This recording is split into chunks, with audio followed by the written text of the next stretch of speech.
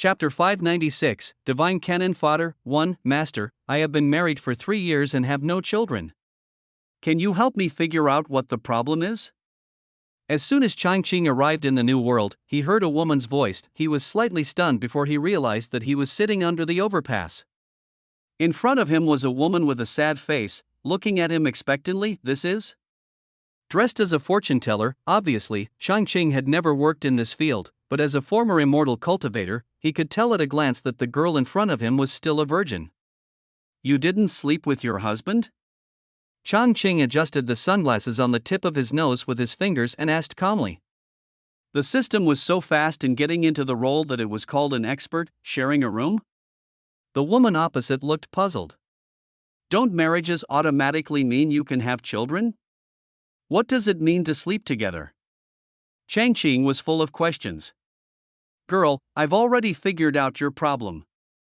Go buy a handbook on couples online and read it. Your problem will be solved. By the way, the fortune-telling fee is 50. You didn't even use divination. Ha, your question is simple. You only need the heart gua to answer it. You don't need a servant to calculate it. Changqing was not panicked at all. He looked at the girl opposite him and took out 50 yuan with some confusion, then grinned. If I don't do what you say, I'm going to smash your stall.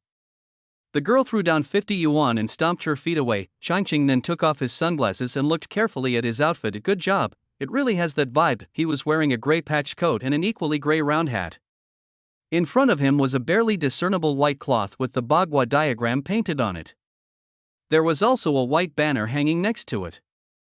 Changqing carefully identified the handwriting on it and found that it was a couplet. He can interpret yin and yang and judge the 5 elements by looking at the sun and moon in his palm. He can measure feng shui and explore the world by holding the universe in his sleeve, and the signature is Zhao Banxian. This must be a charlatan. Changqing asserted. In fact, the original owner was indeed a charlatan, and a charlatan with some real abilities. His original name was Zhao Changqing. He was originally a wealthy boy from a good family. Tired of the property struggles among his brothers, he simply hid in a Taoist temple in the mountains. However, he did not expect that the Taoist Sansong of Jingyi Temple was a man of real ability. He accepted him as his apprentice and taught him a lot of metaphysical skills. After his master passed away, he went down the mountain and came to Jingcheng. On the one hand, he caught ghosts and exorcised demons to accumulate merits, and on the other hand, he was also thinking about finding a successor to pass on the Taoist tradition of Jingyi Buddhism. Sometimes when he encountered some unfair things, he was willing to help, and he made many good friends. Logically, such a good person should be highly respected and live a comfortable life, but in reality, this was not the case. The evil and greed of human nature were far beyond his imagination. He catches ghosts and exorcises demons without asking for anything in return, but some middlemen take orders under his guise and then give the work to him. In the end, he works himself to death while the middlemen make a fortune. He is compassionate and seeks good fortune and avoids danger, but some people pick on him for all kinds of trivial matters. If there is even the slightest deviation, they will spread it widely, saying that he is a charlatan and a liar who fools people, not to mention that some people have registered his image as a trademark and used it in advertising. After learning that he was interested in taking in disciples, things got even more intense. Many people even dumped their children in front of his door and ran away. This is outrageous. Metaphysics also requires talent. Not everyone can learn it. He had no choice but to send the children back home one by one, which required him to provide food and hire someone to take care of them, which was expensive and not very pleasing.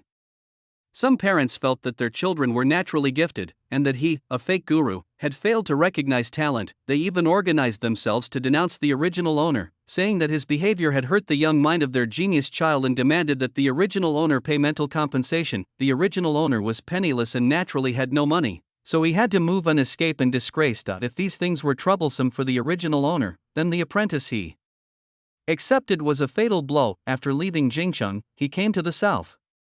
When passing through a small town, he met Li Duanzi, who was begging on the road. The original owner felt pity for the ragged child with a scarred face, so he accepted this apprentice whose talent was not very good and kept him by his side. I thought that after accepting a disciple, my life would be more lively, but I didn't expect it to be too lively. Ever since he brought Li Duanzi around, he has never stopped getting into trouble. Li Duanzi is a complete unlucky guy. He falls while walking, chokes when drinking water, encounters snakes and insects when going up the mountain, and bird droppings fall on his head. He is extremely unlucky, however. He himself was accustomed to it, as he had been doing it for as long as he could remember. This was the first time the original owner had seen such a situation. He brought Li Duanzi back to the sect and searched through all the classics, only to discover that this was an unlucky physique that was despised by heaven. The luck was extremely bad, and there was a high possibility of premature death. How can this be? The original owner had finally accepted such a disciple and intended to pass on the Taoist tradition. Naturally, he could not bear to see his only disciple die young, but this unlucky physique is caused by bad luck, and the only solution is to borrow luck. Borrowing luck is not an advanced method, but it is not the right way.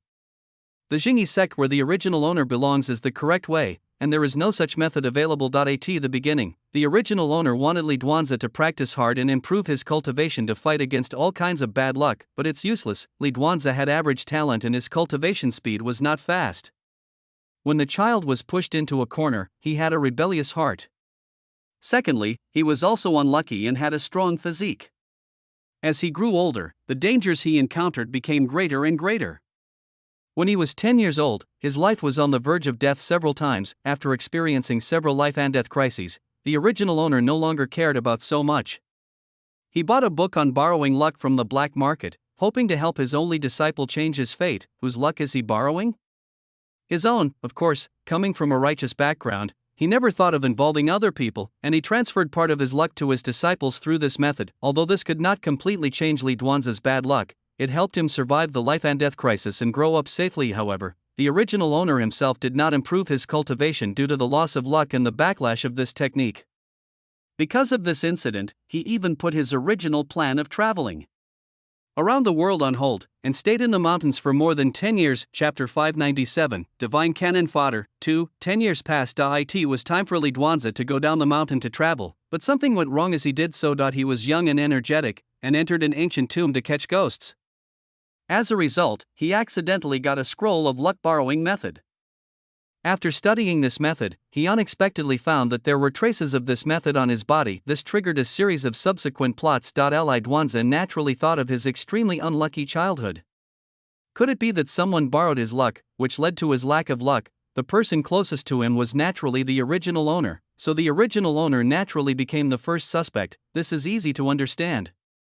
Since he was a child, no one wanted to get close to him because of his unlucky physique. Only the original owner brought him, who had nothing, to Jingyi Temple, and accepted him as a disciple and taught him magic. He had never thought about the reason behind it before, and now when I think about it, my hair stands on end. His childhood experiences taught him that nothing good in this world happens without a reason. People always have a motive for doing things, and what was Master's motive? Could it be luck? Li Duanzi was no longer a child at this time, and he naturally knew that when metaphysics was practiced to a high level, he could make arrangements in advance and seize people's lifelong destiny for his own use. He then considered his own slow progress in cultivation. Could this also be due to the loss of his luck? After all, he considered himself to be quite diligent and intelligent. The more he thought about it, the deeper his doubts grew. Finally, when he learned that as long as the person who tried to steal the luck died, the stolen luck would return to the original owner, he became more certain of this. So he began to plot to regain his own luck.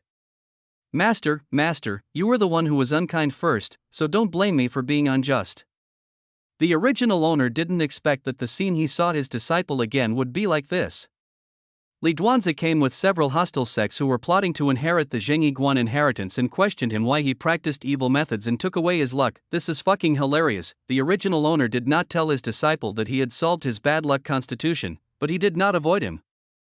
When he looked up relevant books and understood the situation. Anyone who was not a fool should know that he, as a master, had done his utmost. As a result, the blame was put on him. His heart went cold and he told the reason in public, but he still thought things were too simple.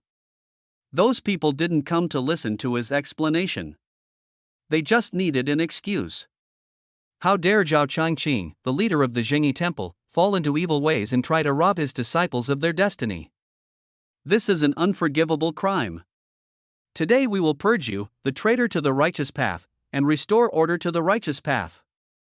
With several major sects attacking at the same time, the original owner naturally found it difficult to resist. So he died. The positive view is gone. No, the Zhengyi sect still exists in name, and Li Duanzi has become the new leader, but its foundation has been completely divided up by several major sections. However, after his death, Li Duanzi completely inherited his luck.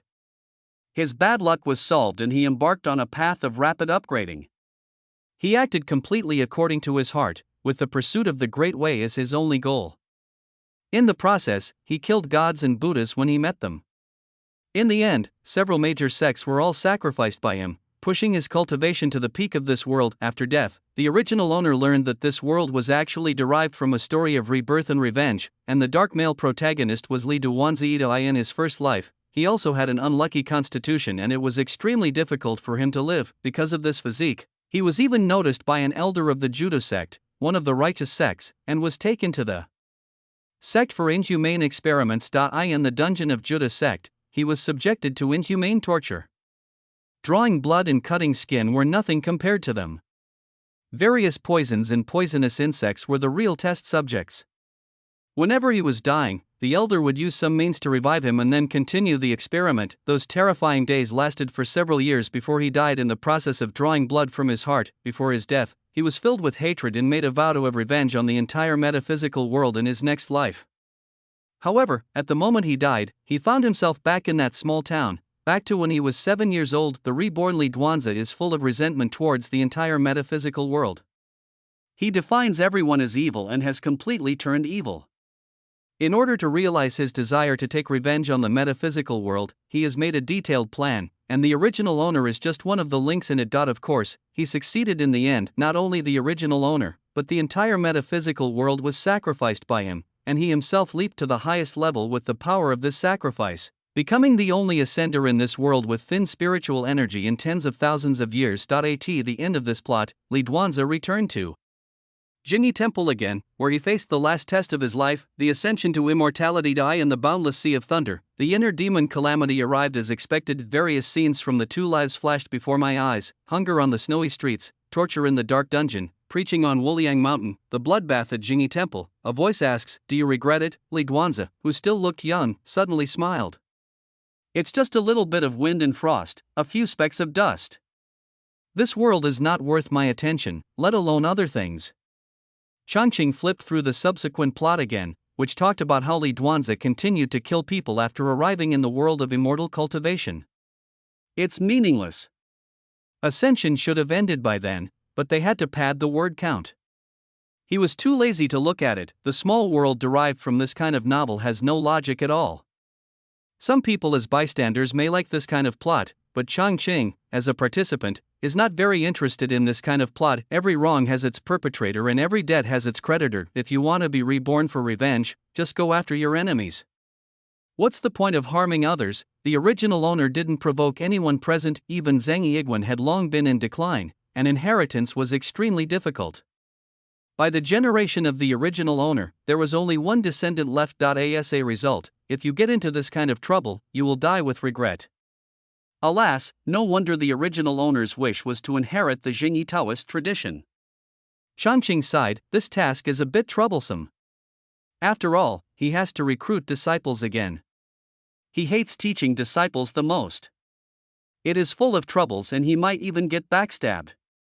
It is simply speechless. He is too lazy to even look at little beggars or anything like that. It would not only waste his energy but also his life. Well, let's take it one step at a time. Changqing stretched lazily. It was summer at this time, and the place chosen by the original owner was not bad. There was a gentle breeze under the overpass, and it was actually quite cool. There were many people enjoying the cool air, and the sound of chatting could be heard. There were also people playing the arrow and singing, and selling snacks. The whole scene was like a small market. He thought about it carefully again and realized that he came here a little late. The original owner had already done a lot of good things and had some reputation. This won't work, Changqing frowned. Human nature is greedy. If you help for free, firstly, others will think you are cheap and unreliable, and will feel distrustful. Secondly, it will foster a mentality of getting something for free, and they will ask you to pay for all the big and small things. They may even think that you are easy to bully and can be manipulated. If a master really wants to charge him millions, he will be very humble and easy to talk to. Even if he makes a mistake in the calculation, he will reflect on himself instead of blaming the other party. It seems we need to start by changing our strategy. Changqing thought to himself, Chapter 598, Divine Cannon Fodder, 3, Hello, are you Zhao Banxian? In the afternoon, Changqing was lying on a recliner with his eyes closed when a voice sounded in front of him. I heard that you are quite accurate in fortune-telling. My young lady is lost. Can you help her with the fortune-telling? A burly man in his 40s, wearing a suit, wiped the sweat from his head and spoke in a deep voice, his tone very rude. Oh, big business is coming. Changqing opened his eyes. He knew that this was someone from the Wang family of Jingcheng, and also the Wang family's driver. In the original plot, he asked the original owner to tell fortunes for the Wang family servant, and he figured out the whereabouts of the lost young lady. Of course, the original owner did not charge any fees. He was so anxious when he heard that the child was lost that he followed the other party to the Wang family without caring about anything else. This would be a good opportunity to make a name for myself, he thought. However, with this attitude, it is difficult for him to do things for others. Changqing simply closed his eyes and pretended not to hear. This time, there were quite a few people under the overpass. They were secretly surprised to see that Zhao Banxian, who was usually the most enthusiastic, behaved like this. The fake blind man playing the arrow next to them couldn't help it. Hey, brother Zhao, business is coming. He came over and pushed Changqing's shoulder. What business is coming? Changqing slapped his hand away impatiently. I'm busy sleeping, don't disturb me. He didn't even look at the big man. This behavior made the big man stunned. He seemed to want to get angry, but then he thought of something and softened his tone. Oh, Banxian, I was just too anxious. I'm from the Wang family in Jingcheng. Our young lady is missing, and we've been searching for her for days. The master and his wife are so worried that they sent me to ask Banxian to come. Don't worry, as long as you find a lady, you will be rewarded. 50,000 or 100,000, you can name it. Everyone around was stunned when they heard this. The Wang family of Jingcheng. That's the richest family in Jingcheng. Mr. Wang's furniture business is even sold overseas, and his billionaire fortune is no exaggeration. Suddenly, everyone looked at Changqing with envy, and the fake blind man wearing sunglasses even had red eyes. Damn, he is also good at fortune-telling. Why didn't the Wang family look for him? This is tens of thousands of dollars at once, which is simply like picking up money. Moreover, if you do business with the Wang family, there will be even more benefits in the future. I am afraid that in a few days, there will be one less half-immortal under this overpass. When everyone thought Changqing would pack up his things immediately, they found that he was still motionless, just opened his eyes and glanced at the big man. 50,000 or 100,000? Is Miss Wan's life worth 50,000 or 100,000? You should take these 50,000 or 100,000 and give them to the kidnappers. They'll probably make their demands soon. Everyone's face changed drastically. Kidnappers? So Miss Wang was kidnapped? But then again, it seemed possible. The Wang family was a family like that, and I'm sure there were many people watching. With a single vote providing for retirement, there were always those who would take the risk. Wait, how did this Zhao Banxian know this? We all walk under this overpass every day. Could he really be a Banxian, able to predict the unknown?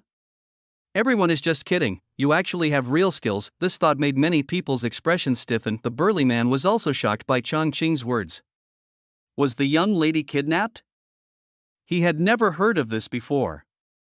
The police had been helping to investigate for several days, and they only said that they couldn't rule out kidnapping. How could this old man be so sure? He wasn't sure either, Master. He bowed respectfully and said, Master, please forgive me for my previous collision. It's really, the big man hadn't finished speaking when he found that Changqing had closed his eyes, and the words of explanation were stuck in his throat. The fake blind man next to him was so anxious that he jumped up and down. He wished he could take over the job for Changqing, but there was nothing he could do. He knew his own worth, and the Wang family was not to be fooled. He could only stare blankly as the big man left angrily. Oh, brother Zhao, you are really impulsive. That's the Wang family, what are you talking about? After the big man left, he couldn't help but come close to Changqing and say, So, you can't make a lot of money. Changqing half closed his eyes and didn't care at all about the big man's departure. You can make a lot of money? You missed such a good opportunity. The fake blind man was very dissatisfied. Changqing smiled and didn't say anything more.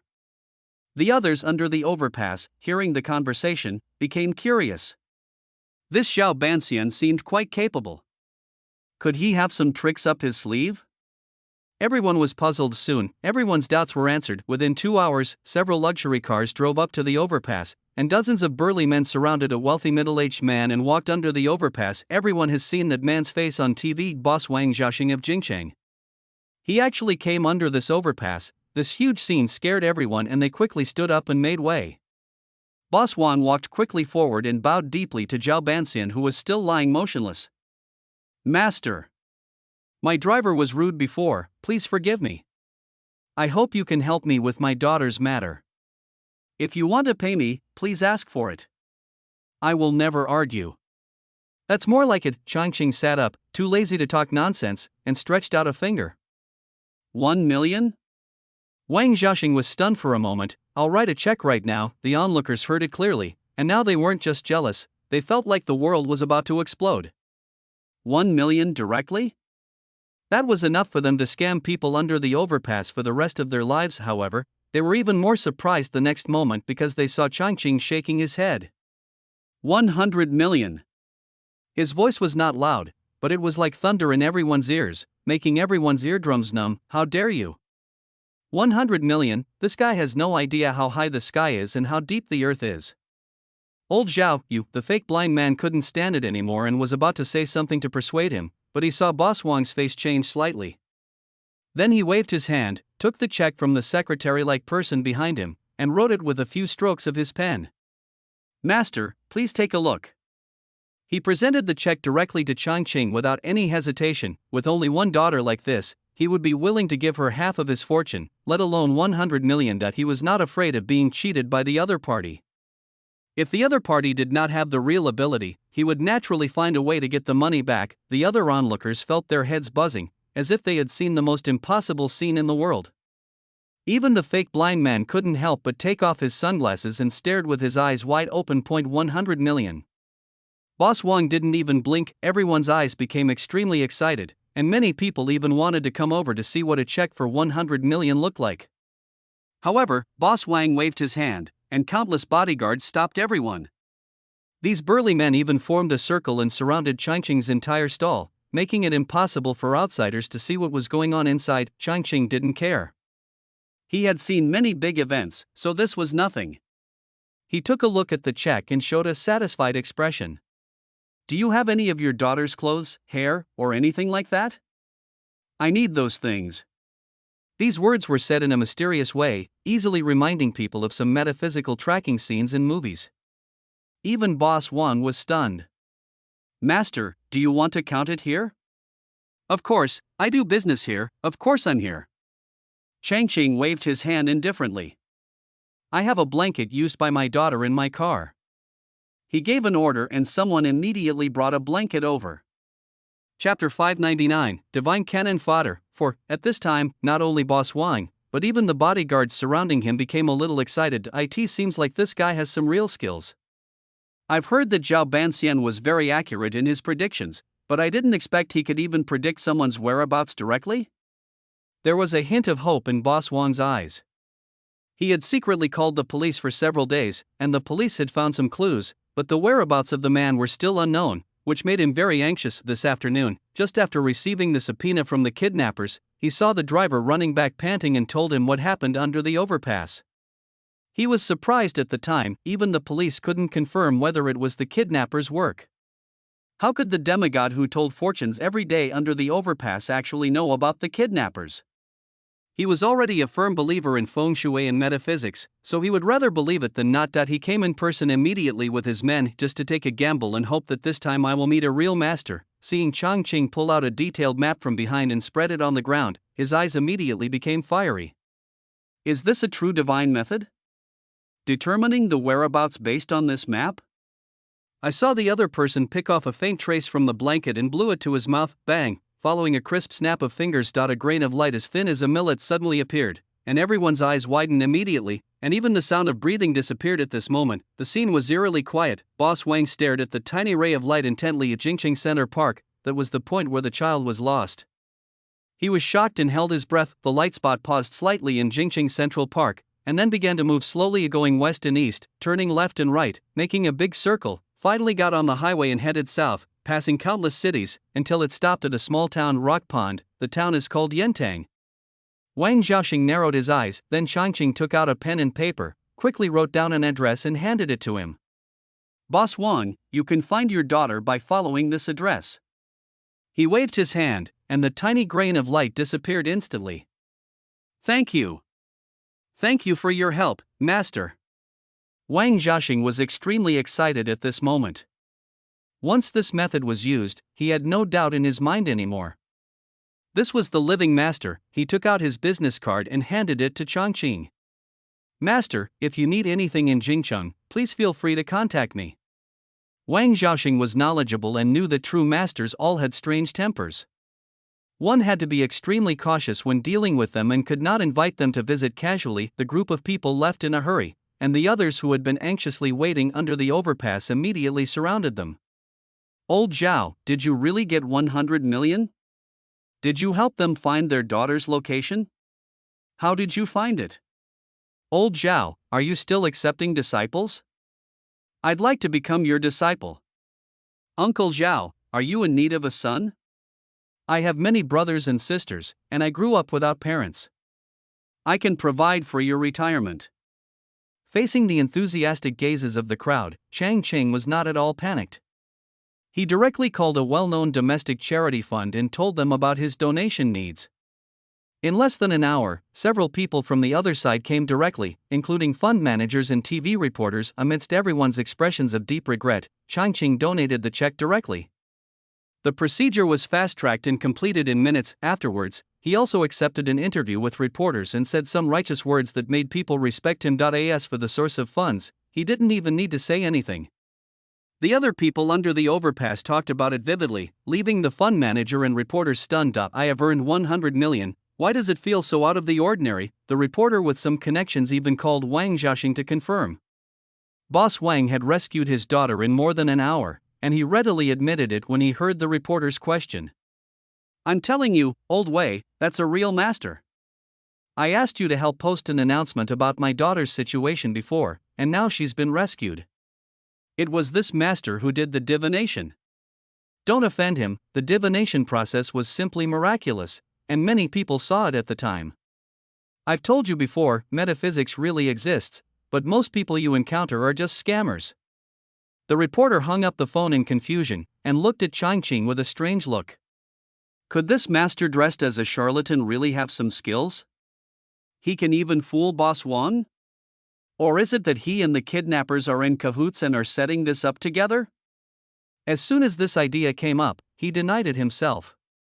Boss Wang said that all the kidnappers had been arrested. If the man in front of him was also in the same group, the police would definitely have come to his door. So, does this person really have the ability? Master, can you demonstrate the calculation process again? He couldn't help but ask. Everyone's eyes lit up. Only Boss Wang's people watched Changqing's calculation process just now, and no one else saw it. Sure. Changqing answered quickly and clearly, and he stretched out a finger. 100 million. Everyone, reporter, just pretend I didn't say anything. After seeing off the reporters and the people from the charity foundation, Changqing felt that the way people looked at him was no longer greedy, but rather looked at him as if he were a fool. But he didn't care. Money is not that important to him as a monk. It is just a worldly thing.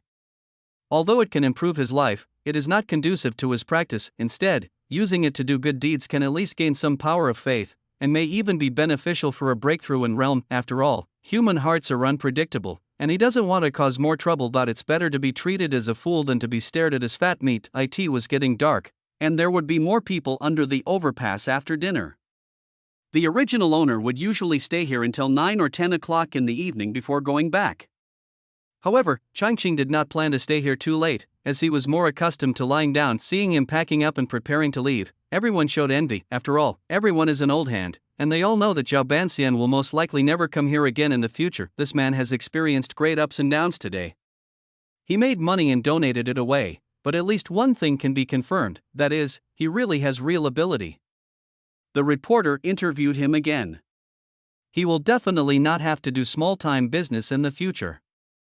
I guess big bosses will line up to find him. However, some people breathed a sigh of relief. With such a great god squatting under the overpass, their business will be difficult.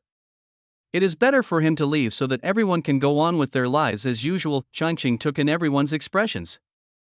He had nothing to say. People were just like that.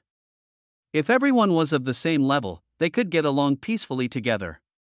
But if one person was better than the other, he would definitely be envied, or even ostracized and harmed. Let's end these days under the overpass. He packed up everything and left without looking back. Chapter 600, Divine Cannon Fodder. 5. The original owner rented a peasant house in the west of the city, which took more than an hour to get there by bus. When Changqing rushed home, according to his memory, it was already completely dark. He just cooked some noodles and broke out in a sweat. These conditions are too harsh. There's no air conditioning in this hot weather. If I had known earlier, I would have saved some money to move to a new house. He doesn't mind practicing asceticism, but he still doesn't like this kind of completely hard life. What's the point of suffering? Hey, host, you've made a name for yourself, so why are you still worried about money? Those who want to give you money should line up. The system popped up and teased. Well, that's true. After finishing his noodles, Changqing carefully checked the original owner's property. He was really poor. There were only a few thousand yuan in the card. At this rate, it would be difficult to pay the rent next month. He remembered that the rent was more than 1,000 yuan. Let's just deal with it for a few days, he said to himself. He didn't plan to set up a stall for the next few days anyway. The weather was hot, and he tossed and turned all night and didn't sleep well. The next morning he found the landlord on the first floor. What? You want to check out? The fat old man who was eating noodles with his slippers sucking on his lips raised his head from the bowl, and the flesh on his greasy face trembled twice. You can check out, but the deposit is not refundable. Why? I've already lived here for 6 months. According to the contract, before Changqing could finish his words, he was interrupted by the landlord. He slammed the bowl down on the table and stood up. His tall and fat body cast a shadow, which was quite intimidating. What contract? Today is the 30th, and you want to cancel the lease, right? I'll give you an hour to pack up your things. As long as it doesn't affect my rental next month, I'll return your deposit. After midnight it's next month. Don't sleep in the house tonight, or you'll have to pay next month's rent. His voice was hoarse, as if he was arguing with someone. Most people would not be able to withstand the pressure. However, Changqing is not an ordinary person. He laughed directly when he heard this. Making things difficult for him? This is not easy. I've packed up a long time ago and booked a hotel. I'll be leaving right away after I get my deposit back. Impossible. The fat landlord's face twitched again. He lived on the first floor and his door was always open. The moving company had to say hello to him before going upstairs. He hadn't seen anyone moving things up and down the stairs in the past 2 days. He walked upstairs in disbelief and his expression changed even more. Not only were the small items like tables, chairs, bowls and chopsticks gone from the room, but even the large items like wardrobes, beds, and tables had vanished without a trace. Only the sign of Zhao Banxian was still standing at the door. How is this possible?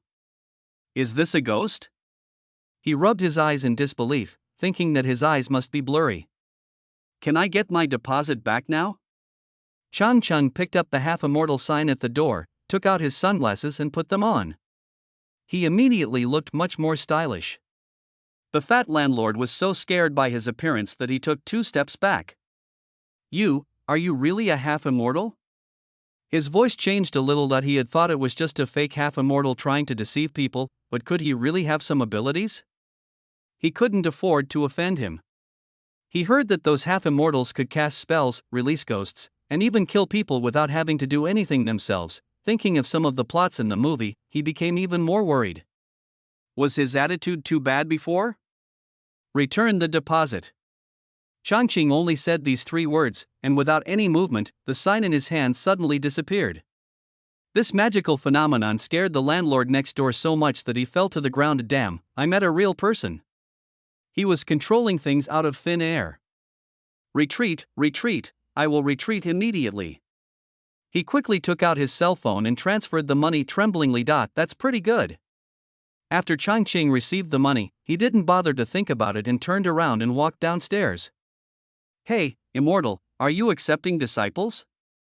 I have a vacant room on the 4th floor, equipped with air conditioning. The voice of the fat landlord came from behind, almost making Chang Ching laugh. He turned around and looked at the guy deeply, revealing a mysterious smile. Your aptitude is indeed good, but I, Zheng Yiguan, will not accept disciples who withhold their deposits. After saying that, he walked away without looking back in the other person's stunned gaze. The fat landlord was completely stunned. Jingyi Temple? Good aptitude? A wave of intense regret washed over him, feeling like he'd missed out on his chance to become an immortal. Especially after seeing the newspaper report about Chang Ching a couple of days later, he slapped himself several times right there and then. How the hell could I be so greedy for that little bit of money? Since his aptitude was good, he couldn't let it go to waste. He was going to look for other masters and couldn't let his aptitude go to waste. Later, Chang Ching heard from the system that the fat landlord sold his house, searched everywhere for a master, and even became a monk in a temple and ate vegetarian meals for several years, contributing a lot of incense money. But that's all in the past. This time, Chang Ching had already left the urban-rural fringe and stayed in a well-equipped hotel in the city center, after taking a shower and having a good sleep. With the air conditioner on, he felt alive again. Damn, this summer is so miserable. Ha, host, in winter I feel that summer is easier to bear, and in summer I feel that winter is more comfortable. Can people be consistent? The system has no sense of temperature, so its performance is a bit annoying. I'll give you a chance to experience the hardship of being a human being. Chang Ching glanced at it unhappily. This world mission is neither difficult nor difficult. After all, the original owner is quite capable. Although there are many troubles, they can be easily solved as long as they are handled properly. The only difficult part is passing down the Taoist tradition. Li Duanzi is the evil protagonist, so he's definitely not reliable. He doesn't have the patience to persuade others. Picking up another beggar on the street? That definitely won't work, compared to the stories of a poor boy making a comeback from humble beginnings or someone with extraordinary talent. Chang Ching believed in probability, so he thought he had to make a big news, recruit students openly with strict standards, and of course charge tuition, devoting everything to his apprentice like the original owner did? Wouldn't that be a huge ripoff? Even studying for the imperial examinations required paying tuition fees to the teacher, and gifts during festivals were a must. How could a master dedicate himself to his apprentice? However, the first thing to be solved is the livelihood issue. Although it was reported in the newspaper, it cannot bring immediate benefits. How about taking out some of the things in the space and selling them at the antique market? He frowned at this as feasible, but selling things from other worlds here would probably lead to an eternal mystery in the collecting world. Forget it, I'll go check it out in a few days. He adhered to the spirit of lying in bed for as long as he could, and stayed in the hotel for 3 days. Finally, when he had no money left, he thought of going out for a walk. As a result, as soon as I went out, I ran into a fake blind man under the overpass. Chapter 601, Divine Cannon Fodder, 6, Old Zhao. Do you know you've become famous? There are so many people waiting to see you under the overpass. You're going to make a fortune. They were caught just as they left the hotel. The fake blind man rushed up excitedly and grabbed Chang Ching's hand, and took the bag he was carrying with his other hand. How did you know I was staying in this hotel? Chang Ching raised his eyebrows. Isn't this information leak too serious? Hey, I can count too. Come on, get in the car, and let's go to the overpass to make some money. Everyone misses you so much. He pulled Chang Ching forward without saying a word. There was a van parked there, and he used quite a bit of force. Turn out no movement. Chang Ching's feet seemed to have taken root and did not move at all. This was really embarrassing. The fake blind man tried twice more and finally forced out a helpless smile. Old Zhao, you're going too far. We old buddies, dude, that's not very kind of you, Chang Ching grinned. What's my current worth? Is it appropriate to go under the overpass? Besides, a van is so cheap, it doesn't suit my status. Chang Ching had an arrogant look on his face, acting like a poor man who had suddenly become rich, which made the fake blind man stunned for a moment. He showed a hurt and angry expression. and his voice became a little louder. Old Zhao. How could you do this? We've been friends since we started setting up stalls under the overpass. We're all family. How can you look down on your family just because you're famous? Ha ha ha ha ha ha. Chongqing burst into laughter. Setting up a stall could save his life? He remembered that those guys under the overpass were reluctant to talk to the original owner. They were only enthusiastic when the original owner treated them to drinks. Now they were like a family. With a quick glance, he saw two big men getting out of the van. Is this a multi-hand preparation? Chongqing's eyes became fierce.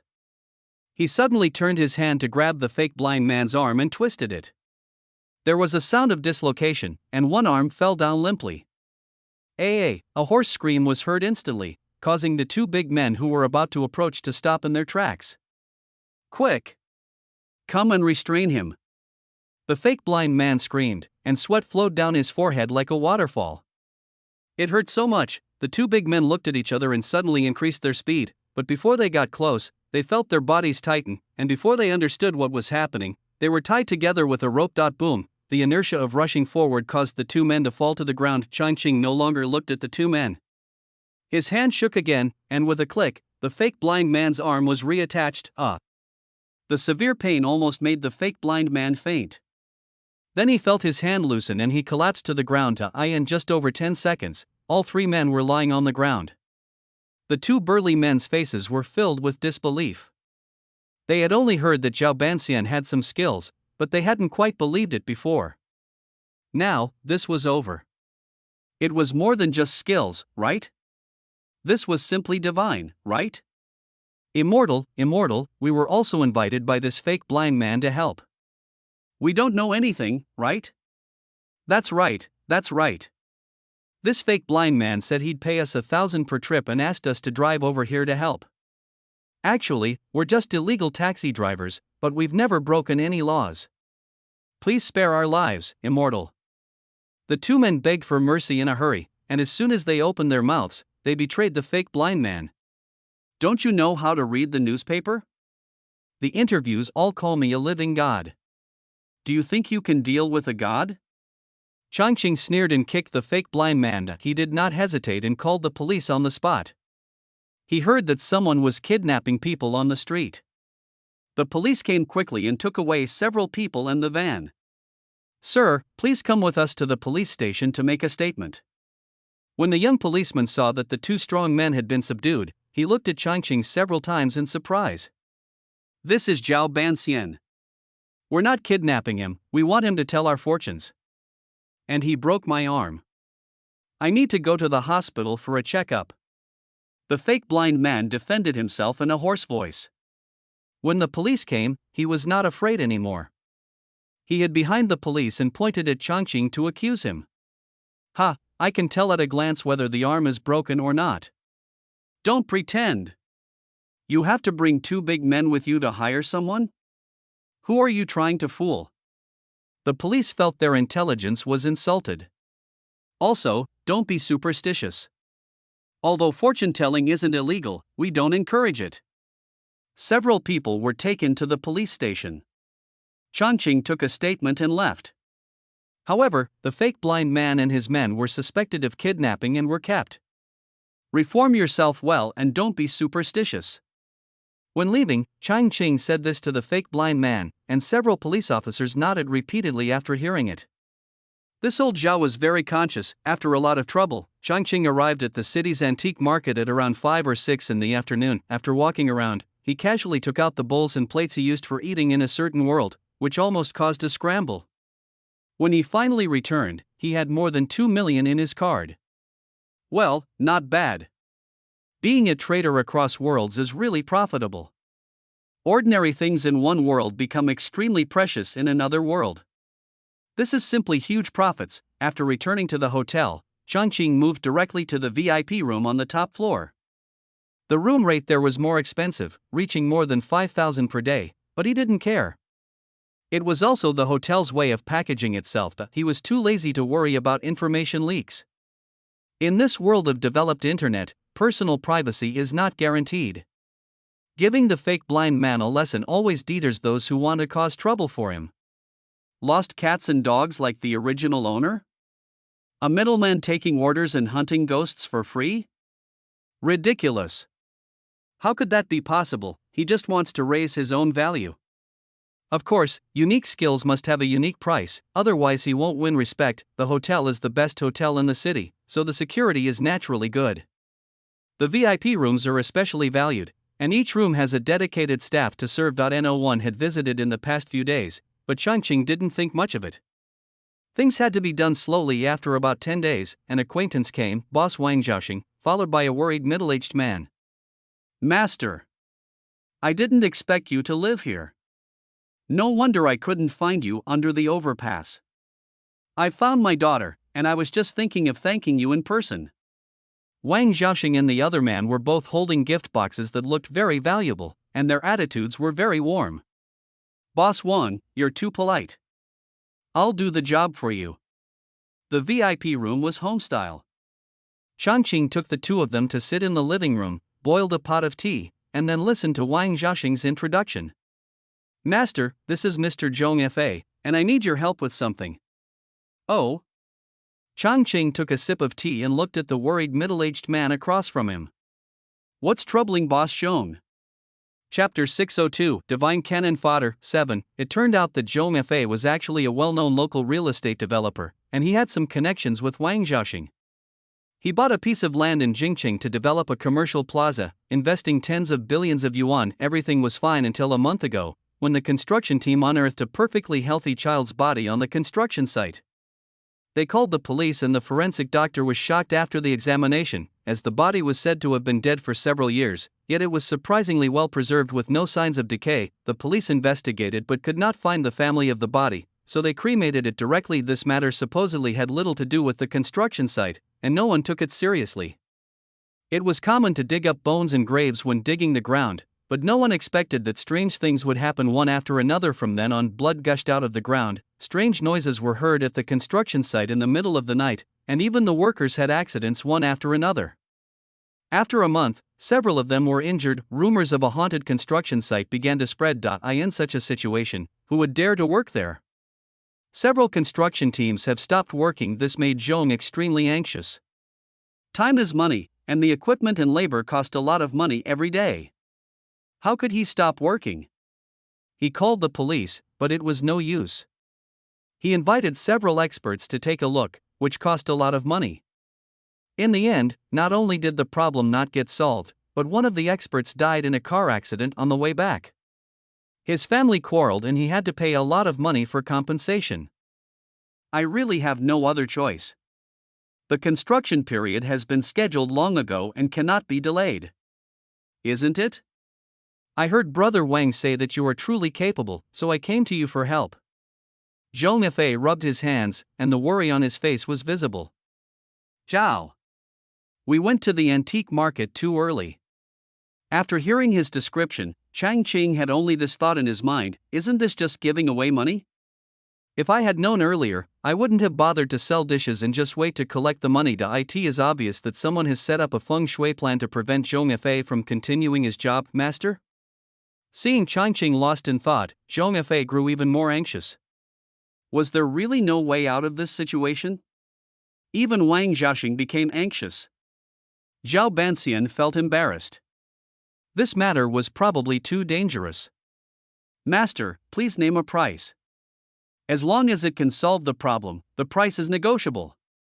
Having said that, Changqing couldn't be polite and he offered a price of 100 million as usual. He thought the other party would hesitate, but unexpectedly, Zhong Fa was overjoyed after hearing his offer, and even the sadness on his face seemed to have disappeared a lot.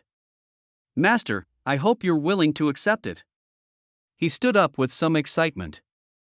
I need to pay first. Changqing added, the rules must be established first, and then they will be followed in the future. Customers also need to be trained. This? Zhong Fa was a little hesitant. Oh, Lao Zhong, don't worry, Master Zhao is not one of those half-baked people you hired.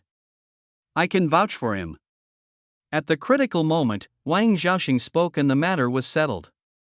Zhong Fei immediately asked the finance department to transfer the money, and then took Chang Qing to the construction site to check the situation. In fact, Chang Qing already knew what the situation was just by listening to his description. Mother-child corpse game, an extremely covert means of harming people in metaphysics, using evil methods to refine the mother and child who died in childbirth for 49 days, preventing their souls from reincarnating, and then using a special formation to seal their consciousness, leaving only the only channel of induction between the mother and child. This makes the mother and child rely on each other, and the bond becomes stronger as time goes by. It is simple to use. Set up a soul-sealing formation in the field, separate the mother and child, bury them at 2 key nodes in the field, use the child as the center of the formation, and the mother as the support. As long as any party makes any unusual moves, it will inevitably lead to a frantic search and revenge by the other party, which will put everyone in the entire field into an extremely dangerous situation. The body of the child was dug out from the construction site where Zhong Fei worked and was cremated. This made the mother body lose its only connection, and naturally she went crazy. This is just the beginning. If no one intervenes, people will die one after another in a short while. The construction site is just ahead. Zhong Fei's voice brought Chang Qing back to his senses. He looked out the car window and saw the sealed-off construction site and the tower crane hanging in the air. The faint smell of rotting corpse made him wrinkle his nose. The mother's body should still be at the construction site. It is not difficult to break this situation, at least for Chang Qing. First, he must be able to locate the mother's corpse. Secondly, he must be able to resist her resentment, dig out the corpse, and then burn it directly. Of course, this process is not as simple as it sounds. After all, the mother corpse has gone crazy because of the loss of her child. Even if you find her location without some real skills, you will probably be killed by this resentment. Chang Qing guessed that the master who had the car accident had a little bit of real ability to locate the position of the mother corpse, so he was targeted by it, while the other masters who were fine were probably guys who spread rumors and cheated people, but they escaped because they knew nothing. Of course, Chang Qing had no intention of finding it and burning it directly. This would be too incompetent and would make customers feel that the money was not worth it. So, followed by a group of people from the construction site, he took a tour around the construction site. Here, he pointed to the center, build me a platform. This place has a strong smell of decay, and you can't use your skills or feet to occupy it. This? The workers frowned. They had seen the boss invite several masters, but this one was the most impressive. He even needed a stage? Everyone looked at Zhong Fei. Take. Zhong Fei didn't say anything. He still had some trust in the master recommended by Wang Zhaoxing. Besides, he had already spent 100 million, so what was missing? It was not difficult for the workers to build a platform. Although they felt a little nervous in broad daylight, they thought that the boss was there. After adding some money, a simple platform was built in less than 2 hours. Chang Qing doesn't choose the time, and he doesn't even clear the area. Nonsense, the place is cleared when you are trying to show off. How can you still show off? Everyone saw him jump up and stand in the center of the stage. Their breathing became heavy. What new tricks was this master going to do? The truth is that everyone on the construction site has seen several masters in a row. Some wanted chicken blood, some wanted dog blood, and some had all kinds of jumps. Is this guy just going to be satisfied with just a platform? Not only the workers had doubts in their hearts, Zhong Fei couldn't help but feel confused as well. A breeze blew by, and everyone's eyes widened. The man in the center of the stage didn't move or jump, even his hair didn't flutter in the wind. It was as if he had entered a vacuum where everything had stopped. Suddenly, he moved his hands, and the complicated spells were so fast that people could not see clearly. Stars of light appeared around him, as if he was in the Milky Way. This? What's going on? It was the first time that everyone had seen this method. Their mouths were open so wide that an egg could be stuffed in. The sky suddenly darkened, and the cloudless afternoon seemed to have suddenly become 6 or 7 o'clock. Everyone was shocked, but there was one fact that everyone was sure of. I've met a master this time. Zhong Fei couldn't even contain the excitement on his face. As expected, the person recommended by Brother Wang is reliable. He is a true master. This method cannot be explained by science. He opened his eyes wide and heard Chang Qing suddenly chanting. 6 dings and 6 jias, the gods protect me, the yang gods guide the way, the yin gods explore the way, hurry up and obey the command. With a loud shout, the light spots around him gathered into an arrow and shot up into the sky like a rocket. but that was not the end.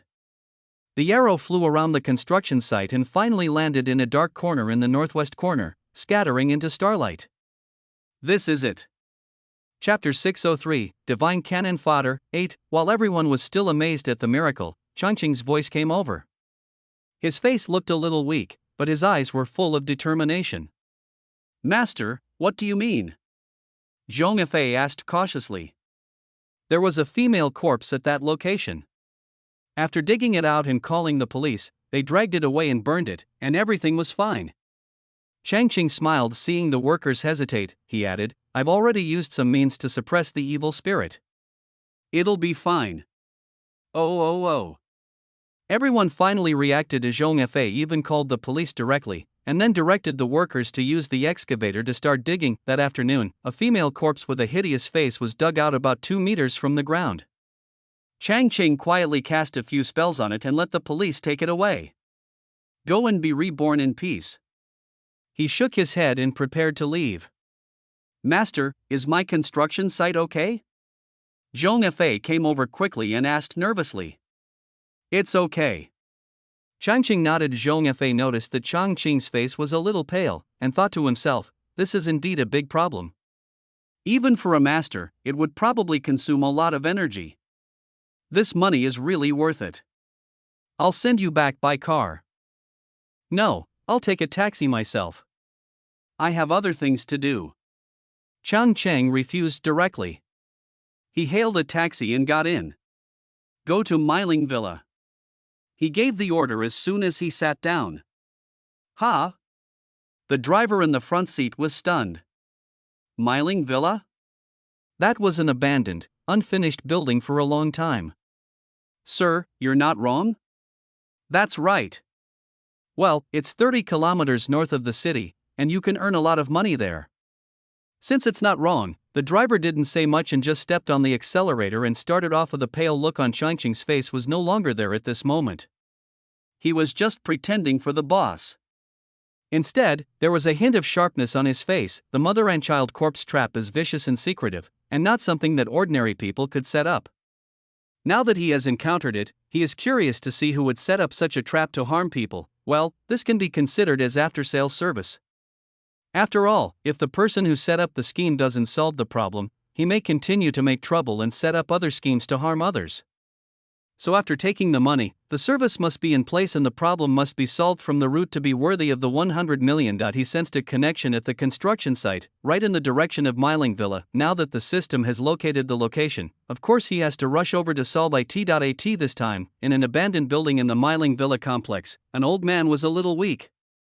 He was wearing a Taoist robe and his face was sickly pale. He was sitting between several formation flags to recover. A gust of fishy wind blew by, and the old man suddenly opened his eyes, with a flash of murderous intent on his face. Where did this guy come from? He actually ruined my plan. The sound was like the collision of metal and stone, filled with a strong sense of unwillingness. If I catch you, I will turn you into a corpse puppet. After the old man finished speaking, he supported himself and tried to stand up, but he swayed and sat down again. Damn it, the backlash is so severe. He cursed again before closing his eyes and resting again. After an unknown amount of time, the old man seemed to sense something. He suddenly opened his eyes and saw a thin old man wearing sunglasses who had appeared in front of him. TSK, your perception is very sharp. Changqing grinned and punched the old man just as he was about to stand up, knocking him to the ground. You bastard! Is learning skills harmful to others? You've completely disgraced the ancestors of metaphysics. You scum! You're just wasting air by living. I'm going to beat you to death today. Changqing didn't use any magic, but his punches were like hammers. In just a few seconds, the old man was beaten black and blue, with blood coming out of his mouth. Who on earth is this Tama? How could his fists be so strong despite his age? He wanted to fight back, but he felt powerless. Damn it, it's all because the backlash was too severe. We can't go on like this, otherwise we will really be beaten to death. I am a disciple of the great elder of the Judo sect. If you kill me, my master will not forgive you. The next moment, the rain of fists finally stopped. The old man was delighted, thinking that it turned out to be useful to bring up his master. However, when he looked up, he was so frightened that his head almost fell to the ground. The old man in front of him had a stern look on his face, and a sharp gesture was made in his hands, and a ray of lightning condensed the secret of killing. The old man in Taoist robes' pupils trembled violently. "You can't!" Boom! Before he could finish his words, there was a huge roar, and these words became his last words. Bah! What Judas sect? Chang Ching spat directly.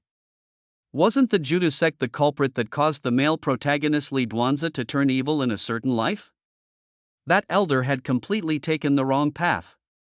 No wonder this disciple was also harming people everywhere. I originally wanted to cripple the other party and hand him over to the relevant agency for handling, but it turned out to be from the Judas sect.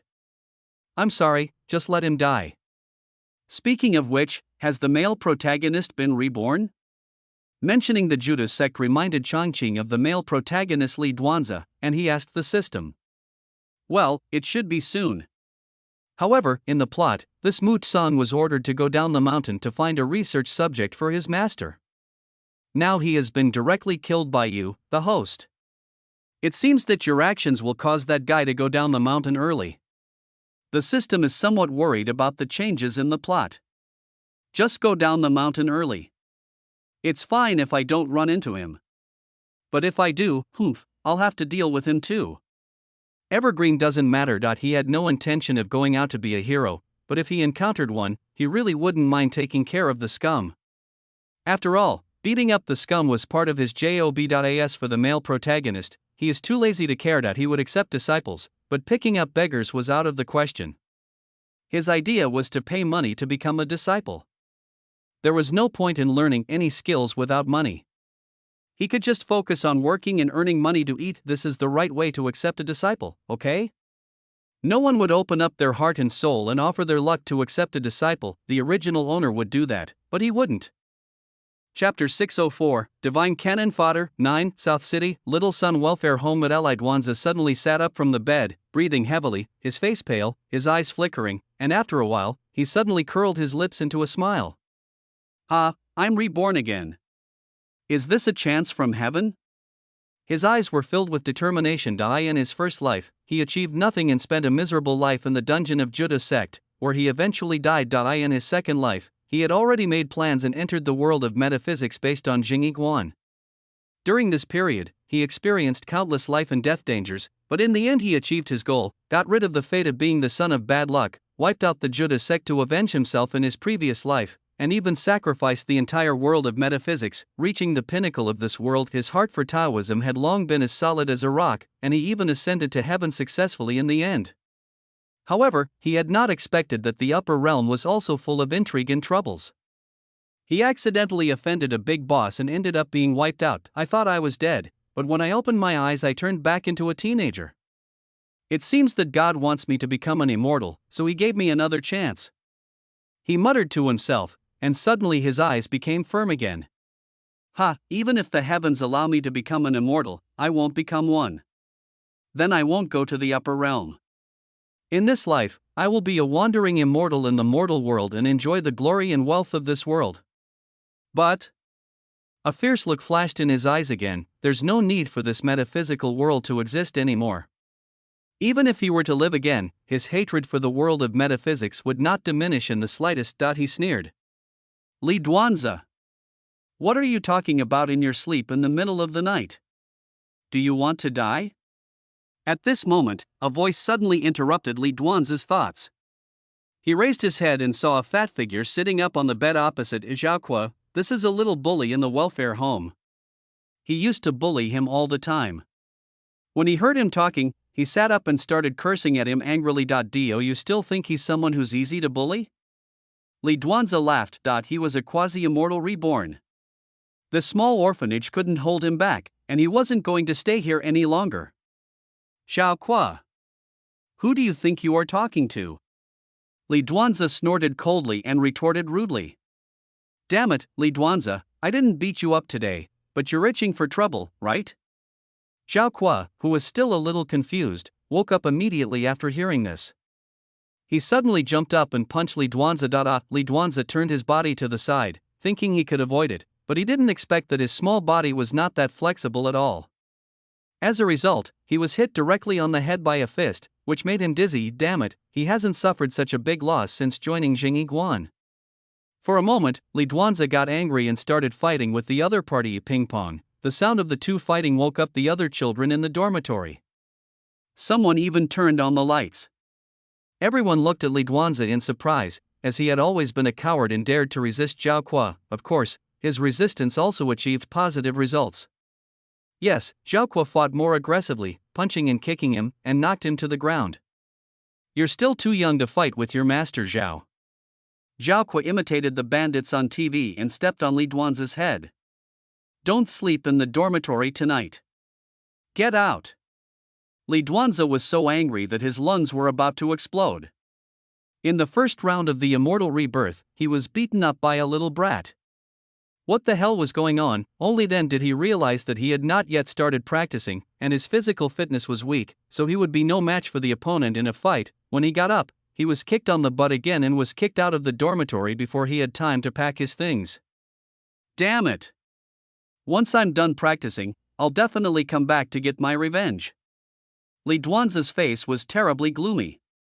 He walked alone on the playground, thought about it for several times, and felt that there was no future in staying here. Let's leave.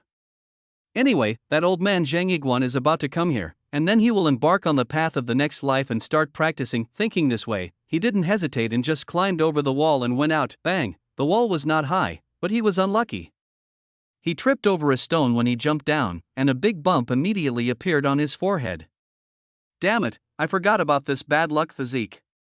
He cursed again, covered his forehead with his hands and walked away. The system that had been keeping an eye on the male protagonist naturally told Changqing about this, but he just smiled. Li Duanzi was still expecting him to accept him as a disciple? How could that be possible? Now he lives a very carefree life. He is rich and well connected, and all the people he knows are big bosses. This is what it means to be a free and easy person in the world. Why would I accept a disciple who has bad luck? Is that going to cause trouble for me? I won't do that. Li Duanzi has memories of his past life. He can start practicing on his own. System reminder. Let him practice. Changqing waved his hand. He is not worried at all. A cultivation isn't easy, and it's even more difficult for a teenager under 10. Money, friends, dharma, and land are no joke. How many gifted individuals have failed at the initial stages of cultivation due to a lack of resources? This is why everyone wants to join a large sect. The sect's protection and resources are far superior to struggling on one's own. Not to mention, Li Duanzi has a bad luck physique. Maybe he will be found by the elder of Judah sect before he can reach a certain level. Now, Changqing has no plans to go to South City. Just let him wait.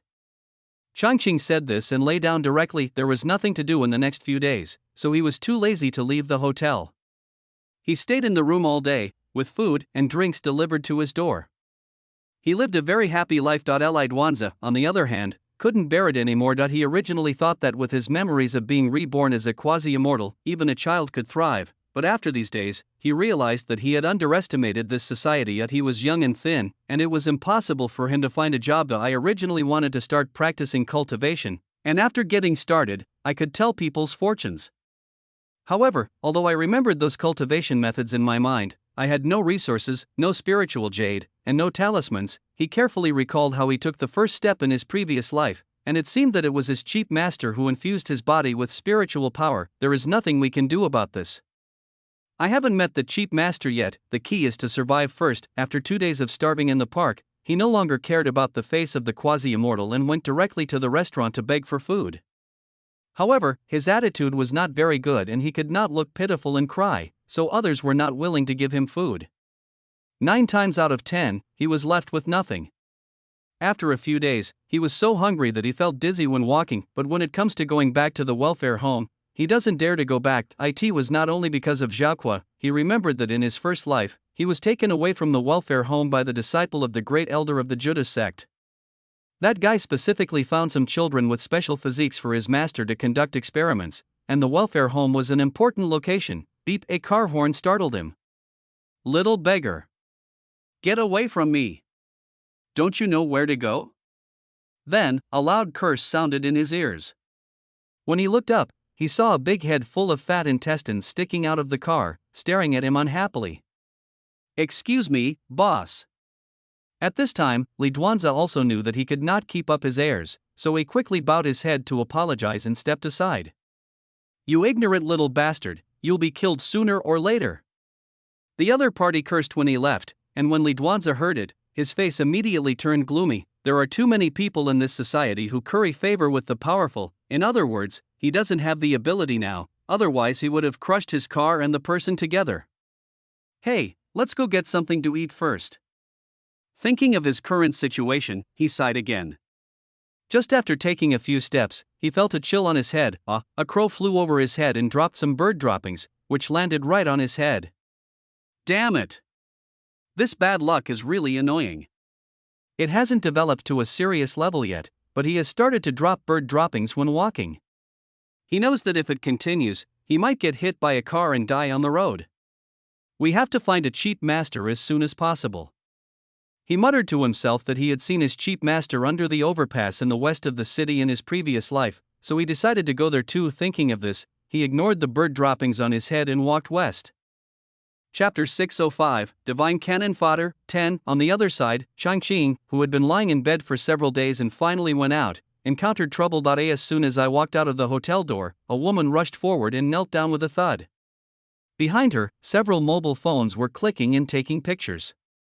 "Master, my son has been missing for over 10 days and I can't find him anywhere. Please be kind and help me calculate his location." "What's going on?" Changqing was shocked by this move. In the plot, the original owner was under the overpass, and he was a good guy, so many people came to him to settle trivial matters. Now, he lives in a big hotel and hasn't done any good deeds, so how could he be in this situation? He looked up and saw that there were already quite a few people gathered around him. Some people were watching the fun, while others were taking photos and videos with their mobile phones. Changqing didn't know whether they were actors or passers-by, and he was a little confused. "Is your son missing?" "Yes, this is my son's photo." The woman took out a photo from her pocket. Changqing was speechless when he saw it. The photo showed a dog, a purebred golden retriever.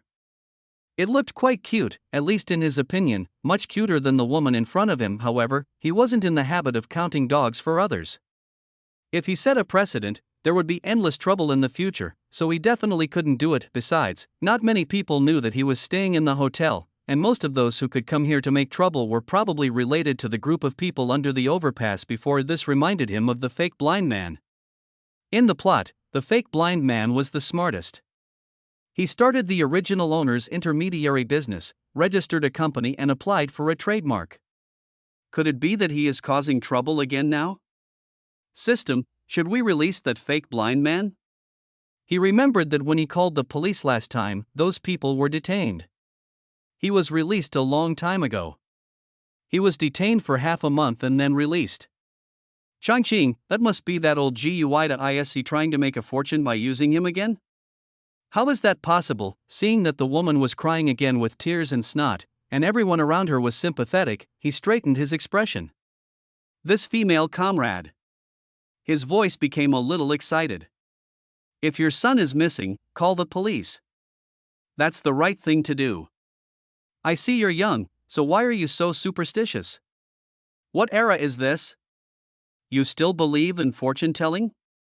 Haven't you learned the materialistic methodology? This world is material, and the future is unpredictable.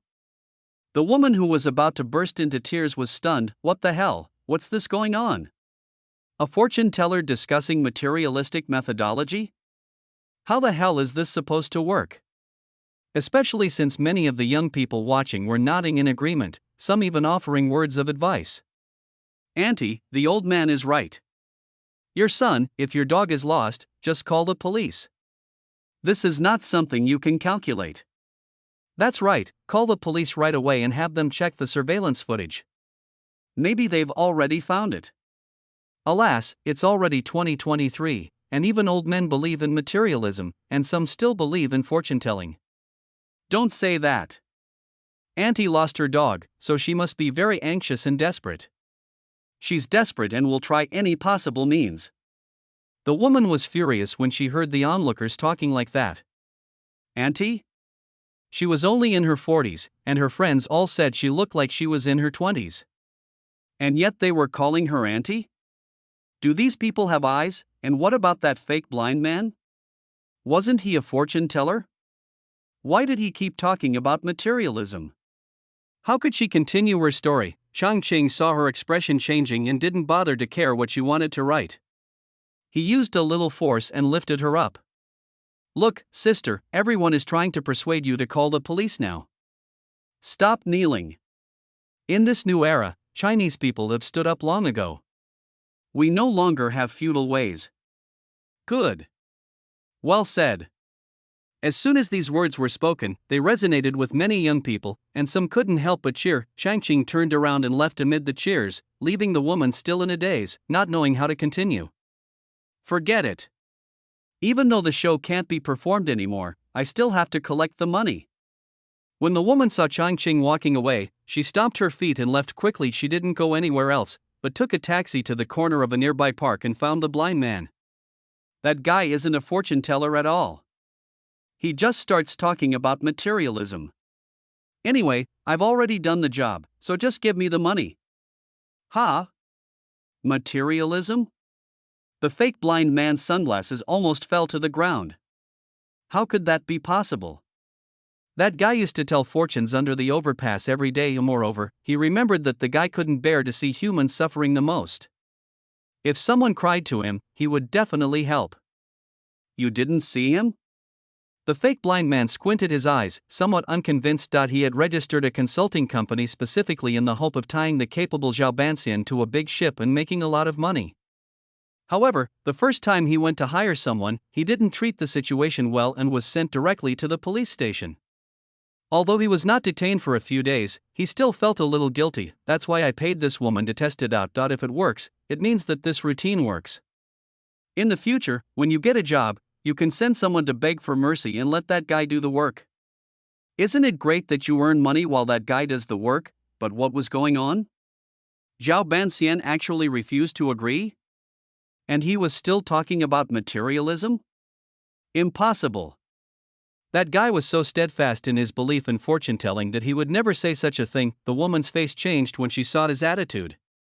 You don't want to pay, do you? Her voice became sharp.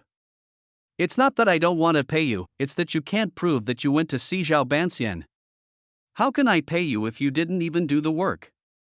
The fake blind man adjusted his sunglasses with his fingers and said, as long as you can prove you went, I'll give you the money.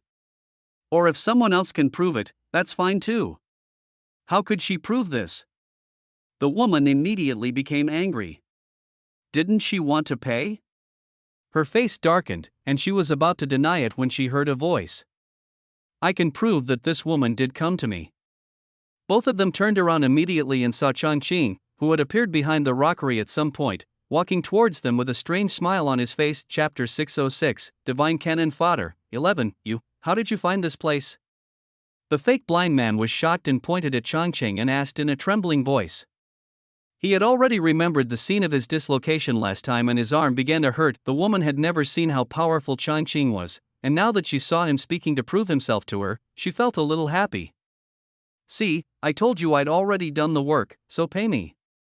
8,000 yuan, not a penny less. She held out her hand, as if it were a matter of course. The fake blind man cursed in his heart. Damn it, what time is it? There is no one in this corner. If that guy breaks your bones, there will be no place to complain. His lips were trembling, and he was about to say something when he heard Changqing's voice. TSK, just 8,000 yuan? Is that so cheap to bother me? I think you are really blind. As soon as he finished speaking, the blind man felt a flash of dazzling white light before his eyes, and the next moment, everything was dark. He immediately panicked. What the hell is this? He pretended to be blind just to make money. How would he live if he really went blind? The fear in his heart was beyond measure. At this moment, he could not care about anything else. Master Zhao, spare my life. With a thud, he knelt on the ground and kowtowed repeatedly, scaring the woman who was asking for money so much that she took 2 steps back. What happened? She didn't feel any danger. As I was thinking this, I heard Changqing's voice again. Wang Suihua, since you like to kneel down and cause trouble for others, why do you still have legs? It would be better if you became lame so that you can match the blind man. Wang Suihua was surprised that the old man knew her name, but the next moment her legs went weak and she fell to her knees. She wanted to stand up, but she had no strength at all. She instantly screamed, "My legs! My legs!" At this time, people in the distance of the park were also attracted by the noise here, but they only saw a blind man wearing sunglasses kowtowing and begging for mercy, while another woman collapsed on the ground, looking extremely frightened and panicked. "You too, what's going on?" someone asked quickly. "My leg is cramping. Call an ambulance," the woman cried. "It was him, Zhao Banxian, who blinded my eyes," said the old man wearing sunglasses in a trembling voice. What is Zhao Banxian? Passers-by are all confused.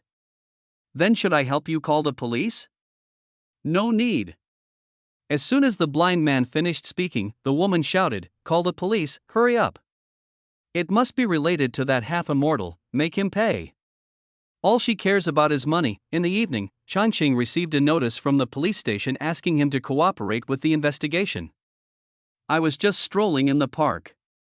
I ran into them when I passed by and chatted with them. What does it have to do with me? When questioned, he flatly denied it.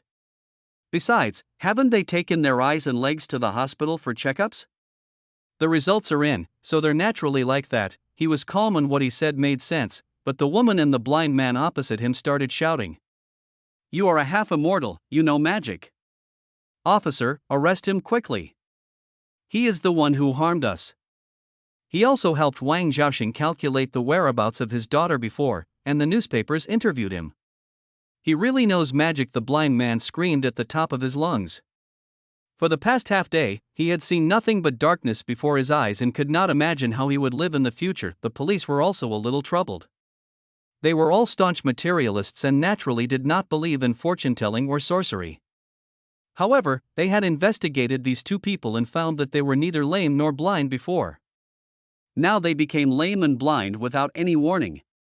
It was really hard to understand. Moreover, the park has surveillance cameras, and the three of them did seem to chat for a while, but they had no contact at all. This is just weird. At this moment, seeing the blind man mention the newspaper interview, they actually found that issue of the newspaper and read it.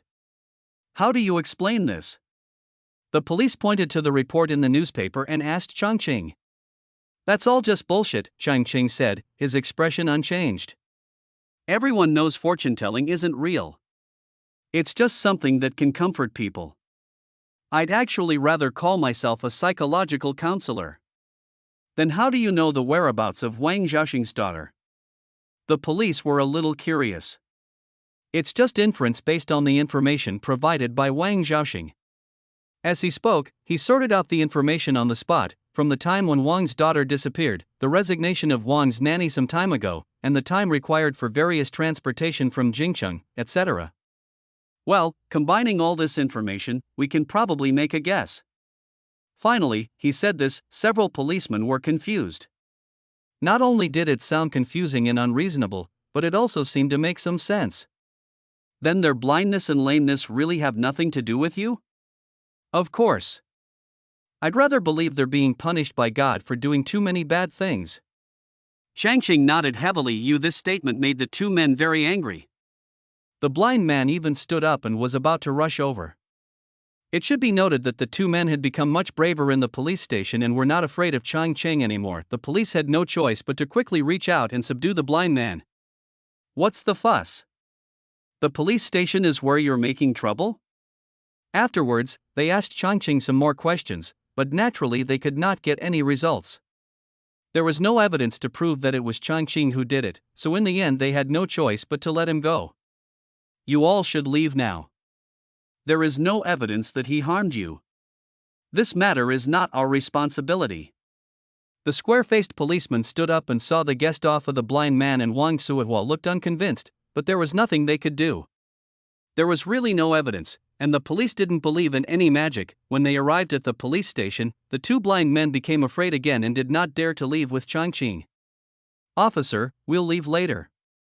He pulled a policeman's clothes and spoke cautiously. Then I'll go first. Chongqing didn't hesitate, he took a big step and walked out. "You are my eyes, taking me to appreciate the changes of the four seasons." The slightly out-of-tune singing voice came as he left, and both of them turned green in the face when they heard it. Chapter 607, Divine Cannon Fodder, 12, Host, are they both really disabled? On the way back, the system popped up and asked excitedly. It was the first time it had seen such a method. Of course it's fake. I've only temporarily used metaphysical means to seal off some of your body's functions. They should be back in a week. If he is not taught a lesson, those guys will treat him as a soft persimmon. He doesn't have the time to deal with those little things every day. A week is enough for the two of them to drink a pot. When a normal person suddenly becomes physically inconvenient, the panic and helplessness will surely be an important asset for the two of them in the rest of their lives. You only know the value of something when you lose it. Chongqing shook his head. This is my view of materialistic metaphysics system. Chongqing thought the matter was over, but he didn't expect that the incident of him being stopped at the hotel entrance for fortune-telling in the daytime was filmed and posted online. The title is also very explosive, shocking. Woman stops old man at hotel entrance to tell fortune for his son, and is taught to believe in materialism. The title is quite good. Chongqing couldn't help but give a thumbs up after seeing it. When he clicked on it, he saw a video with subtitles. Interesting. He looked at the comments again and found that it was indeed very popular. Dog lovers are also crazy. Treating dogs as sons is fine, but what kind of crazy move is it to stop people on the road and ask for fortune-telling? If the dog is lost, call the police. That woman has a mental problem. Dog lovers shouldn't be blamed for this. Don't expand the scope of the attack. Hey, that old man looks familiar. I remember a newspaper interviewed him and called him a half-immortal. What credibility do newspapers have these days? They're all just like self-media outlets. They'll put anything on them just to get traffic. If you believe them, you're out of luck. Oh, I think what he said makes sense. Who the hell doesn't know that the essence of the world is material? And still believes in fortune-telling? Where's your worldview? The old man is very fashionable, wearing sunglasses and understanding materialism. Ha ha ha, it's rare. What the materialist said makes sense. +1 inch reason +10086. Chongqing didn't expect that he could become a little famous on the internet, but it didn't matter, as it wouldn't affect his life. Life goes on as usual. On the other side, the real blind man Lu Wanshan carried Wang Suihua back to his residence, and was already sweating from exhaustion. Why are you so damn heavy? As soon as he entered the room, he collapsed on the bed, gasping for breath. He truly regretted it now. Why had he been so greedy? Wanting to use that guy to make money? Wasn't that courting death? Now, pretending to be blind has become real blindness. How can he live? He can only continue to deceive people under the overpass. Moreover, I have to deal with such a female rogue. Damn it, she took the job out of sheer greed, didn't she? Now she can't walk, and she still wants him to take responsibility and support her forever? How can this be justified? But there is nothing I can do.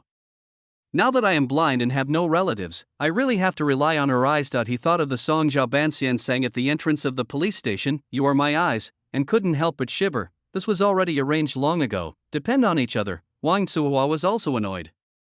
If it weren't for her leg problems, she wouldn't want to see this blind person at all. And he even complained about her weight? It was outrageous. You stupid blind man. You're useless yourself, so you think women are more important. She retorted directly. Men hate being told they are useless the most. Since the blind man is a man, of course he is no exception. When he heard this, evil thoughts started to emerge in his mind. I'm useless, and you're calling me useless in my own house. He propped himself up and started to touch Wang Suihua randomly. What are you doing? Wang Suihua screamed and pushed hard, pushing the skinny blind man directly onto the bed. Ah, you're really useless, you blind idiot. She laughed heartily, watching the blind man groping on the ground. However, after a while she couldn't laugh anymore because she was hungry. You blind idiot, I'm hungry. Give me your phone and order takeout. The blind man, who had finally climbed onto the bench and sat down, turned pale when he heard this. This is the house I rented. I'm letting you live there for free, and you still want me to pay for your meals? Impossible. He yelled, but Wang Suihua ignored him and made him obedient with just one word. You can't see now, right? Without my help, you'd starve to death. I'm lending you my eyes, so what's wrong with giving you a meal? After eating the takeaway, Wang Suihua asked him to carry her to wash up. She said the same thing again, if you don't do it, you will starve to death.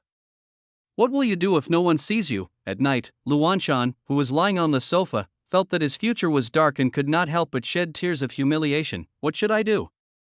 I only have a little over 20,000 yuan on my card. Ordering takeout is definitely not an option. What to do after eating? Sleep on the streets? No. The thought of this might make him feel suffocated, and he would be no different from a beggar. Lu Wanshan had been a strong man all his life, and when the opportunity came, he was ready to do something big, but he didn't expect to end up like this. He couldn't let himself get any worse. Tomorrow, I'll carry you on my back and we'll go to the underpass to start work, he said to Wang Suihua, who was browsing her phone on the bed. Okay. Wang Suihua did not refuse this suggestion. Although she was a rogue, she also knew the principle of taking things slow and steady. If she really spent all the money, it would be useless for her to threaten the blind man anymore. So there has to be both inflow and outflow. Do you think that Zhao Banxian is really a god? How can he blind people just like that? After a moment of silence, Wang Suihua asked again. She was really confused. Her legs were fine, so why couldn't she use any strength? Maybe. Now, when Lu Wanshan heard the three words Zhao Banxian, his heart trembled. But you don't have to worry. The old guy shouldn't continue to target us. Otherwise, with his ability, he would have killed the two of them on the spot. This is also one of the reasons why Lu Wanshan feels more at ease. The next day, Lu Wanshan carried Wang Suihua to the underside of the overpass, and everyone was stunned. Old Lu, didn't you say you wanted to do something big? And you asked us to cooperate with you and make money together? What's going on? Blind. If you offend Zhao Banxian, you will be blind. Everyone was shocked when Lu Wanshan said this. Wasn't Zhao Banxian the most easygoing person before? Now he was so cruel? Some people immediately put their thoughts aside and decided not to offend that guy again. Then who is this? They looked at Wang Suihua again. This is my wife. She also offended Zhao Banxian, so she can't stand up. Lu Wanshan said again. Wang Suihua did not refute. The current situation between the two was really hard to explain. Everyone was shocked again by the news. Lao Lu, you actually have a wife. Lu Wanshan nodded expressionlessly. This week was the darkest week in his life. He even had thoughts of suicide several times. There was nothing he could do. He was simply not used to it. Let me die. I don't want to live anymore. What's the point of living like this? It rained on Sunday night, and Lu Wanshan returned home soaked. He collapsed on the ground and pounded his hands. He had thought about going to the hotel to beg for mercy, but when he thought of Chang Qing's methods, he became scared. If he offended him again, he would be killed without a burial place, and even if he was right, he would have no place to argue. But he wants to die. But Wang Suihua doesn't want to die. Although her legs are useless, she can still see and watch TV series on her mobile phone. She also has a blind man who earns money to support her. Although it is a bit inconvenient, her life is more stable than before when she was cheating everywhere. At this moment, seeing Lu Wanshan's emotional outburst, she made up her mind and decided to give him some hope. Her body, wet from the rain, rolled into Lu Wanshan's arms. Lao Lu, you still have me. We can definitely survive by relying on each other. I don't want to die. I can be your eyes and you can be my legs. After saying that, a pair of cold red lips pressed against hers. Chapter 608, Divine Cannon Fodder, 13. Early morning. The sun has not yet risen, but the city has already woken up. Lu Wanshan slowly opened his eyes, and what came into view was a woman's face with pockmarks and crooked lips. Ghost. He screamed and rolled off the bed. What? There's a ghost.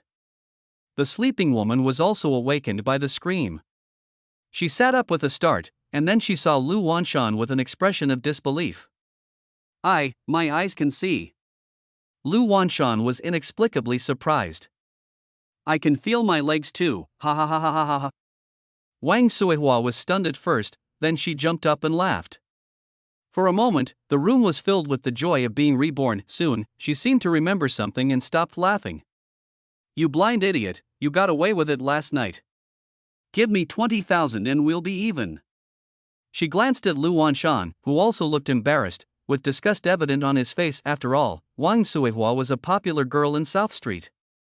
How could she possibly be with a fake blind man who made a living by deceiving people? It was like a pheasant and a phoenix. I had an emotional outburst last night, and coupled with concerns about my future livelihood, I had no choice but to do it. If she had known that her leg was fine today, she would never have wanted to have anything to do with the old man with wrinkles on his face. After all, she was just over 40, but it was obvious that Lu Wanshan could not understand her thoughts, and he also looked angry. Ha, Wang Suihua, you think you are a gold-rimmed person, and you still want 20,000. My eyesight is better now, and I don't rely on you. 200 is too expensive for an old thing like you.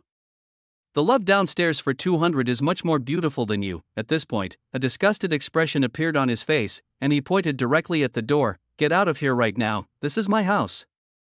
Otherwise, I will call the police. This was quite infuriating. Wang Suihua's face turned purple. She was no pushover. She suddenly yelled and pounced on Lu Wanshan, scratching his face with her claws. You blind bastard. You're not admitting your mistake even after you've pulled up your pants. But the fake blind man was not really blind, and he was mentally prepared. How could he suffer a head-on loss? He reached out and grabbed Wang Suihua's hand, then pushed her, and she staggered and fell back on the bed. Get out of here, don't make me beat you up.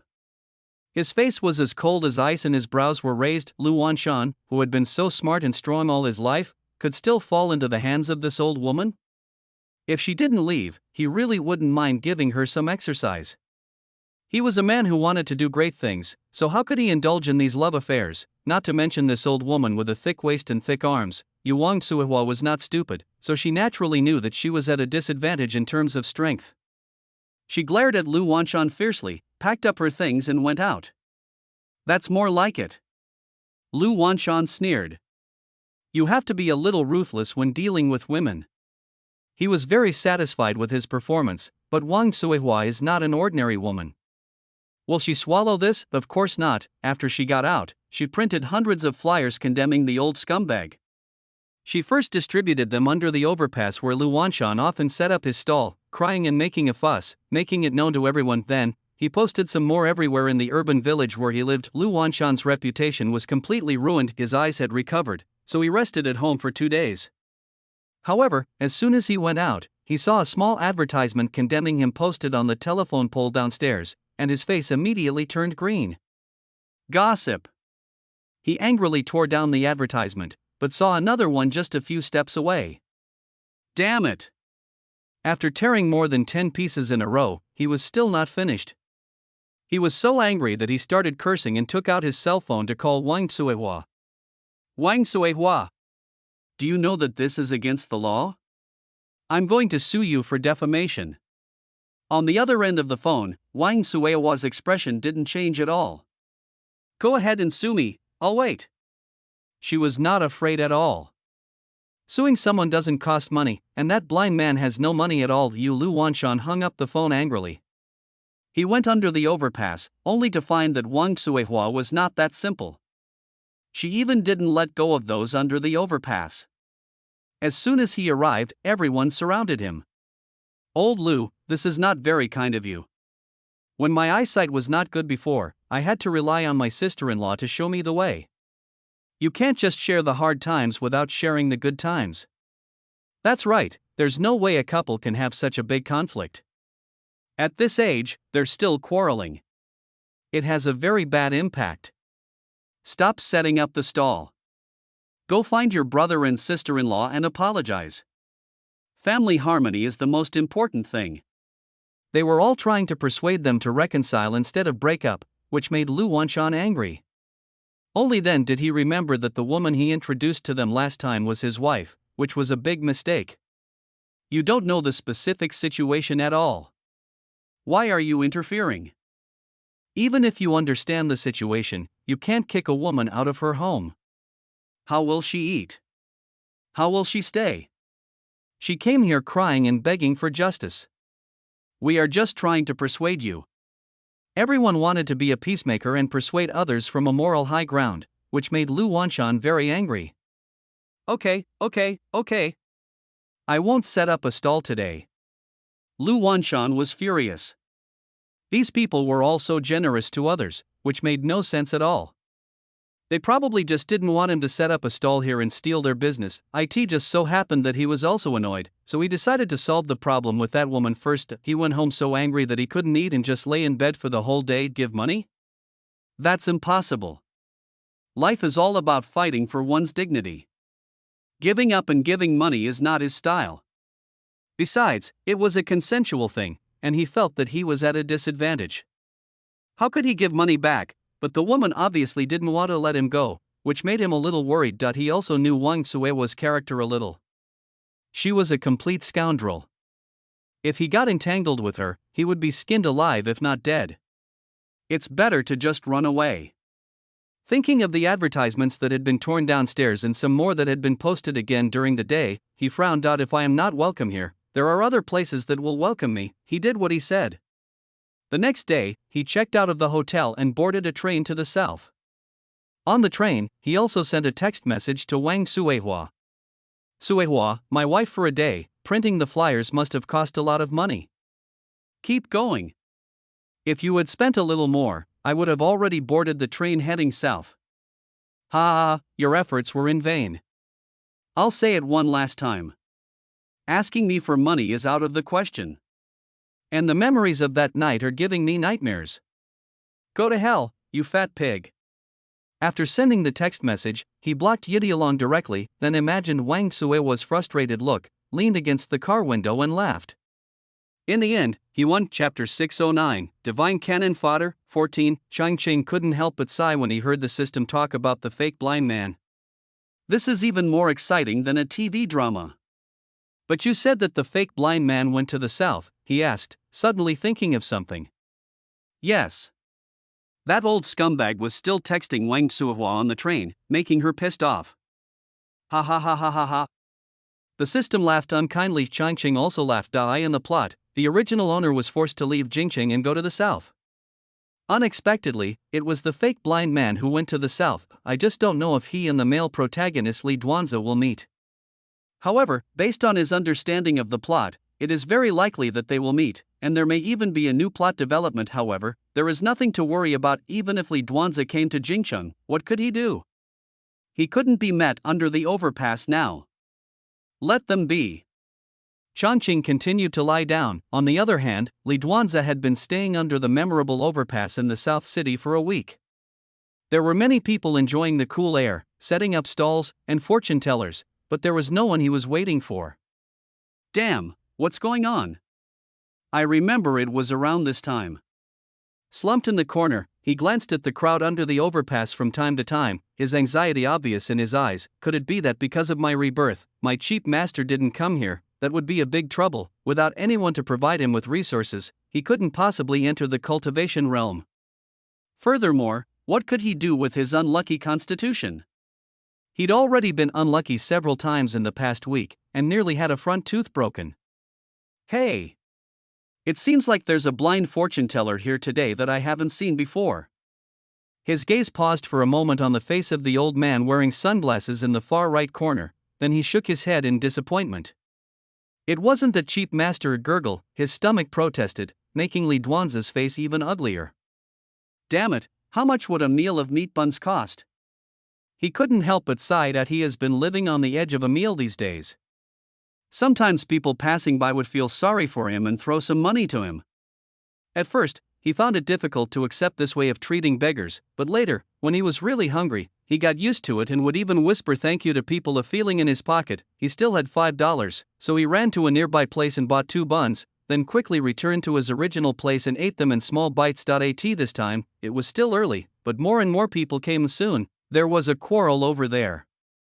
Hey, blind man, don't you know there are people here? I've been setting up my stall here all the time. It turned out that the new blind fortune teller had occupied someone else's territory, and at this moment another skinny old man was pointing at him and questioning him in dissatisfaction. "What's under the overpass?" "It's yours, mice." "Isn't it first come, first served?" Hearing this, Li Duanzi's eyes lit up. This accent seemed to be from Jingcheng. He remembered that his cheap master had also lived in Jingcheng for several years before coming to Nanchang, and his speech was a bit like that of the other side. "We don't follow first come, first served rules here. If you want a rest, it's fine to find an empty space to sit, but when doing business, we have to follow the rules." At this time, a tattooed man also came over and said in a muffled voice, "He's paid, so he can set up his stall here. If you want to set up a stall, go over there. There's an empty spot. 20 yuan a day, fixed price." The man pointed to the other side and spoke in a commanding tone. Li Duanzi had seen the big man several times and knew that he was one of a group of thugs who collected protection fees. They were in charge of several overpasses in this area. Obviously, the blind fortune teller didn't expect such a situation to happen. However, he obviously didn't want to pay, so he packed up his things and left. Li Duanzi hurriedly followed. "Senior, you are from Jingcheng, right?" As soon as he opened his mouth, Lu Wanshan was startled. "You, how do you know?" Lu Wanshan turned around and looked at the disheveled little beggar with vigilance in his eyes. "No way? Wang Cuihua actually has spies here? My master and I used to stay there, but later we got separated and were brought here." The boy's eyes were bright, and his voice dropped again when he mentioned his master. "By the way, my master is Zhao Changqing, also known as Zhao Banxian. He can also tell fortunes, and he's very enthusiastic and often helps for free. This name is not only familiar, it is simply a household name." Lu Wanshan was immediately stunned that Zhao Banxian actually had a lost disciple. He had never heard of it before. This is a bit weird, however, he felt that this might be an opportunity. "Hey, it turns out you're Lao Zhao's apprentice. Your master and I are good friends." He took off his sunglasses, revealing a wrinkled face. Li Duanzi recognized him immediately. Wasn't this Lu Wanshan from his previous life? This guy did know Zhao Changqing and had even registered a consulting company to take on jobs. He fooled people with small jobs and used various tricks to ask his cheap master to help him with big ones. Humph, only good people like him are willing to help in various ways. He remembered that after his cheap master died, the old man wanted to use the same trick on him, but he sealed his 5 senses and turned him into a useless person. "I didn't expect to meet him here again. Strange, by now he should have registered a company and made a lot of money using that cheap master." Li Duanzi also became a little confused. However, an excited expression immediately appeared on his face. "Ah. Then, senior, do you know where my master is? I want to go find him." Lu Wanshan smiled but did not answer. "My dear nephew, there's no rush to find your master. You must be hungry too. Come on, I'll take you to take a bath and have a meal." Not to mention, Li Duanzi was still hungry, so there was naturally no reason to refuse, so he followed him to the hotel to take a shower and change clothes. Then, Lu Wanshan generously took him to eat a big bowl of 3 fresh noodles. Li Duanzi, dressed in clean clothes, had a handsome face, bright eyes, and was very polite in his dealings with others, which made Lu Wanshan jealous, especially after hearing Li Duanzi say that after finding the master, one must learn skills well and provide filial piety to the master and take care of the master in his old age. He felt even more upset. That old fellow makes money, but he also has such a sensible and filial apprentice? Lu Wanshan has been in the martial arts world for many years, but he has no disciples and no sons. Now he is really worried about his retirement. This matter must be used well, and there was a shrewd gleam in his eyes. "My dear nephew, there is no rush to find the master. Uncle and I have some things to do here. We will return to Jingcheng after we finish our business. Let me tell you, your master is very famous in Jingcheng. He stays in luxury hotels every day. He also helped the richest man find his daughter and was interviewed by newspapers." Hearing this, Li Duanzi was also a little surprised. He believed that the good man would help others, but he actually stayed in a luxury hotel? This was completely inconsistent with the philosophy of pure cultivation he advocated. Somehow, Li Duanzi felt inexplicably uneasy. Chapter 610, Divine Cannon Fodder. 15. Lu Wanshan was not in a hurry.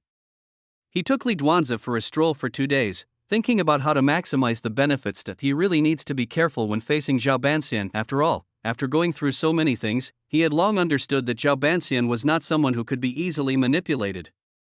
Hadn't he seen that he always suffered losses? But what did that saying say? If you don't make money, you're a bastard. People die for money, birds die for food. He felt that missing out on the opportunity to make money was worse than killing himself.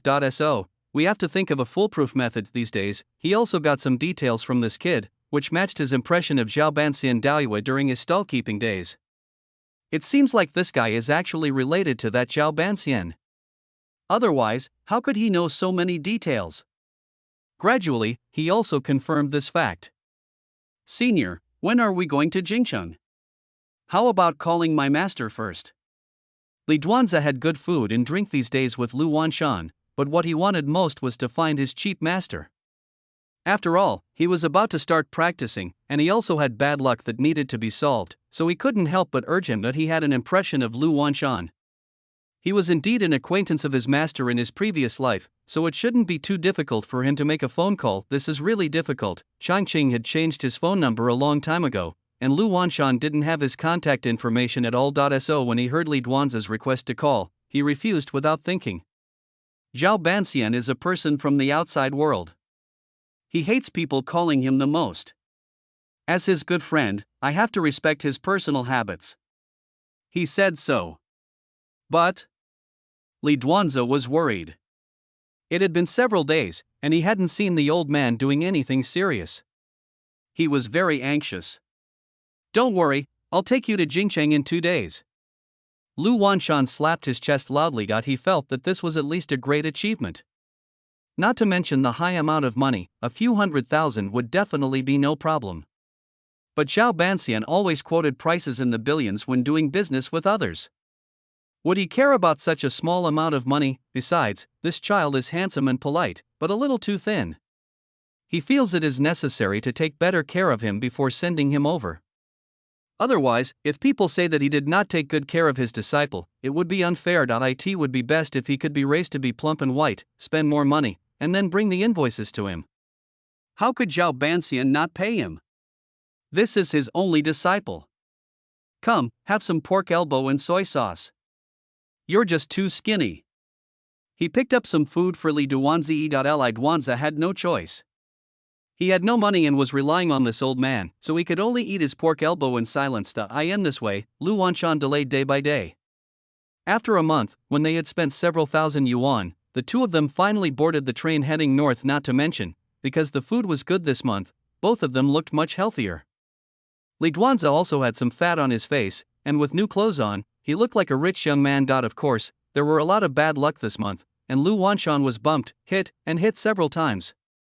Although he was not seriously injured, he still spent some money. Since leaving Jingcheng, my luck seems to have gotten much worse. Sitting on the train seat, watching the scenery outside constantly receding, Lu Wanshan couldn't help but sigh. That's right. When he first came here to set up a stall, he encountered a protection fee collector. Later, he met this guy and spent a lot of money. There were also a series of accidents, and he almost spent all his savings. Boy, you have to make your master pay me back tenfold. He thought to himself. Li Duanzi closed his eyes and rested after getting in the car. Although he did not meet his master in South City, he finally set out on the journey north, and he felt a little relieved. However, when he thought about his rebirth as a quasi-immortal, he had to rely on such a dead old man to control him. He couldn't help feeling a little resentful. He was not stupid. Seeing that the old man ordered good food and drinks and put away the invoices, he knew that he must be thinking of asking his cheap master for reimbursement. You deserve to die if you delay his cultivation progress just to take advantage of this little advantage. His eyes suddenly opened and a fierce look flashed across them, but the next moment, his pupils trembled and his expression changed drastically. A skinny old man in a Taoist robe had sat down opposite him at some point. His hands, wrinkled like dead bones, were placed on the small table, and his slanted eyes were staring at him with interest. The great elder of Juda's sect, Duju, Li Duanzi, was filled with shock. How could he have met this person here? He had never left the mountain before. It was always his disciples who helped him find research materials. All the tortures of his first life flashed through his mind, and his body couldn't help but tremble slightly. as if the feeling of a broken knife cutting flesh came back in an instant. In his previous life, he had clearly annihilated the entire Judas sect. Why was he still so terrified upon seeing this person? Yes, I have not yet started practicing cultivation and am still a mortal. He couldn't help but secretly resent his cheap master. Why couldn't he find him in South City by following the route of his previous life? Otherwise, he wouldn't have ended up in such a dangerous situation. My dear friend, do you know this poor Taoist? Du Ju was a little surprised by the child's fear. He seemed to have done nothing yet. However, this child's physique was indeed somewhat special, making him a good experimental material. His voice was hoarse, like the grinding of rough stone, and it made one's ears numb. Do you know this Taoist priest? Lu Wanshan, who was standing by, also felt strange and couldn't help but ask a question. No, I don't know him. It's just that I've seen Master dress like this too. Although Li Duanzi was afraid in his heart, his brain was not broken. He threw out the name of his master at this time, hoping that it would make the other party have some concerns. Otherwise, based on his understanding of Du Ju, he would probably find an opportunity to kidnap him as soon as he got off the train. These words really worked, and Du Ju's face changed slightly. My friend, you have great talent. I was delighted to see your talent and even considered taking you as my disciple. I didn't expect you already have a master. What a pity. Who the hell wants to be your disciple? Li Duanzi roared in his heart. In his previous life, he was a quasi-immortal. Now, if he didn't need help to embark on the path of cultivation and solve his bad luck, he would not bother to take anyone as his master. Although he felt bad in his heart, he didn't dare to say it out loud. My master is Zhao Changqing. He looked serious and acted extremely respectful. Zheng Yiguan? Du Ju did know this sect. Although it had declined, its strength was not weak. It was indeed not easy to offend it. However, was this person truly a disciple of Zheng Yiguan? He had some doubts. It seems that my friend has not yet started practicing cultivation? His eyes flashed and he asked directly. Hey, old man, why do you have so many things to do? My nephew just became my disciple and he got lost. Isn't it okay that he didn't have time to practice? Lu Wanshan became a little impatient with the Taoist priest's relentless nagging. He glared at the Taoist priest and directly retorted. Li Duanzi thought to himself, this is terrible. This old Taoist priest is not someone to be trifled with, but he is also happy that Lu Wanshan will attract the firepower, so that he will be under much less pressure. Obviously, the other party had no intention of causing trouble on the train. Instead, the old Taoist priest smiled apologetically. I'm sorry, I've said too much. After saying this, he closed his eyes and rested, but Li Duanzi did not miss the murderous intent that flashed across the old Taoist's eyes. He was probably already determined to kill him. I have no choice but to go find Master as soon as I get off the car. He thought to himself that being targeted by this old Taoist priest made him feel like a thorn in his back, and he couldn't sit or lie still. A day and a night passed quickly when getting off the car. Although Li Duanzi was so tired that he couldn't open his eyes, he still forced himself to stay awake and follow Lu Wanshan. Senior, let's go find our master quickly. That Taoist priest is targeting us. He whispered, and anyone could see the tension on his face. After hearing what Li Duanzi said, Lu Wanshan also became nervous. He had seen the strength of Zhao Banxian, and now he had a little more awe towards those mysterious people. Then we'll follow the crowd out of the station and take a taxi directly. Du Ju originally wanted to follow the two of them to find a deserted place to clean up, but he didn't expect that the other party was so cunning. They followed the main group and took a taxi and left as soon as they got out of the station. Heh, do you think you can escape from my clutches like this? He snorted coldly, stretched out his finger and pointed, and a faint black smoke floated out, actually heading in the direction where Li Duanzi and the others left.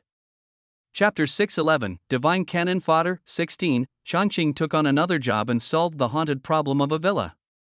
The owner was very enthusiastic and invited him to dinner and said he would introduce clients to him. We didn't get back to the hotel until after 9 o'clock in the evening. As a result, as soon as I arrived at the hotel, I saw Lu Wanshan and Li Duanzi sitting in the lobby. There was also an old Taoist priest sitting not far away.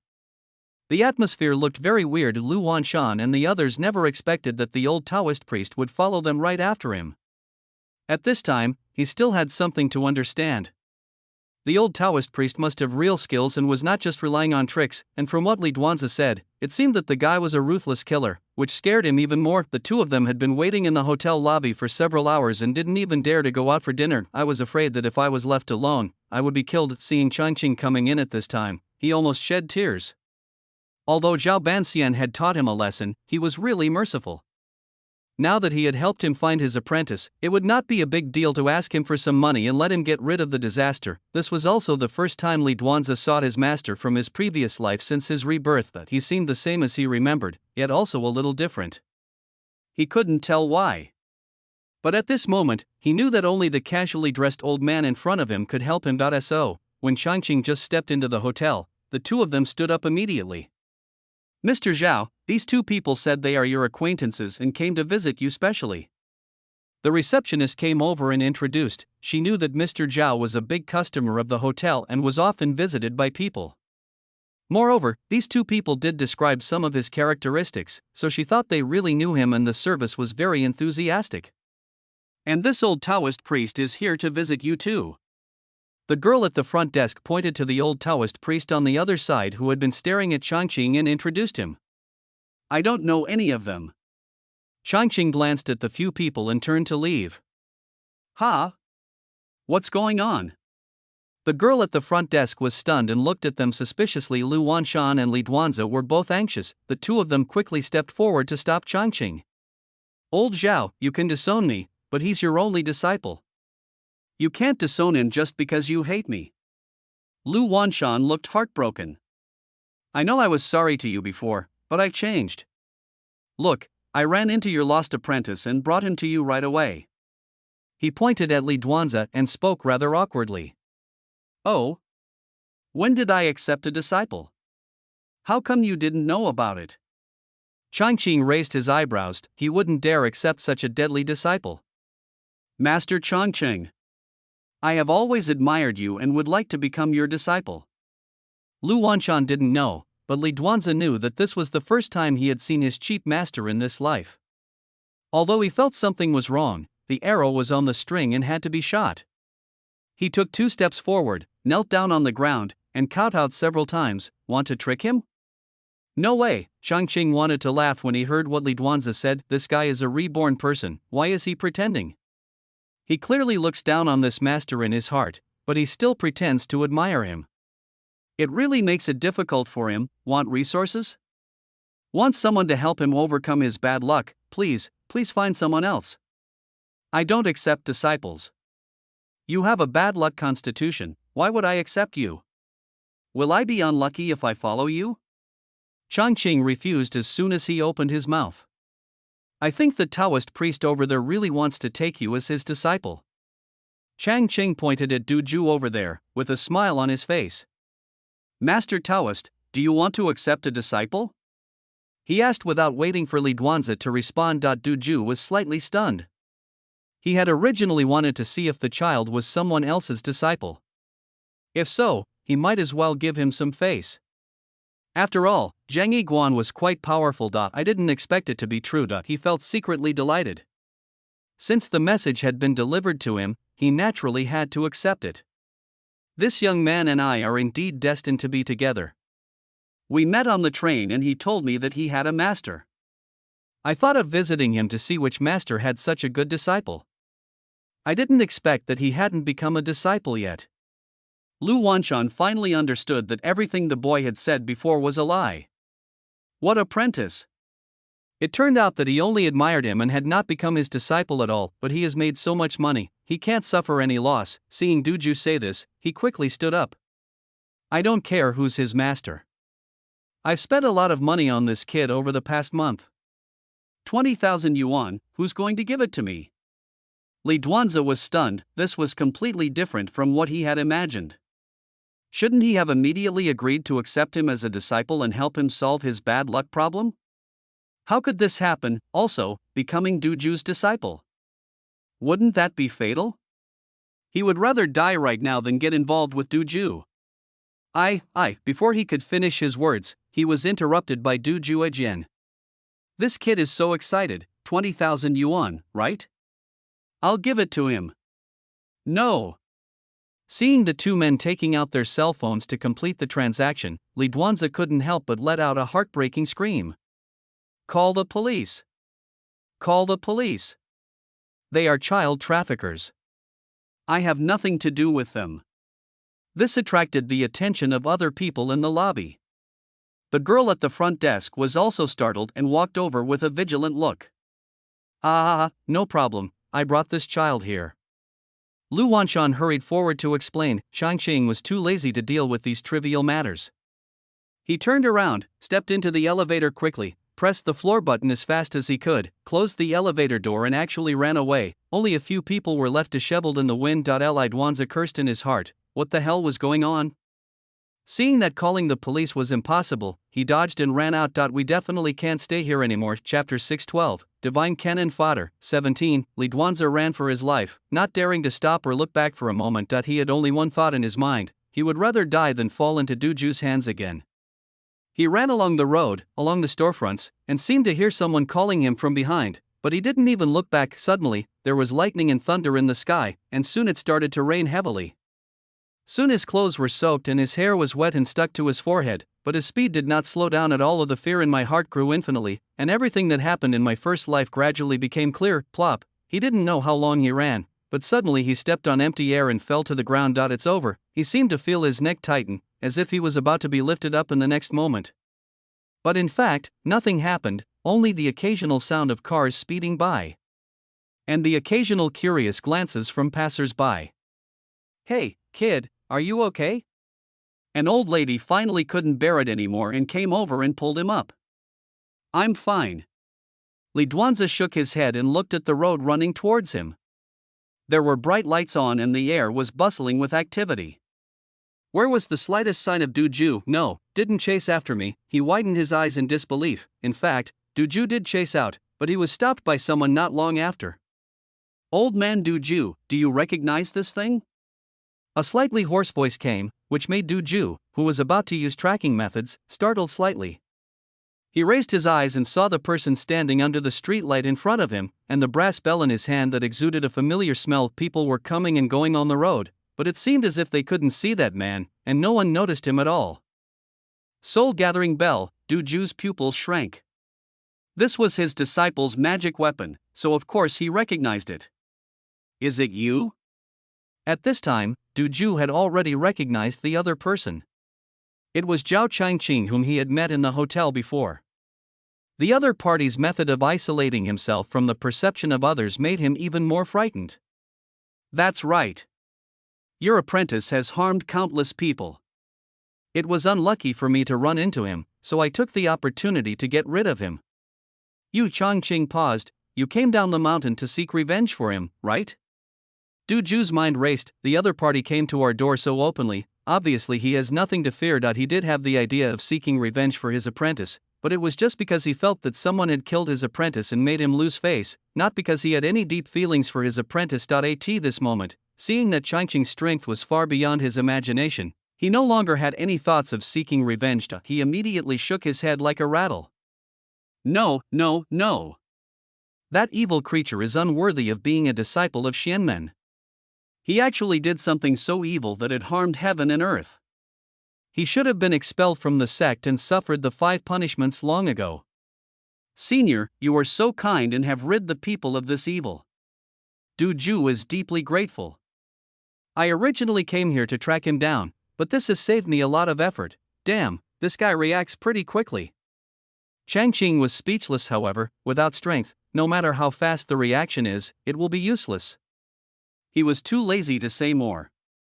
He suddenly jumped up, and in an instant, lightning suddenly flashed in the sky. 5 elements thunder. This is Zhang Yikan's signature skill. Now, after undergoing Changqing's improvements, its lethality is far beyond imagination. Duju was horrified. He retreated quickly, throwing countless talismans and magic weapons out. At this moment, he felt death for the first time. Boom, all the defensive measures were like paper, turning into smoke the moment of contact, and the lightning struck him directly. Someone was struck by lightning. Call an ambulance. On the bustling street, a figure with a burnt smell suddenly fell, making pedestrians scream instantly. Some people immediately picked up their phones and started taking pictures. At this moment, Li Duanzi, who was several blocks away, suddenly widened his eyes. What is this? 5 elements thunder? No. The power of the lightning at this moment far exceeded that of the 5 elements thunder. Even if he was a quasi-immortal in his previous life, he probably couldn't use such a method. What happened? For some reason, he felt something strange. I'm fine, Auntie. I'm going home. He quickly said something to the old lady, who was also shocked, turned around and ran back. When he arrived at the scene, the ambulance had arrived and a cordon was set up around it, but there were still many people gathered around, and he heard whispers in the crowd. Ah! That's too tragic. He's probably not going to survive after being struck by lightning like that. The doctor who examined him shook his head. He was completely burned.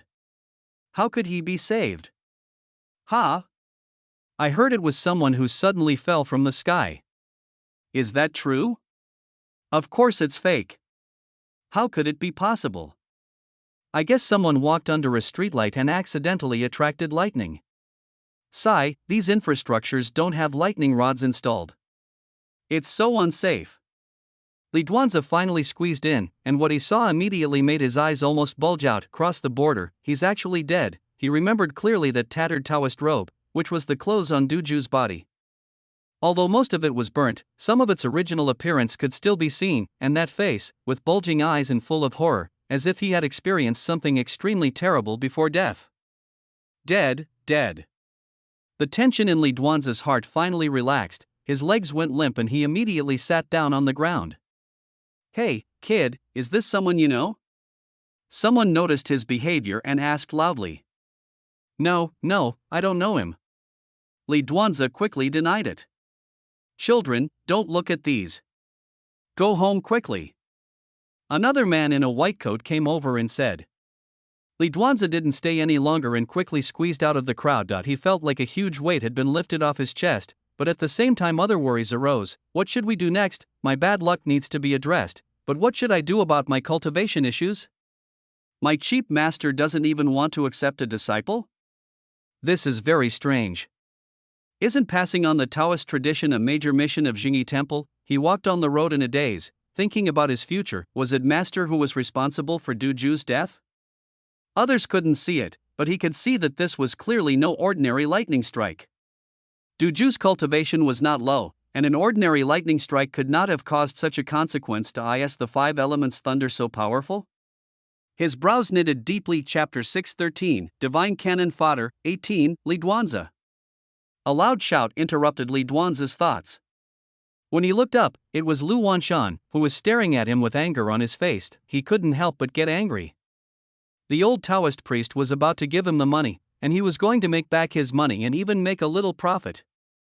As a result, the boy ran away, and the old Taoist priest chased him out. The cooked duck flew away. Lu Wanshan also hurried over in the direction. He was old and slow, and it would be inconvenient to observe if he took a taxi, which would cause delay. Fortunately, I was lucky enough to see this guy again. Why are you running away? That Taoist priest is obviously quite capable. It's much better to have him as your disciple than Zhao Banxian. And, you little bastard, you ate and used my things last month. You don't have to pay me back for over 20,000 yuan? Lu Wanshan panted, took 2 or 3 steps forward, grabbed Li Duanzi's collar, and cursed while blowing his beard. Come back with me and become my disciple. This is for your own good. He paused and continued, for his own good? Li Duanzi almost laughed. This old man wanted money, right? He wanted to sell him for 20,000 yuan. Couldn't he see that? However, his calculations were in vain. The Taoist priest is dead. He turned his head and pointed at the cordon at the corner of the street. Lu Wanshan was stunned dead? How could that be? A lively person just disappeared after turning a corner? Or was he a Taoist priest with some real skills? He didn't believe it at first, but after Li Duanzi pulled him over to take a look, he had no choice but to believe it. You still have to pay me back the money you owe me no matter what. Lu Wanshan stared and said the same thing. He can't suffer any loss. I invested so much just to make a fortune, but this guy lied and said he was not Zhao Banxian's apprentice at all. I have to make up for it from other places. I don't have any money. Li Duanzi spread his hands. He had nothing to fear from this greedy old man. He was just an ordinary person and he couldn't do anything to him. How about you find a way to get Zhao Banxian to accept me as his apprentice? And then give you money? He rolled his eyes and proposed a solution. Lu Wanshan was silent. This guy is just a little beggar and really has no money. 20,000 yuan is not something he can afford, but if he was asked to find a way to send Li Duanzi to Zhao Banxian, he really had no idea. That guy was adamant and he had no face there, so how could he do the ideological work, but just letting him go like this? Lu Wanshan felt that he had lost out. Anyway, you come with me now. He finally said unhappily. So Lu Wanshan was brought home by Li Duanzi? Chang Qing, who had already returned to the hotel, was also a little surprised to hear the news. In the plot, Lu Wanshan and Li Duanzi had no relationship at all, but now they are dependent on each other? He, Li Duanzi is thinking of taking you as his master. The system laughed with a gloating look. I refuse. Chang Qing sat up straight away. He wouldn't accept any of that nonsense. If he hadn't wanted to see him struggle, he would have taken action and dealt with him directly. I'd like to see if he can become a decent human being without that cheap master. Shangqing clenched his fists. It seems that the matter of recruiting a disciple has to be put on the agenda. He looked at the brightly lit city outside, thoughtfully. On the other side, Lu Wanshan found Wang Suihua. I know it was wrong to curse you by text message on the train last time. I apologize, but I did come to give you money this time. As soon as he opened his mouth, Wang Suihua's anger was suppressed. She looked at Lu Wanshan in disbelief. Would this old man take the initiative to give money to others? Last time she put so much effort into it, the other party just ran away. As if he saw the suspicion in Wang Suihua's eyes, he quickly pulled Li Duanzi out from behind him. Children? Wang Suihua was even more stunned. She didn't need children, she needed money. Suihua, this child is very talented. Even Zhao Banxian said he has good talent. If he can become his disciple and learn some skills, wouldn't it be easy for him to make money? This is a big deal. I came here specifically to work with you. When you make money in the future, you can buy a big house. Why would you need to rent a peasant house and pay 1.5 yuan for electricity? He patiently and persuadingly. Yes, Auntie, I really want to become a disciple and learn. Do you know metaphysics? I am very talented in that area. I can only become a disciple successfully.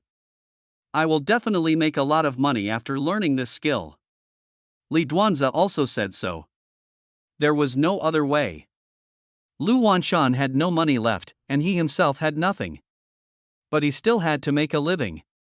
Besides, he wanted to become his disciple, so he had to find a sucker to pay for it, right? Not to mention, Li Duanzi is handsome and speaks very coherently despite his young age, which really scared Wang Suihua. She looked at Li Duanzi carefully several times. This kid has a straight back and clear eyes, and he really looks like a talented person. Come inside and talk. After hesitating for a while, Wang Suihua suddenly had an idea and led the two into the house. Jingyiguan is located on a high mountain west of Jingcheng. It actually exists and does not use any formation to hide its traces. In fact, many years ago, this place was very popular, and many residents from the surrounding areas would come here to make wishes for children. However, with the development of urbanization, the number of residents in the surrounding area has become fewer and fewer, and the master is a person who practices asceticism, so this place looks a bit dilapidated. At this moment, Shangqing was standing under the two big willow trees at the entrance of Jingyi Temple, staring at the somewhat dilapidated temple in a daze. The ancient-style building is not big, but it has several floors. However, the tiles on the roof are scattered and the surrounding area is overgrown with weeds. It is obvious that it has not been taken care of for a long time. The three large characters Etan on the main entrance were a little mottled, and the hanging plaque was tilted, as if it would fall to the ground at any moment. As you approach the yard, you get a different feeling. There was a faint spiritual power floating in the air, and it was obvious that there was a small spirit gathering formation here. There was a large Bagua diagram in the yard. When Shangqing walked to the center of the Bagua, he could feel stronger spiritual power fluctuations. It seemed that this was a place for practicing meditation. Walking through the passage, there is an independent small house with a plaque hanging on it, which says Scripture Repository. This is where the Zhengyiguan tradition is passed down. The room was still tattered, and some of the books in the room were scattered, and some were even moldy, but Changqing knew that these could not be considered inheritance. He took out a compass from his pocket and placed it in a groove in the northwest corner. With a gesture of his hands, the room suddenly changed its appearance. Various classics were placed on the brand new sandalwood bookshelf, some paper, some threadbound, and even some bamboo slips. Changqing flipped through them and found that most of them were secret manuals on cultivation. In his opinion, they were not profound spells. On the other side, there were all kinds of props and magical instruments on the shelf, which were also dazzling. However, Changqing didn't look at them for long. He just took a quick glance, put away the compass, and left the room. This road needs some repairs. He thought to himself. Changqing did it right away without hesitation and called boss Zhou Mifei immediately. He was not like the original owner who was afraid of trouble and did not ask others for help. It would be a waste if he did not use his connections. Zhou Mifei on the other end of the phone patted his chest after hearing his request and promised directly that he would do the job beautifully. He also said that if there was any official involvement, he had connections to solve it. This is naturally very worry-free. Changqing knew that in this world, building anything required various approvals, but things would be much easier if you had connections. Then I'll leave it to you, Mr. Zhong. I'll pay the market price. Please don't be polite to me, otherwise I won't dare to come to you again. He finally said this. Chapter 6:14, Divine Cannon Fodder. 19. The renovation of Zhengyiguan was much faster than Changqing had imagined. In less than 2 months, the entire venue was completely renewed. Yes, this is much more comfortable.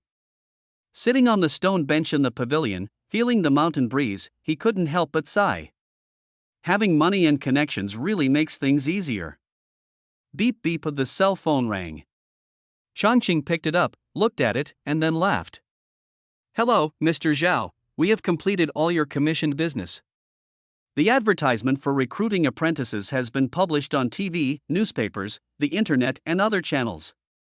Do you think the subsequent payment will be? The other party reported the work progress as soon as he opened his mouth, and Changqing was naturally not vague. I'll transfer the money right away.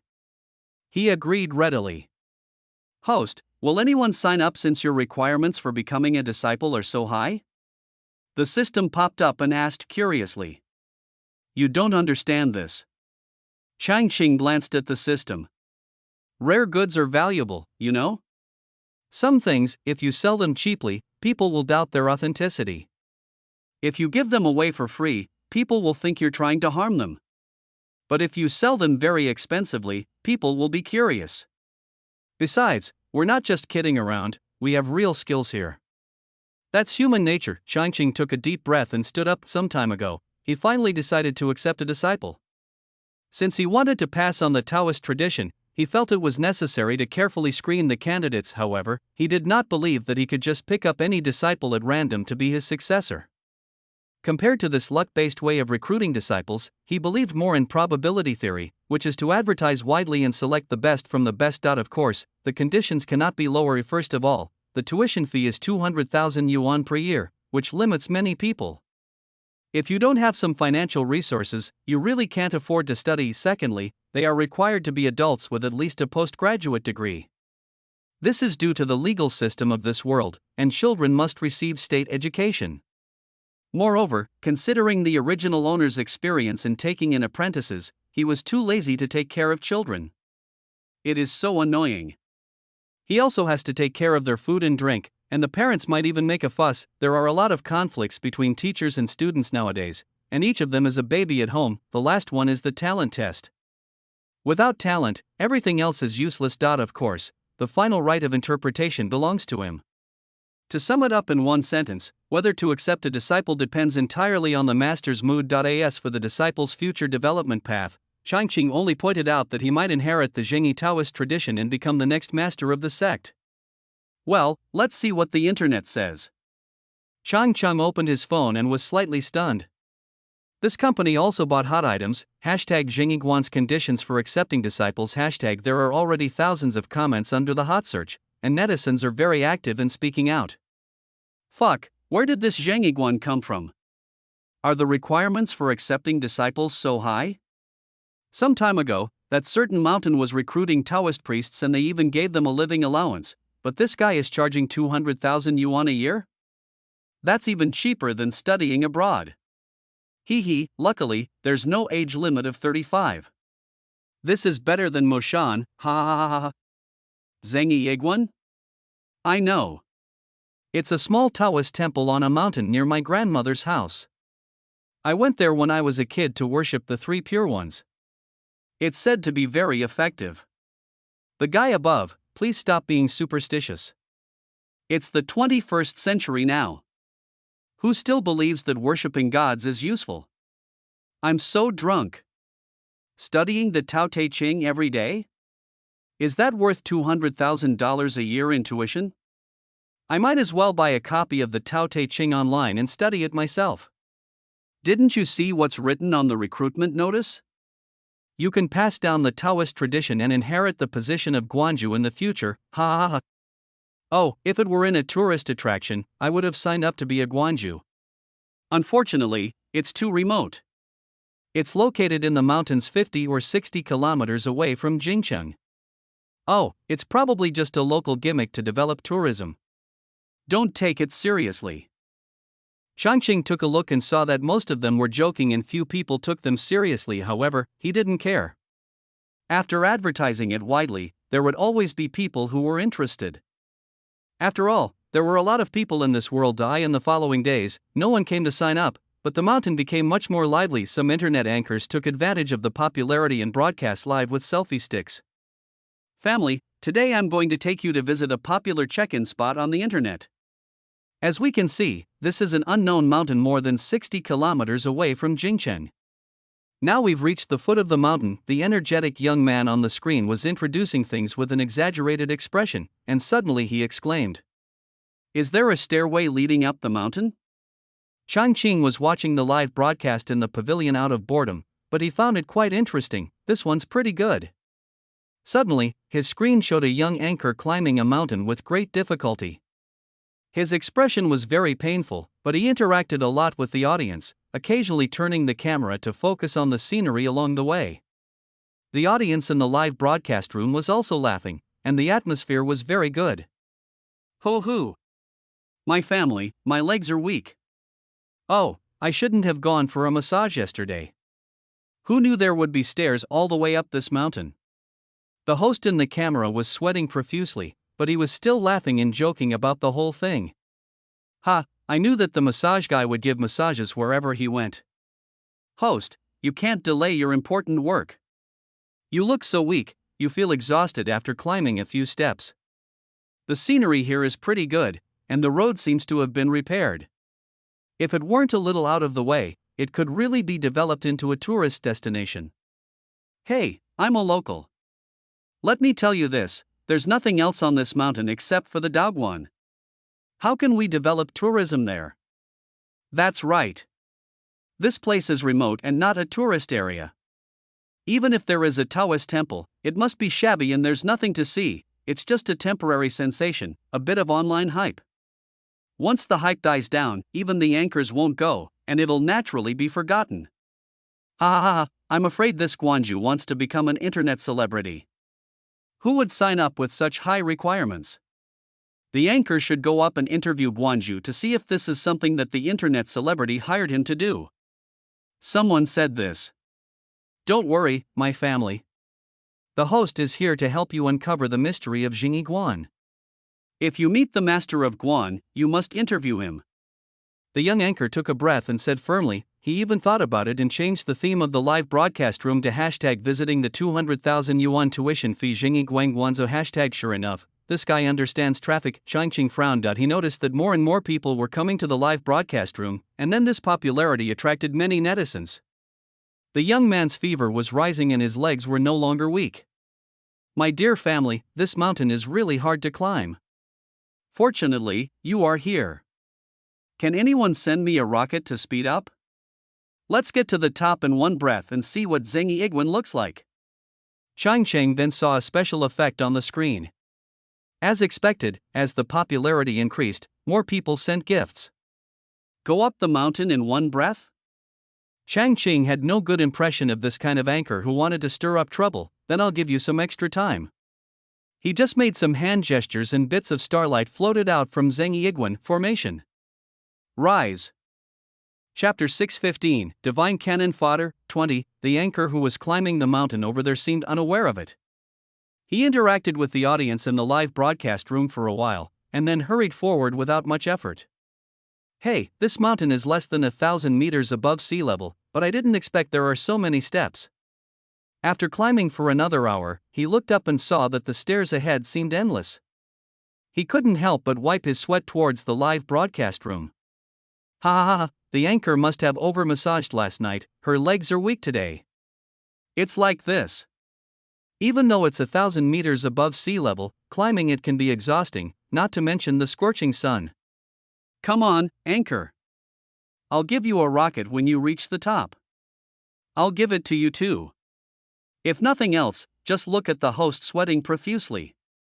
Even if it's just a proper outdoor performance, it's much more impressive than those people dancing in an air-conditioned room in a coquettish manner. With the encouragement of the audience, the young anchor mustered up the courage to continue climbing the mountain. Another half hour passed, the host almost collapsed from exhaustion, but the stairs ahead seemed endless. At this time, the audience in the live broadcast room also noticed that something was wrong. Holy crap, what's wrong with the anchor? I checked on Baidu, and this mountain isn't that high. How come you haven't finished climbing the stairs in 2 hours? This is impossible. Anchor, are you in a state of panic? Oh, don't scare me. How can I be in such a state in broad daylight? I'm timid. Prosperity, democracy, harmony, oh my goodness. Did you notice? The anchor has walked this road before. That tree. The one with the red ribbon hanging on it. I've seen it once before, and I saw it again this time. Someone screamed. Holy crap, this isn't really a ghost wall, is it? This doesn't make sense at all. The young anchor was also disturbed by everyone's comments, and felt a chill on his back. He just wanted to take advantage of the popularity to make a living, so how could he encounter such a thing? Is there really something dirty on this mountain? What? What kind of ghost wall is this? It's impossible in broad daylight. Family members, please give me some more help. I will definitely reach the top of the mountain in one breath. He shook his head, shaking off the fear in his mind, and then spoke loudly to the camera. The host's face turned pale. Come on, I'll give you a big health boost. Hurry up and run a few steps. You really believed it. The host is probably just trying to drum up traffic, and you're being fooled by sending gifts. Maybe they planned it all out and deliberately created similar routes to trick you into misunderstanding. That's right, the whole ghost wall thing is just a script. If you believe it, you'll be fooled. Script? How could there be so many scripts? Didn't the host's legs go weak? He was genuinely scared. And the live broadcast was on the whole time. Can't you tell it was a one-shot show? Information spreads quickly on the internet.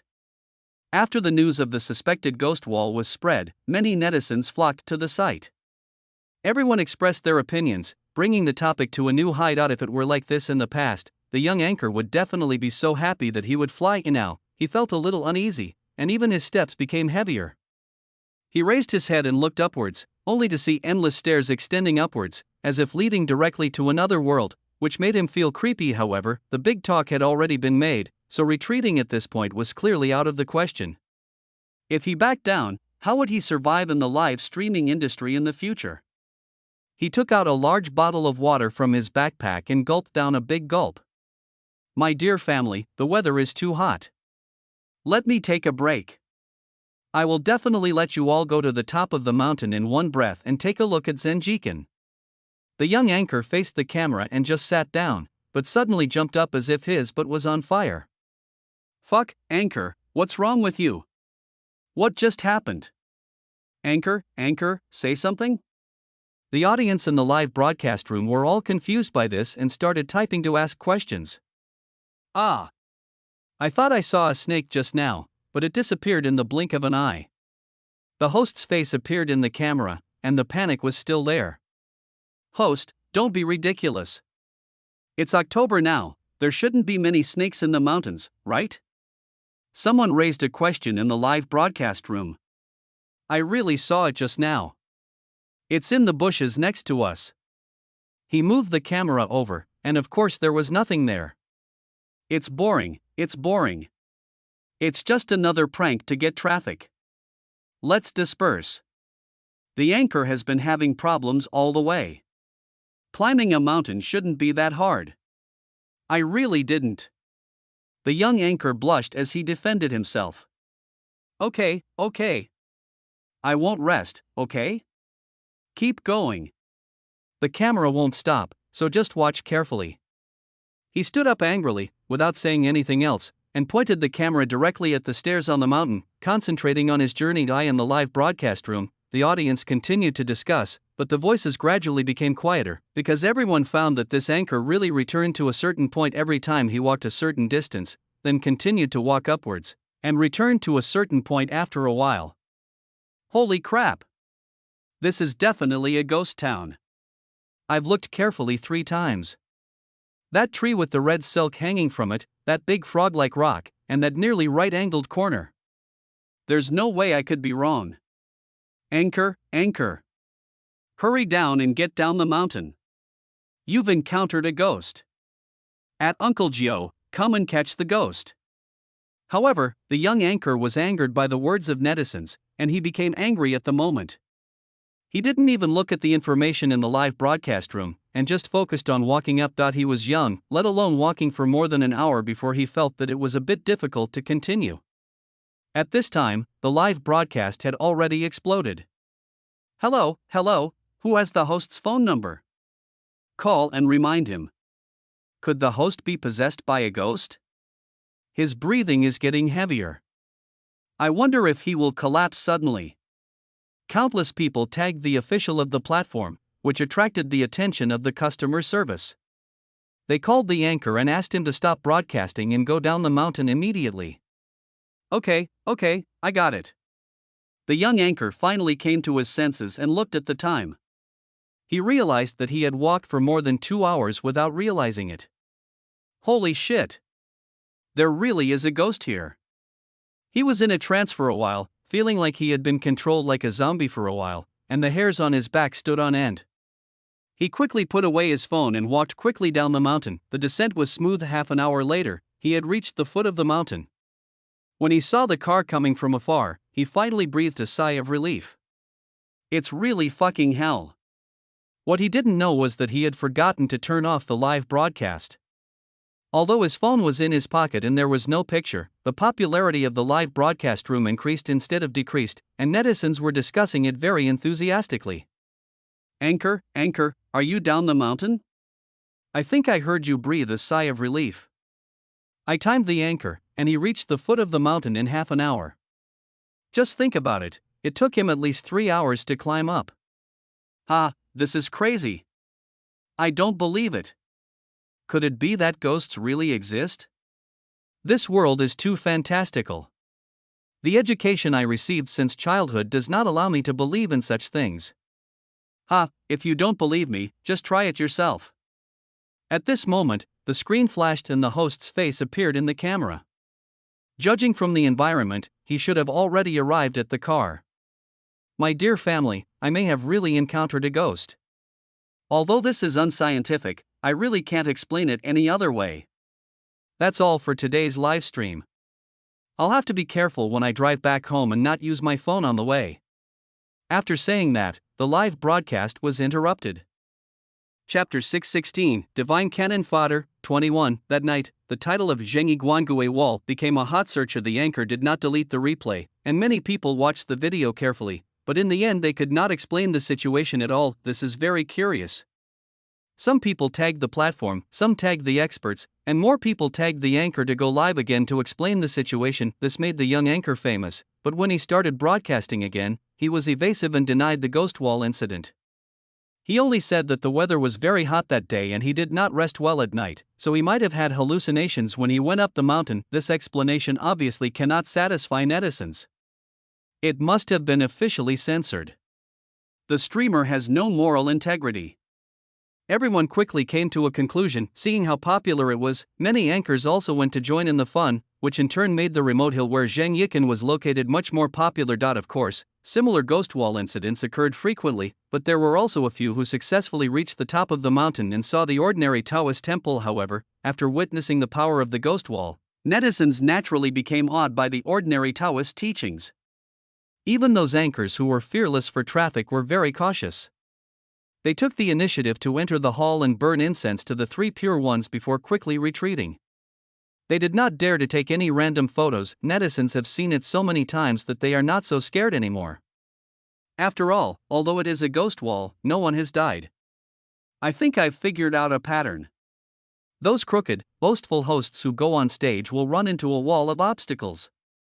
On the other hand, those who honestly introduce things will be able to successfully enter Taishowikan. Fuck, it seems to be true. Does that mean someone is using some tricks? Does this world really require supernatural means? Oh my god, do you think that Taoist priest who accepted a disciple will cause trouble? That's really possible. Is this what you get for 200,000 yuan in tuition? That would be incredible. Are there any anchors who would like to learn from me? Come on, the average anchor has a junior high school education, and they require a postgraduate degree or above. Ha ha ha. I heard the authorities even sent an investigation team, but they found nothing. The incident on the internet became such a big deal that Li Duanzi naturally saw it. Humph, it's just a trick to fool mortals. He couldn't help but snorted coldly, but when he thought about the fact that he hadn't even started on the path of cultivation yet, he frowned again. He didn't meet any of the conditions set by his chief master. This clearly blocked his path. He had no education, no money, and only talent that he thought was okay, but it was useless. What should he do? Li Duanzi was very upset. Should I go and beg for mercy? That old man used to be the most soft-hearted person. Maybe it would help. After all, the fate between master and disciple in the previous life is there. At worst, he can just reveal the news of his rebirth and explain the fate between master and disciple in the previous life. Maybe it will be effective. Let's go to Zhengyi Igwan and take a look, he said to Lu Wanshan. No chance. Zhao Banxian has such high requirements for being a disciple. You have no money and no education. How could he accept you as a disciple? Lu Wanshan waved his hand impatiently. Let's go to the Wang family you mentioned before, and the Liuli sect. It's important to get back our money as soon as possible. If you eat and drink for free every day, how can we expect you to take care of us in our old age? Wang Suihua was also getting a little impatient. At this time, Lu Wanshan and Wang Suihua seemed to have a common hatred for the enemy. This kid looked smart, but the most important thing was to get money. If you don't agree, I can go by myself. Li Duanzi is not a child without ideas. After thinking about it, he decided to follow the path of his previous life. Joining Zhengyi Guan is the best solution. After all, Zhengyi Guan has only one successor, and no one will share resources with him. Moreover, he can inherit the entire heritage in the future. Joining other sects will cause great competition, as they have many disciples. What are you? Not to mention that he has this unlucky constitution, but no one else is willing to share his luck. However, he couldn't understand his chief master's actions in this life. Looking for a disciple among mortals? No one knew better than him how small the probability was. Wasn't this a futile effort? It was a complete waste of time. This time, he forgot that he was just an ordinary person. No, Zhengyi Guan is his thing, I can't give it to others. Li Duanzi felt that he needed to persuade Zhao Changqing not to waste time and squander the inheritance that originally belonged to him. You have to go by yourself, I don't have any money to give you. Wang Suihua said unhappily. Hey, don't be angry. If the child wants to go, just go. It doesn't cost much. Lu Wanshan saw determination in Li Duanzi's eyes. This kid has always been very opinionated. If he is sure he wants to go, then let him go. When he suffers a loss, he will know that Zhao Banxian is not someone to be trifled with. However, he was also worried that the little guy would run away. I'll go with you. I'm worried about you being a little kid. The two took a car to the foot of the mountain. Wow, there were quite a lot of people there. It was like a check-in spot, with many people waiting with their mobile phones and selfie sticks. Oh, there are more people here. Are you here to become my disciple? Old man, you want to become my disciple? It might be inconvenient to bring children with you. Obviously, these people all knew the requirements for Dagwan to accept disciples, and children were definitely not acceptable. No, this kid really admires Taoist Changqing and insisted on visiting him. Lu Wanshan quickly explained. As soon as these words were spoken, countless cameras were handed over. Little friend, do you want to become my disciple? The Taoist priest requires a graduate degree. Do you have one? There's a ghost wall on the way up the mountain. Are you scared, kid? People who went there to become my disciple were all trapped by it. Countless questions were thrown at them. These people were all small anchors who were broadcasting live. They also tried to go up the mountain to get some attention, but they were all blocked. So they just waited at the foot of the mountain and interviewed people who came. It turned out that they attracted a lot of traffic. Everyone wanted to see who wanted to become their apprentice and who could succeed. What ghost wall? It's just a small spell. Taoist Changqing and I have a master-disciple relationship in our previous life, so naturally I am not affected by that little spell. Li Duanzi raised his head, his small face full of determination. He knew Jingyi's abilities, so the master must have known he was down the mountain. He said this just to pique his curiosity and let him go up the mountain to meet him. How could a little brat talk so arrogantly?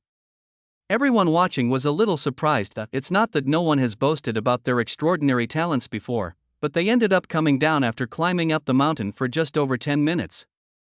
This ghost wall is really challenging. Not only did the people present become interested, but even the netizens who had been watching the live broadcast in various live broadcast rooms straightened up.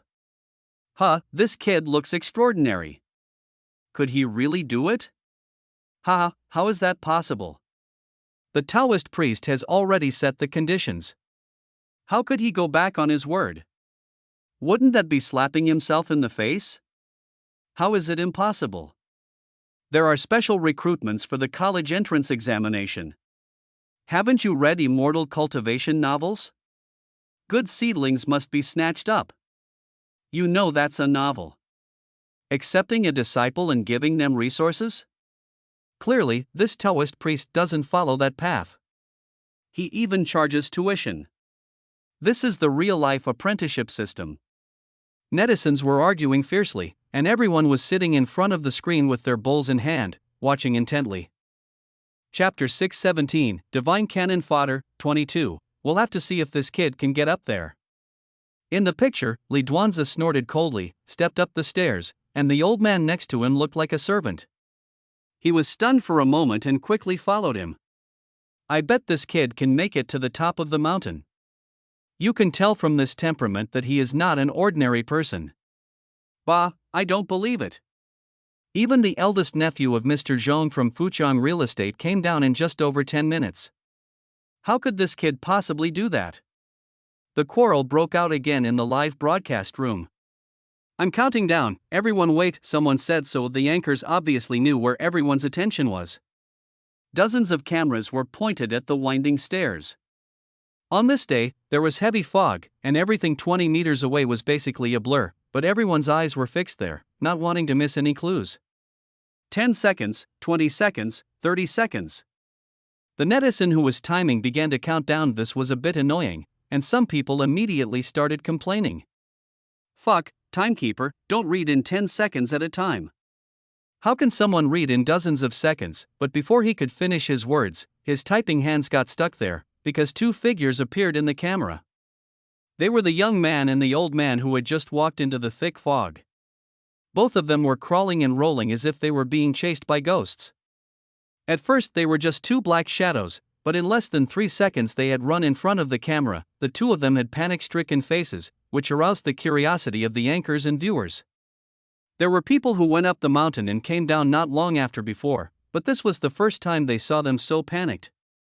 Could something have happened? Did you two encounter anything on the way up the mountain? Everyone immediately gathered around and asked. In the live broadcast room, the audience was also very curious.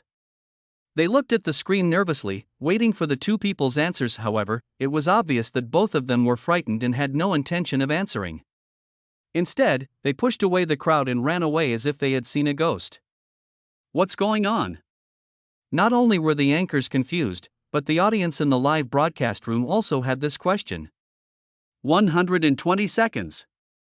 Exactly 2 minutes. This was the final result given by the timing netizen. Fuck, this is the shortest record, ha ha ha ha. Zheng Yiguan specializes in dealing with boasters. I think I've discovered a pattern. Those who brag and show off tend to be punished especially quickly. This kid clearly doesn't meet the requirements, yet he still talks about a past life master-disciple relationship. He must have angered the Taoist priests at Zheng Yiguan, and now he's being punished. Holy crap! Does that mean the ghost wall is really a trick of Masahiro? This is too freaking terrifying. It's a complete challenge to science. The discussion in the live broadcast room was heated and the popularity remained high, and all the anchors were very happy. However, Li Duanzi and Lu Wanshan were sitting in the car on their way back, with fear still on their faces. I told you it definitely wouldn't work, but you didn't believe me. Lu Wanshan couldn't help complaining. He was already old, but he still had to endure such a shock. He almost lost his soul. He really couldn't bear it. Li Duanzi's face was pale and he remained silent. He never expected that his cheap master would be so merciless, and his methods were extremely strange and full of genuine murderous intent. This road is definitely blocked. After this time, he understood it completely. Do I have to study for a master's degree? And then save for years of tuition? These standards for accepting apprentices are totally unreasonable. He doesn't have the time to waste so long. It seems that the only option is to try other sects or families. The sadness on Li Duanzi's face could not be dispelled at all. After being reborn, I thought it would be smoother than the last life, but unexpectedly it became more and more difficult. I haven't started practicing for several months, and the sword of Dark Morris is still hanging over my head. Zheng Yiguan and Changqing drank tea leisurely. The happiest thing for him these days was watching the live broadcast. Occasionally, he would pay attention to those who wanted to take advantage of the popularity and go up the mountain. Every time he saw them pissing and running, he couldn't help laughing. Well, the biggest fun today is Li Duanzi and Lu Wanshan, ha ha ha. Want to take advantage of him? That's totally wishful thinking. What can you learn without spending money? Go get a postgraduate degree first, save up some money for a few years, and then come back. How can you expect him to teach you for free? He would rather lie down. Changqing doesn't think that Li Duanzi has that kind of patience. That kid has a bad luck constitution. If he is not dealt with soon, he might die young. However, he was too lazy to care. Which Xianmen sect could not see his special physique? No serious sect would accept such a disciple, and they would be worried about bringing bad luck to the sect. At this time, there was a knock on the door and a pale-faced Taoist boy walked in. 5 people passed the test and have settled in the wing rooms. The Taoist boy bowed and talked about the matter of recruiting disciples during this period. His eyes were dull and his voice sounded like the sound of paper being squeezed and rubbed, which sounded a bit weird. However, Changqing was very used to it because it was just a paper figure that helped with odd jobs. Yes, bring them to the main hall and I will go and see them. Changqing stood up. When he arrived at the main hall, he saw 5 people standing there, including men, women, young and old. Greetings, Master. Several of them were quite virtuous. They bowed and saluted when they saw Changqing. It seemed that they were practicing some Taoist techniques and were very proficient in Taoist etiquette. Changqing was neither satisfied nor dissatisfied. At least being able to reach the top of the mountain met the basic requirements. Pay the money. He took out the POS machine directly. This is the reason why you collect money first when accepting a disciple. Ha! Everyone was stunned. Is this how it was done? They haven't even learned anything yet. Master, may I first ask what we can learn? Asked a man who looked to be in his 50s and dressed like a businessman. You can go now. Changqing was too lazy to say more, and just waved his hand. 2 Taoist children came up and made gestures to see the guests off. I'm just asking about the content of the study. The man dressed as a businessman immediately turned red in the face. Get out. As Changqing's voice fell, two Taoist children immediately stepped forward, grabbed the man's hand and dragged him out. You guys, the man obviously didn't expect this direction. He wanted to say something, but a Taoist boy covered his mouth with his hand, and all his words were stuck in his throat. TSK, I'm not running a compulsory education program, so I don't have the time to explain that. Changqing looked at the few people who were a little nervous. Do you have anything else to say? My family is poor and I have no money. Can I pay in installments? If you don't have money, go work hard and get out. Drag another one away. The remaining three didn't say anything and paid the money quickly and neatly. Changqing took them to worship the statues of the three pure ones, and then went to the inner hall to worship the ancestors. The matter was settled. Master, when do we start learning skills?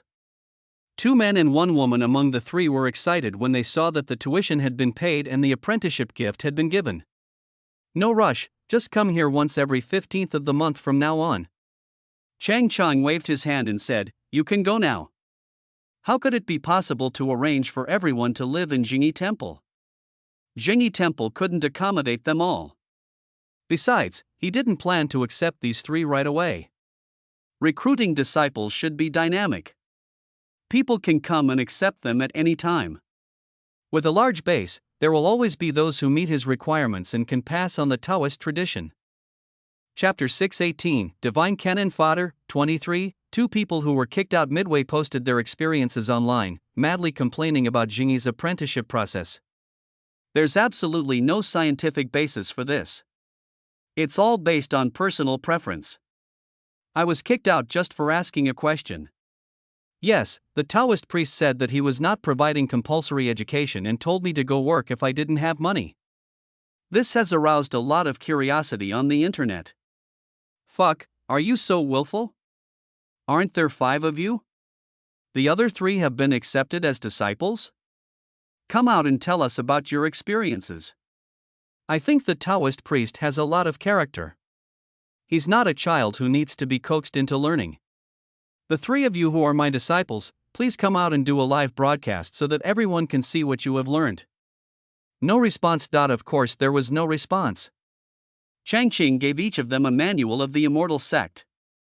The first sentence was that they must not reveal a single thing they had learned and must keep a low profile, otherwise they would be expelled from the sect immediately. After the 3 men came down the mountain, they didn't even answer any of the host's questions, but left in a hurry and nonsense. Once you enter the immortal gate, you are a child of destiny. What else can you say to mortals? However, when they received the notice and came back, they realized that they had been careless. There were so many gifted children that there were more than 100 of them sitting in the hall, a huge black mass, more than the overcrowded kindergarten class. Moreover, it was a large class with a particularly irresponsible head teacher, because the so-called master only appeared for less than a minute, gave each person a piece of paper with the chi-inducing technique, asked everyone to comprehend it, and then left, as if he didn't want to see everyone at all. After half an hour, whether you have any insights or not, you can leave. Changqing's voice revealed a sense of boredom, which made everyone look at each other in confusion. This is not only different from the teaching in school, it is also completely different from the way of teaching apprentices in novels. It is so irresponsible. Don't you need to explain the contents of those astronomy-like texts? Everyone held the piece of paper, looking at it from left to right, each of them looking puzzled. Some tried to stick it on their heads, some tried to soak it in water, and some tried to burn it, but nothing worked. This thing is really magical. Everyone was very surprised. Suddenly, someone exclaimed, attracting everyone's attention. It turned out to be a middle-aged man in his 30s. He was holding a piece of paper with his hands trembling slightly. The strange thing was that the words on the paper actually glowed with golden light, gradually flew out of the paper, and suddenly poured into his body. Fuck, have I finally gained enlightenment? He widened his eyes in disbelief. Although everyone had known that Zhang Yiguan was a real talent, they were still stunned when they saw this scene, but soon, everyone became excited again. This was simply an amazing skill. It seemed that Zhang Yikan really had real skills. Brother, how does this work? Everyone gathered around.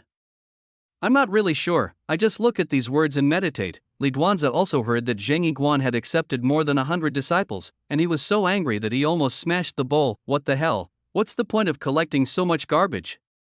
All those inheritances should be his, But when he thought about the times he had gone out to seek a disciple and wanted to join a sect or a big family, but was rejected every time, his eyes became even redder. Those sects and big families that look down on others have no ability at all. They can't even deal with a bad luck constitution. Is the only way to go to Judo's sect? This was the place where he suffered the most in his first life, but this sect was evil and liked to conduct various human experiments. Perhaps they would be interested in his special physique, but even if he joined the Judo sect and was willing to cooperate with the research, he could only exchange it for some training resources, which would be of no use to his unlucky physique. Never mind, the important thing is to start practicing first. At worst, I can take away other people's luck later. His eyes flashed. The disciples of the Changqing sect are basically left to their own devices, so there is no need to tire themselves out later. Because the officials were really annoying, investigation teams and survey teams came one after another but could not find any problems. He simply set up a formation to hide all his Dao Guan. He himself was too lazy to stay in the mountains, so he traveled around. As for the more than 100 disciples, it was also easy to deal with. He simply compiled all the cultivation materials of Jingyi Guan into a big package and sent it directly into their minds through the method of dream butterflies. After practicing to a certain stage, they can unlock the content of the next stage, save time, worry and effort. I'm just too smart. Sitting in a private room on a sightseeing train somewhere, Changqing was eating snacks with a very proud expression. Host, you are being lazy. The system couldn't stand it. Just ask whether the Taoist tradition can be passed down? Changqing asked back. System, it stopped talking. It was undeniable that among so many disciples, there would always be a few with good talents and temperaments. By the way, how is the situation with Li Duanzi? Changqing asked again. He has entered the spiritual practice. Oh? Changqing raised his eyebrows. However, he has joined the Judo sect. The system suddenly smiled evilly. Okay, Changqing understood. Although the Judo sect is a righteous sect, judging from the two people from the Judo sect that I met, it is obvious that their methods and style are not so pleasing. However, this is how the world is, there is good and evil, and Changqing has no intention of specifically eliminating evil. If it falls into his hands, he will just deal with it. So, Li Duanzi is really generous. He sighed slightly. In his first life, he was captured and taken to the Judo sect as research material. Now he's joined the sect again. Doesn't that mean he doesn't have any stress reactions? Furthermore, he has a special physique. I guess the great elder in the plot wants to use his physique to research some kind of destiny. Although the great elder Du Ju is dead now, he joined the Judo sect and is probably also subject to research. Who cares? He's not a disciple of Jingyi Temple. Changqing shook his head and continued eating. Li Duanzi's life was not so comfortable. He thought that as long as he started practicing, he would be able to upgrade quickly with the experience and skills from his previous life. Therefore, he spared no expense and even expressed his willingness to provide blood and flesh as research materials in exchange for cultivation resources. Judo sect has an institution that specializes in studying luck and physique. Seeing that he indeed has a special physique, they kept him and arranged him to stay on a mountain far away from the main peak. This time, cultivation resources became a problem again. Li Duanzi did have some skills. Relying on the memories of several lifetimes, he catered to the other party's interests and became friends with the daughter of the leader of the Judo sect, hoping to take the opportunity to gain more resources. However, he always encountered accidents during the process of cultivation, especially after he started practicing. His bad luck seemed to have increased a lot, and choking on water and falling while walking were child's play. During his training, he was unexpectedly interrupted and nearly lost himself to demonic possession. When he was out on a mission, he encountered a powerful ghost and was chased for hundreds of miles. When he was fighting someone, his weapon suddenly malfunctioned. All these annoyed him greatly. He was a man who was going against the will of heaven. How could he be defeated by such illusory fate? So he found the clan leader's daughter Du Ruoxue. Ruoxue, this is my gift to you. He took out a very ancient-looking martial arts manual and a jade pendant he carried with him and gave them to Du Ruoxue. This was a technique he developed by combining his past life experience with the method of borrowing luck. It could indeed improve one's cultivation at the beginning, but as the practice deepened, one could gradually seize the other party's luck and make up for one's own shortcomings. Du Ruoxue was only 13 years old, but she found the young man in front of her quite interesting. He seemed to know a lot and could tell some interesting stories in the world of metaphysics. Therefore, she liked to chat with him. She herself was a genius in cultivation, so she naturally knew at a glance that this technique was somewhat extraordinary. However, she also knew that one could not choose a cultivation technique at random. The little girl was pretty and was the daughter of the head of the sect. Many people sent her gifts, so she took them out of habit. Ah, thank you, junior brother. She put the skills and jade pendant into her pocket, ready to take them home to show her father. Lidwanza's eyes flashed, but he said nothing. He was confident that ordinary people could not see his flaws at all. Moreover, he had long known that the leader of Judah's sect was a cultivation fanatic. Seeing such a superb technique, he would definitely be unable to resist practicing it, and he could take the opportunity to change his unlucky physique. Junior brother, please continue to tell me stories about the world of metaphysics. The little girl rolled her eyes and told the purpose of her trip. Lidwanza inherited Jingyi Temple in his previous life. He had read some records of major events compiled by the masters of previous temples. It was quite interesting to talk about them after processing them. Soon he made the little girl smile. I just heard it from others, don't take it seriously and tell others about it. When seeing off Du Ruoxue, he emphasized as usual anew. After hearing the story, the other party's face became cold again, and he shook his head and left. Bah! Isn't she just the clan leader's daughter? Why are you so proud? Lidwanza behind him spat fiercely. In his previous life, these so-called geniuses were nothing in his eyes. He was too lazy to even look at them. I didn't expect that I would need these people now. However, this is only temporary. As long as he can resolve this special physical condition, his cultivation will advance by leaps and bounds, and he will soon reach the pinnacle of this realm. Then, he will immediately deal with Zhao Changqing, who has repeatedly refused to accept him as a disciple. And then, the revenge of the first generation of the Judo sect must not be forgotten. The entire metaphysical world is nothing but frauds who steal the reputation of the world. They all deserve to be sacrificed. However, we need to figure out how to explain the origin of this technique. Should we say it's a family inheritance? Or was it bought on the black market? He fell into deep thought again. It was easy to fool Du Ruoxue. The sect leader would definitely ask him about his origins. He would have to have a perfect explanation by then. After thinking about it all night, he felt that it would be better to just say that he was the reincarnation of a powerful person from his previous life. This would not only explain his origin, but might also attract attention and get more resources. He is so smart. Now he just had to wait for the sect leader to summon him. At this moment, Lidwanza finally saw the light of hope. Chapter 619, Divine Cannon Fodder, 24. Lidwanza did not wait for the audience with the sect leader, but waited for the law enforcement hall of Judah's sect. Tell me, where did this evil technique that contains the power to steal people's luck come from? The law enforcement hall elder slammed the gavel, and the words he said made Lidwanza tremble in his heart. How could they know this? This is impossible. This is a technique that has been integrated with his experience as a quasi-immortal. There is no way that the leader of the Judo sect can see through the secrets. Lidwanza's mind raced, and he definitely couldn't tell anyone about his rebirth at this time. I don't know. This is a technique I bought on the black market. I couldn't understand it myself and thought it was because of my low talent, so I gave it to senior sister Ruoxue. How dare you quibble? Everyone knows you have a bad luck constitution.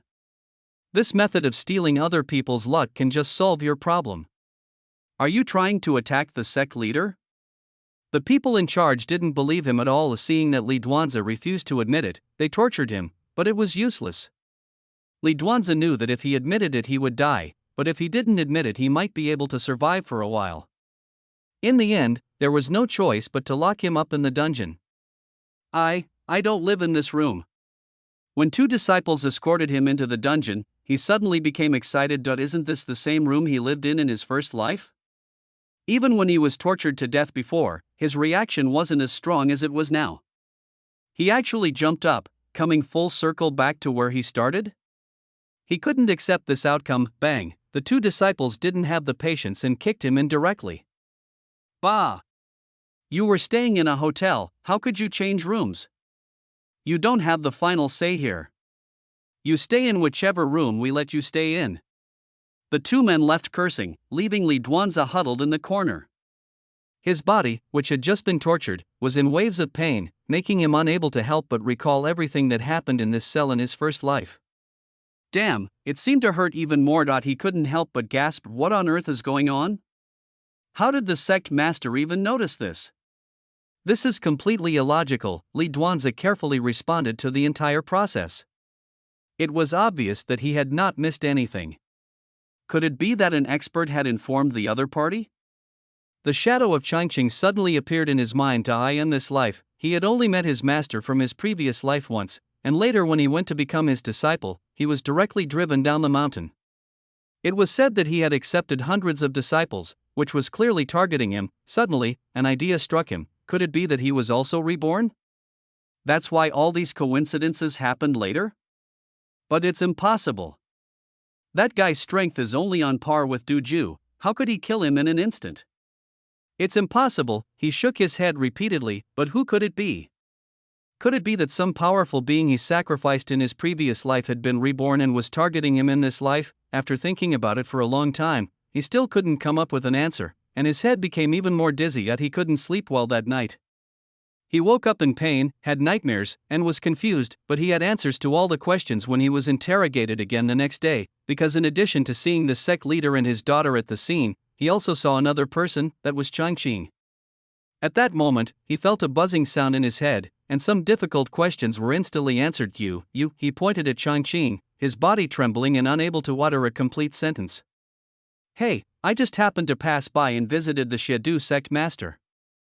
I didn't expect him to ask me to study a martial arts technique. As a result, I discovered the secret.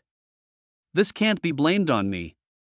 Changqing grinned and acted very innocent. You're deliberately trying to hurt me, aren't you? You've also been reborn, aren't you? Li Duanzi suddenly let out a terrifying roar. He struggled to rush over, but was kicked back. What? Why would I target you, a young disciple who has just started practicing? Changqing frowned, looking very puzzled. He turned around and pointed at the dozen or so people behind him who were dressed in different clothes. Look, these people are all my disciples of Zheng Yiguan, and their cultivation is quite good. They came here to exchange ideas with their peers, but they never expected something like this to happen. Li Duanzi looked in the direction he pointed, and sure enough, there were more than a dozen people, old and young, but their auras were fluctuating strongly. It was obvious that he was telling the truth. These were all disciples of Zheng Yiguan. His mind buzzed, and he suddenly remembered the confusion and doubts when his master died in his previous life. At that time, his master was questioning with his eyes why he, as a disciple, treated Zheng Yiguan and him like this. How did he answer at that time? It seems to be saying that the Zhengyi sect was dwindling in numbers and no one except him became its disciple. It was his arrival that inherited the Zhengyi sect's orthodoxy and prevented it from being cut off. And now, he only felt the pain on his face. This was a slap in the face. Li Duanzi suddenly broke out in a sweat. It's over. This was the only thought in his mind. He was weak now, having just started practicing cultivation not long ago, and his physical condition had not been resolved, so he was unable to compete at all. He had many heaven-defying techniques in his mind, and even techniques that could instantly improve his cultivation through self-harm, but it was useless when facing big guys who were several levels ahead of him. No. There should still be a chance. His eyes suddenly lit up. Rebirth. He has been reborn twice, so it is possible for him to be reborn again. Hope suddenly ignited in his heart. He was so focused that he suddenly spat out a mouthful of blood. His whole body was full of energy. For a moment, he broke free from his restraints and rushed directly towards Du Ruoshui in front of him. The secret method of burning blood, he had a good idea. If he could capture the hostage, then he wouldn't gamble on rebirth. If not, then he would gamble on rebirth. At this moment, his strength far exceeded his original strength, but it was obviously not enough to face the level of the sect master. Du Ruoshui's expression changed slightly, but sect master Du next to him became instantly furious. There are so many people here, but this guy actually targeted his daughter. It is obvious that he doesn't take him seriously. Bold.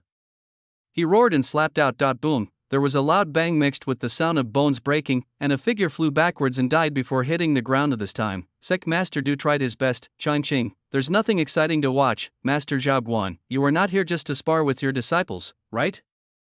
A day later, in the bamboo forest behind the Judo sect, Changqing and sect master Du sat opposite each other, with the fragrance of tea wafting in the air on the table. Of course not. I'm here to return your clan's belongings. As he spoke, he took out two things from his pocket, which were the natal magic weapons used by Du Ju and his disciples. The sect master Du's pupils trembled, but he only heard Chang Qing's voice. These two, master and disciple, have strayed from the right path. I hope the sect leader will uphold the sect's precepts and not bring shame to the world of metaphysics. What? These words were very serious. Sect Master Du was furious, and a powerful aura instantly erupted, shaking the bamboo forest, but he saw that Changqing's expression did not change at all. He moved his robe sleeves slightly, and in an instant, the situation became calm and the murderous intent in the air disappeared into thin air. Master Du, please take care of yourself. He stood up and left without looking back. Behind him, Sect Master Du's eyes flickered, but he didn't make any move in the end. System, do you think Li Duanzi will be reborn? When going down the mountain, Changqing asked the system again. He used his soul to scan the area at the moment Li Duanzi died and did not find anything abnormal, but he still had some doubts in his heart. No. The system's voice was very firm. He was reborn because he possessed a jade pendant that could rewind time. In this life, he has given that jade pendant to Du Ruoshui. Well, this was quite a coincidence. Changqing smiled. However, this is also good, as he no longer has anything to worry about in his mission. You guys, go home by yourselves. I still have things to do. Remember, don't disturb me if you don't have anything to do, and don't look for me if you have something to do. He turned around and gave some instructions to his disciples before leaving again. Disciples, were we not told before that we were all elite disciples and could join the inner sect? It turns out we were just brought out for a stroll and there is nothing here. However, everyone has become accustomed to Changqing's style. Although they complain about it in their hearts, they dare not say it out loud. Of course, Changqing pretended not to know that in this life, he traveled everywhere and basically didn't worry about anything. At the beginning, his disciples could see him occasionally. A few years later, he selected the most outstanding disciple and handed over the Jingyi sect to him. After that, his disciples had no news of him at all, and even the new sect master didn't know where he was. Of course, no one dared to look for him. The lifespan of cultivators is much longer than that of ordinary people. Changqing lived in this world for a long time, but finally got bored and chose to leave. Chapter 620, Loyalty and Trust. 1. I won't marry. As soon as he arrived in the new world, Changqing heard the woman's sharp and somewhat hysterical voice, which gave him a fright. Ha, little sister, a man cannot stand without trust. The most important thing in the martial arts world is loyalty and trustworthiness. Now that Wenjian Villa has just encountered trouble, our Wang family has broken the promise. How will the martial arts world view us? The young man's voice retorted. Changqing was distracted and found himself sitting at the upper end of the hall, with a young man and woman with similar faces sitting at the lower end. The young woman had traces of tears on her face, and her pretty face showed dissatisfaction, while the young man who had just spoken had a righteous look on his face.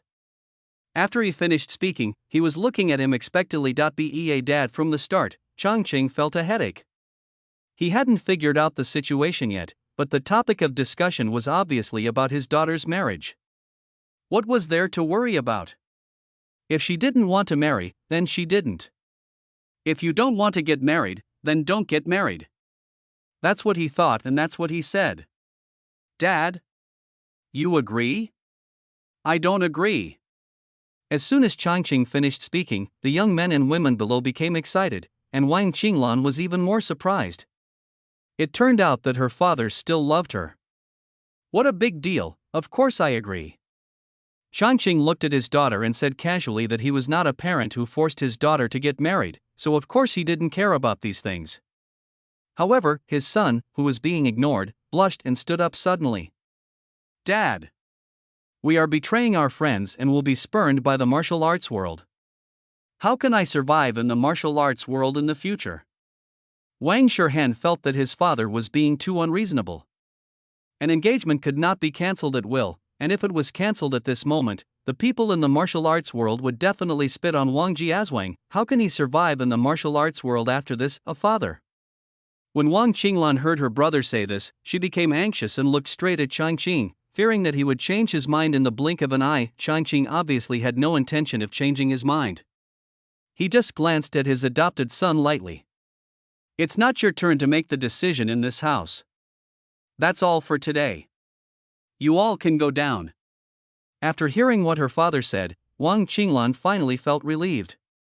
Thank you, Dad. She wiped the corners of her eyes, smiled, and ran out with light steps. Wang Shihan's face looked grim. He opened his mouth as if he wanted to say something, but seeing Chang Qing's gloomy expression, he said nothing in the end.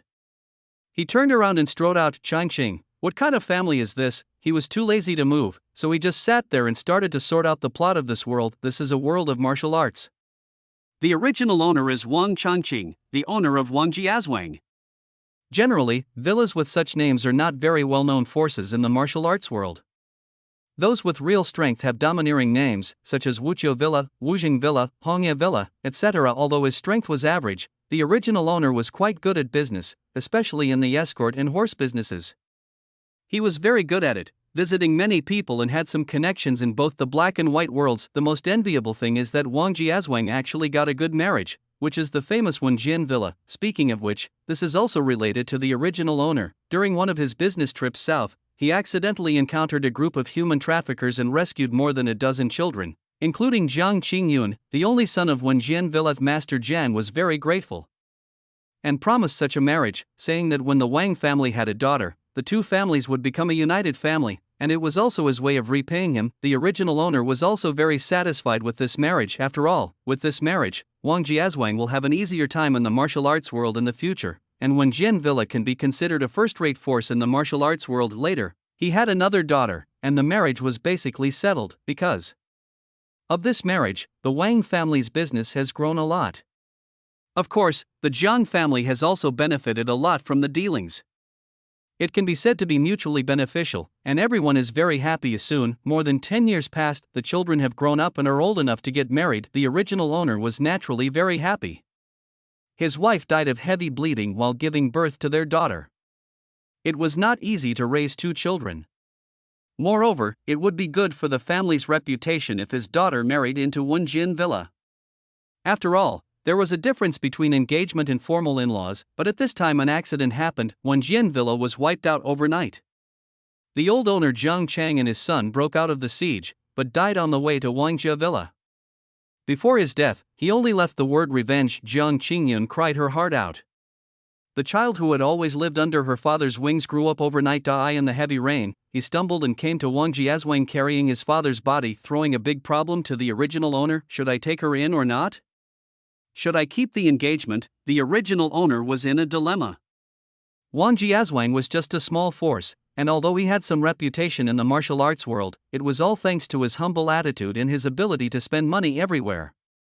His own martial arts skills were only second-rate. Although the enemy of Wenjian Villa is unclear, it is obviously not someone that Wang Jiazwang can afford to provoke. One careless move could lead to disaster. The marriage contract is also a headache. After the news of the incident at Wenjian Villa spread, Wang Qinglan, the daughter, disagreed with the marriage.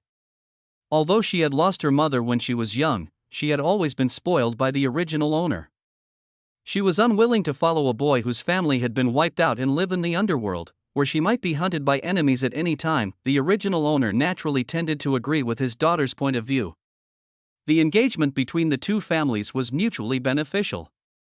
Besides, he had saved the boy's life. It was a matter of two families. Your family was gone, so it was normal for the engagement to change. Although he was a man of the underworld, he often did business and always liked to talk about gains and losses. He was unwilling to send his daughter to suffer for the sake of loyalty and face being hunted at any time. Besides, he also saw Jiang Qingyun, who was weak and his martial arts skills were only second-rate, so he was not very optimistic about his ability to make a comeback. So his heart became crooked. When the family discussed it, he agreed to his daughter's request to cancel the engagement. However, this was strongly opposed by his son. Wang Shihan was hot-blooded and did not like doing business. He loved the pleasure of the world and kept his promises. He slammed the table on the spot. Father, sister, integrity is the foundation of the Jianghu. Over the years, our Wang family's marriage with the Jiang family has brought us many benefits. Now that the Jiang family is in trouble, how can we break the agreement? That would be no different from being a villain. He believed that in this situation, the contract should be fulfilled immediately to show that the Wang family is a family that values promises and loyalty, which can further enhance their status in the underworld. The original owner explained to him in detail the whole story of the engagement, but this kid insisted on having his own way. Seeing that his father was going to use money to send Jiang Qingyun away after helping to bury Master Jiang, he stood up angrily with a look of anger on his face. "Father, I didn't expect you to be so powerful. Brother Qingyun's family was in trouble and he came thousands of miles to seek refuge, yet you actually want to drive him away? This is not the behavior of a chivalrous man, I despise it." He ignored the obstruction and cut off his ties with the Wang family on the spot, declaring that he would sever ties with the Wang family and follow Jiang Qingyun to help him take revenge. Jiang Qingyun also remembered this great humiliation and made a bold statement on the spot: "Don't bully the poor young man." Changqing, this script is somewhat familiar. A dandy young man suddenly falls into poverty and sees through the fickleness of human nature. He starts to work hard, recruits younger brothers, strengthens his power, and finally slaps the face of the snobbish people who look down on him. He has to take revenge and eventually solves a big conspiracy and becomes a big man respected by everyone in the world. It seems that the cheap son is the protagonist's first little brother. Changqing said to himself, judging from the stupid remarks made by that cheap son, his fate is to be a little brother. Chapter 621, Loyalty and Trust. 2. Changqing flipped through the subsequent plot and found that it was exactly what he had imagined. The originally careless Jiang Qingyun suffered a lot, but he also gradually grew up through hardships. There were also many adventures in this process, which made his martial arts improve rapidly. In less than 5 years, he broke through to the master level. Jiang Shihan, who had severed ties with his family, also helped him with advice and became his right-hand man. They did not deliberately keep a low profile. Although they encountered some dangers in the process, they were always able to turn misfortune into blessing, and there was always a glimmer of hope in crisis. As for Wang Jiazwang, the original owner was deeply shocked by the departure of his son and lay in bed for 3 months. Later, his business encountered problems again and again. The escort vehicles were robbed, the goods were stolen, and various accidents continued one after another. After a few years, the business gradually declined. At the same time, as Jiang Qingyun and Wang Shihan's strength increased, their reputation in the martial arts world grew, and what happened at the Wang family that day was also exposed. There was an uproar in the martial arts world. On one side is the Wang Jiazwang, which is not well known and is even more declining, and on the other side is a new star that is gradually rising in the world. Needless to say, the direction of public opinion has changed. Labels such as snobbish, short-sighted, and regretful have been put on the father and daughter of the Wang family. Another marriage that Wang Qinglan had originally arranged was also called off. People in the underworld praised Jiang Qingyun for his promising youth and his unyielding spirit in the face of adversity. They also praised Wang Shihan for keeping his promise and risking his life for the sake of loyalty. Cutting ties with the Wang family was a very wise choice. It's a good thing young Master Wang didn't stay in such a treacherous family, otherwise he wouldn't have achieved what he has today. The original owner's family had become a scum that everyone hated. Later, Jiang Qingyun found out that the Jiang family's extermination was related to the demon cult. Having reached the Grandmaster level, he led several brothers to directly kill the demon cult, and in one fell swoop wiped out this cancer that plagued the martial arts world. A shocking secret was also revealed in this battle, that is, his father Jiang Chang was not dead. When he was at a disadvantage in the battle with the master-level leader of the demon cult, his father suddenly appeared, and the father and son joined forces to kill the leader of the demon cult. Only then did Jiang Qingyun understand his father's painstaking efforts. The reason why he faked his death was to let his son realize the warmth and coldness of human nature in the world and to help him grow up faster. In fact, he has been with his son all these years and helped him deal with his enemies when he was in extreme danger. This is one of the reasons why Jiang Qingyun was able to survive every disaster over the years. Ah ha ha, my son. You've finally grown up. On the Black Wind Cliff, there was the corpse of a local demon cult member. The father and son reunited after more than 10 years and hugged each other and cried bitterly, which was very touching. Father, I have fulfilled my mission. We will rebuild Wenjian Villa in the future. Of course, before rebuilding Wenjian Villa, there is still one thing to do, which is to cancel the engagement. When the original owner asked for a return, Jiang Qingyun remained silent and only took back his own family's token. However, he refused to return the Wang family's token on the grounds that it was damaged in the massacre.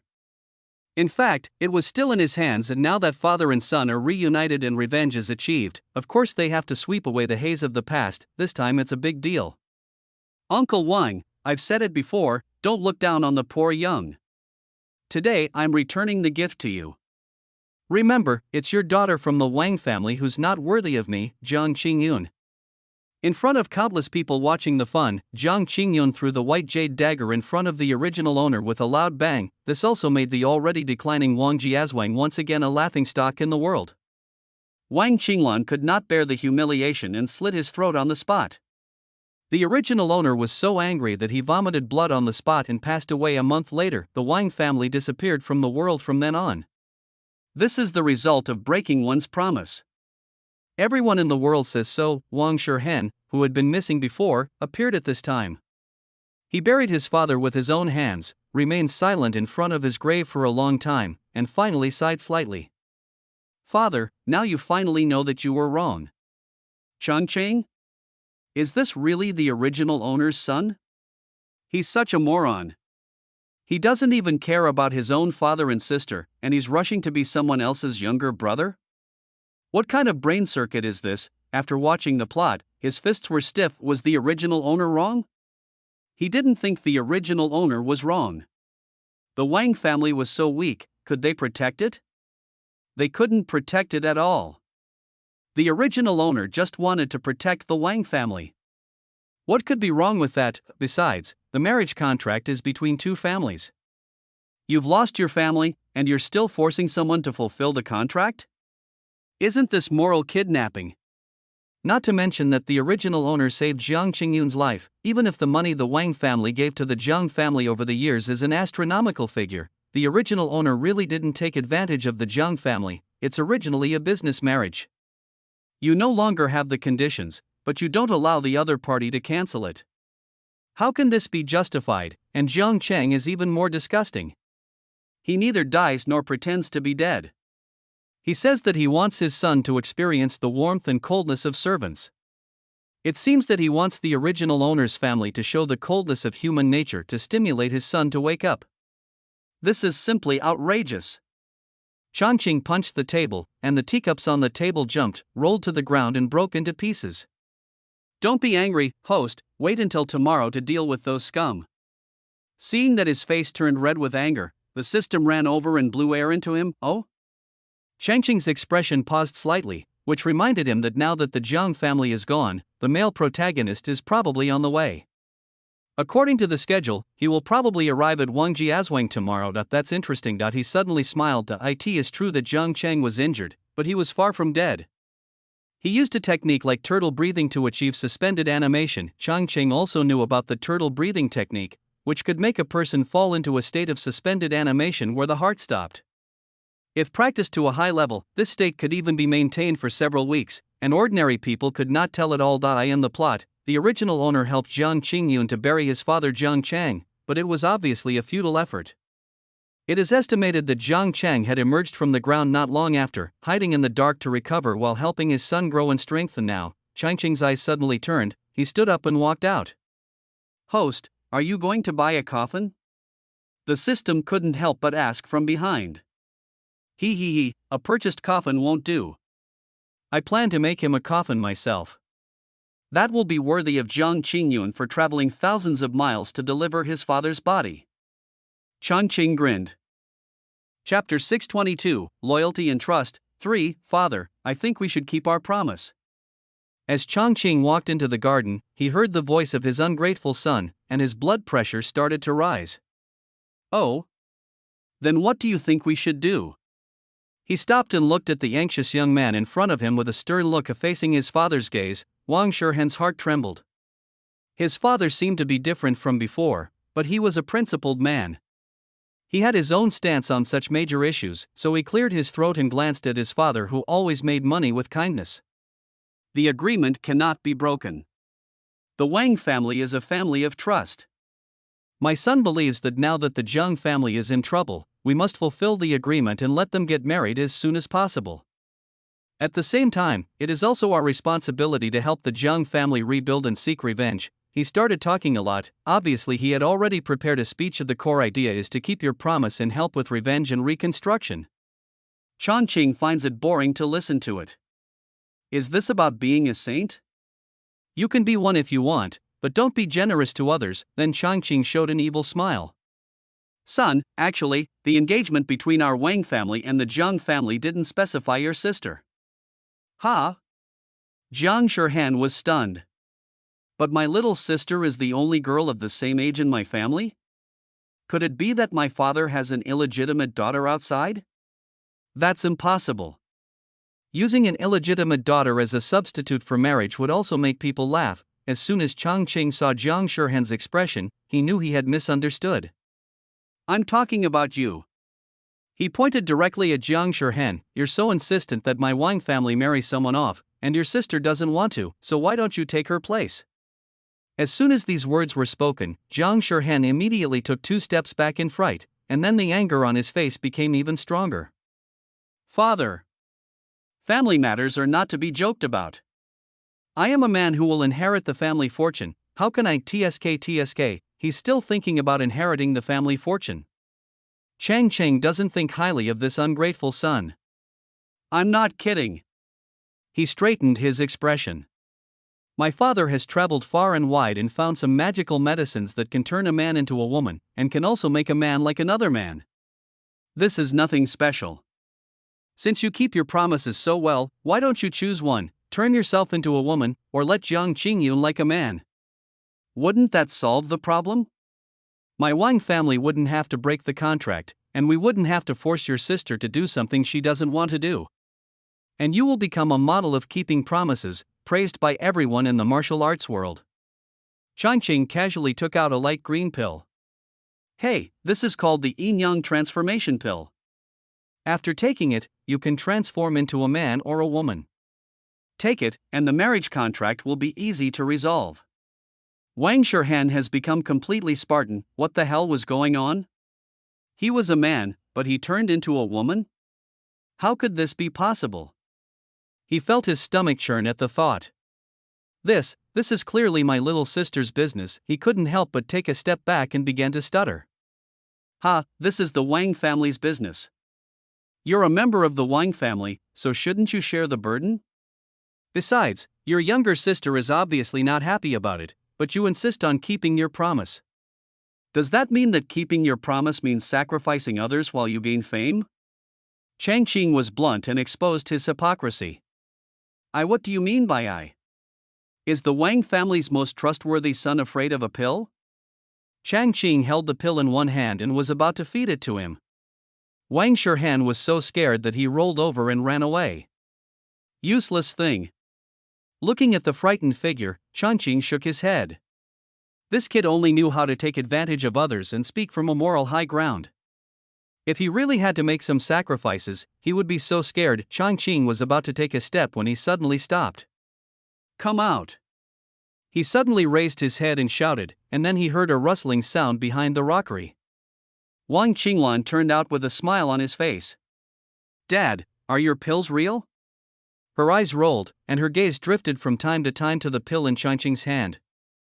If only she could be a man, she didn't want to be a woman anymore. Of course it's fake. Chongqing put the pill away, and then saw that Wang Qinglan looked lost. She was only 15 years old, which was still junior high school age in modern times, and in this era it was time to talk about marriage. Don't worry, Dad won't go against your wishes. You can marry whoever you want. Chongqing walked up and ruffled his daughter's hair, then spoke in a softer voice. What if I don't want to marry anyone? Wang Qinglan felt that her father seemed to be particularly lenient with her today, and couldn't help but ask boldly. Changqing was slightly stunned, then smiled again. If you don't want to get married, then learn how to manage the family business from Dad and inherit the family fortune in the future. Wang Qinglan's eyes lit up, then he lowered his head again. Dad is joking again. She said, there is no girl in this world who inherits the family business. Even if there is no son in the family, a son-in-law will be recruited to manage the family business. What's more, the Wang family has a son, and her brother is so old. I'm not kidding, your brother is useless. Changqing straightened his expression, said something quite seriously, and then walked out quickly in his daughter's stunned look. There is still important work to do. He went straight to the back mountain, picked out a big stone, took out an axe from the space, and in no time he made a heavy stone coffin. Well, we'll seal it with cement and see if the old thing can still get out. System, this is too much. Afterwards, Changqing called the servants and ordered them to carry the sarcophagus back. It took more than 20 servants a long time to get the sarcophagus back to the side yard. During this period, Changqing also met his adopted son Wang Shirhen. He was quite surprised to see his father directing people to carry the coffin, but he did not ask anything. Instead, he lowered his head and ran away in a hurry. However, his daughter Wang Qinglan was very curious and kept following him after seeing him. "Dad, what did you get this coffin for?" "Dad, this coffin is too heavy, isn't it?" "It's very inconvenient." Father Changqing felt his head buzzing. This kid isn't young at all, he's already 15, so why is he so talkative? "This is for the guests." He ordered someone to put the coffin down and explained with his head tilted. "Guest? Is the guest a dead person?" Wang Qinglan was frightened. "Jiang Qingyun is here with his father's body." Changqing glanced at her and said lightly, "This sentence worked well." Wang Qinglan immediately shut up and looked unhappy. "I'm not talking to you anymore." She turned around and ran away. She originally thought that her father seemed to be easy to talk to recently, and wanted to see him more often to make his presence felt so that he wouldn't forget what he promised her. However, she didn't expect to receive such news, and her heart immediately became a little confused. He had never seen Jiang Qingyun before, and heard that his martial arts skills were very average. As the only son of a big family in the martial arts world, his martial arts skills were average. Doesn't this mean that he is a loser? She didn't like him in the first place. Now, the Jiang family is gone, she wasn't going to marry that guy, but he's brought his father's body with him. What can I do? Dad has already prepared a coffin. Could he be planning to take that kid in? Or has Dad changed his mind again? After returning to the room, Wang Qinglan thought more and more and couldn't help crying again. Chapter 623, Loyalty and Trust. 4. On the other side, Wang Shirhen was extremely nervous. When he saw his father preparing the sarcophagus, he couldn't help feeling a little worried. His father's recent behavior made him a little confused. Did he not only want to break the contract, but also kill Jiang Qingyun directly to eliminate future troubles? When this thought came to his mind, he was shocked himself. Doing this is a big taboo in the martial arts world. If it gets out, you will be considered an ungrateful person, and it will affect the entire Wang family. No. He couldn't let this happen. At this time, Wang Shirhen only heard that something happened to the Jiang family and expected that the Jiang family might come to seek refuge and help. However, he did not expect that Jiang Chang and Jiang Qingyun, father and son, were already on the way. He decided to stop his father from going down the wrong path. What could he possibly do? It was clear his father wasn't going to listen to his advice. After much thought, he decided that only by inviting a few nearby large families and sects to create public pressure would he be able to do anything. He did what he said. He changed his clothes immediately, rode a fast horse, and went out. Changqing didn't know that this family had been divided into several factions.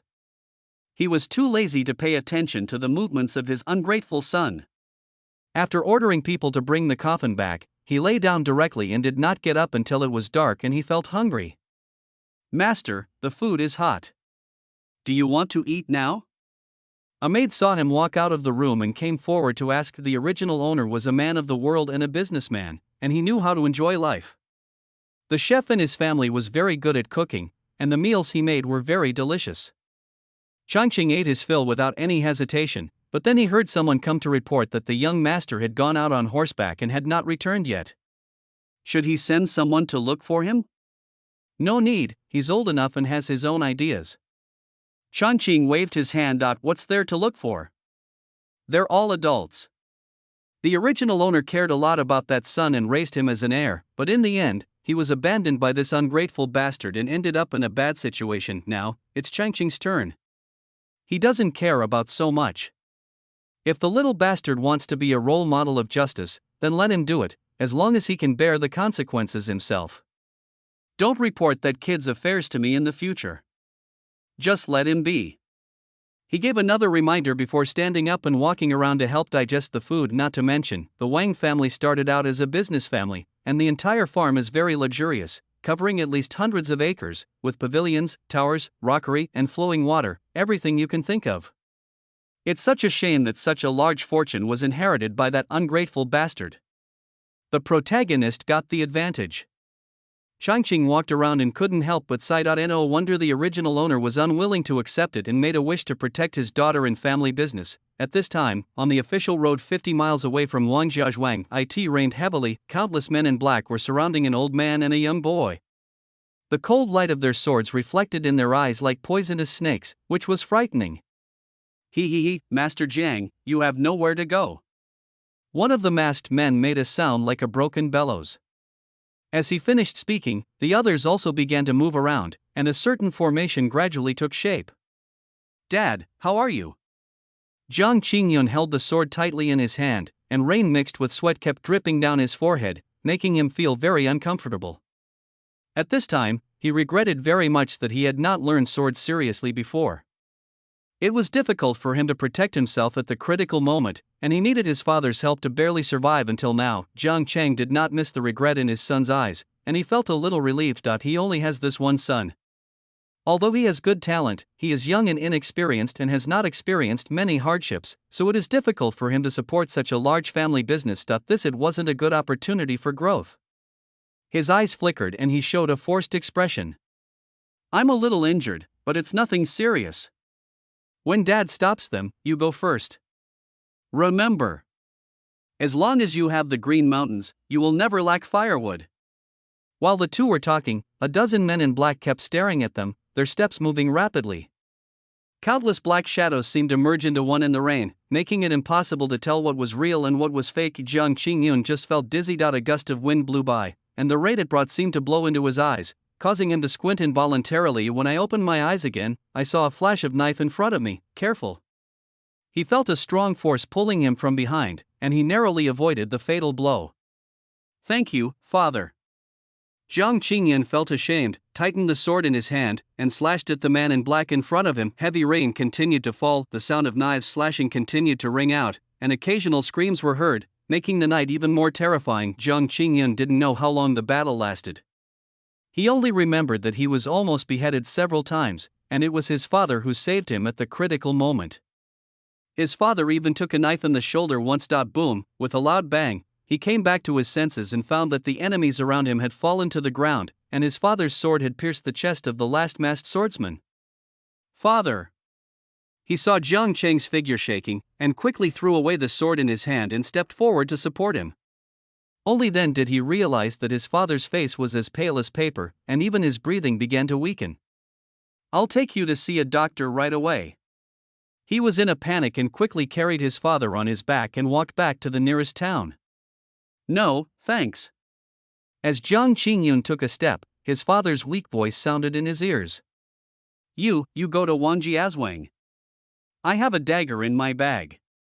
If you go with, he ignored his father's intermittent words and used his Qinggong skills to run quickly towards the town as if he was crazy. Boom, as lightning illuminated the valley and huge thunder exploded in his ears, Jiang Qingyun's footsteps suddenly stopped. He suddenly raised his head and roared like a wild beast. Jiang Cheng's arm on his back had dropped straight down and was dangling on his chest. Suddenly, there were messy footsteps coming from the front. Jiang Qingyun's eyes suddenly flashed with a captivating light, but he suddenly remembered something, turned around abruptly, and quickly left in the direction of Wangjiazhuang. At this moment, he felt like the sky had fallen. A feeling of powerlessness and deep hatred filled his heart, making his entire chest seem to explode. His speed reached the limit, his potential was fully stimulated, and he was countless times faster than when he was usually practicing. Call, a black shadow flashed through the trees, and drops of blood fell, quickly washed away by the rain and merged into the soil. At this moment, Jiang Qingyun had only one goal in mind: Wangjiazhuang. Chapter 624, Loyalty and Trust, 5. Oh, nephew Jiang. Early the next morning, Changqing saw Jiang Qingyun, who had come from afar, and Jiang Chang, who had already become cold. He reacted very quickly and stumbled to the door as soon as he heard the report. On the way, his eyes turned red and he was speechless when he opened his mouth. Uncle Wang. Jiang Qingyun carefully placed his father's body on the ground, bowed, his voice choked with sobs. The Jiang family has suffered a great disaster. I beg my uncle to seek justice for me. My father, died along with his enemies on the road. What happened to him afterwards? As he said this, he staggered and almost fell. Changqing quickly stepped forward to support him. Don't worry, nephew. Although my Wang family is not very powerful, since you are here, we will protect you at all costs. I have already made arrangements for your father's affairs, so there is no need to worry. Was it already arranged? Jiang Qingyun was stunned for a moment, but soon, the fatigue from the long journey took over, and he actually fainted. Come here, take nephew Jiang to the guest room and have a good rest. Changqing quickly ordered his servants. Also, wash my brother Jiang and put him into the coffin. He looked at Jiang Cheng's body still lying on the ground and gave another order. Just at this moment, a group of people came outside Zhuangzi. They were the special funeral team for this area. Thank you for your hard work. The deceased has just arrived. Changqing stepped forward to greet him, and the leading Taoist priest's heart skipped a beat, his face changing slightly. This dead man could still walk. Could he be resurrected? He only knew how to sing and dance, and he was no match for zombies. Seeing his expression, Changqing knew that he had misunderstood and had to explain again. His son sent it. Soon, white banners were hung in Wanjiazwang. Changqing was not worried about anything unlucky at all. In the plot, the original owner was worried about many things, but he just buried the person in a low-key manner. This also became a knot in Jiang Qingyun's heart. He felt that his father did not get the respect he deserved. After all, he was a famous figure in the world. Therefore, Changqing decided to hold a grand ceremony and even sent many people to deliver invitations to various factions, inviting people to come and pay their respects. Wang Shihen is lobbying people from the nearby Wild Wolf gang to go to the Wang family to put pressure on his father. As a result, someone from Wang Jiazwang came outside and sent a letter of condolence. When he saw it, he stood up suddenly. What? Master Jiang of Wenjian Villa has passed away, and my father wants to hold a memorial service for him? He was extremely shocked. Wenjian Villa is a well-known force in the martial arts world. The owner Jiang is even a half-step grandmaster. How could he be dead? Also, my father's reaction is strange. Didn't he advocate breaking off the engagement? Why did he want to hold a grand funeral? The servant who came to deliver the letter saw that his young master still didn't know the situation, so he said a few more words. Yes, Master Jiang Qingyun arrived yesterday. Master Jiang had already passed away at that time. Master asked us to send out invitations to all factions to pay their respects. After saying that, he handed the invitation to the Wild Wolf gang leader, who had an unpredictable expression on his face, then walked out with his head lowered. The servant also knows how to read people's expressions. He had sent invitations to several families, and it was obvious that these sects and families were not particularly interested and most of them would not go. However, he just had to deliver the invitations and complete his job. But he also understood these people's attitudes. When Jian Villa is gone, and there is only a useless little brat left. What's the point of making friends with him? Wanjiazwang is not a big force, so don't let it follow the same fate as Wenjian Villa and be destroyed in a few days. Well, after delivering these invitations, it seems I have to consider my own safety. If the master takes that kid in, it might be a disaster rather than a blessing.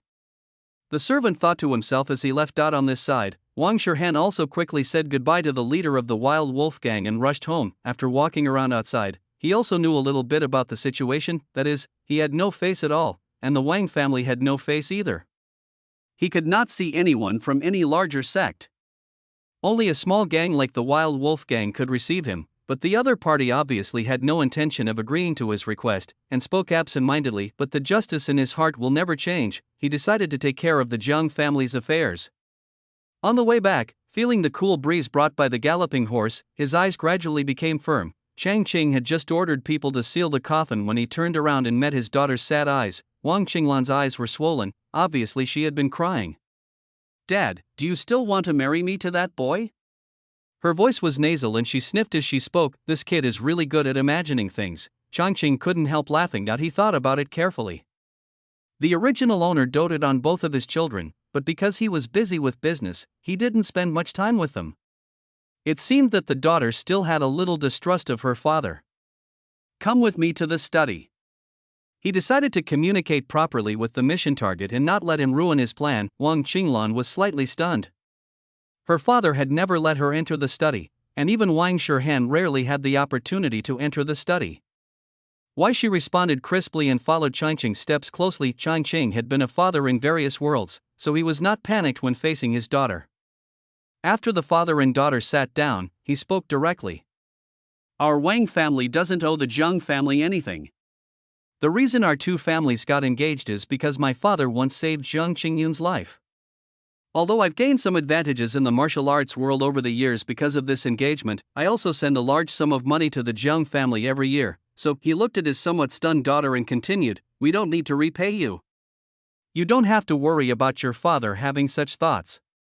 It's just that our Wang family still has some connections with the Zheng family. Now that they've come to us for help, we have to at least show some respect. If you don't want to show up, just pretend to be sick and hide in your room. Changqing said what he wanted to say in one breath, then looked at his daughter who was still in a daze. Do you understand? You are 15 years old, not a child anymore, you should understand, right? Wang Qinglan never expected that her father would say so much to her and even suggested that she hide away due to illness.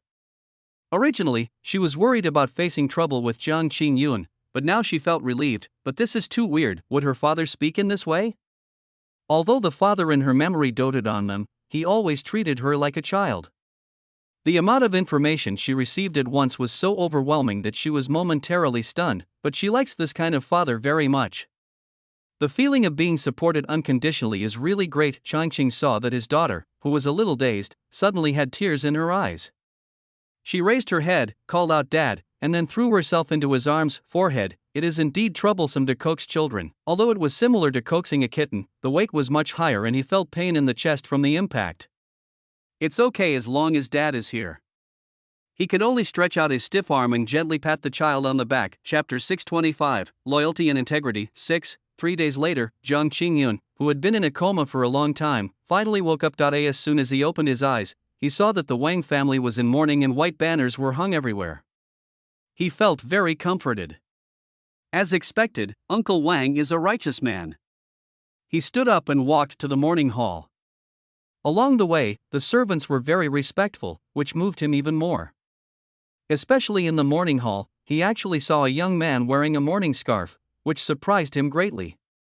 Brother Jiang, are you finally awake? Wang Shihan saw Zhang Qingyun with a dazed look on his face and hurried forward. Who are you? I'm Wang Shihan. Uncle Jiang is a giant in the martial arts world. I've always admired him since I was little. I just didn't expect the thief to be so audacious. He actually, as the young man spoke, his eyes turned red, and he looked more miserable than if his father had died. Zhang Qingyun also understood at this time that the young man in front of him must be Uncle Wang's son. When he saw him mention the great changes in his family, he felt a pang of pity. Uncle Wang is so righteous that he actually lets his son wear mourning clothes. He sighed again in his heart. Wang Shihan felt a little uncomfortable when he saw Zhang Qingyun was silent. Thinking of the story of the down-and-out boy rising up and taking revenge in the picture book, he felt even more heroic. He walked up to Zhang Qingyun, patted him on the shoulder, and made a promise loudly. Brother Jiang, please rest assured. The Zhang family's revenge must be avenged. If you need any help, just tell me. My Wang family will do everything in its power. These words sounded very heroic, but Zhang Qingyun couldn't help but sneer in his heart when he heard them. What power does the Wang family have?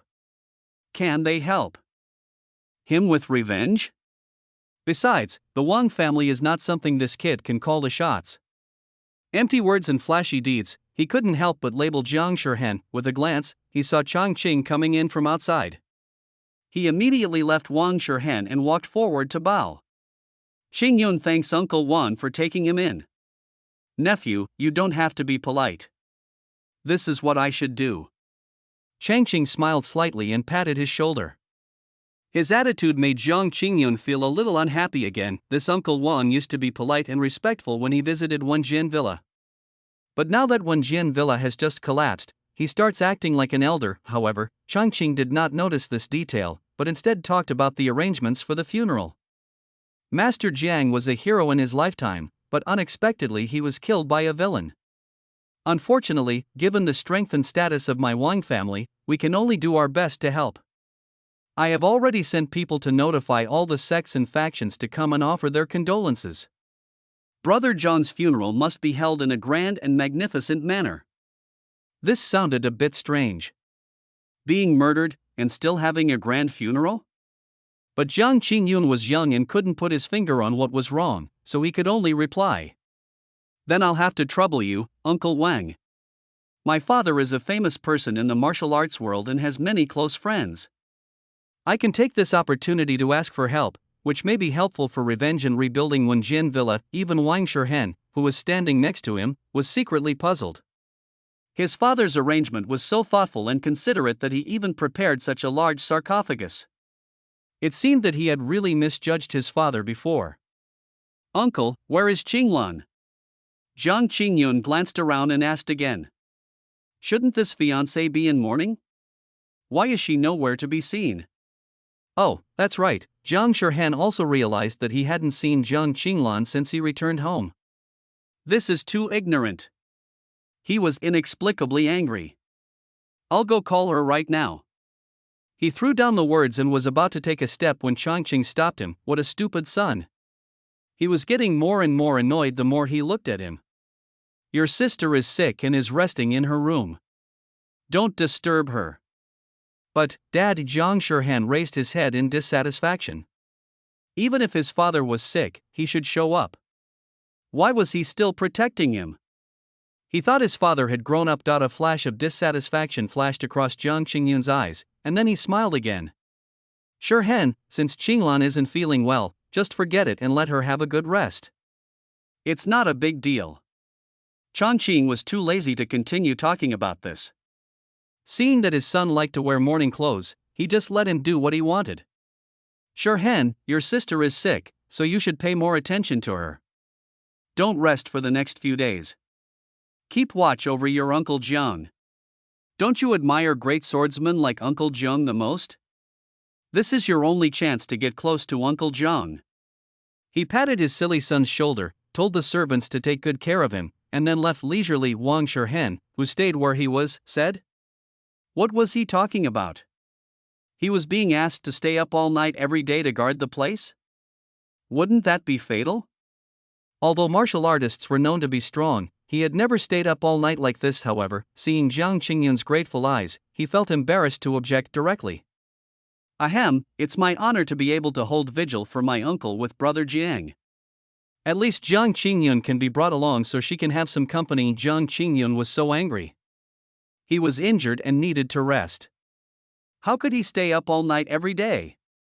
But as a son, it was unreasonable to say that he was injured and couldn't keep vigil at this time. He had to bite his teeth and endure it. Damn it, if I had known I would have continued to faint. 3 days passed, and both of them were dizzy and dazed. Jiang Qingyun, in particular, was already injured, and staying up all night made him look even more haggard. He even grew a beard and looked several years older. Moreover, he was in a particularly bad mood because he found that in the past few days, very few people came to mourn his father. Those people in the martial arts world who used to visit Wenjian Villa with humility did not even come. If no one came, he would have suspected that Uncle Wang had not notified them. However, some larger sects sent disciples over, but they just presented a wreath and nothing else. Damn it, people are so cold after they leave. Jiang Qingyun clenched his fists, his heart filled with sadness. My father just passed away, and these people have this attitude. They simply don't take Wenjian Villa seriously. In comparison, he felt that Uncle Wang was truly righteous, as he even prepared a mourning hall and a large stone coffin. He heard that the stone coffin was prepared by Uncle Wang himself. Good man. If Changqing knew what he was thinking, he would probably laugh out loud. In the plot, the original owner also prepared a coffin and buried Jiang Chang with great honor. However, considering the various impacts, he did not notify all the sects and factions. This made Jiang Qingyun feel that he was negligent and secretly resented him. Later, after Jiang Qingyun rose to power, more than one sect expressed regret in front of him, saying that they had not received any notice and did not know the burial time of Master Jiang, otherwise they would have gone to pay their respects. Now, Changqing has announced it in a big way, but as a result, no one is willing to come. I have to say, this is a bit ironic. Brother Jiang, don't worry. Those people in the underworld look down on others, but our Wang family won't do that. Wang Shirhan saw that Jiang Qingyun looked unhappy and tried to comfort her. Jiang Qingyun just hummed softly, with an inexplicable expression. These people look down on him, but he insists on doing something big to impress everyone. Chapter 626, Loyalty and Trust. 7. This is simply outrageous. After looking at the list of mourners, Changqing slammed the table. It's fine if they don't even take our Wang family seriously, but don't these people even give face to Wenjian Villa? Changqing was furious, and what he said made Jiang Qingyun's face look even uglier. Yes, my father had just died, and Wenjian Villa had just been in trouble, and these martial arts sects were so disrespectful. It was simply infuriating. He was still thinking of borrowing the power of his father's old forces to help him with revenge. Now it seems that only Uncle Wang can be relied on. Thinking of this, he looked at Changqing with a little more gratitude. Wang Shirhan also felt angry in his heart. Those people were simply snobbish. At the same time, he felt a little proud. His Wang family was different from those martial arts sections. They dared to save people from danger and dared to go against the will of heaven. This was the true style of a big family. Yet he was also a little more satisfied with his father's performance. It would be even better if Dad agreed to my sister's engagement with Brother Jiang, he thought to himself. No matter how angry you are, you still have to get things done. On the day of the funeral, although there were not many mourning guests, Changqing also had another plan. Just as the body was being carried on the road, a large group of people rushed in from outside, including men, women, young and old, all wearing white scarves and with sad faces. Hero Jiang, Master Jiang, as soon as they saw the coffin, they immediately started crying and shouting. Their expressions were even more sad than if their own relatives had died. The guests and servants looked at each other in bewilderment. What's going on? Jiang Qingyun was also confused. He was originally a little unhappy that the scene was too quiet, but it was also very strange to be so noisy, especially since he didn't recognize any of those people, but they were crying so sincerely that he couldn't understand the situation for a moment. These people seemed to be professional mourners. Someone whispered this? Isn't it a bit inappropriate? Jiang Shirhan was also a little stunned. After all, Master Jiang was killed by someone, and his revenge has not been avenged yet. These are all nearby residents. They admired Jiang Daxia and came to see him off spontaneously. Changqing saw Jiang Qingyun's expression change and kindly explained everyone. Do you think we believe it? However, this did create a sad atmosphere, and many of the guests began to wipe their tears. Jiang Qingyun had just experienced the extermination of his family, and after all, he was not yet the master who roamed the world in his previous life. At this moment, he was also overcome by sadness and could not help but wipe his eyes. A filial son is polite. Please stand up, 8 immortals. Following the deacon's shout, 8 servants who had been arranged in advance immediately stepped forward. They were the coffin bearers, and their main responsibility was to carry the coffin up the mountain. Funeral music started playing, and amidst the wailing, a dozen men in shorts crouched down and carried the racks that had been tied up long ago on their shoulders. Open the coffin. Everyone immediately exerted their strength, but the result was, don't move. Open the coffin. The deacon shouted again, and the faces of the coffin bearers turned red. They tried their best but still couldn't lift the sarcophagus. This is not a good sign. The guests were speechless, and they all looked at Changqing. How was this arranged? Jiang Qingyun was even more anxious. He tried to lift the body twice but failed. Could it be that his father still had something to do? But he didn't understand these things at all. The presiding deacon also had sweat on his forehead. He walked over with small steps, his tone anxious. Master Wang, this sarcophagus is probably too heavy for an ordinary person to lift. The deacon was a professional funeral attendant, so he naturally didn't believe that this was because the deceased had some unfulfilled wishes. It was just that in the past, coffins were all made of wood, weighing only a few hundred pounds. Now, this stone coffin must be too heavy, and more than a dozen people would not be enough. Changqing slapped his head. Look at me, I forgot about this. They are just ordinary farmers, how can they bear the coffin of the hero Jiang? Then, he looked at the pallbearer whose face was still red, and said, get down quickly. A dozen people quickly stopped and retreated awkwardly, but what to do next? The coffin still needs to be carried up the mountain. Now not only Jiang Qingyun was anxious, but even Wang Shirhan was extremely anxious. He really put himself in the role of a filial son and stepped forward and said in 2 or 3 steps, "Dad, please arrange a few more people, even farmers will do. More people will always be enough. This sarcophagus looks majestic, but I didn't expect it to be so troublesome. Uncle Wang, do you think we should select some martial artists from among the guests?" Jiang Qingyun also said. He agreed with Changqing's words. It was inappropriate for those ordinary farmers to carry his father's coffin. Who were they? His father was a famous master in the world. This is really difficult. The guests are here to pay their respects. Although there are no important people, we can't ask people to carry the coffin. It's really difficult for Changqing to arrange this matter. So he naturally turned his gaze to Wang Shihen.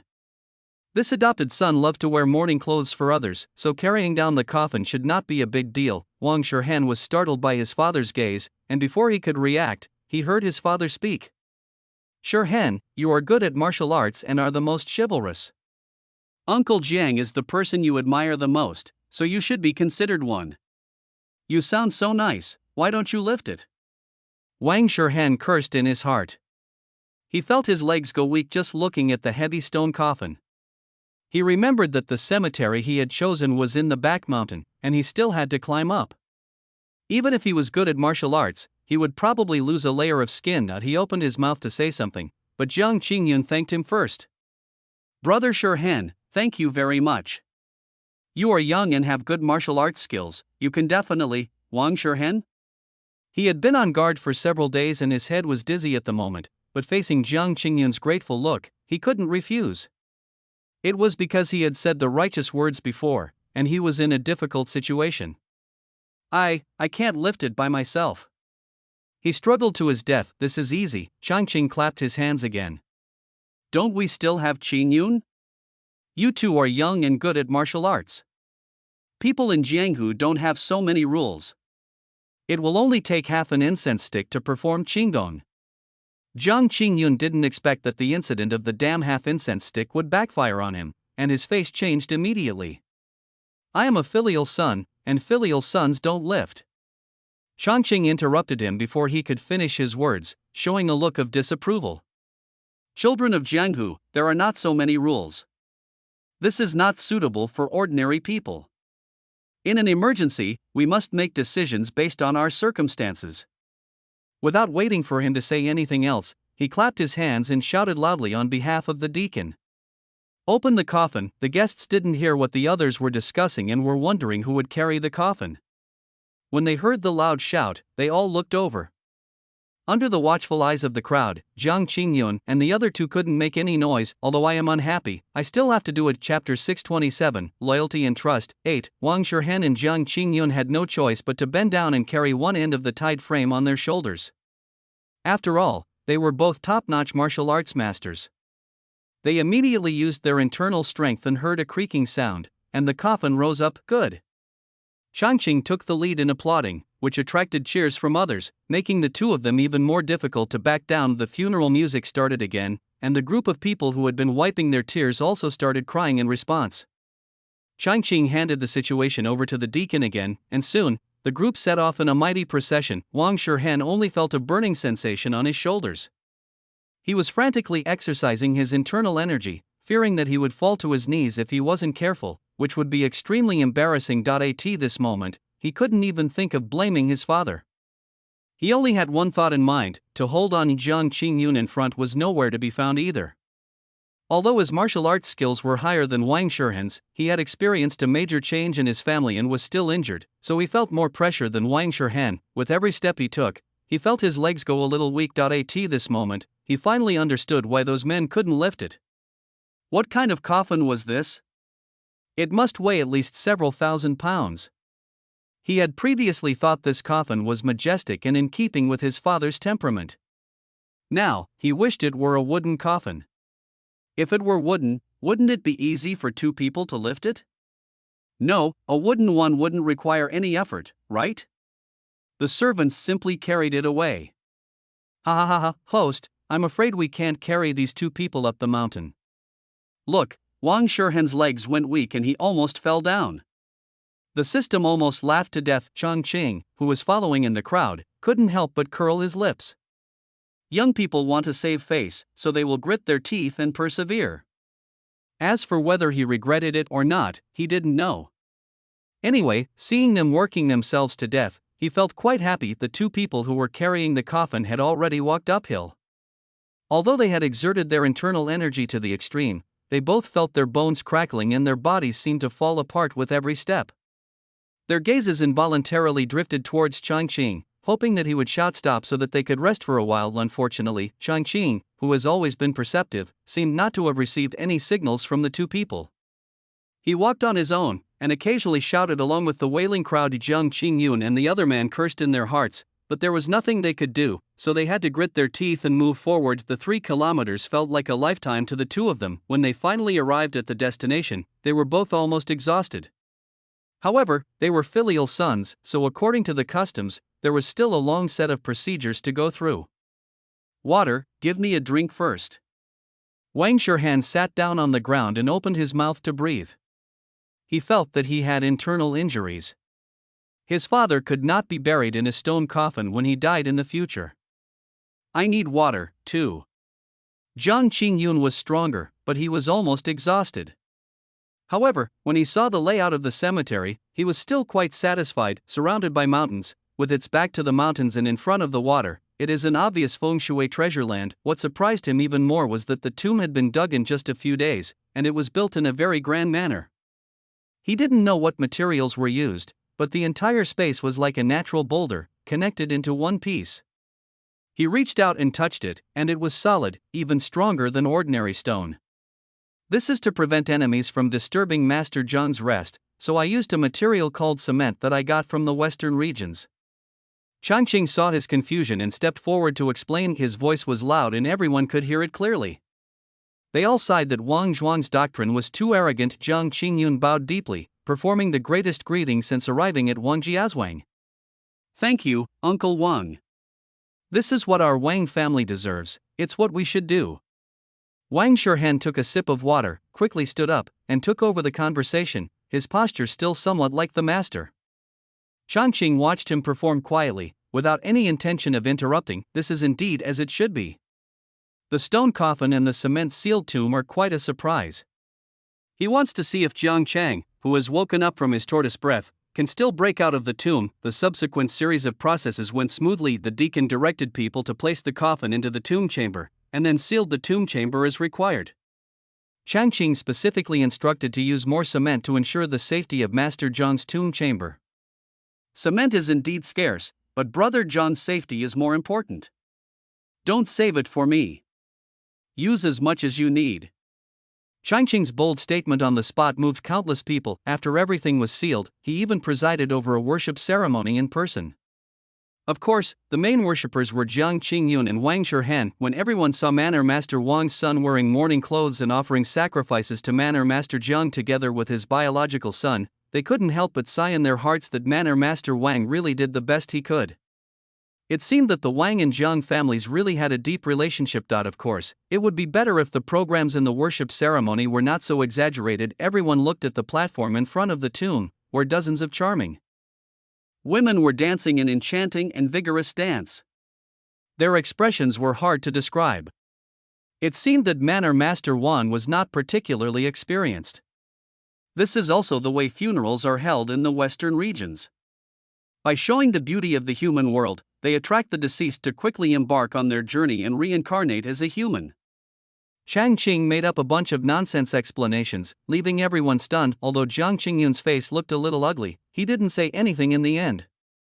Wang Shirhan secretly blamed his father for going too far. Jiang Daxia was a knight from the Central Plains. How could he follow the customs of the western regions? Moreover, those women with revealing clothes were too frivolous, but he didn't know what to say, so he just kowtowed to the deceased several more times with a serious expression. I hope Uncle John can forgive the Wang family's neglect. He thought to himself while kowtowing. If Changqing knew what he was thinking, he would probably laugh out loud. He didn't know what Jiang Chang was thinking before he died, but it was obvious that he would not die peacefully. He would probably only curse and hate the Wang family, and would not have any gratitude. After all, it was the Wang family who sealed him in the coffin and in the cemetery. It's a pity that I can't witness the old guy's condition before he died. Chang Ching sighed. Hey, host, don't forget me. I'll give you a live broadcast of the coffin when the time comes. The system suddenly popped up. Okay, I really forgot that I am a cheater.at this time. It was already dark, the whole process was completed, and everyone started to go down the mountain. Jiang Qingyun and Wang Shihan were exhausted, and fell asleep as soon as they returned to the manor. Chang Qing, however, was very polite and arranged the guests' departure and stay one by one, and was busy until late at night before he could rest. Finally finished one thing. Chang Qing finally breathed a sigh of relief after returning to his room. Jiang Chang is a quasi-grandmaster with great strength. If he were still alive and had recovered his strength, the mission would be much more difficult. Now, while he is pretending to be dead, it would be much easier to seal him in a coffin. Chang Qing also knew about the turtle breathing technique. Although it could allow one to feign death for a period of time, it was not indefinite. Moreover, there would be a period of weakness after recovering from the feigned death. In addition, Jiang Chang was already seriously injured, so it was not easy to break the cement seal weighing thousands of pounds. System, please help keep an eye on Jiang Chang.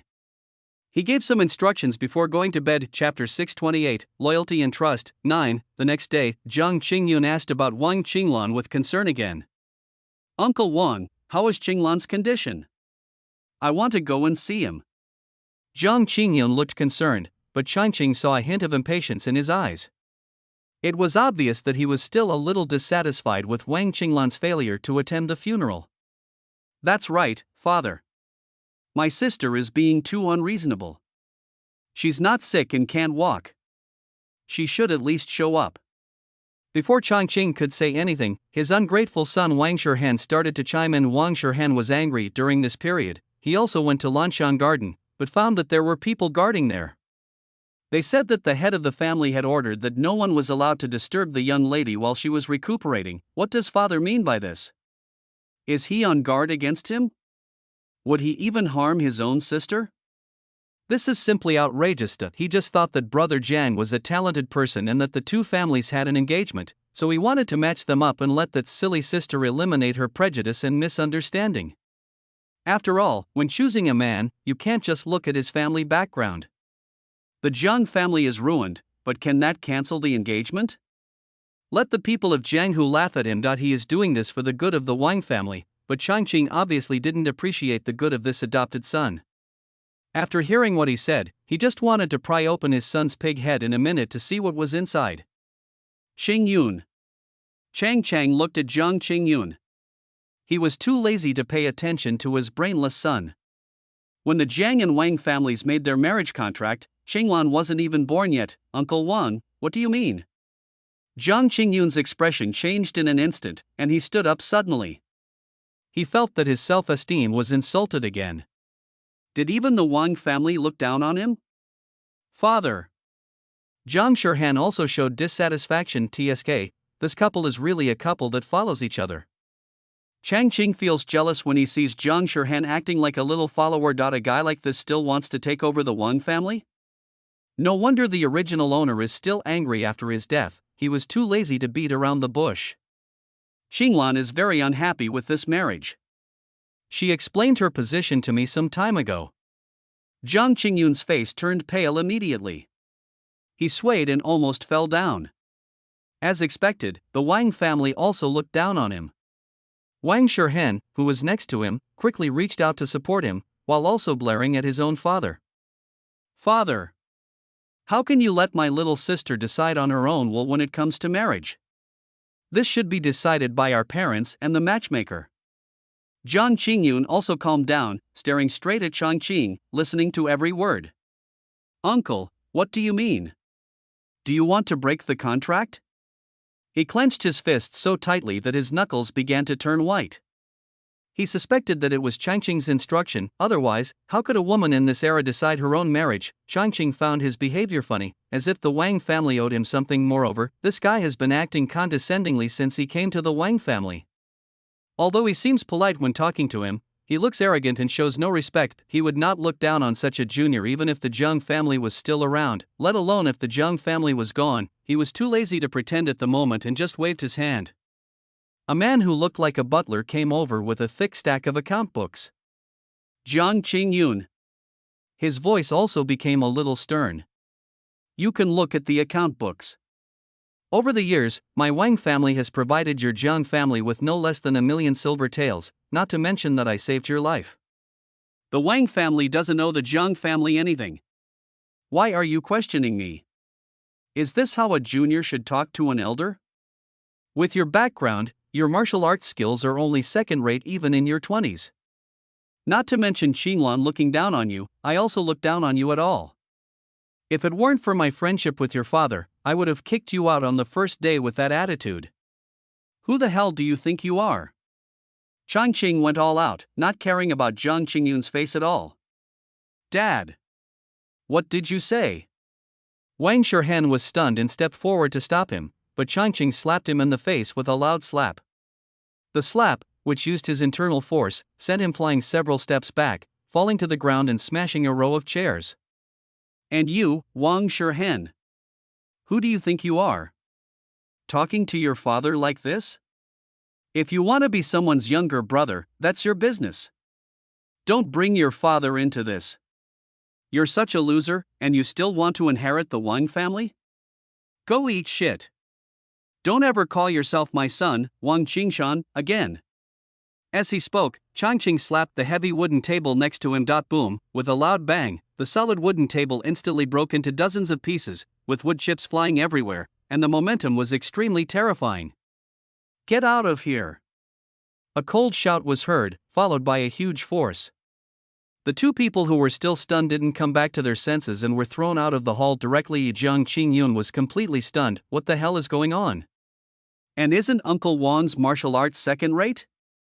He's on the same level as me, so how come he can't even fight back? He got up from the ground in a mess, his face was blue and white, looking very ugly. Brother Jiang, my father is just crazy, don't mind it. Wang Shihen also got up from the ground. He had just been slapped in the face, and half of his face was swollen. His speech was a little unclear. Humph, I don't dare stay in your Wang family anymore. Jiang Qingyun was furious and glared fiercely at the people in the hall. He stamped his foot, turned around and walked out of the manor. Hey, brother Jiang, wait for me. Wang Shihen became anxious and quickly chased after him. Damn, what the hell is going on? My father is so reckless. He's offended someone. If they spread the news, will the Wang family still have a good reputation? This will only bring trouble to him, no. He felt the need to draw a line in the sand. He wasn't the type to break a promise. The most important thing in life was keeping promises.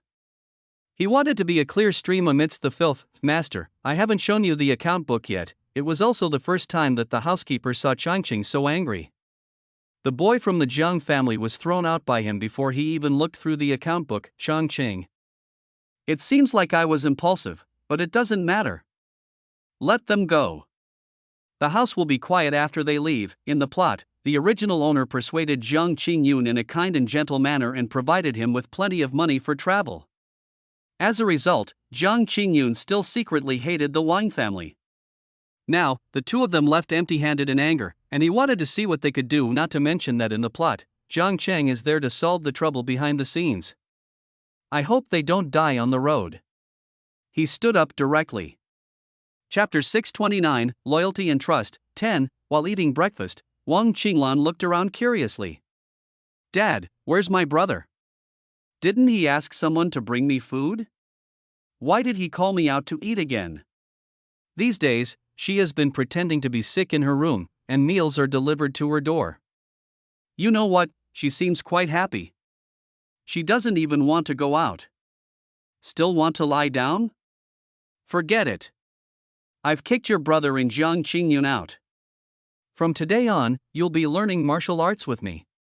Chang Qing glanced at his daughter and said calmly, this girl has learned martial arts, but the original owner did not have high expectations for her daughter and did not keep an eye on her all the time, resulting in her current level being very low, not even reaching third rate. This is not acceptable. Business can be done by others, but force is the foundation. Wanjian Villa does not need to do business by itself, as there are people who will give it a lot of money. In fact, the original owner and his two children were both quite talented, but the martial arts secrets in this world were monopolized by the big families and sections. What he had learned were not the top skills, so naturally he could not practice to the top level, so he could only rely on spending money to gain face in the world. The reason why Jiang Qingyun was able to rise later and even cultivate to the Grandmaster level was because the sword-asking technique of the sword-asking villa was a top-level technique that could directly reach the Grandmaster level. However, the issue of martial arts has never been a problem for Changqing. He has experienced many worlds and his knowledge far exceeds that of others. A third-rate martial arts can be turned into a first-rate martial arts with a slight modification. This is not difficult at all. When Wang Qinglan heard her father talking about practicing martial arts, she showed an expression of disbelief. "Dad, didn't you say that girls don't need to practice martial arts to a high level? Are you stimulated?" When she was a child, she loved martial arts. Every time her father came home, she would demonstrate martial arts to her. However, her father was more concerned about her brother's progress, which made her feel disappointed for a long time. Later, on her father's birthday, she asked him what was in her heart, and the answer she got was this: girls will get married eventually, so she just needs to do her best in learning martial arts. So, she was so surprised when she heard her father say today that he would personally teach her martial arts. Changqing naturally knew the original owner's previous attitude, but now the situation has changed, so he just sighed quietly. "Dad is upset. Your brother is a hopeless piece of shit. The family business is counting on you." "Huh?" Wang Qinglan's hands trembled when she heard this, and her chopsticks fell directly onto the table. She was only 15 years old, how could she bear such a big responsibility? Changqing was amused by her performance. "Your father is still alive, and I definitely don't want you to inherit the family business now." "Oh, that's okay, that's okay." Wang Qinglan finally breathed a sigh of relief, but she quickly reacted, "What a bullshit, there is a brother in the family. If she comes to inherit the family business, what will Wang Shihen do?" Although she is young, she can sense that Wang Shihen has always regarded the Wang family as his own possession. In this case, is it going to be a drama of brother and sister fighting over the family property? The little girl became worried again. Changqing didn't know that his daughter's mind was so active and she thought of so many things at once. He didn't care about it and took her directly to the martial arts training ground after dinner. "Try using your sword skills first." Changqing took out a long knife from the shelf and threw it to Wang Qinglan. "Yes."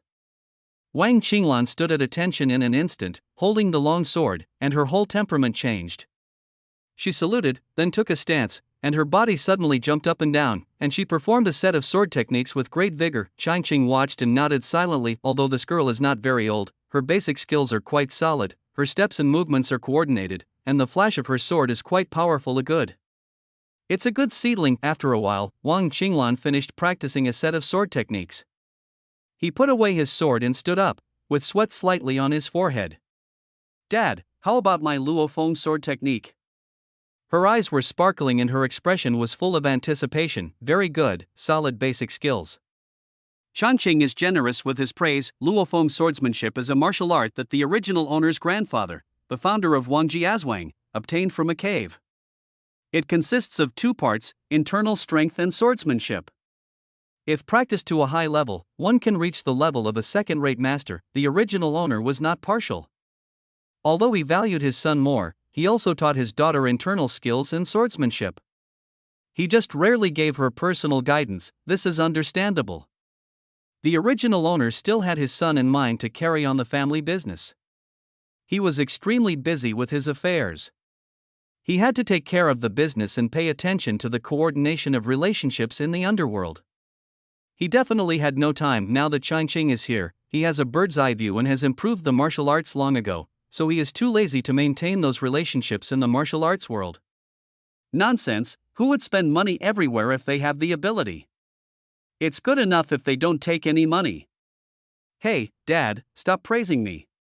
Tell me where I'm lacking. When Wang Qinglan heard his father's praise, his face was as bright as a flower, but he was very humble and looked eager to learn. Changqing found it funny. "Well, it's nice to have a daughter." He smiled and took out a martial arts book, which was the revised version of Luo Feng's sword technique. "Here, this is the experience your father and I have gained from practicing the Luo Feng sword technique over the years. I have revised the entire chapter during this period. You can start practicing from the mental method in the first chapter and combine it with the sword techniques in the second chapter. I believe you will achieve something soon. Teaching disciples step by step? Not possible. He has traveled through so many worlds and has taught many disciples, but he has never taught them step by step. A detailed and explained manual of the exercises can solve most problems. Wang Qinglan was a little confused. I've never heard my father say anything about revising the martial arts before. The Wang family martial arts were passed down from my great-grandfather. It has been revised by several generations.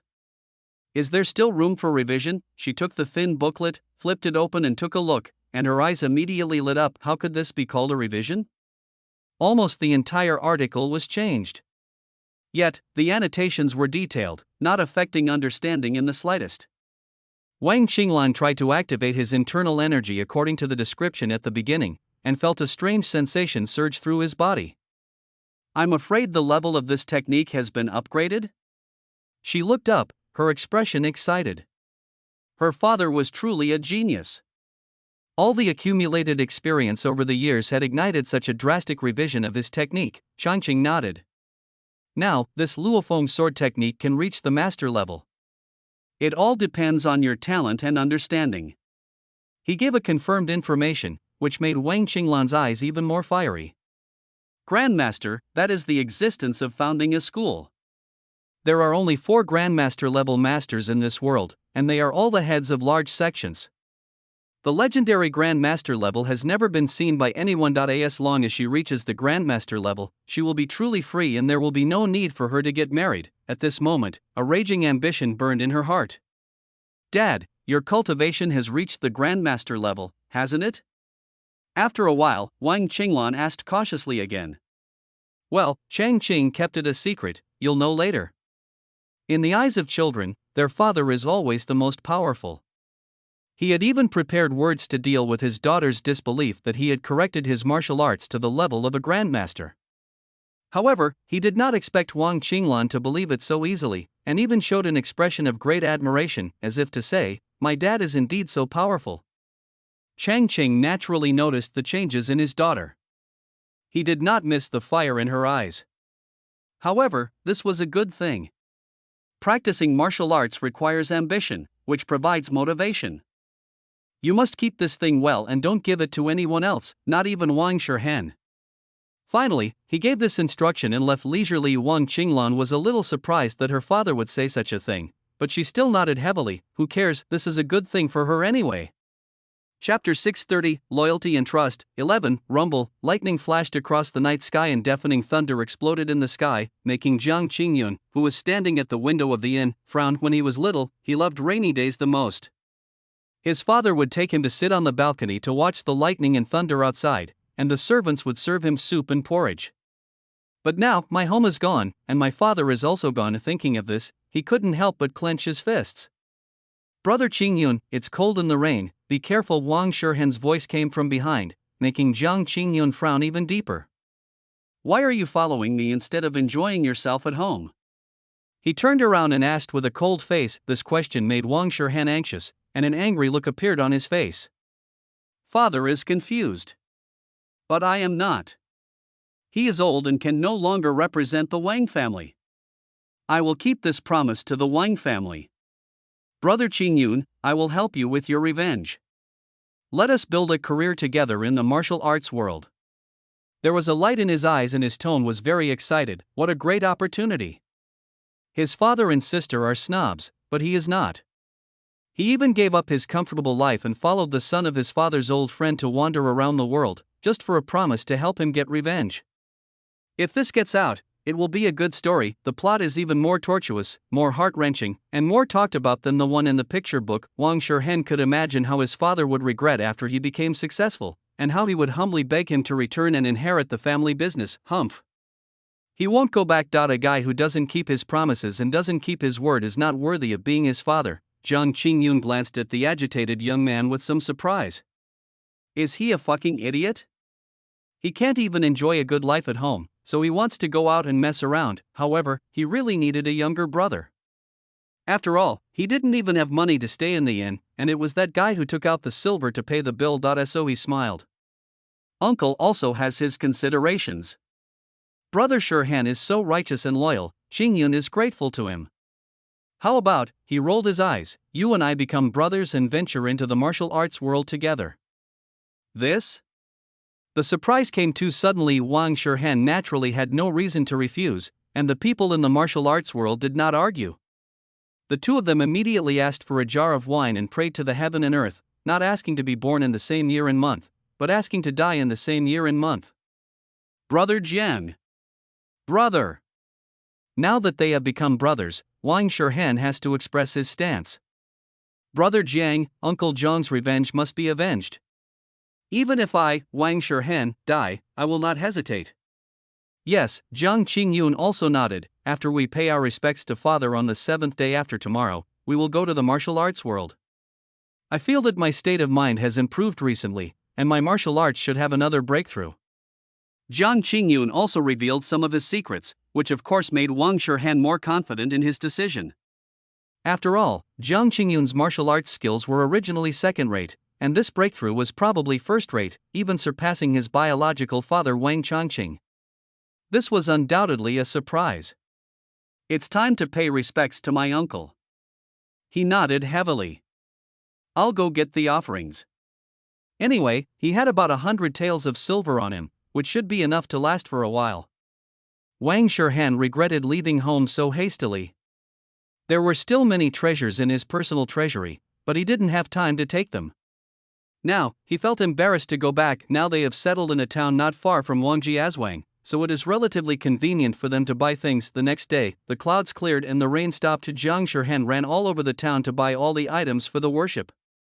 It was the first time for the young master to do errands, and he was exhausted. Hey, if only I had brought more money, it would have been much easier to hire someone to run errands. When he returned to the inn, he felt like his waist was about to break, and he lay in bed for a long time without wanting to move. Changqing naturally also heard the system talk about his adopted son. He was a little surprised that they had become sworn brothers. This didn't happen in the original plot. Although they called each other brothers, they had never formally sworn brotherhood. I guess Jiang Qingyun now feels a sense of crisis. You do not say die in the plot. The original owner kindly persuaded Jiang Qingyun to leave, apologized to him, and said that the Wang family was weak and could not protect him. He also prepared a large bag of gold leaves as travel expenses. Although Jiang Qingyun left in anger, Wang Shirhan left with the large bag of gold leaves, and now, the two of them were suddenly driven away, and they probably didn't have much money on them, so they were not as free and easy as in their previous lives. It's the 7th day since the founding of the People's Republic of China. Let's go pay our respects to Brother Jiang tomorrow. Changqing also stood up. During this time, he also became familiar with the family business and hired specialized people to manage it in sections, which allowed him to save more time to do other things. Of course, when he needs to take action to intimidate Xiao Xiao, he will not hesitate. It still rained at night. The next day was the 7th day, and Jiang Qingyun suddenly felt uneasy. Strange, he's clearly come to terms with the fact his family has been destroyed. He got up from the bed and walked to the window, looking at the dark sky and the drizzling rain. It was so strange. Could it be that the enemy is here again? The pursuers from last time have all been killed, so it won't be that fast to send new ones. He shook his head. Forget it, father will leave here after the 7th day. At this moment, he never imagined that in the cemetery, his father in the sarcophagus had opened his eyes. Call. Jiang Cheng suddenly exhaled and finally woke up. Qingyun, Qingyun, I hope you can understand your father's painstaking efforts. He lay there without moving, but his mind had already started to work. He had just woken up from a hibernating state and his body had no strength left. A child cannot always live under the wings of his father. He understands this better than anyone else. I hope you can grow up quickly after seeing the warmth and coldness of human nature. He muttered to himself, the Wang family is a business family that only cares about profit. This must be the first place the child will suffer a blow. Maybe the engagement will be broken off, maybe he will be driven away, maybe, no matter what, he believed that this would inspire his son's pride and help him grow up quickly. Wang family, I hope this whetstone is useful. Jiang Cheng adjusted his breathing and used his internal energy to recover. He needed to quickly recover his strength. With his enemies outside, he was worried about letting the child take revenge. He had to go out and guide him secretly. It's really quiet in the tomb. He closed his eyes and gradually entered a state of oblivion. Chapter 631, Loyalty and Trust. 12. I don't know how long it took. Jiang Cheng suddenly opened his eyes again and opened his mouth to breathe deeply. What's going on? Why do I feel like I can't breathe? Jiang Cheng became confused. At this time, he had recovered some strength. He raised his hand and touched it, and was immediately shocked. This isn't a wooden coffin. It's a stone coffin. Wooden coffins are breathable, but if the stone coffin is closed tightly, it will not be so breathable. No wonder it feels difficult to breathe. I have to get out quickly. I didn't expect that Wang Changqing would be so generous and even use a sarcophagus. He chuckled to himself and reached out to push the lid of the coffin, not moving at all. The surprise in his heart increased.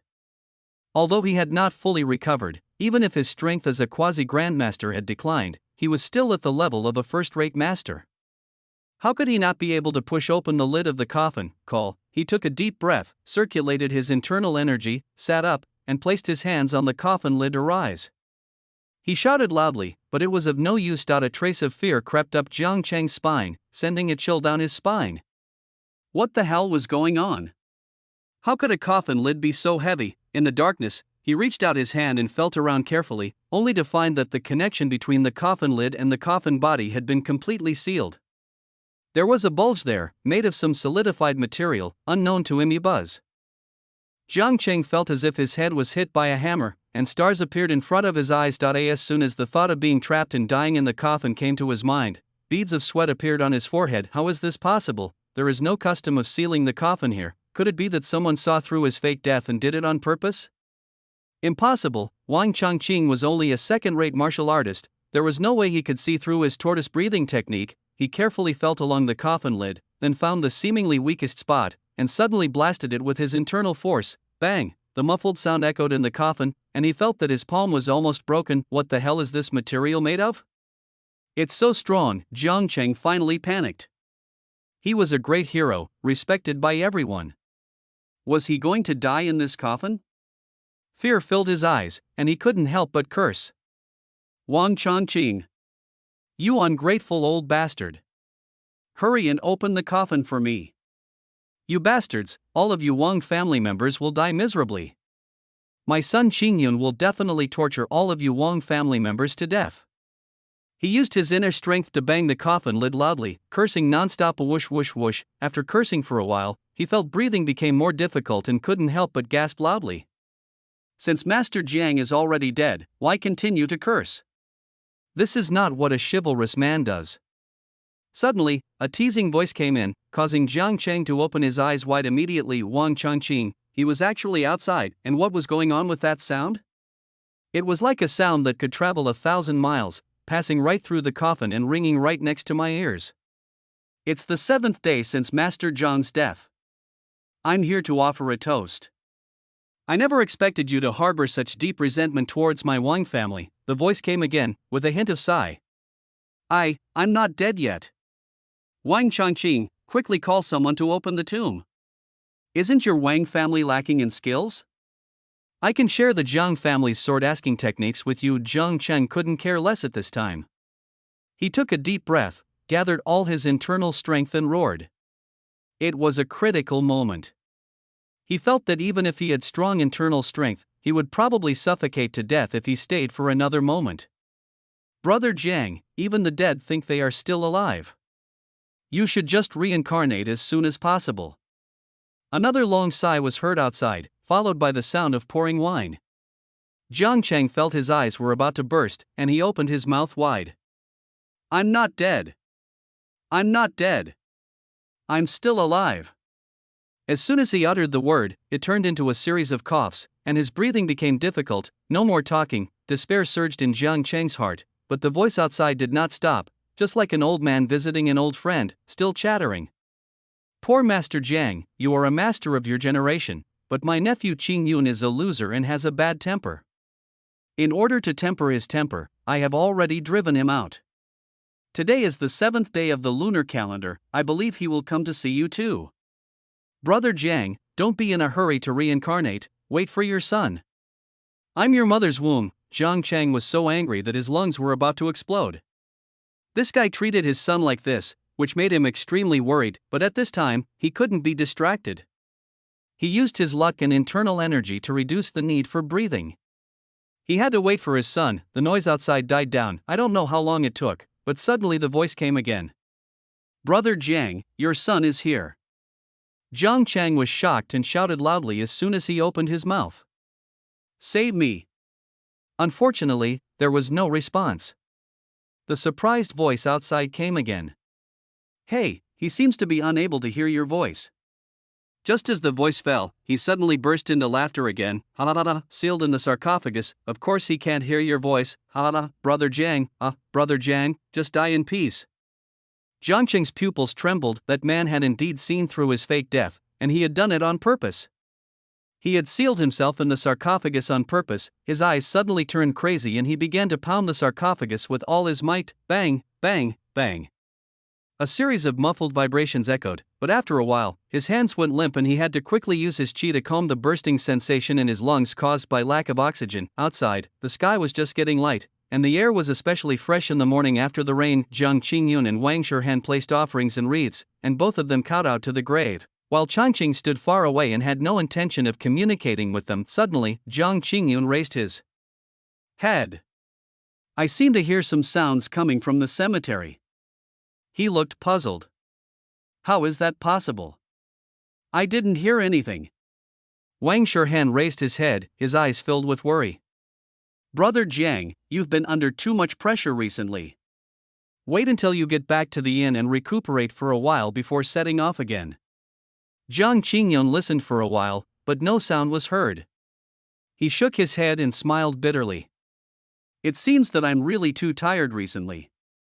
After the worship, the two men got up and walked down the mountain. Perhaps because they had been taught a lesson at Wang's house before, they did not say hello to Changqing. Instead, they walked away without even looking at him. Changqing was in a very good mood after watching a great show, so he naturally didn't bother to argue with them. "System, what's happening with Jiang Chang?" he asked. "Well, he has fallen into a coma due to lack of oxygen."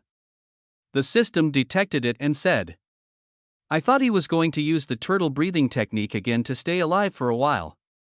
Do you think skills have no CD and can be used continuously?" The system rolled its eyes. Changqing, in this case, he felt relieved. The dead Jiang Chang was his good friend. But he was a little curious. Without Jiang Chang's secret protection in this life, what would happen to those two little bastards? He turned around and also rushed down the mountain. Chapter 632, Loyalty and Trust, 13, Call. As Changqing stepped into the manor, he felt the sound of wind rushing above his head. He curled the corners of his mouth slightly, and without even looking, he slapped out with his backhand. Bang! With a muffled sound, a light figure turned over and landed on the ground. "Dad! Did you know it was me? That's why you showed mercy." Wang Qinglan pouted, looked at his father's half-smile, and asked somewhat unconvincedly, "Ever since she started practicing the revised version of Luo Feng swordsmanship, she has become more and more curious about the level of her father's martial arts. He has been very indulgent to her recently, so she has become bolder and would test his abilities from time to time. Unfortunately, although she felt that she was making rapid progress, she was always slapped away without any pain. This is really infuriating." Changqing looked at his daughter's expression and thought it was quite cute, and couldn't help but smile. Not bad, in just a few days, he has reached the third-rate level, and his internal strength has also improved. Wang Qinglan had just raised his head proudly when he heard his father's unchanging turning point. "However, my breath isn't steady enough, and my internal energy isn't flowing smoothly in my hand's triple burner. I need to focus on making breakthroughs." "All right." Wang Qinglan was also somewhat accustomed to her father seeing her problem at a glance, but she had something else to do this time, so she rolled her eyes and moved closer again. "Dad, didn't someone report yesterday that the goods in Jiangnan were robbed by the Shueisha gang? When are you going? Take me with you." She shook her father's sleeve and begged. "The leader of the Shueisha gang is a first-rate martial artist. Your third-rate skills won't help you." Changqing glanced at her. The Shueisha gang is a large gang entrenched on the waterway heading south. The original owner used to value peace and often made arrangements with them, so he had no conflicts with them. After Changqing came, he received a letter from them asking for money, but he ignored it. He probably offended those guys, so he had to teach him a lesson. It just so happened that he also wanted to establish his authority, so he asked people to prepare boats yesterday and planned to go south to deal with the other party. However, he did not expect that his daughter also got the news. No. It's boring at home, and didn't you tell me, Dad, that the most important thing in learning martial arts is actual combat? Besides, with my father here, how could I be in any danger? Wang Qinglan refused. This was a great opportunity to see her father's strength. How could she miss it? She had already thought about it. If her father didn't agree, she would pack her bags and follow him as soon as he left. She was going anyway. Okay, go ahead. Changqing saw the determination in her eyes and was too lazy to bother. It didn't matter if he brought someone with him. He planned to end the battle quickly anyway. Don't regret it, Dad is going to kill someone. He suddenly grinned. I'm not afraid. Wang Qinglan shook his head. She was full of confidence. After all, she was a woman of the world and had seen fights before, so what was there to be afraid of? However, after witnessing real carnage a few days later, she realized that she had overestimated the world of martial arts and her own father. Hundreds of corpses were lying on the ground, and blood was flowing all over the place. It was nothing more than this. She saw with her own eyes that her rather kind father killed 10 people with one step, and in just half an hour, there was no one left alive in the entire Shueisha gang dock. It was simply too shocking. What? Are you scared? Changqing looked at Wang Qinglan holding the edge of the boat and vomiting violently, and raised his eyebrows. The smell of blood is too strong. Move the boat upwards. He raised his head and gave instructions to the young men accompanying him. Oh. Okay. The frightened young men came to their senses. They did not dare to face Changqing's eyes at all. They hurried back to their original positions and drove the huge ship upstream. Vomit. Wang Qinglan vomited again. She took the salt water brought by the person next to her and rinsed her mouth. She raised her head, tears still in her eyes. It's so uncomfortable to vomit. Dad, isn't it too much to just wipe out the whole family? No. Changqing shook his head. The Shueisha gang is a gang that robs and loots people. No one is innocent, and, he paused, bloodshed is the greatest deterrent. From now on, others will have to think twice before trying to touch our goods. He said calmly, without even a flicker in his eyes, this is how the world of martial arts is. Strong strength is the greatest reliance. Being weak does not necessarily mean you will be beaten, but if you are weak and still cause trouble, you will definitely perish. Wang Qinglan nodded as if he understood, with an expression that said, I don't quite understand, but I'm shocked. Changqing didn't know what was going on in her little head, but after returning home, he found that she had practiced harder, which made him feel relieved. He has to grow up quickly so that he can be a hands-off boss. News spread quickly in the underworld. Within a few days, the news of the Shueisha gang's destruction spread everywhere. For a time, people in the streets and alleys were discussing this matter. The Shueisha gang was quite powerful, and its leader was a top-tier expert. What did this mean? It meant that Wang Jiazhuang, which was able to destroy the Shueisha gang, had at least a top-tier expert. I heard that night, the water at the wharf was filled with howling and wailing, and the people nearby were so scared that they didn't dare go out. The next day, the water at the wharf was completely dyed red. The Shueisha gang has committed many evil deeds. They must have met a tough opponent this time, right? They deserve to be destroyed. No, the Shueisha gang is not stupid. They never mess with big sects or families. They just didn't expect someone from Wang Jiazhuang to achieve a breakthrough in martial arts. In the inn, several tables of gangsters were drinking and chatting, talking about the demise of the Shueisha gang. At a table in the corner, Jiang Qingyun and Wang Shirhan both looked unhappy when they heard this. Jiang Qingyun was allergic to the idea of a clan being wiped out. He immediately thought of his own family. He hadn't even reached the first-rate level yet, and how could the Wang family destroy the water-killing gang? That was a first-rate force. Even his father praised the gang leader's 11 water-killing techniques, so, could it be that Wang Changqing had actually broken through to the first-rate level? Or even reached the realm of quasi-grandmaster? He thought of how he was thrown away by a sleeve at Wang's house, and his face became even gloomier. Wang Shirhan's face also looked very ugly. He had just left the Wang family, and his father made such a big news. Doesn't it seem that the Wang family is the same with or without him? This was completely different from what he expected. What he hoped was that after he left, the Wang family would lack a capable helper, become overwhelmed, and unable to focus on many things, causing the business to shrink, but the family would still maintain its core competitiveness and wait for him to return to regroup and soar to success. A few days ago, he heard that the goods had been robbed, and he was a little happy. What happened? His father directly wiped out the Shueisha gang, too impulsive. Too reckless, his fists clenched so hard that they made crackling sounds. This would cause the Wang family to be targeted by those on the street. How would they be able to run their business in the future? How would he inherit the Wang family's business? It would simply damage his property. No, I have to go talk to that damn old man. He muttered something and stood up suddenly, attracting everyone's attention. Brother Wang. Zhang Qingshan quickly pulled his sleeve. This is still a town not far from Wangjiazwang, but it has been a long time since the Zhang family was wiped out. The enemy may have already sent people to find him and kill him, so he can't expose himself easily. Yet he planned to practice here for a while, and after breaking through to first-class martial arts, he would investigate the family massacre incident. Wang Shihan also reacted quickly and did it again silently. My dad is crazy. He gritted his teeth and muttered, "Humph. Let's see how he faces the revenge from the friendly gangs of the water-killing gang next." Chapter 633, Loyalty and Trust. 14. There was a pot of wine, 2 side dishes and a piece of meat on the table. Both of them felt that the food had no taste.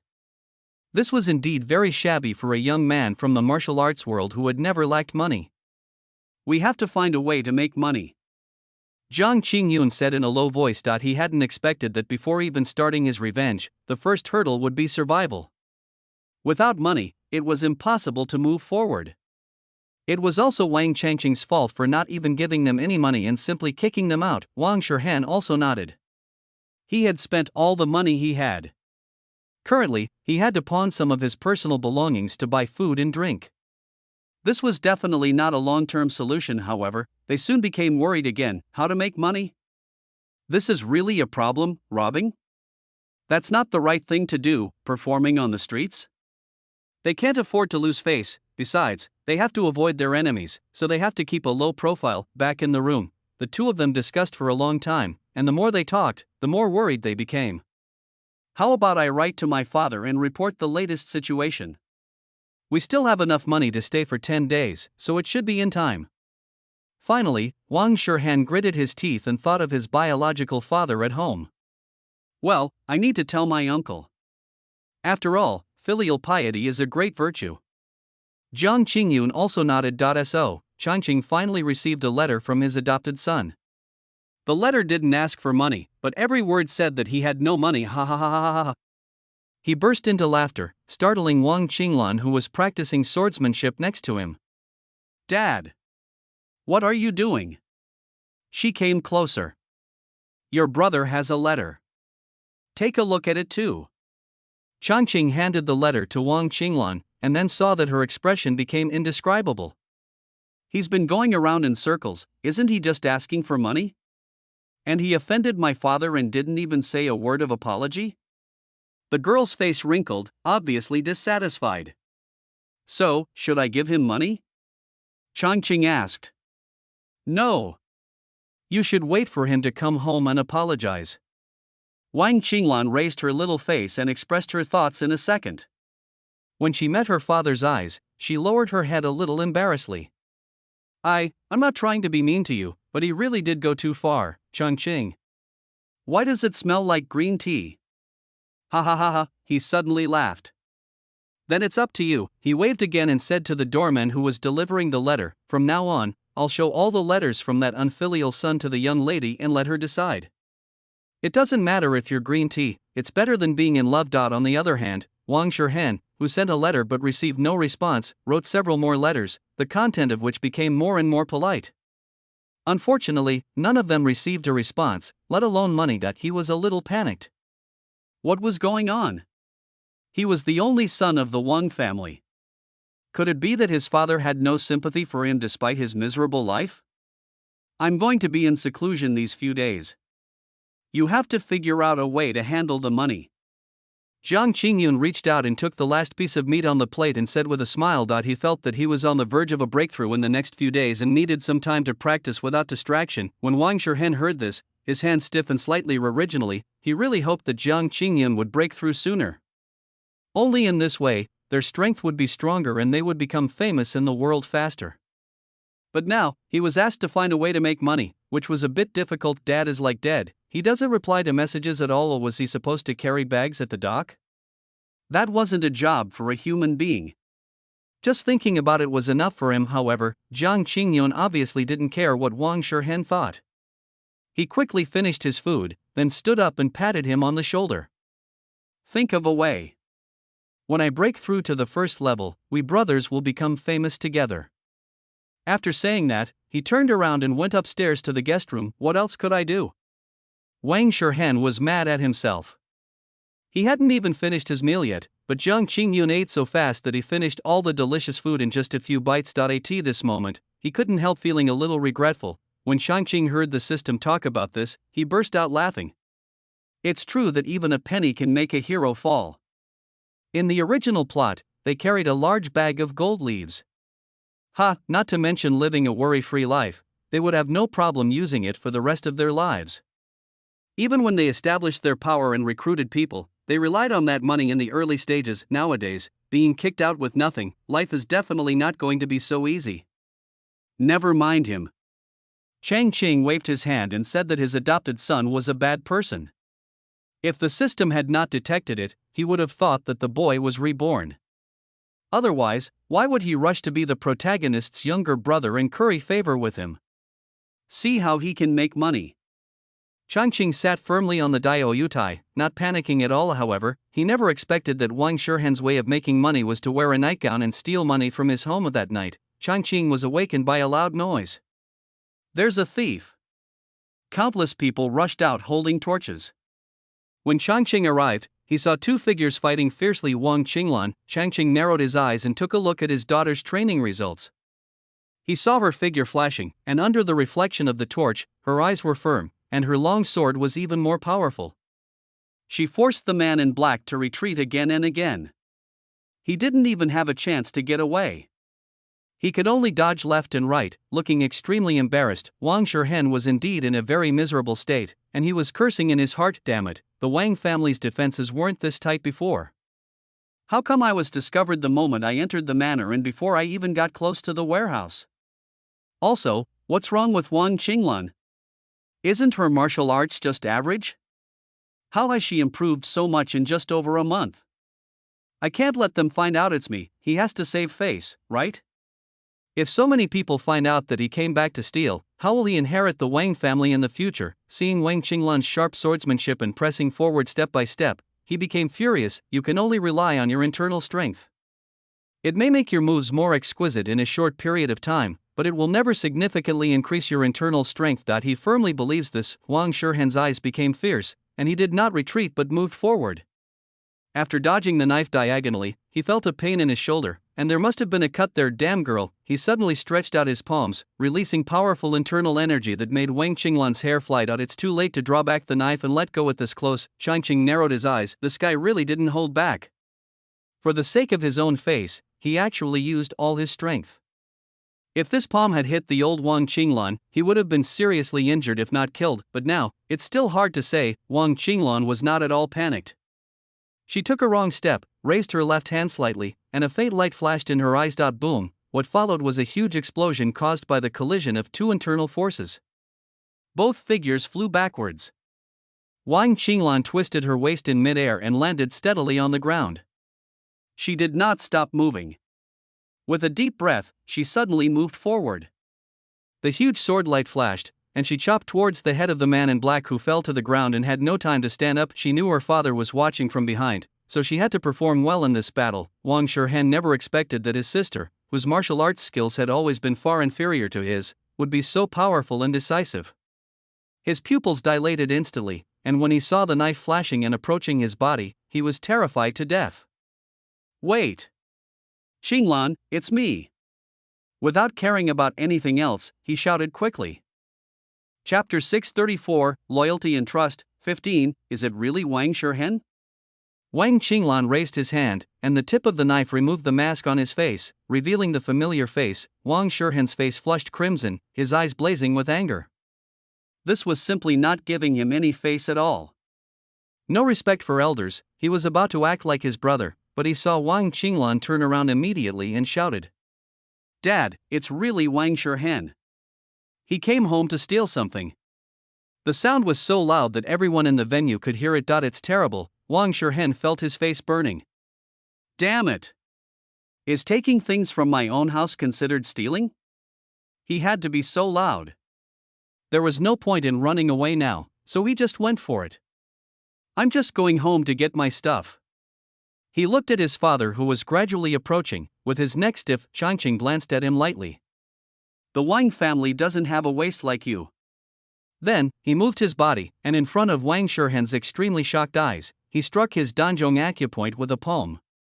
The force seemed very light, and only knocked Wang Shihen back a few steps, but Wang Shihen's face changed drastically, and his pupils were full of fear, because he found that his internal strength was blocked by half in this blow and dissipated without a trace. I will remove you from the family tree. From now on, I, Wang Changqing, will no longer have a son like you. His father's cold voice continued to be heard, and Wang Shishi widened his eyes in disbelief. He thought that at most he would be scolded by his father, but his father actually abolished his martial arts and kicked him out of the house. He is the only son of the Wang family. How so? Wang Shihen's body began to tremble. He was afraid.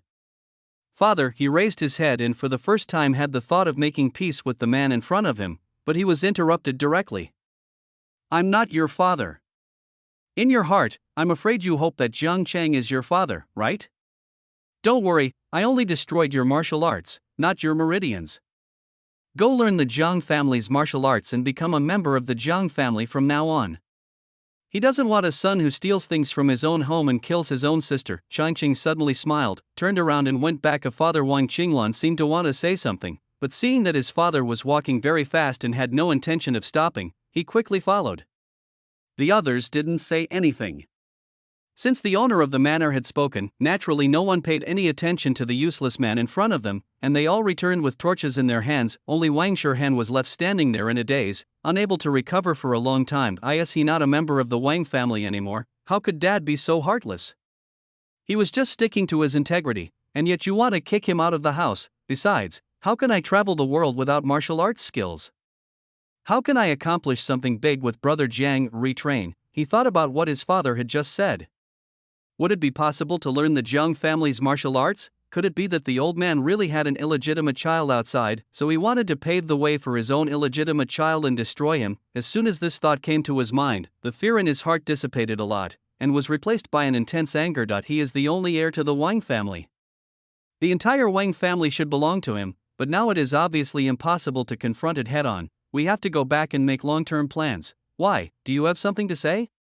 After being woken up in the middle of the night and watching a fight, Changqing actually felt hungry. He asked the kitchen to heat up some food and had a midnight snack with his daughter. As a result, he saw Wang Qinglan's hesitant look.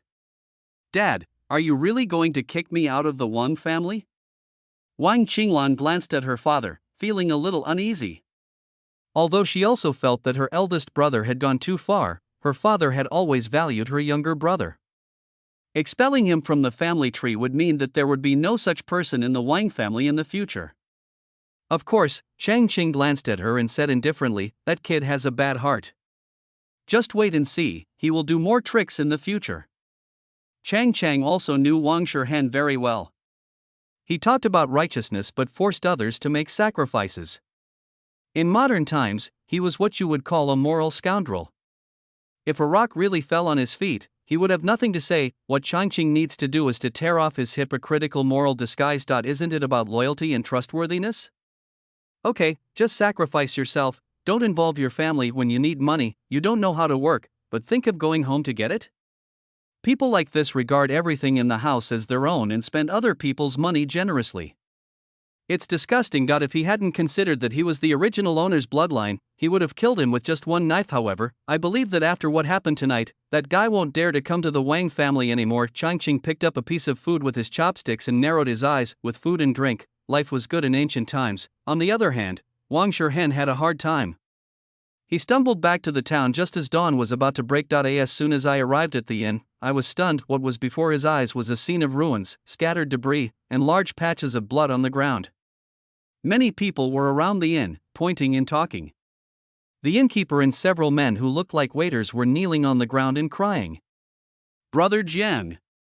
His first reaction was that the Jiang family's enemy had arrived, and he couldn't help but rush out of the crowd and shout, "It would be bad if you shouted in this life." Jiang Qingyun was naturally not there, but the shop owner confirmed that he was with Jiang Qingyun, so he grabbed him.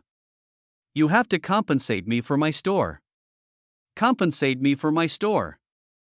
My inn was damaged in a fight between your brother Jiang and others. Now he has run away, you have to compensate me."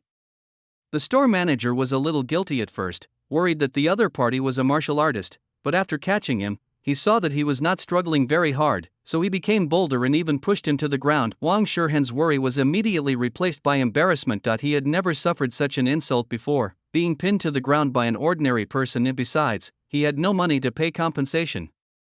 He had no money left. If he could get the money when he returned home this time, it would be fine, but now he had no way out at all.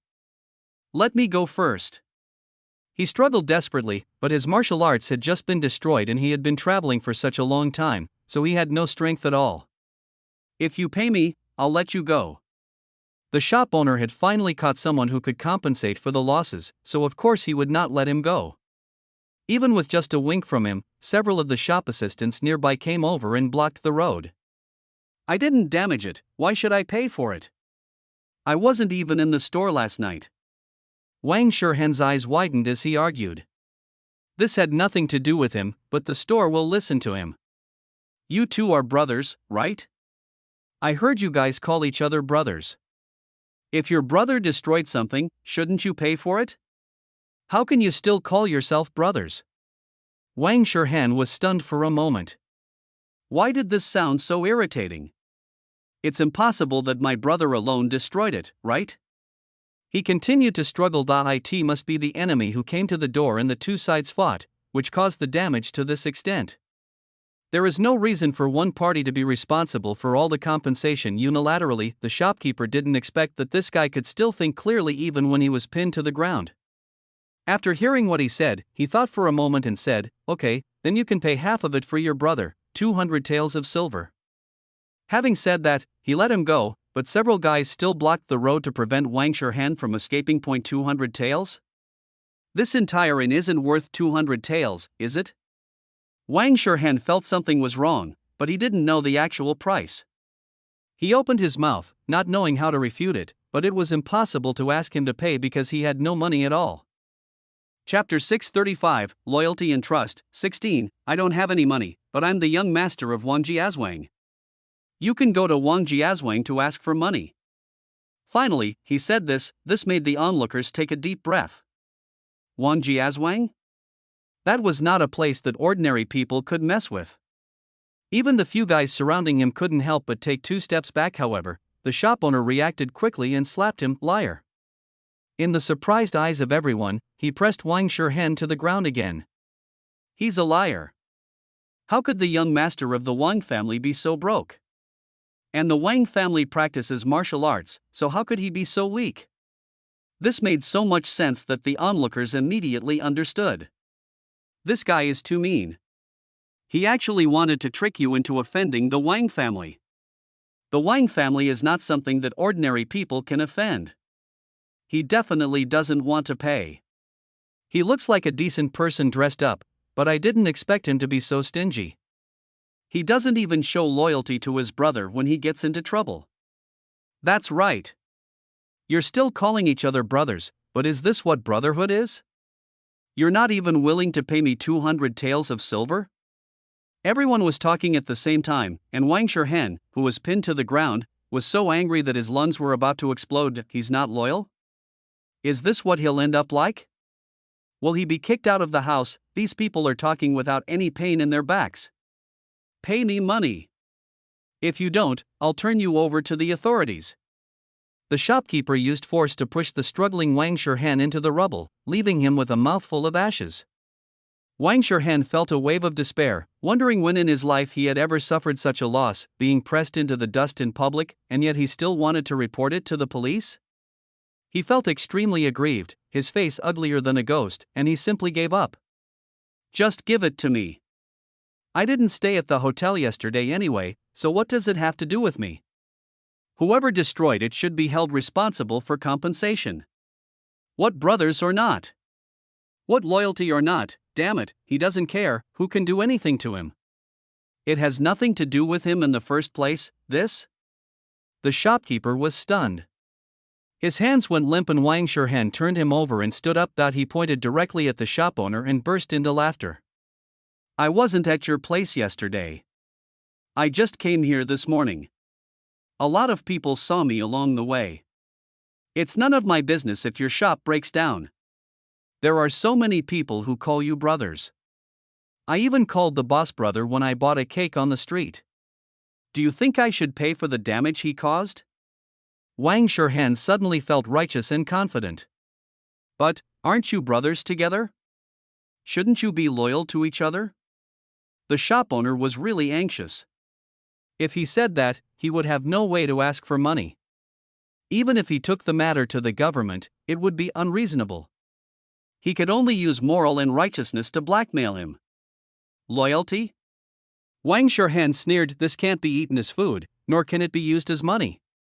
His state was a little crazy, which actually scared everyone. This is none of my business. You're blackmailing me.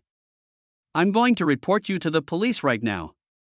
He threw down a sentence, turned around and walked away, and surprisingly he was heading towards the government office. No one dared to stop him. Even the shop owner didn't expect such a sudden reversal. Damn, he thought he was going to get the money. Boss, what should we do if he really wants to report to the police? A waiter came over and asked. Why are you panicking? It's not that easy to report it to the police. The shopkeeper glared at the clerk, but he was not worried about being blackmailed by the defendant. After all, he was the one who suffered the greatest loss, and he didn't get any money, so who would care about these trivial matters? Of course, Wang Shirhan did not really report to the police. He was a man of the world and had no good impression of the government. His previous action was just to get away. When passing through a small alley, a hand suddenly reached out and pulled him in. Brother Jiang. After seeing who it was, Wang Shirhan was shocked. Who else could this blood-covered, disheveled man be but Jiang Qingyun? Shoo! Jiang Qingyun made a gesture to keep quiet. He pulled Wang Shirhan into an abandoned courtyard nearby and suddenly breathed a sigh of relief. Shirhan, my enemies have come to my door. Although I have broken through to the first-class realm, they have more people and some masters. I pretended to flee south, then turned back halfway and hid here. I didn't expect to meet you again. Have you raised the money? At this time, when he needed the money the most, he was injured and needed to see a doctor. Wang Shirhan was speechless. Where could he raise the money? And his martial arts skills were also crippled. My father is heartless. He crippled my martial arts and kicked me out of the house. I'm completely helpless now. Wang Shirhan gritted his teeth. Huh? What's going on? Jiang Qingyun was stunned. Your martial arts skills have really been abolished? He was a little bit unconvinced. How could there be such a father? He only had one son. Wouldn't someone inherit the family business in the future? He was counting on the Wang family's fortune to achieve great things. Wang Shirhan nodded silently. He has no other choice now. Brother Jiang, my meridians are still there, so I can practice martial arts again. How about I learn the Jiang family martial arts from you, and we will be brothers from now on? Hope glittered in Wang Shirhan's eyes. The Wang family's martial arts were only second-rate, and they were just so after practicing over and over again. However, the Jiang family had secret manuals that could lead one directly to the master level, and this was the real martial arts. No. Jiang Qingyun refused without even thinking about it. Jiang family martial arts are only passed down to Jiang family disciples, but the Jiang family is gone now? Wang Shirhan was anxious and spoke quickly. Jiang Qingyun's face immediately darkened. Was this a mockery of his Jiang family being wiped out? Even without him, the Jiang family still existed, and the Jiang family rules must continue. Besides, this guy had been kicked out of the family and his martial arts skills were crippled, so he probably wasn't very useful anymore. As long as I am here, the Jiang family will be here, and the rules of the Jiang family will naturally be here too. He sat down coldly. It's my fault for being abrupt. Facing Jiang Qingyun, Wang Shihan was really a little weak. Seeing that his attitude had turned cold, he quickly apologized in a low voice. Jiang Qingyun's expression eased slightly as he pondered for a while and felt that he should not fall out with his friend now. He was being hunted by someone and it was the right time to use him, so he forced to smile again. Shihan, I was impulsive just now. I can't really break the family rules, but... His eyes rolled. My Jiang family has collected quite a few skills, and not all of them are forbidden to be passed on. I remember there was a fiery blade technique that my father passed on to a meritorious servant when he was still alive. It can reach the quasi-first class level, which is very good. The technique passed down to the servants? Wang Shihan's face changed, but when he heard the word quasi-first rate, he gritted his teeth and held back. Forget it, almost first rate is not bad either. The Wang family's Luofeng swordsmanship is only second rate. Although he lost to Wang Qinglan, he never thought that Luofeng's swordsmanship had been modified. He just thought that Wang Qinglan had taken some medicine and temporarily improved his strength. Chapter 636, Loyalty and Trust, 17. So, Wang Shihan practiced the martial arts that the Jiang family gave to their servants? Chang Qing laughed when he heard the news. This wasn't very harmful, but it was very insulting. That kid was so arrogant in his own home, and in the end, in the plot, Wang Shihan seemed to be practicing the Jiang family's orthodox secret skills. Now, it seems that the two of them are not in solid agreement, but think about it, Wang Shihan's situation is much better in the plot. He has money, and the original owner is still looking forward to him returning to inherit the family business, so that he can experience life as a second-generation person. Now, his martial arts skills have been wasted and he has been kicked out of the house, so his value has been greatly reduced. It's easy to borrow money if you have money, but it's difficult to borrow money if you don't have money, and others will also worry about credit issues. However, the fiery sword technique is also good. It is said to be a quasi-first class technique. The system added quasi-first rate? That means second rate. Chang Qing shook his head. Adding the word quasi to a technique significantly diminished its effectiveness. It was either flawed and couldn't reach its highest level, or it could only be achieved under extreme circumstances. In short, it was far inferior to a truly first-rate technique. It seems that Wang Shihan really has no choice. Chang Qing gave a vicious smile. Even if you practice this martial art, life will still be difficult. System, keep a close eye on them. If they do anything unethical, like robbing people, killing people, or stealing, please make a note of it. Chang Qing's eyes flashed. People with martial arts skills are likely to go astray when they are in desperate situations. These two people claim to be righteous people in the martial arts world, loyal and keep their promises. Don't let them do things like robbing people and looting when they have no money. That would make people laugh out loud. Father. Just as I was thinking about it, Wang Qinglan came, her eyes full of excitement. I've broken through to the second-rate level, good. After a brief examination, Chang Qing nodded, but there are still some areas that can be refreshed. In the following days, Chang Qing lay at home every day, occasionally giving his daughter some advice on martial arts, and lived a very comfortable life. On this side, the father and daughter were practicing martial arts happily, but on the other side, Jiang Qingyun and his wife were much more uncomfortable. Without Jiang Cheng's secret efforts to eliminate their enemies, they would have been pursued by enemies all the time. Wang Shihan had a foundation in martial arts, so he could learn to practice again quickly. However, every time he hid for a while, he would be caught up, and after a battle, he would inevitably be injured. After a year, both of them were tired and exhausted, not to mention revenge. Jiang Qingyun felt as if he had wiped out his enemy's entire family and was being chased for revenge. That night, a fierce battle took place in the ruined temple. The two men worked together to kill a team of 5 or 6 people from the other side. They collapsed under the statue, gasping for breath. Damn it! These demon cult brats are too rampant. They chased us for thousands of miles. There was a scar on Jiang Qingyun's forehead that extended across half of his face, looking quite hideous. It was the scar left from the second siege of this year. He also gained something. He learned from those who were chasing him that they were all members of the demon cult, and he locked on the ultimate enemy of the family massacre. He didn't know what grudges his father had with the demon cult, but it was obvious that the other party wanted to completely exterminate the Jiang family, because the people chasing him were getting stronger and stronger, and now there were even elders who were quasi-grandmasters involved. Yeah. Isn't there anyone who cares about the righteous path? Wang Shirhan also had a haggard look on his face. The weather was hot, so he opened his clothes. His chest was still wrapped in a yellowed bandage, with traces of blood seeping out. It was obviously a new injury. His martial arts skills have recovered to a second-rate level, even better than before. This is his biggest gain in the past year.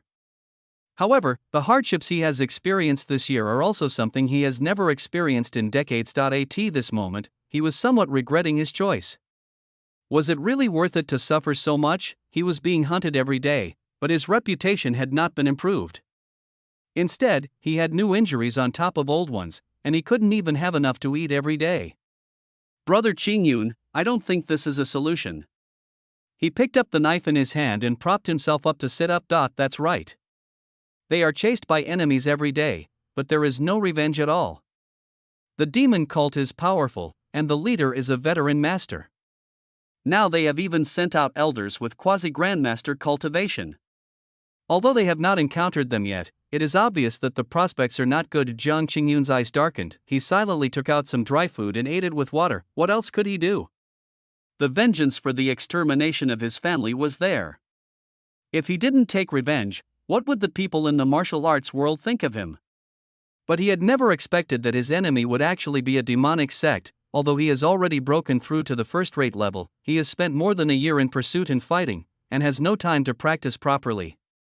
He has accumulated a lot of combat experience, but even he himself feels that breaking through to the master level is a long way off. What's more, the demon cult is not only powerful in terms of its leader.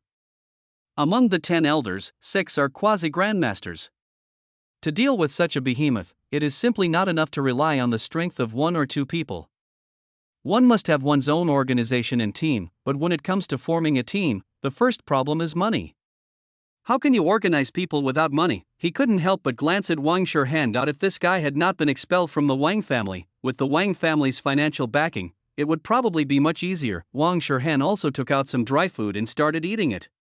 When he was at home before, he would never even look at this kind of dry food, but now he had to rely on it to fill his stomach, and he felt choked. Damn, this life is not a life for human beings. However, the Wang family seems to be getting better and better, and its influence is growing. This is the most infuriating part. He heard that when the Shueisha gang was first destroyed, there were several friendly gangs looking for trouble, but they were all wiped out by his father one by one. Now it is said in the martial arts world that his father has reached the quasi-grandmaster level, and no one dares to mess with the Wang family's business. TSK, he should know how strong his father is. He can only break through to the first-class level with luck. He is even a quasi-grandmaster. He won't believe it even if you kill me. His father must have spent a lot of money to hire someone to do it, but this money should have been his. Wang Shirhan couldn't help but clench his fists. Brother Qingyun, I think you should marry into the Wang family. With the financial support of the Wang family, some things can be accomplished. Suddenly, Wang Shirhan said quietly. Jiang Shirhan paused while drinking water, and he slowly raised his head to look at Wang Shirhan. Your father has no intention of marrying someone else. You know this better than anyone else. Wang Shirhan's eyes flashed. He understood the hidden meaning of Jiang Qingyun's words. It seemed that Brother Jiang really wanted to give in. When Jiang Qingyun left the Wang family, he did have the idea of becoming famous in the future and then going to the Wang family to cancel the engagement in person. However, after a year, not only did he fail to become famous, but his life became miserable. Now the demon cult has sent a quasi-grandmaster level expert, and he is really worried. I have to say, time can really change a lot. After just 1 year, my state of mind is very different from what it was then. The engagement between the two families was already decided a long time ago. How can he just cancel it? Wang Shirhan's eyes flashed, and his voice was filled with a hint of hostility. We can ask the Banshan sect to come forward and coordinate this matter. It will definitely make that old man change his mind. Wang Shirhan's tone was firm. The Banshan sect is a large sect in the area where Wang Jiazhuang is located. It is said that the sect leader is a master-level expert. Although there is no strict jurisdiction system in the martial arts world, all small forces in the jurisdiction automatically pay tribute to the Banshan sect, so if there are any conflicts, the Banshan sect will be asked to mediate. But Jiang Shirhan was a little hesitant. After all, he was the only heir of the Jiang family, and he was also a first-class master. He should be considered a big shot. If he did this, it would seem like he was trying to curry favor with the Wang family, which was very embarrassing. Don't say, but Wang Shirhan was about to say something. Boom, with a loud bang, the temple door that was propped up with wood flew apart, and 3 men in black appeared at the door. Boy, you are quite capable. You actually need me to help you. Chapter 637, Loyalty and Trust. 18. The man in front had a beard as hard as iron and a playful look in his eyes. The 2 people behind him had solemn expressions and were guarding the door with swords. The quasi-grandmaster of the demonic cult, both of them were startled and jumped up quickly. The aura of the man in front of them was completely different from that of the previous enemies. Even the 2 people behind him are second-rate masters. Hey, stop struggling, Jiang family kid, today is the day you die. The old man flicked his long sleeves, and a violent gust of wind swept through. In an instant, the ruined temple was filled with his shadow. Walk! Jiang Qingyun shouted loudly, and swung his sword like a rainbow, and his figure soared into the sky. Wang Shirhan's reaction was not slow either. His sword flashed, stirring up a wave of heat, but his body retreated quickly. Facing a quasi-grandmaster, the 2 had no intention of fighting for a long time. It's too late if you want to leave. The old man moved, and a huge force rushed directly towards Jiang Qingyun, forcing him to swing his sword to defend himself. Wang Shirhan just retreated and found that his retreat had been blocked by the 2 men in black. 2 sounds of breaking wind came directly at his back. He was actually a master of Qinggong. His speed was astonishing. He didn't have time to look back, and suddenly lunged forward, barely avoiding the attack. He felt a chill on his back, and a large piece of his clothes had been cut off. When he stood firm again, he found that he was back at the feet of the statue. There is no way out. Both of them looked extremely ugly. The demon cult destroyed my Jiang family. Why did they still want to kill everyone? Jiang Qingyun pointed his long sword at the statue's shoulder, and the tip of the sword jumped like a snake. He asked in a deep voice, his heart full of resentment. Ha ha ha ha ha ha, of course it's to prevent you from taking revenge. Am I still waiting for you to grow up? The old man seemed to have heard something funny and laughed so hard that the dust on the roof fell down. Jiang Qingyun and Wang Shirhan looked at each other, knowing that this battle was inevitable. Without saying anything more, they gritted their teeth and rushed forward. For a moment, the wind blew violently in the ruined temple, and the sound of swords clashing made the birds in the distance fly away. So in this battle, Jiang Qingyun and the other 2 were seriously injured and ran away? In the Wang family manner, Chang Qing, who was lying on a bench by the lake and eating fruit, raised his eyebrows slightly and sat up. He was a little surprised. Those 2 guys, one is first-rate and the other is second-rate. It should be difficult for them to fight against the quasi-grandmaster elder of the demon sect, plus 2 second-rate masters. Wang Shirhan exploded at the critical moment, burning his blood and energy to temporarily reach the level of a first-class master. This is the use of the fiery blade technique.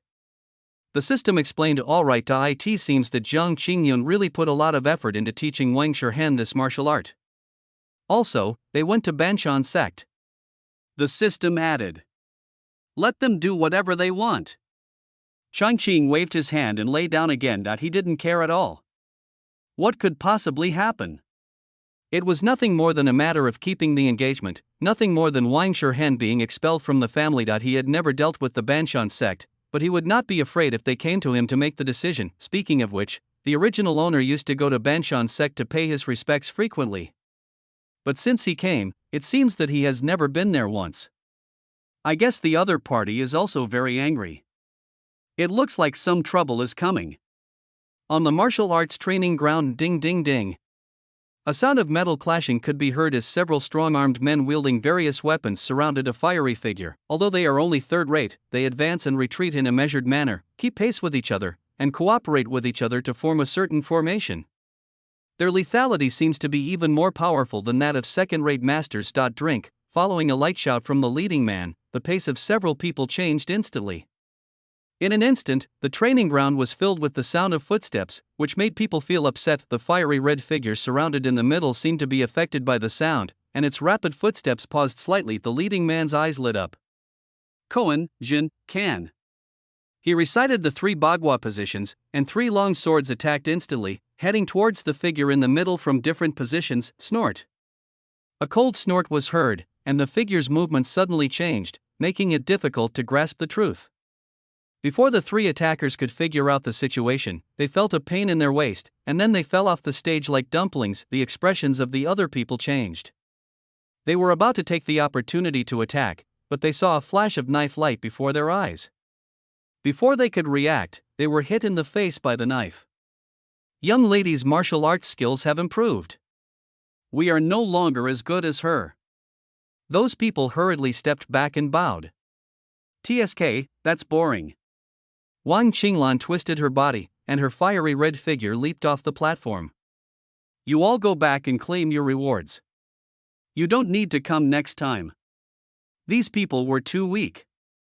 Although they were still a bit stronger than second-rate masters when they joined together, they were completely inadequate in her eyes. It's really distressing. She wanted to go and practice with her father, but she was afraid of being beaten to death, and none of the warriors in the family were her match. Alas, I haven't had a very enjoyable fight since I reached the first-rate level. Wang Qinglan sighed. The goods at home haven't been robbed for a long time. She has no reason to find someone to rob her, which is really annoying. Do you feel the loneliness of invincibility? Suddenly, a figure sounded from behind, and Wang Qinglan turned around with some surprise. Father. But she saw her father sitting leisurely on the willow tree beside the rockery, fanning himself with a fan in his hand. Dad, you didn't even tell me when you arrived. So that I could show my strength more comprehensively. Wang Qinglan raised his little face. Call. Zhang Cheng put away the fan and suddenly disappeared from the tree. The next moment, Wang Qinglan felt a gust of breeze coming, and several major acupoints on his body seemed to be shrouded in danger. In an instant, her eyes suddenly widened, and she stepped forward with her feet, leaping forward like a young swallow. Yeah, good reaction. Behind her, she heard her father's slight approval, but she did not look back, because the wind behind her was getting stronger and the crisis was not over yet. Wang Qinglan felt the hairs on his back stand on end. She twisted her waist suddenly and slapped out with her backhand. With the force of this palm, her body floated forward 3 feet like lightning. After landing steadily, she turned around. Dad! Come again! She was getting a little excited. She had seen her father fight several times in the past year. Although she didn't know if he had tried his best, based on her knowledge, she thought he had at least the ability of a quasi-grandmaster. No more comparison. However, her father shook his head. Zhang Cheng had already discovered his daughter's strength, so of course he had no intention of being her sparring partner. In a few days, someone will compete with you. He smiled and said. Chapter 638, Loyalty and Trust. 19. Moving Mountain Sect. In the reception hall, Wang Shihen's face was so pale that he coughed up blood on his handkerchief after every few words. Zhang Qingyun next to him had bandages on his head and body, and it was basically impossible to tell what he looked like before. Ahem. My father, Wang Changqing, is unfaithful. Seeing the Zhang family's decline, he reneged on the engagement and showed no intention of helping brother Zhang. It's not a blessing for the Jianghu to have such a man as the head of the family. I, Wang Shihen, firmly uphold my moral principles and support brother Zhang's revenge, but was expelled from home by my father and had my martial arts skills crippled. He even massacred hundreds of members of the Shueisha gang because their goods were robbed. His murderous nature is so strong that I suspect he has already fallen into the path of evil. Wang Shihen spoke intermittently, with astonishing hatred spurting out of his eyes. If his father hadn't kicked him out of the house and not given him any money, how could he have ended up like this? He should have been living a carefree life, enjoying the world, upholding justice, and becoming famous. He had had enough of these days of not being able to eat or sleep well, and worrying about his life at any moment. Therefore, he wanted to take back the Wang family that belonged to him. Then he would help brother Zhang build his power and achieve his revenge. There were several old men sitting opposite them, and they were also very angry after hearing this. One of the old men with white beard even slammed the table in anger. Where in the world does this kind of father exist? Where in the world does this kind of in-laws exist?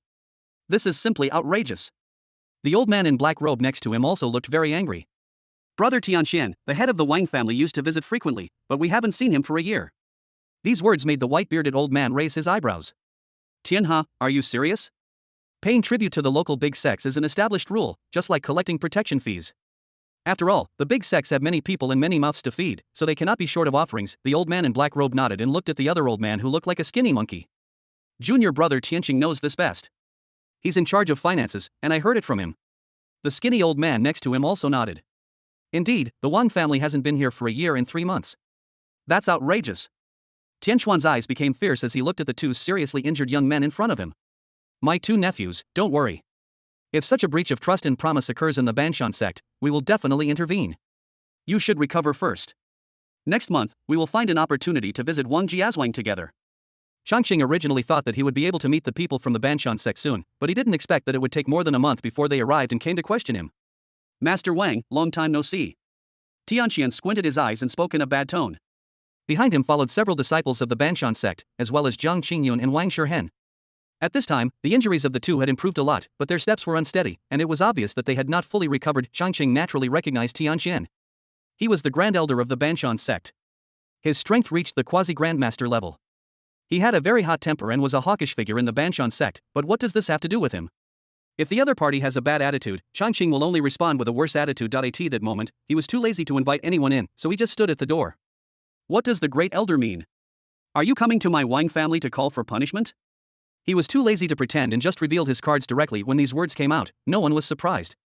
Even Wang Qinglan, who was standing behind him, had a changed expression. Dad, is he eating a powder keg? The Banshan sect is a big sect. Wang Shirhan and Jiang Qingyun had never expected that this seemingly amiable old man would directly confront them the moment he opened his mouth. How could they mediate? Both of them felt a cloud of gloom in their hearts. Tianqian was so angry that his beard was blowing. Wang Changqing, how bold! He had a bad temper to begin with, and couldn't stand being confronted in person. He didn't care about using courtesy first and then force, and with a flash of his body, he formed 5 fingers into claws and grabbed the other person. 5 elements claws, this is his famous skill. Wang Shirhan widened his eyes. Tianxuan's attack was so powerful that it was even more fierce than the demon sect master he had fought against in the ruined temple before. That he was secretly happy. My father has such a bad temper. If he gets seriously injured this time, it will be easy to deal with. The Wang family needs someone to take charge, and as the only male heir, isn't it natural for him to be in charge? Boom, the next moment, there was a sudden loud crash, which made him take several steps back. That he was even more surprised. How could his father actually block a blow from a quasi-grandmaster? But when the dust settled, he almost dropped his jaw, because he discovered that the one who blocked the attack was not his father, but his sister Wang Qinglan. At this moment, she was standing with a sword across her body, blocking between his father and Tianqian. Qinglan, Senior Tianqing is a quasi-grandmaster, you have to be careful. Changqing had no intention of stopping her. Instead, he gave her some instructions and retreated a few dozen steps, as if leaving the battlefield to his daughter. Wang Changqing, what do you mean? Tianqian was shocked. Although he did not use his full strength in this attack, the opponent was just a little kid and he actually blocked the attack. He was really surprised. The strength of the Wang family was beyond his imagination. Literally. Since you're here, it's a good opportunity for me to practice with you. Changqing's malicious smile made everyone present feel a sinking feeling in their hearts. Knowing that the other party was a quasi-grandmaster, he still let his daughter practice with him? How could he be so ruthless? Or had Wang Qinglan also reached the quasi-grandmaster level? Wang Shirhan was even more incredulous. Seeing Wang Qinglan flipping his sword and fighting with Tianqian, he felt as if hundreds of kilograms of sauerkraut had been pickled in his heart. How is this possible? Wang Qinglan has reached the level of a quasi-grandmaster? It's clear that her martial arts skills were far inferior to his before, and now, he can only barely break through to the first level by burning his energy and blood. How could the other party reach this unattainable level in more than a year? This is even more painful than killing him. Boom, there was another collision on the field, and 2 figures flashed away, each retreating more than 10 steps. Tianqian looked extremely ugly. He thought that he could defeat the girl with just a few dozen moves. He didn't expect that although the opponent's internal strength was insufficient, his body movements and moves were exquisite. After a fight, his fingers were almost cut off, which shocked him. Especially when he glanced and saw Wang Changqing standing by the wall with a leisurely look, he was so angry that he almost exploded his lungs. Damn it, did he come all this way here just to practice with other kids? Senior Tianqian, come again. Wang Qinglan was really enjoying the fight. She had never fought with anyone so freely before. The warriors in her family were no match for her, and her father was too lazy. This was the first time she could let go, and she felt that she was getting better and better at fighting. Without waiting for Tianqian to answer, she jumped up and a flash of knife light appeared in the air and covered him again. Tianqian had no choice but to grit his teeth and face the challenge. Chapter 639, Loyalty and Trust, 20, Wang Shirhan's face was ashen at this moment. What else did he not understand? His strength was totally inadequate, not even as good as his own sister. How could he talk about inheriting the Wang family? He exchanged a glance with Jiang Qingyun next to him, and both saw the word no hope in each other's eyes. Although Jiang Qingyun had reached the realm of a top-tier expert, and could even fight a quasi-grandmaster with a burst of energy, what good was that? The Wang family was more than just Wang Qinglan. Although Wang Changqing hadn't taken action, his attitude clearly showed that he had something to rely on to dare to turn against the Banshan sect. I'm afraid this won't work, let's go. He leaned over and whispered to Wang Shihan, then saw Wang Shihan nodded quickly. The two of them stepped back and actually ran away. The others were so focused on the battle in front that they didn't notice the two men slipping away. Changqing saw it, but he didn't bother to care. What's there to worry about? Now, Zhang Chang has become a pile of bones. Without his protection and guidance, it is obvious that Zhang Qingyun can no longer handle the situation. Let them fight the demon cult to the death. The hero has some luck and won't die so easily. It can be considered as getting rid of a pest for the martial arts world. Changqing said to himself. On the field, the two men were fighting fiercely at the moment, and of course they did not notice that Zhang Qingyun and the other two were running away. Wang Qinglan's sword skills changed, and the whole person was covered in a layer of green light, while Tianqian had powerful palm power, and each palm brought up a gust of wind. Hey, Tianqian, the two kids you brought have run away. Suddenly, a voice was heard, which made Tianqian pause in his attack. He turned around and his face immediately turned ugly. The place where Zhang Qingyun and Wang Shihan were was empty, there was no one in sight. Why don't you stop them? He was furious and yelled at the several disciples of the Moving Mountains sect he brought with him. Several disciples looked at each other. We were so focused on the battle that we didn't realize, one of them stammered in explanation.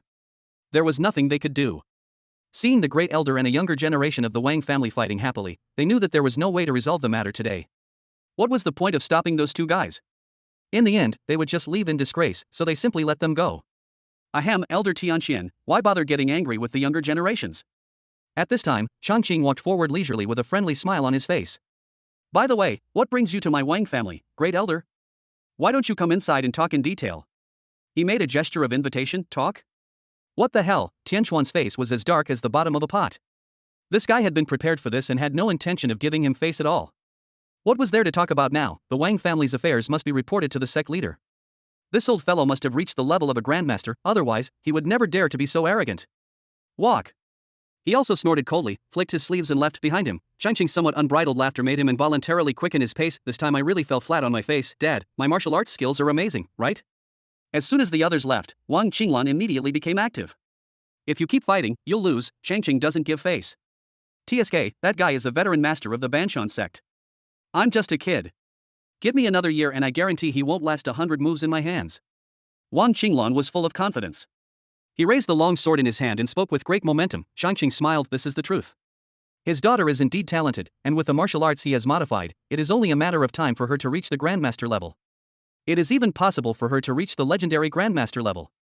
Let's go back and eat. You must be hungry after the fight. The father and daughter walked into the manor, talking and laughing. After this incident, the Wang family's business was targeted a lot, but after Changqing personally went to the Banshan sect, all the problems were gone. He also has no intention of expanding the scale or seizing other people's territory, he just wants to maintain the status quo. However, the reputation of Wang Jiazwang gradually spread. Some people say that the owner of Wang Jiazwang has reached the Grandmaster level, and even the leader of Banshan sect was defeated by him. Some people say that Wang Qinglan, the eldest daughter of the Wang family, is also quite powerful and can even fight back and forth with a quasi-grandmaster level expert. Naturally, some people were curious. Didn't the Wang family have another young master? What was his strength? There was no shortage of well-informed people in the underworld. Although Changqing had no way to publicize it, the news still spread, causing an uproar. The eldest son of the Wang family was expelled from the family? Would the Wang family be inherited by the eldest daughter? Many people don't understand. I say, sons should inherit the family business, right? Daughters are destined to get married and become members of other families. That's not necessarily true. In the martial arts world, strength is respected. It's obvious that the Wang family's daughter is more talented. I heard that she has reached the level of a quasi-grandmaster. The son is only second-rate. How can he compare with his daughter? If it were you, what would you choose? So, the Wang family is looking for a live-in son-in-law? Someone's eyes lit up when he thought of this. Come on, old Zhao, you already have one foot in the ground, and you still want to be someone's son-in-law? The others immediately burst into laughter. In the end, countless people from the martial arts world were talking loudly and laughing from time to time.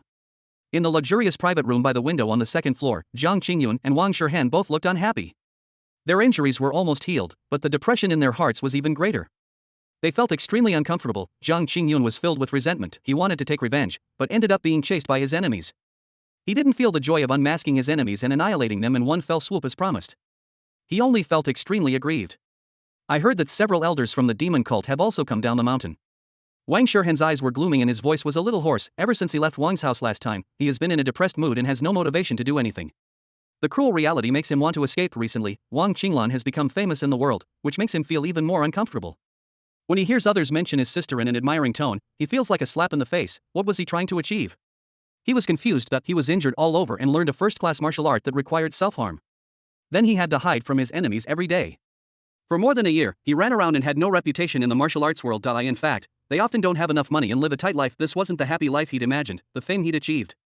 He'd done things out of loyalty and should have been praised, so why was he still so unknown? Why do they all praise Wang Qinglan for his promising young age and ability to rival a quasi-grandmaster? Why on earth is this happening? He felt like he had taken the wrong path and saw no hope of Jiang Qingyun's successful revenge. Our strength is not enough yet. We need to continue practicing. Jiang Qingyun pondered for a while and said, "Let's rent a yard in the city. I'll go into seclusion to practice first, and you go get some money to buy some herbs." "Why do I have to get the money again? I also want to practice?" Wang Shirhan was unhappy and blurted out, "Damn it, every time you're in seclusion, I'm trying to make money. Do you treat him like a servant?" Wang Qinglan is almost a quasi-grandmaster, he also wants to break through. However, Jiang Qingyun's next words made him feel like he was falling into an ice cellar. He looked at him and said calmly, "You don't need to practice. The fiery blade technique can only reach this level," and he paused. "Once you practice this technique, you will no longer be able to practice any other techniques." "What do you mean?" Wang Shirhan stood up suddenly. Chapter 640, Loyalty and Trust, 21. Facing Wang Shirhan's anger, Jiang Qingyun remained calm. "You don't think that the Jiang family's martial arts can be practiced casually, do you?" In an instant, the aura of a first-rate strong man burst out, and Wang Shirhan was shocked and took several steps back, tripping over a table and chairs. His face was pale, his hand was on the hilt of the knife at his waist, and his eyes were full of anger. However, Jiang Qingyun didn't take it seriously at all. Instead, he smiled and sat down again. Wang Shirhan, do you know where this martial art originated from?" Facing Wang Shirhan's stunned expression, he grinned and whispered, "It comes from the demon cult. This is a martial art that the demon cult uses to control its followers. Not only can it quickly improve one's strength, it can also." His eyes suddenly turned dark red at the next moment. Wang Shirhan couldn't help but kneel on the ground, beads of sweat pouring out of his forehead. He trembled all over, as if he was being burned on a barbecue grill, and the pain made him gasp, You. After a while, Jiang Qingyun's eyes returned to normal black and white. Wang Shirhan raised his head, his eyes full of terror. "Ha ha ha ha ha." Jiang Qingyun suddenly burst into laughter.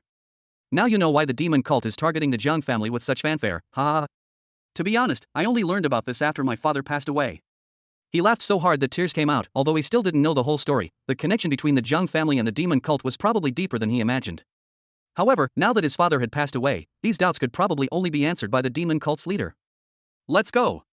Jiang Qingyun suddenly stopped laughing, opened the window and jumped down behind him. Wang Shirhan gritted his teeth and jumped out as well.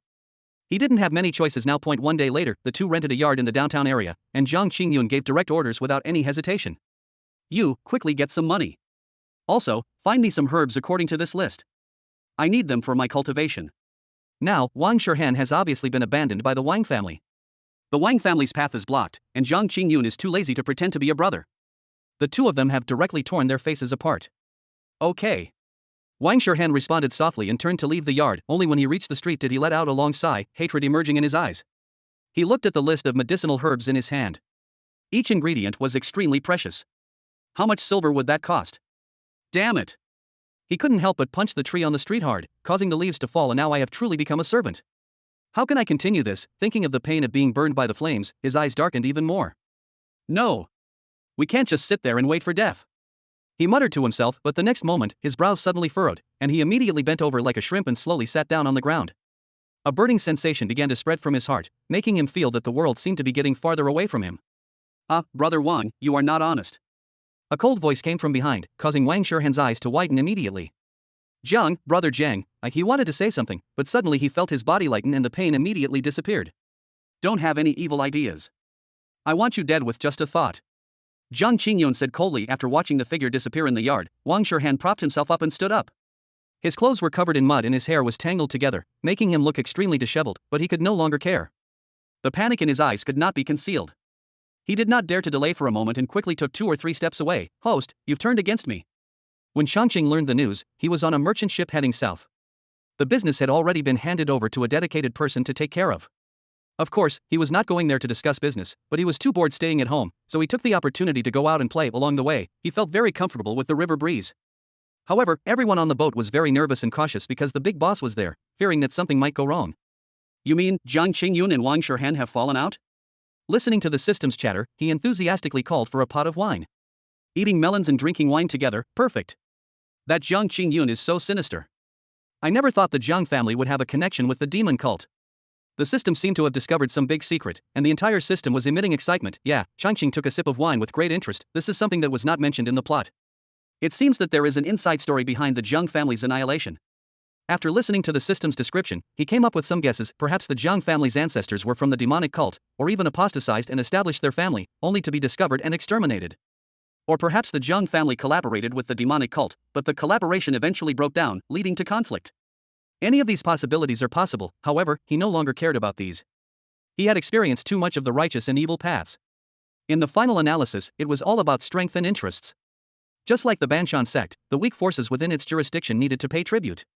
This was something that was not stated explicitly, but everyone knew.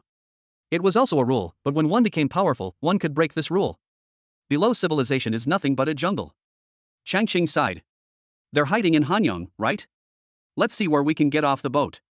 He suddenly became interested. For Changqing, life is experience, leisure, and enjoyment, but for Wang Shihen, life now is like hell. Making money has never been easy, and he no longer cares about morality or justice. The medicinal herbs Jiang Qingyun needed were extremely precious, and a small amount of silver was not enough. After he stole from a wealthy man, he stole a batch of government silver, and finally robbed a security company in disguise, but the silver he collected was only half of the amount. No. He gritted his teeth and went to rob another batch of military pay, but unexpectedly, among those escorting the military pay this time, there was a military master whose martial arts skills had reached the peak of the second-rate level. He was almost caught as soon as he made a move. He didn't care about Junyin anymore. He jumped up repeatedly and fled from one rooftop to another. Damn it, why is everything so unlucky? Wang Shihen ducked to avoid the flying iron Bodhi tree behind him and rolled forward to the edge of the eaves. Without hesitation, he flipped over and landed below, then ran into the alley. Thief! Don't run! You stole the government's silver earlier, didn't you? The Jianghu and the government have always been separate. Are you trying to stir up trouble between the court and the Jianghu? A loud and powerful shout came from behind him, which made him feel a chill in his heart. What's the point of the Jianghu and imperial disputes? He just wants to survive. Wang Shihen, dressed in nightclothes, ran wildly in the alley like a black cat. The man behind him was obviously a tracking skill. He kept following closely, throwing hidden weapons at him from time to stop him, making him feel miserable. After all, he was once the legitimate son of the Wang family, but now he was called a thief, and he couldn't even refute it. Wang Shihen felt as bitter as if he had eaten 100 kilograms of coptis. Laugh. Another sleeve arrow came flying towards him. He rolled over to avoid it, but his shoulder was cut by the gravel on the ground. Damn it, hiding like this is definitely not going to work. He looked ahead and saw that they were almost at the dock and there was no way out. Chapter 641, Loyalty and Trust, 22. Wang Shihen suddenly turned around, spitting out a mouthful of blood, and the long sword at his waist rolled towards the person behind him like a flame. At this moment, his momentum was completely different from before. His originally second-rate strength was rising slightly, and there was a trend of breaking through to the first-rate level. Flame sword technique. The man was a skinny old man, and his pupils suddenly shrank when he saw this move, but the opponent's attack was so fast that he could only take out a pair of judge's pens and seal it forward. Clang! A loud noise was heard, and his arm went numb from the shock. Seeing that the opponent's momentum was still rising, he knew that it would be dangerous to delay any longer. Bang! He raised his hands, and dozens of hidden weapons flew out from his body. Suddenly, the sound of piercing the air echoed continuously, and the sky was filled with the shadows of hidden weapons flying. He himself stepped forward, and his body quickly retreated. After a few rises and falls, he disappeared into the darkness. By the time he had knocked down all the hidden weapons, the enemy was no longer in sight. Wang Shihen snorted, put the knife in his waist, turned around and rushed towards the north with an anxious look on his face. We have to go back and recover quickly. He knew only too well that a temporary breakthrough would lead to prolonged weakness. It was all because of that guy's relentless pursuit. A black shadow passed through the rooftops like a flash of black lightning, but Wang Shihen's expression became increasingly ugly, as he already felt a burning emptiness like hunger. Suddenly, his legs went weak, the figure that had just jumped up fell straight down. Bang! A dull sound was heard, and even a martial artist could only feel stars in his eyes. I hope that little old man didn't follow us. Thinking of this, he curled up and sat down against the wall of the alley. It's really embarrassing. Suddenly, a voice came from above his head, and he immediately widened his eyes in fright. Father, at that moment, Wang Shihen had an urge to cry. He struggled to stand up, but his legs went weak and he fell to the ground. No need to be polite, I just came to see the joke. Changqing jumped lightly and landed in front of him. Stealing from the rich, stealing government silver, robbing escort agencies, and robbing military pay. TSK, is this your justice? With every word he spoke, Wang Shihen lowered his head a little. By the time the last word came out, he wanted to hide in the crack of the ground. He wanted to explain himself, but he didn't know where to start.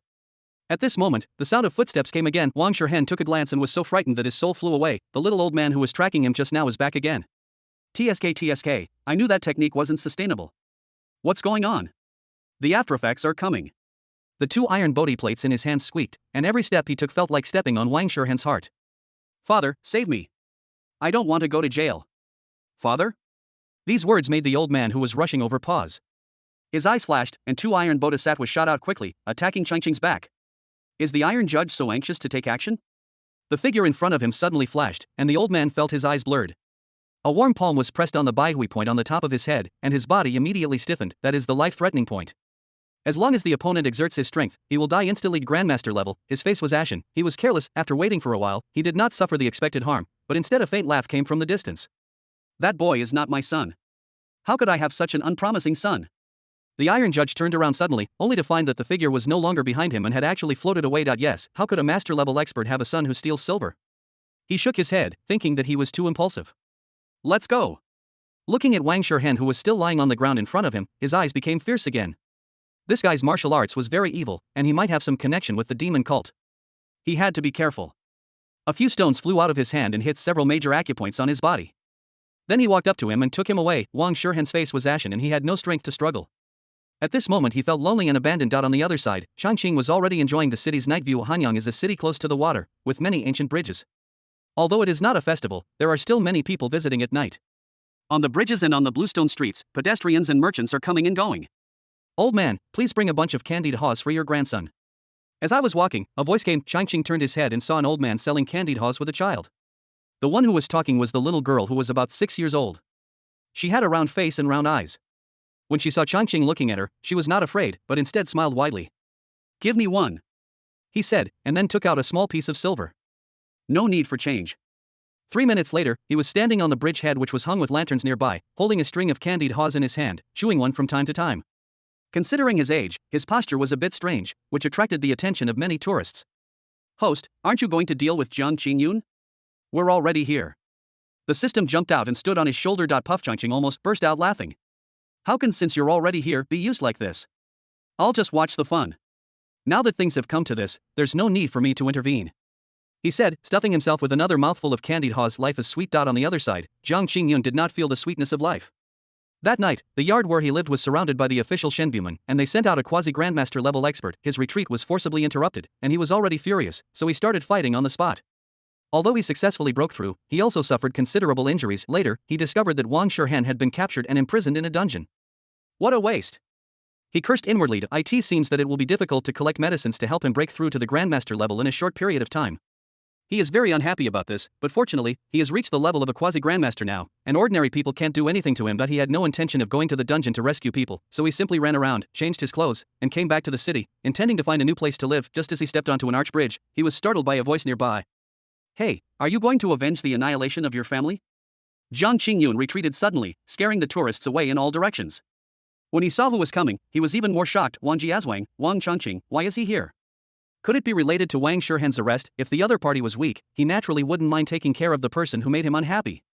But now, he couldn't see the other party's strength, so he didn't dare to act rashly. Instead, he bowed. Uncle Wang. TSK, the male lead is quite good at pretending. Changqing looked serious. Nephew Jiang, you haven't avenged your great hatred yet, and you still have the mind to go shopping? Aren't you afraid that Master Jiang will be in trouble in the underworld? Aren't you afraid that the hundreds of people in the Jiang family will be in trouble in the underworld? Jiang Qingyun's expression changed, and he cursed in his heart. Is this just acting like an elder to him? And now he's criticizing others? What a bastard. But he didn't dare to say it out loud. Uncle Wang is right. He squeezed out these words from between his teeth.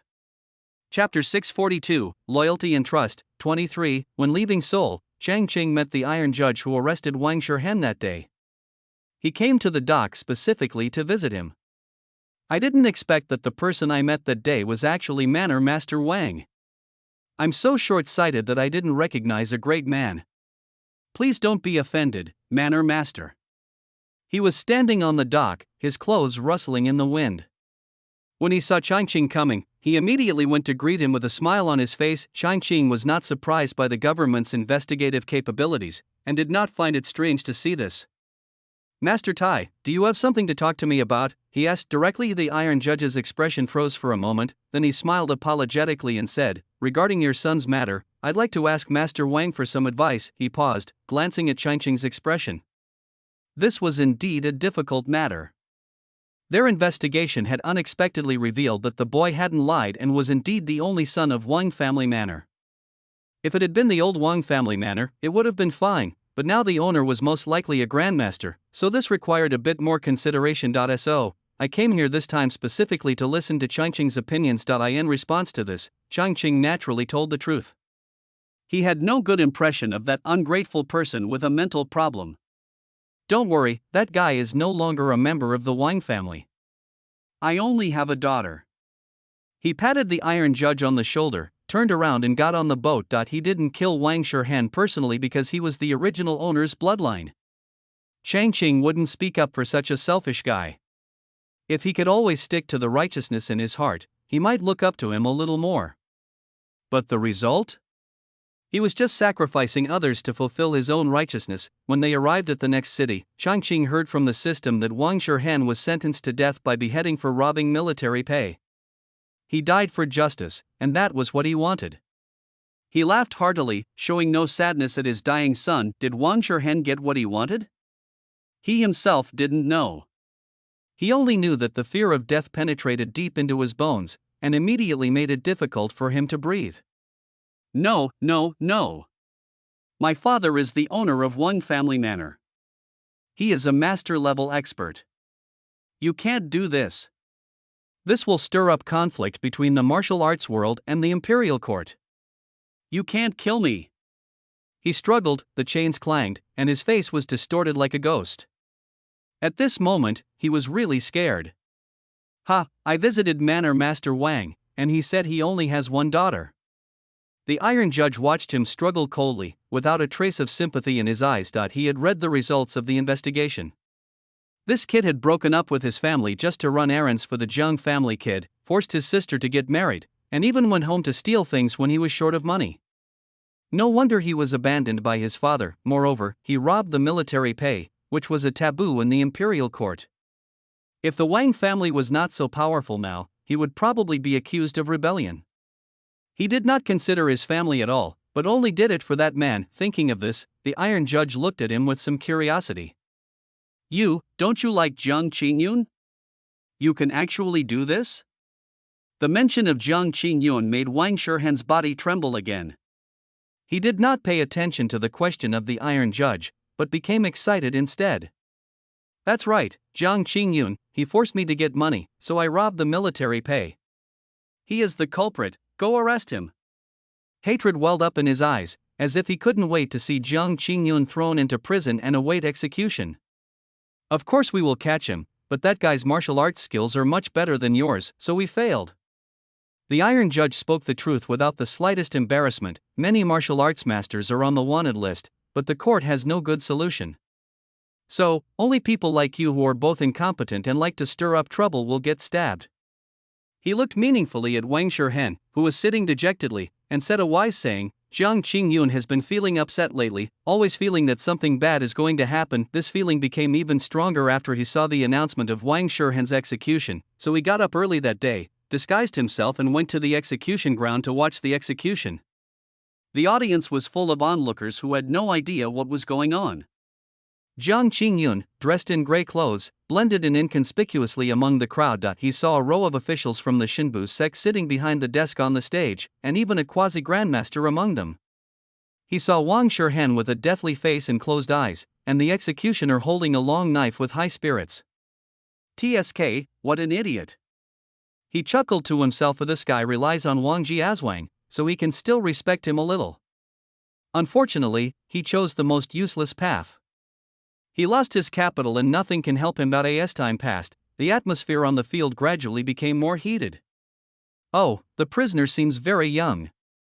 What crime did he commit? No matter what, he's going to die anyway. It's not going to be so lively here anymore.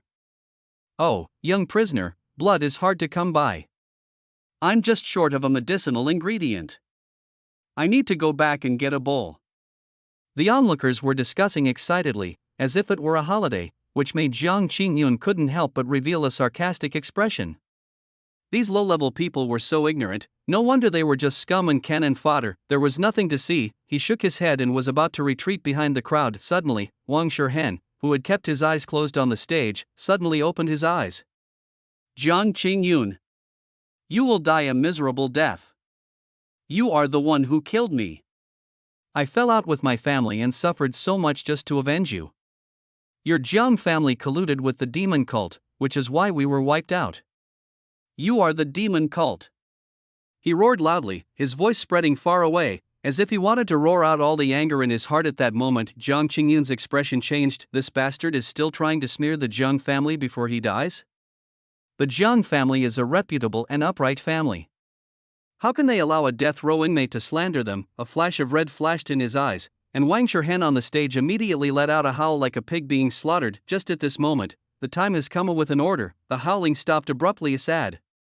Hearing the cheers of the onlookers, Jiang Qingyun smiled and turned to leave. What he didn't know was that as he left, a gray figure followed him from a distance. Chapter 643, Loyalty and Trust, 24. When Changqing learned of Wang Shirhan's death, he had already arrived in Jiangnan. He had been to Jiangnan in many worlds, and the similar environment made him particularly relaxed. When he heard the system talking about this, he didn't stop picking up the food. Well, I get it.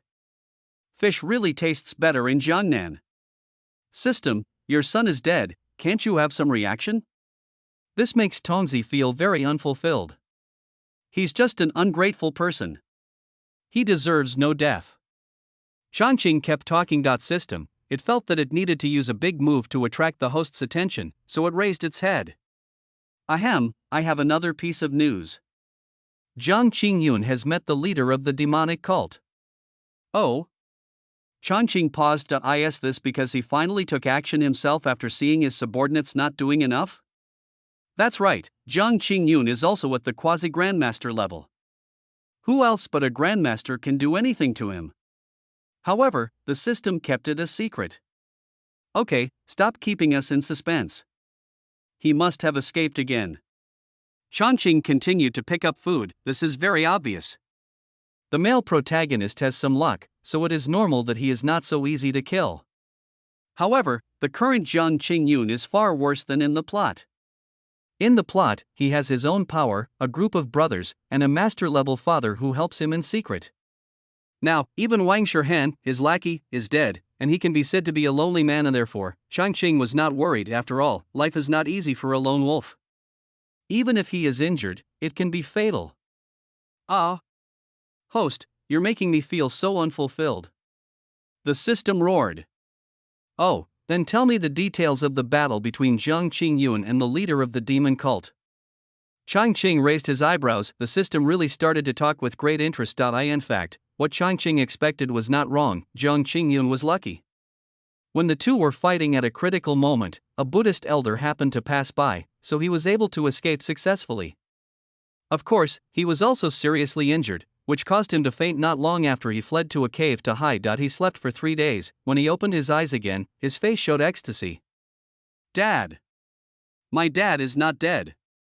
Jiang Qingyun sat up suddenly, and then became confused again. A large amount of information flooded into his mind, making him freeze in place for a moment as if his acupoints were pressed. No, hadn't Dad been secretly helping me the whole time? How could he have remained indifferent when the demon cult leader took action? And Wang Shirhan was actually dead. Jiang Qingyun suddenly covered his head and let out a painful groan. He had a dream. In the dream, his father was still alive and had been secretly helping him. He had countless brothers and a huge influence around him. He was a famous rising star in the martial arts world. In the end, he even attacked the demon sect and defeated the leader with his father's help. Everything in the dream was so real that he had to believe it. But how could the reality be so different? In reality, he had no brothers, no money, and he had not reached the level of a grandmaster. He was hunted by the evil cult like a stray dog. Such a tragic reality made it difficult for him to believe that his father was helping him behind the scenes.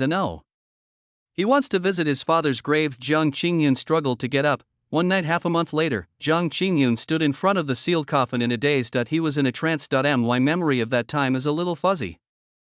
I just remember that I was very grateful to Wang Changqing for preparing such a domineering sarcophagus. Looking back now, it really makes my hair stand on end. He reached out and pushed the coffin lid, but it didn't move at all. Father, is he sealed inside? As soon as this thought came to his mind, his legs went weak and he sat down on the ground. TSK, a filial son who lost his will to seek revenge. I didn't expect him to run here to open my coffin. Ha ha ha ha, he is so filial. Suddenly, a sinister voice came from the side.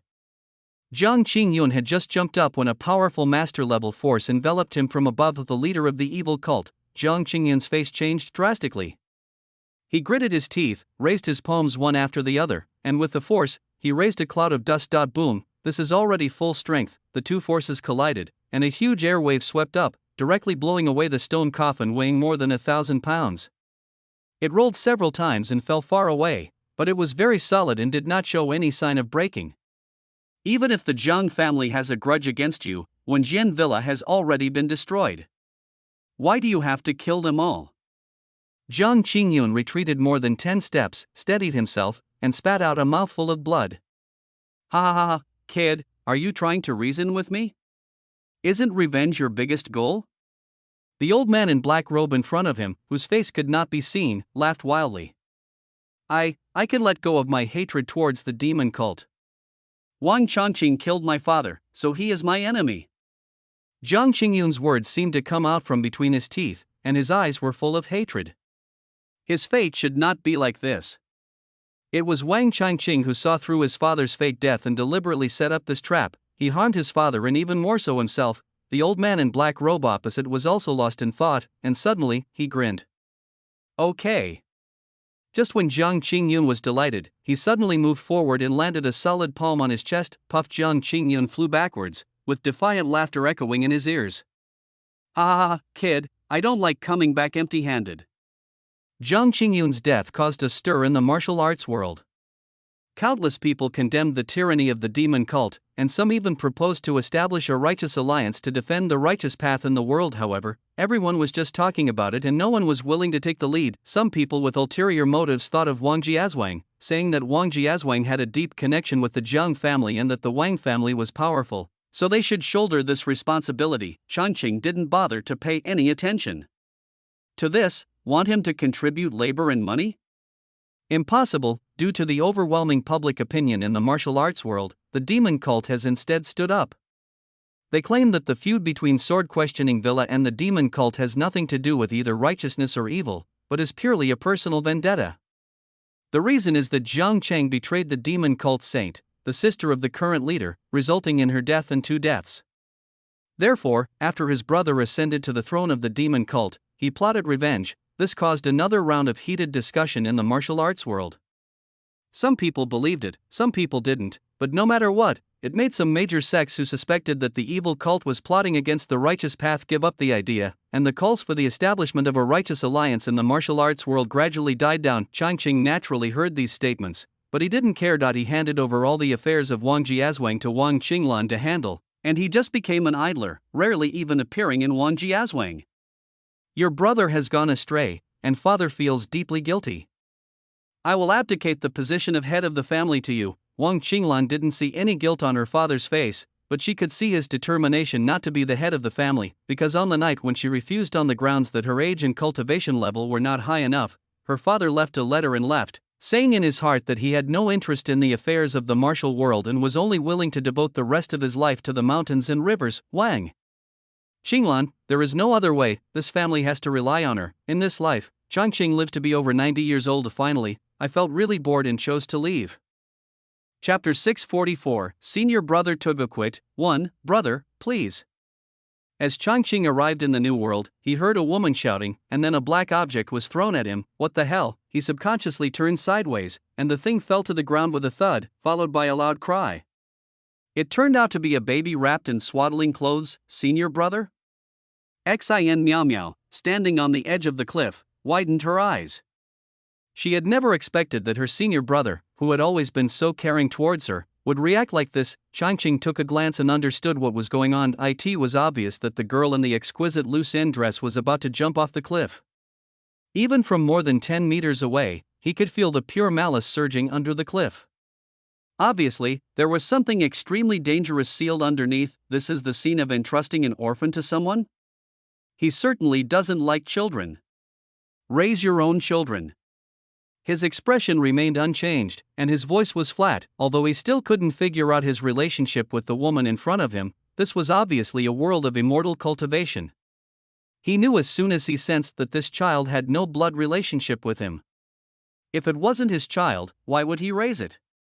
This reason was very simple. Moreover, the woman in front of me looks very healthy and is fully capable of taking care of a child. The mountain breeze blew, bringing a chill, and the child's crying became several octaves louder, which made Changqing feel annoyed. I have something else to do, so I'll go back first. After saying this, he soared into the air, disappeared into the sky in a flash of light, leaving Xa and Nyamya standing on the edge of the cliff in the cold wind, not knowing whether to jump or not. Wow, the child cried violently again. Xa and Nyamya gritted her teeth, and finally went forward to pick up the child, then stood up and left. At this time, Changqing had already followed his memory and came down the mountain. This is a small world for cultivating immortals. 3,000 years ago, a great sword immortal, Xintian Sex by Izuan, lost his Taoist companion and his hair turned white overnight. In extreme anger, he personally massacred the 13 cities of the demon clan, and then went into seclusion and ignored worldly affairs, leaving the world of immortal cultivation in a state of sorrow. When mentioning Venerable Bai Yi, who wouldn't sigh at his infatuation, in addition to sighs, there is also regret, that is, the sword immortal of that generation did not leave behind a successor. To this end, several generations of Xintian sect leaders have worked hard. Every time they recruited disciples, they would even take the most talented young children for a walk outside Bai Yi's retreat cave, in the hope of being valued by him and leaving a legacy. However, it's no use, no matter whether one has natural spiritual roots, mutated spiritual roots, or a special physique, no one can catch the eyes of the Venerable. He stays in seclusion in the cave and only occasionally responds to 1 or 2 messages from the head of the sect to show that the Venerable is still there. Thousands of years passed like this, and the Xintian sect had changed several leaders, but the sword immortal lineage continued to decline. What a pity!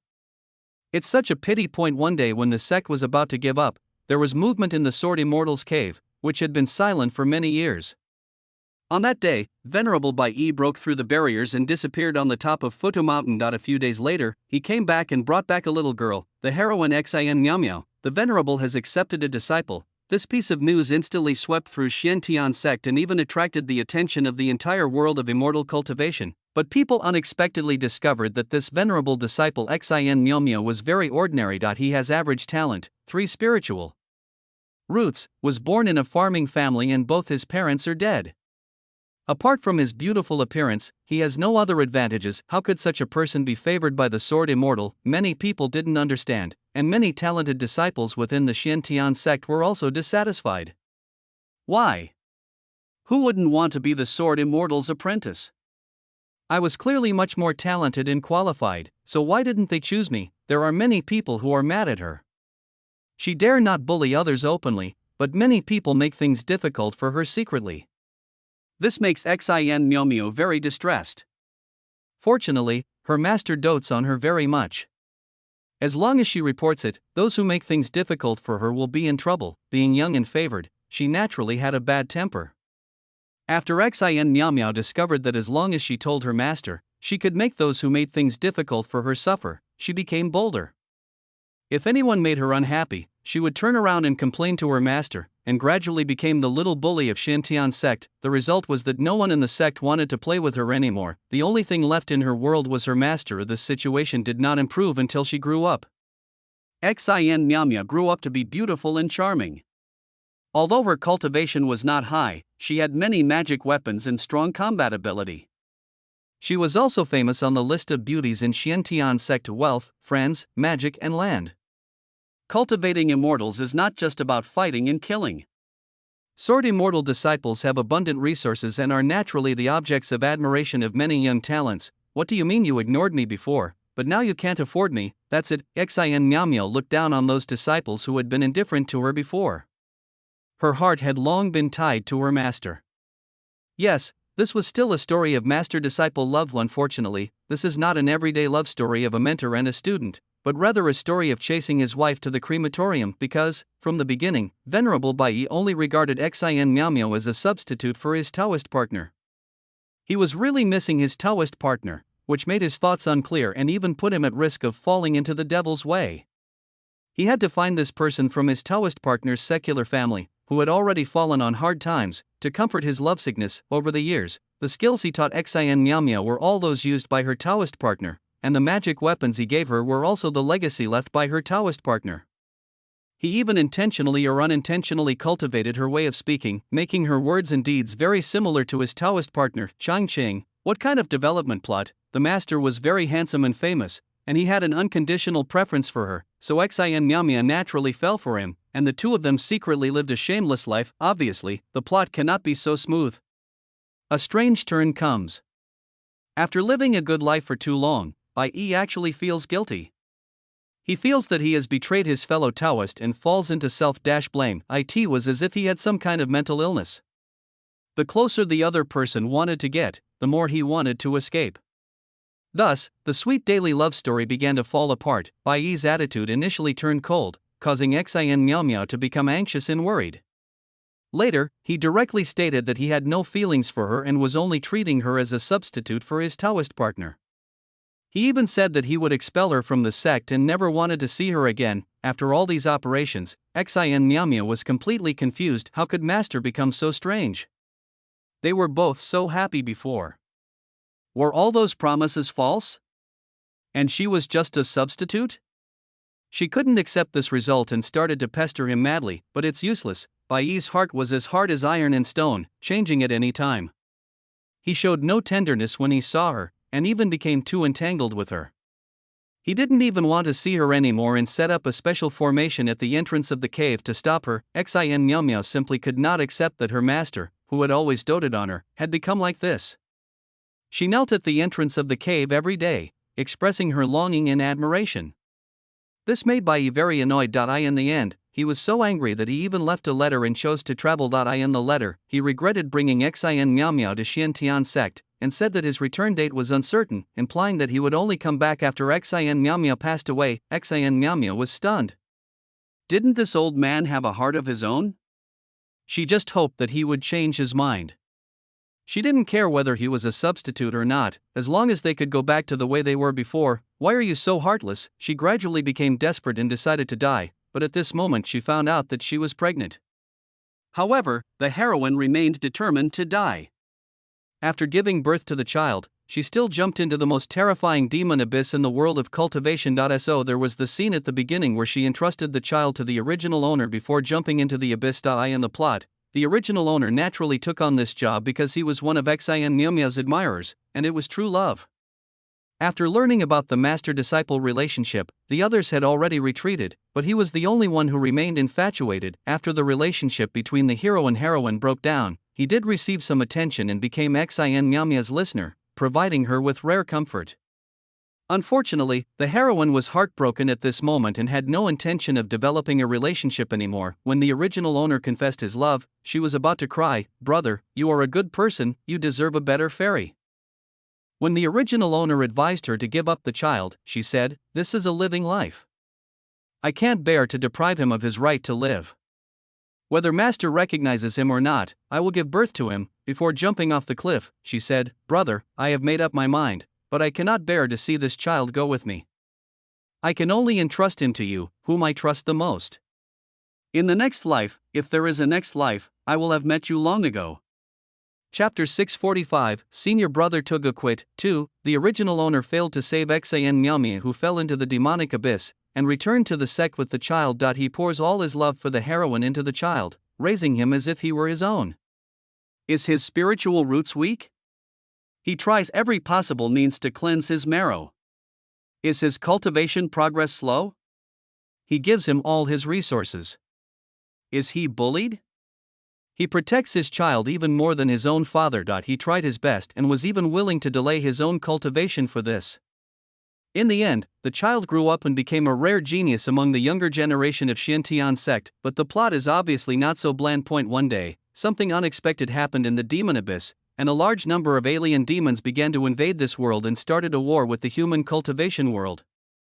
The sword immortal Bai Yizuan had to come back to help the cultivation world fight through blood sensing. He knew that the young man who was showing great prowess on the front line was his own blood child. Lu Huijing? No. Your last name should be Bai. Bai Yi recognized his son on the spot. This was also the first time that Lu Huijing learned about his life experience. He didn't expect that his father was actually the sword immortal of Xiantian sect, who had always been his idol. He was extremely excited, and the original owner as his adoptive father had long been forgotten. Father. I knew my father was no unknown person. These words were a bit hurtful. You know, the original owner was attacked by the demon general in order to save him a few days ago, and now he is lying in the back. The original owner was not a saint. He raised the child entirely for the sake of the heroine. He only had hatred and no admiration for Bai Yi, who abandoned the goddess. After learning that the father and son had recognized each other, he spat out another mouthful of blood. At this moment, Bai Yi came and threw down a bunch of resources with a cold face.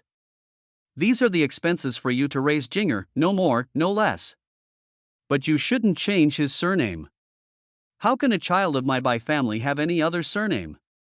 The original owner was furious. Over the years, he had invested more than just resources. He looked at the child who had grown up beside him. Now, he had a cold expression similar to Bai Yi's. You think so too?" he asked. "Senior Lu, I have the right to know my life experience.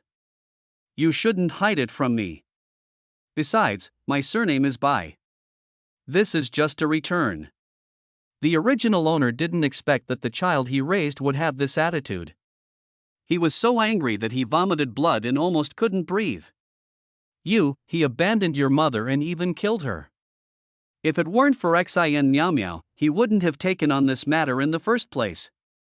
And the man in front of him was certainly powerful, but he abandoned Xin Miao Miao and caused her to be buried in the demon abyss. How could he not hate her? That's why he didn't want the child to have anything to do with Bai Yi, but no one could understand his thoughts. Even Lu Huijing only said one sentence. "Well, it's just our family matter, outsiders are not allowed to interfere." Others also came to persuade him. After all, the sword master was still needed to fight against the demons. So the original owner was sent back to the sect to recuperate. Of course, the story doesn't end there. With Bai Yi joining the battle, the father and son joined forces, and the strength of the immortal world increased greatly. However, he discovered that the commander among the demons was actually Xin Miao Miao. She changed her previous style and dressed in enchanting and bold clothes, and was even called the Demon Lady by the demons. Not only was the original owner confused, but even Bai Yi almost dropped his jaw when he saw Xin Miao Miao like this. Is this still the little apprentice he remembered? Moreover, the demon lord's wife? Was she married to the demon lord? This thought made him inexplicably unhappy. In battle, he displayed his might, slaying many powerful demons, yet he found that he had not attracted the slightest attention from the woman. It was as if she didn't even notice him. This made the usually arrogant swordsman unhappy. He flew up directly to challenge the demon lord's wife who was in charge. The demon lord's wife, Sword Immortal Bai Yi wants a fight. You are not worth my effort at all. The other party's indifferent answer almost made Bai Yi explode with anger. He opened fire with all his strength and killed many powerful alien demons. Seeing this, Changqing had some rough guesses. The subsequent events are nothing more than the story of the two sides' various entanglements in the battle, and finally the reunion of the family with the help of the children. Of course, it will also lead to the peace agreement between the immortal world and the demon clan. It's meaningless. Changqing was too lazy to read it. Anyway, the original owner was just an ordinary tool, and his wish was very simple, which was to avoid being involved in that family's affairs. Hey, such a simple thing, he can do it himself, right? Changqing was speechless. That's not necessarily true. The heroine has an aura. Changing the plot's inertia isn't something that ordinary people can do. The system is explained on the side. However, this mission is simple. Host, you can just treat it as a vacation. Changqing, I hope so. The demon abyss is located at the westernmost part of this continent, thousands of miles away from the Shintian sect. When Changqing flew on his sword and found the nearest town to stay, it was already dark. It's a good thing I didn't bring the child, otherwise how could I sleep at night? Changqing found the best local inn and asked for a room on the upper floor to stay in. He breathed a sigh of relief. The children of immortal cultivators are no different from ordinary children. They cry, make noises, and defecate and urinate just the same. When he thought of the original owner's frantic efforts to take care of the children and the plot, his scalp tingled. The great way is to cultivate peacefully. Who cares about taking care of children? Whoever's child is the one to take care of. While one side was sleeping comfortably, Xin Miao was in trouble on the other side. She is only 17 years old and has just established her foundation.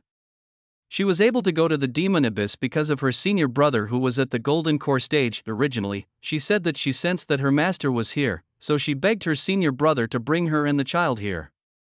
She had planned to jump into the devil's abyss and end her life, so she didn't bring any spiritual stones or magic tools, and now, her senior brother had flown away. What should she do? The child in her arms was crying nonstop, and she was overwhelmed. "Brother, why are you so irresponsible?" She couldn't help but curse. Xin Miao can fly with a sword, but she didn't even bring a sword. It's like someone wanted to commit suicide and give up all his property, but then decided not to commit suicide. It's completely screwed.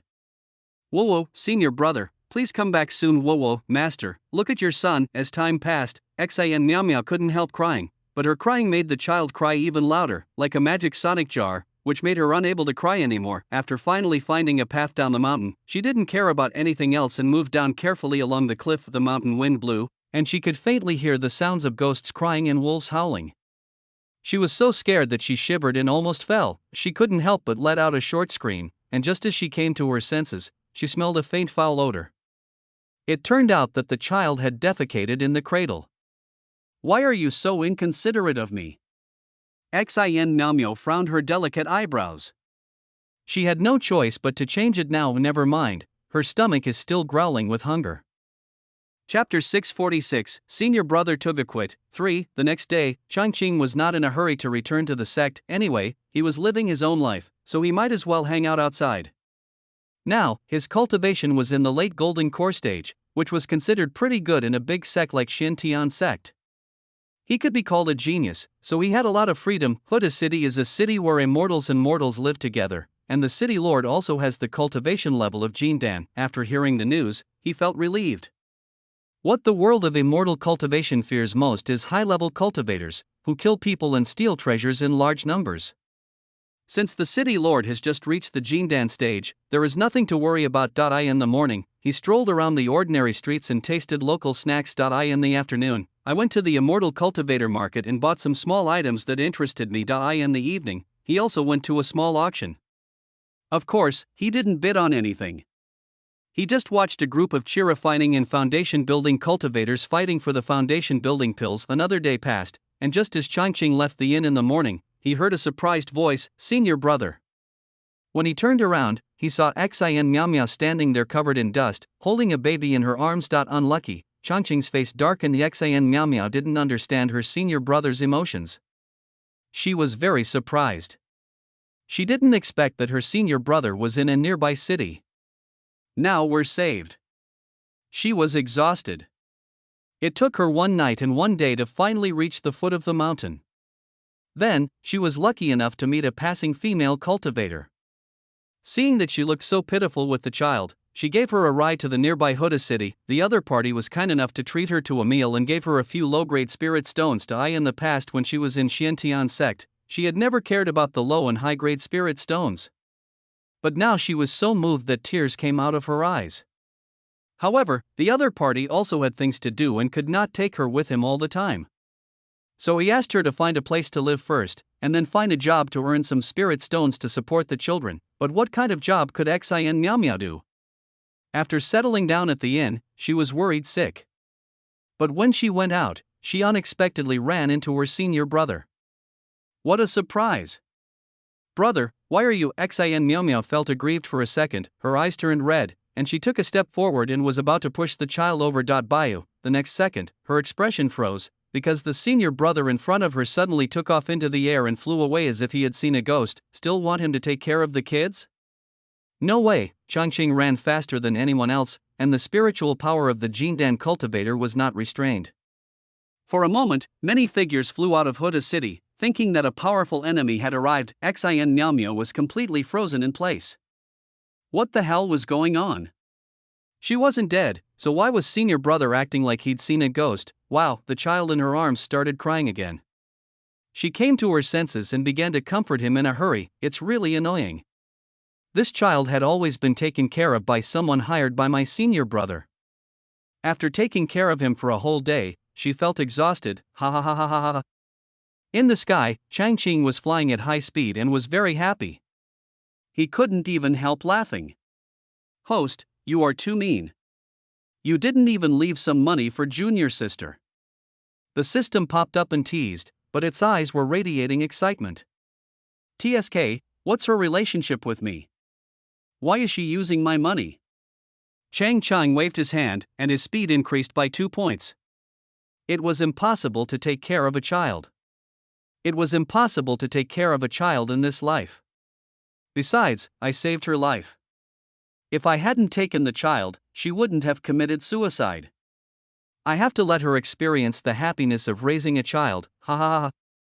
He was in a good mood along the way. Because of this chance encounter, Changqing deliberately changed direction to avoid meeting Xin Miao Miao again next time. This resulted in Xin Miao Miao, who had finally returned to the sect a month later, being unable to find anyone to hold accountable. Junior sister, senior uncle Changqing hasn't come back yet. You'll have to wait until next time if you want to find him.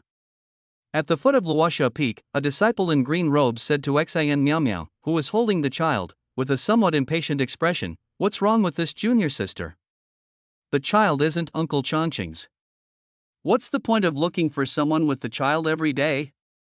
Besides, flying around in the strong wind are not good for children." He glanced at the child casually and his face turned red, but the child's mother was unaware. Ah. Then senior brother Changqing is back, can you please send me a message? I really have something to talk to him about. Xin Mami was stunned. What was wrong with that guy? In the past, whenever she was in the sect, he would not even accept any missions to accompany her. Now, why hasn't he come back after all this time? She felt inexplicably angry. You should call him uncle. The disciple corrected him with a stern face, saying that in the world of immortal cultivation, seniority is determined by one's cultivation level. This junior sister is only at the foundation building stage, so she should be called uncle.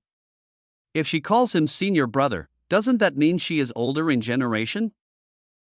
We're about the same age, and we've always called each other that. Xin Miao Miao felt aggrieved. Ever since her master left, many people have become critical of her. Really, why are they all so snobbish? Laughed the green-robed disciple, simply sneered and turned away, unable to reason with this mentally ill woman. Host, Xin Miao Miao goes to Luosha Peak to look for you every day. Changqing moved to another city and was listening to music in a restaurant when the system suddenly popped up. At this time, more than a month had passed since he escaped from Huta City, and he had no intention of going back. Hey, you want me to babysit and teach your kids? You wish. He just laughed. Xin Miao Miao is young and has no experience in raising children. Everything was arranged by the original owner before. She herself was immersed in her emotions every day, feeling sad about the passing of time, and was prone to suicidal thoughts. Now, he has just run away, leaving Xin Miao Miao busy by herself. She probably has no time to think about love matters. That's good. This is the fundamental way to save people. Changqing laughed. In fact, this is true. Xin Miao Miao has not had a good night's sleep since she brought the child back to Jianfeng. Yike doesn't like to be disturbed and has always been a loner. Jianfeng doesn't have many immortal servants, so Xin Miao Miao has to do everything herself. But how can she take care of a child? It has only been more than a month, and both mother and daughter have lost a lot of weight, and she herself has a pair of panda eyes. Oh my God! How can you live like a human being while raising a child? That night, as soon as she lay down, the child started crying again, and Xin Miao Miao was so angry that she started crying too. Whoa, where are you, brother? She only remembered that when her senior brother was around, she didn't have to worry about anything and just had to play with the child every day. But now she has to feed the child, give the child water, clean up after he poops, and coax him to sleep. It is simply exhausting. Why is it so difficult to raise a child? Now she just wants to send the child away. Chapter 647, Senior Brother Tuga quit, for, at this moment, the confused child's crying finally stopped. Bai Huijing widened his eyes with a look of horror. He had clearly reached the nascent soul stage with the help of his biological father and became one of the rare great cultivators in this world. How come he suddenly turned back to the state of a baby without realizing it? Oh my god, at this time, isn't my mother still in the demon abyss and my father still missing? He moved his butt and felt something sticky underneath, and his face became even gloomier. What's wrong with Lu Chongqing? Is this how he takes care of a child? He doesn't even know how to change a diaper? Wow, he struggled desperately, mumbling, "If you don't change my diaper, you won't be able to sleep." He felt that there was someone next to him. The loud noise finally made Xin Meow Meow unable to pretend to be asleep, and she propped herself up. "What are you yelling about? Are you going to let me sleep?" A woman's voice? Bai Huijing was shocked. Lu Chongqing actually asked someone else to take care of him? How could he be so unreliable? You know, immortal cultivators have magic, which is much more convenient and quick. Using the cleaning technique can clean the whole body. How can immortal servants be so convenient? When a young and somewhat familiar face came over, Bai Huijing's eyes almost popped out. He babbled, and his hands started waving. It turned out to be his biological mother. Mother is not in the demon abyss, and is still taking care of him. He was immediately ecstatic and stretched out his arms for a hug. He remembered that his biggest regret in his previous life was that he didn't get to spend his childhood with his parents. He didn't expect that God would give him the opportunity to make up for it as expected. Bai Huijing is a child of destiny. However, the next moment, he was disappointed. It was obvious that his mother had no intention of holding him. Instead, she frowned when she smelled the stench, then picked him up with one hand, took him to the next room, swung him in a bucket full of water for a few times, quickly dried him, changed him into a new diaper, and put him back in the cradle. Bai Huijing? Is it so rough? He then noticed that his mother had only just reached the foundation building stage at that time, and she was terribly young, and it was obvious that she had no experience in taking care of anyone. Cleaning technique, cleaning technique. He waved his short arms to remind her, but all he could make was a babbling sound. Even though it was summer, the water was still icy cold at night, right? How could a little kid like him endure that? The only response he got was his mother's soft snoring. Xin Meow Meow got up in the middle of the night to wash the child. She was already very tired and fell asleep as soon as she touched the bed. Bai Huijing. Why does it feel like his own mother is so unreliable? The joy of his rebirth and spending his childhood with her was overshadowed. And what about Lu Chongqing? Doesn't he love his mother the most? Why doesn't he help with that night? Bai Huijing did not fall asleep. When the sun rose, he was still wide-eyed and thinking about things. He thought a lot, but could do little. After all, he was still just a baby. Ah, the baby finally understands. When Xin Meow Meow woke up in the morning, she noticed that the child did not cry in the second half of the night, and did not make a fuss even in the morning, which made her feel greatly relieved. Bai Huijing's face darkened. He knew nothing about your sister's affairs. He was not a 3-year-old child. After just one night, he already felt that his mother was not very reliable, but he was still very happy to reunite with his mother as a child, so he decided to be more tolerant and patient, and only cry out when he really needed help. In the days that followed, Xin Meow Meow found that taking care of the child was much easier. Sometimes she could even go out for a while, and the child would be well behaved and not cry or make a fuss. What a little angel! She picked up the child and kissed him hard, not noticing the indescribable expression on the child's face. During this period of time, he finally understood what it meant to be unreliable in raising a child. When she was hungry, she couldn't find her mother, and when she was not hungry, she was fed frantically. The toys he bought were all her favorites, and there was nothing that the child liked. For so long, she still didn't know how to use cleaning techniques. Sometimes he boiled hot water, and sometimes he used cold water. Fortunately, he had a good physique, otherwise he would have died long ago, but even so, he lost a lot of weight, but his mother didn't notice at all. At this moment, he couldn't help but think of Lu Chongqing, the man who had always taken care of him in his previous life.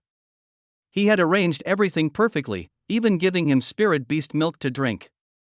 He was also always spotless, using cleaning techniques to clean any dirt he got on him. It's not like now, my whole body stinks, but my mother is used to the smell and doesn't notice it. Is that person dead? He couldn't help but think, doesn't he love his mother the most? Yet he hasn't even visited her in months. Can this be called love? Unfortunately, he was still too young to ask. He babbled and waved his hands for a long time, but his mother didn't understand what he meant. Changqing spent half a year leisurely outside before returning to Luoxia Peak at the urging of the sect. Uncle Changqing, junior sister Xin Miaomio from Jianfeng has been looking for you. She also asked me to send her a message when you come back. Do you want to? As soon as I sat down in the cave, a young disciple came to report. No need for that. Jianfeng has nothing to do with our Luoxia Peak. If you come again, just tell me that I don't want to be your guest. Rejection among the evergreens, what good can the heroine get from looking for him? No good thing will come to him, it will only cause him trouble. It would be better for him to practice more Dai in the world of immortal cultivation. Strength is the bottom line. A few days later, Xin Miaomia came again, and this time she brought some homemade pastries. I heard that senior brother Changqing is back. I've always been grateful to him for helping take care of the children, so I brought some gifts to express my gratitude. Senior brother Changqing doesn't see guests. The green shirt disciple's face darkened upon seeing her. She was so young, her cultivation wasn't very good, and she had a child for no apparent reason. And now she wanted to get involved with their senior brother from Luoxia Peak? If he hadn't considered her status as a sword immortal disciple, he would have scolded her directly. I really just wanted to thank senior brother Changqing. Xin Miaomia was anxious. It would have been fine if she hadn't come back and couldn't see him, but now that he was back, why didn't he help? Although the child was a little more sensible, it was still a hassle. She had no time to dress herself up, let alone practice. If this goes on, we won't be able to wait for Master to come back. You know, the lifespan of a foundation building cultivator is only 200 years, and Master may be gone for hundreds of years. Brother said he doesn't want to see any visitors. The green-shirt disciple refused to give in. Xin Miaomia tried her best to persuade the other party, but in the end she just got him to agree to pass on the gift, which really made her very angry. Why are you so arrogant? When Master comes back, she will definitely file a complaint. This guy is just a bully. It was the first time that Changqing received a gift from Xin Miaomia. Although he was a little surprised, he was not curious at all. The heroine is a silly beauty, and she can make pastries? He would never believe it even if he was beaten to death. Sure enough, as soon as he opened the lid of the food box, he was almost fainted by the pungent smell. He quickly used several cleaning spells to purify the air. Damn it, I'm afraid this is an attempt to poison me to death. He quickly closed the lunchbox. Throw it out, throw it out. Damn, this must be intentional, it definitely can't be an accident. Chapter 648, Senior Brother Tugaquit, 5, Xin Miaomia never thought that it would be so difficult to meet someone in a sect. She tried various methods but failed to see Changqing. In the end, even she began to doubt herself. Was that person really good to her before? Raising a child is never an easy task. Although her child is very sensible, he still takes up most of her time. Over the years, her cultivation has not improved at all. Instead, she has become much more mature. She is only in her 20s, but she has a few white hairs. This frightened her. Master hasn't returned yet, so am I going to get old? Next to him, Bai Huijing, who was covered in dust, saw his mother looking at herself in the mirror again and again, and he felt very annoyed. By this time, he had already discovered the inconvenience of having his mother take care of him. Not to mention that she had no sense of taking care of others. He had grown up relying on himself all these years, and now, he was almost 4 years old and it was time for him to start practicing. Only then did he feel that real trouble was coming. His mother has 3 spiritual roots. He has completely inherited his mother's talents and also has 3 spiritual roots. This is fatal. In the previous life, Lu Changqing helped cleanse the marrow and changed his aptitude. Now, his mother doesn't have that ability. What should he do? He was so anxious that he was about to get angry. I don't know where my biological father has gone and I can't contact him at all. Now Lu Changqing can't see him either. He is really screwed. He has missed the best period for training and it will be difficult for him to achieve great success in the future. Mother, can't you contact father? He asked unhappily. As long as Sword Immortal Dad comes back, all problems will be solved. Xin Miaomia paused, put down the mirror, turned around and said solemnly. Your father is a contemporary Sword Immortal, a great cultivator who has reached the state of incarnation. How can I contact him? When he comes back, you will naturally be able to see him. But what if Dad doesn't come back? Bai Huijing remembered that his father only returned after the alien demons invaded in his previous life. Now, her mother hasn't jumped into the abyss yet, so how could there be another alien demon invasion? Moreover, it would be 25 years later, and her bones would have been formed. Even if her father came back, it would not be so easy to cleanse her marrow. Impossible. Your father will definitely come back. Xin Miao nodded heavily, as if trying to convince herself. By the time he came back, the daylily was cold. Bai Huijing frowned. This was really troublesome. After living with his mother for several years, he no longer cherished maternal love, and now that he had reached the stage of spiritual practice, he missed the days arranged by someone in his previous life even more. Mom, why don't you jump into the demon abyss? He suddenly said something out of the blue. Anyway, his mother would not die if she jumped into the demon abyss. Instead, she would pass through the seal and be rescued by the alien demons on the other side of the crack. She would also hook up with the demon lord. This brought him great convenience in his previous life. Xin Miao was shocked by her son's words. Although she was tired of taking care of the children in the past few years, she had never really fallen into the kind of sad mood of the spring and autumn period.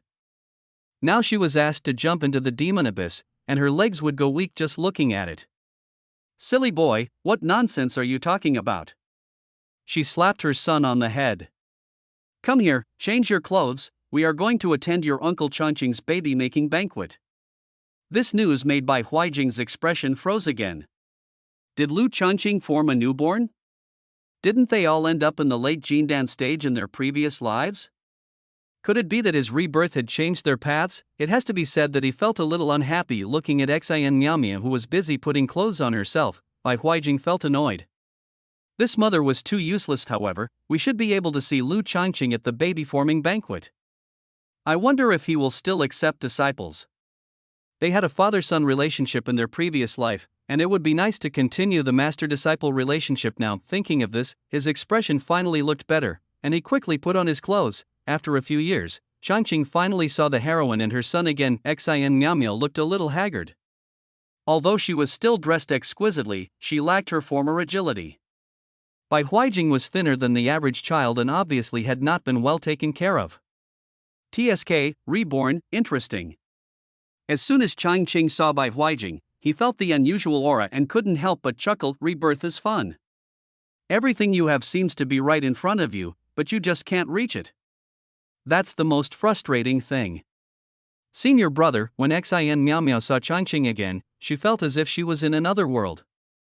Her senior brother looked more energetic than before, and his temperament was quite different. When he saw her, he did not come over to her with a smile, but just nodded slightly, just like an ordinary fellow disciple. It's time to call me Uncle Master. The green-robed disciple from Luoxia Peak suddenly showed up and gave a reminder that ruined the atmosphere. Damn it, who is this person, always reminding me of seniority? Xin Miao glared at him fiercely, and when she looked back, she found that Changqing had already walked away. Bai Huijing? He was still waiting for his mother to speak before bringing up the matter of becoming his apprentice. How could he do that? Xin Miao's face also looked unhappy. She let go of her son's hand and was about to rush forward when a sarcastic voice came from the side. Hey, isn't this the Sword Immortal's only disciple? Why is he still at the Foundation establishment stage? You're really embarrassing the Sword Immortal. A tall woman in red came over surrounded by several people, her eyes full of teasing. TSK, this is your son? Oh, you already have a child before you even get married? This is another shame for the Sword Immortal. She has a hot body and speaks bluntly, which makes others laugh. Xin Miao's face was filled with indignation. Voice Shooting had also wanted to become a disciple of the Sword Immortal, but she wasn't accepted. Instead, she was accepted as a disciple. This had always been a source of dissatisfaction for Xin Miao, who would make sarcastic remarks whenever they met. In the past, when her senior brother was around, he would speak up for her, but now, when she looked in the direction where Changqing left, she felt a pang of sadness in her heart. Since the master left and never returned, there were many speculations in the sect. Some people even said that she had an affair with someone and had a child, which made the master leave the sect in anger. What's the connection? When master left, he had no idea she was pregnant. Senior sister Shu Ting, she was about to say something but was interrupted again. Please don't call me senior sister. I'm a golden core now. Call me Uncle Senior. Ha ha ha ha ha. There was another burst of laughter all around. Xin Miamia fled in panic.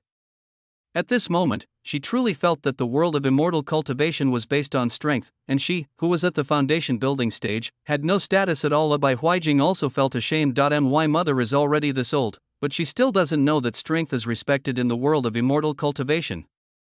A little foundation establishment cultivator calls me senior sister? If we are not from the same sect, I'm afraid she will be beaten. This mother really has no common sense. He came to this conclusion. He thought about his previous life, when he followed Lu Changqing, who was in the late Jindan stage. He had never been ridiculed like this before. It was so embarrassing. Therefore, Bai Huijing became more determined to become a disciple.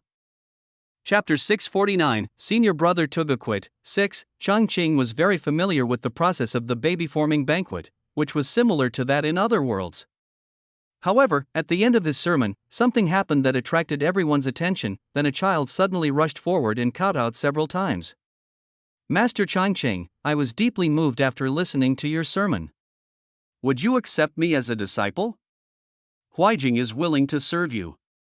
He emphasized the word Huijing particularly. Everyone else was stunned. What kind of operation was this?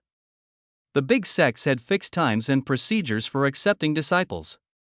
Even the disciples of the sect couldn't accept disciples like this. Xin Miamia was also stunned for a moment, but then she became happy again. It would be a happy thing if this child could become her senior brother's disciple. She was worried that her cultivation level was not enough to teach the child well. So she walked forward, her eyes full of anticipation. Brother, this child has always admired you. Changqing, is this a no-brainer?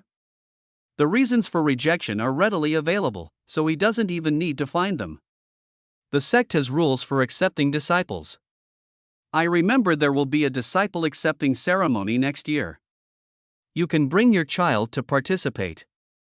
I am also open to accepting disciples, but as a disciple of the sect, the rules cannot be broken. There was a look of disapproval on his face, and his words were so righteous that it was impossible to refute them. I'm not saying this, but this disciple still needs to learn more about the rules of my Shin Tian sect. It's not time to accept a disciple yet. By the way, he also criticized Xin Miao. However, Xin Miao was slow to think about it, thinking that next year would only be a year and she could just wait. But Bai Huijing was very clear in his mind and knew that this was obviously a rejection. The sect has its own rules, but nascent soul cultivators have a lot of freedom. Many of them bring back disciples from traveling abroad, so why do they have to wait until the disciple-taking ceremony? Moreover, he only has 3 spiritual roots. If he follows the normal process, he will have to go to the outer sect. How can he be called a genius? When he heard his mother thank him, he became even more annoyed, and turned and left without saying anything. TSK, still a little hot-tempered. Changqing shook his head secretly and flew away from the scene. After the sermon, he had nothing to do. The following was a communication session between disciples from various sections. Is there any news about Bai Yi? On the way, he asked the system, what about the mentor-disciple love story? I've been here for a few years and still haven't met the male lead. I must be curious. No, he might be in the secret realm. I can't detect him. The system is also a bit regrettable. The IT seems that he will not show up until that time. Changqing thought thoughtfully. A relationship between a teacher and a student is still somewhat difficult to accept. Now Xin Miao doesn't seem to have any intention of revealing her background, so I'm afraid the child will suffer even more grievances. After all, a child without a father will be looked down upon by some people. Of course, even if she revealed the child's background, no one would believe it. After all, the Sword Immortal's infatuation is obvious to all. It's really embarrassing, ha ha ha ha. He couldn't help laughing. On the other side, Bai Huijing couldn't help but quarrel with his mother. Mom, can you please be more mature? I don't expect you to teach me how to practice, but please don't hold me back. It's hard for me to do this if you keep annoying people everywhere. Bai Huijing's little face wrinkled with worry. Xin Miao Miao didn't expect her son to say such a thing. Although her child has always been precocious, this is too hurtful. Bai Huijing, I'm your mother. Why are you talking to me like this? Her voice became sharp and her chest heaved with anger.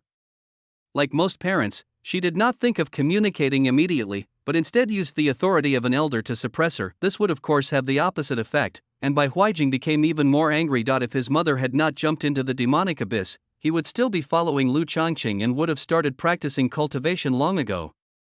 Why would he have to wait until next year's disciple-taking ceremony? Moreover, this woman gave away all her family fortune before jumping into the demon abyss. Now she has no spirit stones and no magic tools. She is extremely poor and has to rely on the meager salary given by the sect to the foundation building disciples to make a living. How can she practice cultivation? I'm telling the truth. He folded his arms across his chest and sat down. Oh my God, this is simply rebellious. Xin Miao Miao was so angry that her liver hurt. She suddenly stood up and slapped the child on the head, and then she started crying. I should have jumped into the demonic abyss with you that day. I suffered so much, and for what? I raised a child for several years, but he didn't show any filial piety at all. Whoa, she kept rambling on and on, making Bai Huijing frown. He wanted to say, you really should jump into the demon abyss. That way the plot would be on the right track and everyone would have a good life. But what else could he do now? The direction had already gone astray. In the end, he just covered his ears. Changqing didn't go out often. After he reached the nascent soul stage, he was considered a top fighter in Xiantian sect. According to the sect's rules, he chose a mountain to live alone. Of course, he chose the one farthest from the sword peak, and also set up a defensive formation around the mountain, so that no one could enter without an invitation. After everything was done, he could rest assured and go into seclusion to consolidate his cultivation. The original owner reached the late stage of Jindan at a young age and had good talent. In the plot, he was delayed in cultivation at the beginning because of taking care of the children. Later, he had inner demons because of the affairs of that family. Although he did not die, he died of depression. Now, Changqing naturally does not have those obstacles, and cultivation has never been difficult for him. Moreover, he is in such a large sect, and resources are relatively guaranteed in all aspects. A year later, when he came out of seclusion again, his cultivation had become completely stable, and it happened to be the time for Xiantian sect's triennial disciple recruiting ceremony. Well, it's time to go see what's going on. Changqing stretched lazily. The disciple recruiting ceremony is a major event in the sect and also one of the most lively scenes. After all, for each peak to develop, the power of newcomers is indispensable, especially children with good spiritual roots and outstanding talents, who are likely to cause a frenzy of scramble. Therefore, the disciple-taking ceremony is also extremely dramatic and lively. Of course, for those who are not so talented, this scene is not so wonderful. After all, it is hard to describe the feeling of watching others become popular while they have to do odd jobs outside the sect. Xiantian sect does not allow the children of sect disciples to join the sect directly according to the sect's rules. If they do not have spiritual roots, they will be driven down the mountain when they reach adulthood. With Bai Huijing's 3 spiritual roots talent, I wonder if there is any peak leader willing to accept him. Regardless, he won't accept it. His principle is not to bring trouble upon himself. Chapter 650 Senior Brother Tuga quit. 7. Xiantian Sect, Luanxin Square. Bai Huijing stood in the crowd, not at all noticeable. He got up early this morning and was brought here by his mother. Not to mention, although he had experienced 2 lives, this was his first time to become a disciple, and even he was a little nervous. Could he successfully become a disciple of Lu Changqing? He wasn't sure. But he had no other options. He couldn't find his biological father, and his mother was unreliable and only at the foundation building stage. He had to become a disciple of a master to have a chance. He calmed himself down and glanced at Xin Miao Miao, who was following anxiously outside, revealing an impatient look. My mother was just extremely anxious, but there was nothing she could do to help me. I couldn't even contact my father. What else could I do? I had to rely on myself. Alas, it would be better if she jumped into the demonic abyss. Countless times, he had this thought, how good the original direction would be. He would have someone to take care of him, he wouldn't have to worry about practicing, his mother would also have opportunities, and then the whole family would meet at the peak of their careers. This was the script for a child of destiny. Now, it's really troublesome. At this time, the masters of each peak also entered the venue, and other nascent soul cultivators and golden core cultivators also arrived. The noisy scene suddenly became quiet. Hundreds of children of different ages looked towards the stage, holding their breath nervously. Those people are their potential masters. You have all just passed the mental tests. You are all people with firm Taoist hearts. Now, your names will be called out one by one according to the speed at which you passed the mental tests. Those whose names are called, please step forward and place your hands on the spirit testing platform in front. The presiding disciple in white stepped forward and spoke loudly, and the crowd immediately became excited, but the disciple's expression did not change at all. He just shook his hand and a book emitting golden light appeared out of thin air on his palm. Then he pointed at the book and a light curtain rose up. It turned out to be the time ranking of those who passed the mental test. The first one who took the shortest time was Bai Huijing. Xan Miao also saw this ranking, and a look of satisfaction flashed across her face. Her son performed well, and being a mother always made her happier than having her own achievements, but Bai Huijing himself was not very happy, because he knew that he only had 3 spiritual roots. No matter how determined he was to seek the truth, it was only a bonus. The spiritual roots were the most important. He glanced at Chang Qing, who looked calm and composed on the stage, and felt a little uneasy. This time, there were discussions on the stage, and the masters of the sects who were willing to accept disciples were naturally paying attention to this list. Well, that kid named Bai Huijing is pretty good. He cleared the heart-knocking formation in half an hour. His determination to seek the truth is firm. That kid is the child of the Sword Immortal's only disciple. I heard that disciples' spiritual roots weren't very good. I wonder what this kid is like. As long as he has dual spiritual roots or above, we at Kanglin Peak will accept this kid. At this time, the disciple in charge had already called out Bai Huijing's name. He walked out of the crowd with a determined look, which caused another round of discussion. Wow, this child is so young? He actually has such a heart for the Tao, he must be something special. This must be a natural spiritual root, but it could also be a mutated spiritual root. The other children also cast envious glances at him. Being the first to appear will always attract more attention and may also get more opportunities. How can people not envy him? After hearing these discussions, Bai Huijing's face turned a little ugly. How could he be a natural spiritual root? If he were, why would he need to go through so much trouble? Buzz, as he placed his hand on the spirit testing platform, a slight vibration sound was heard and everyone's eyes widened. Even Bai Huijing inexplicably had some expectations.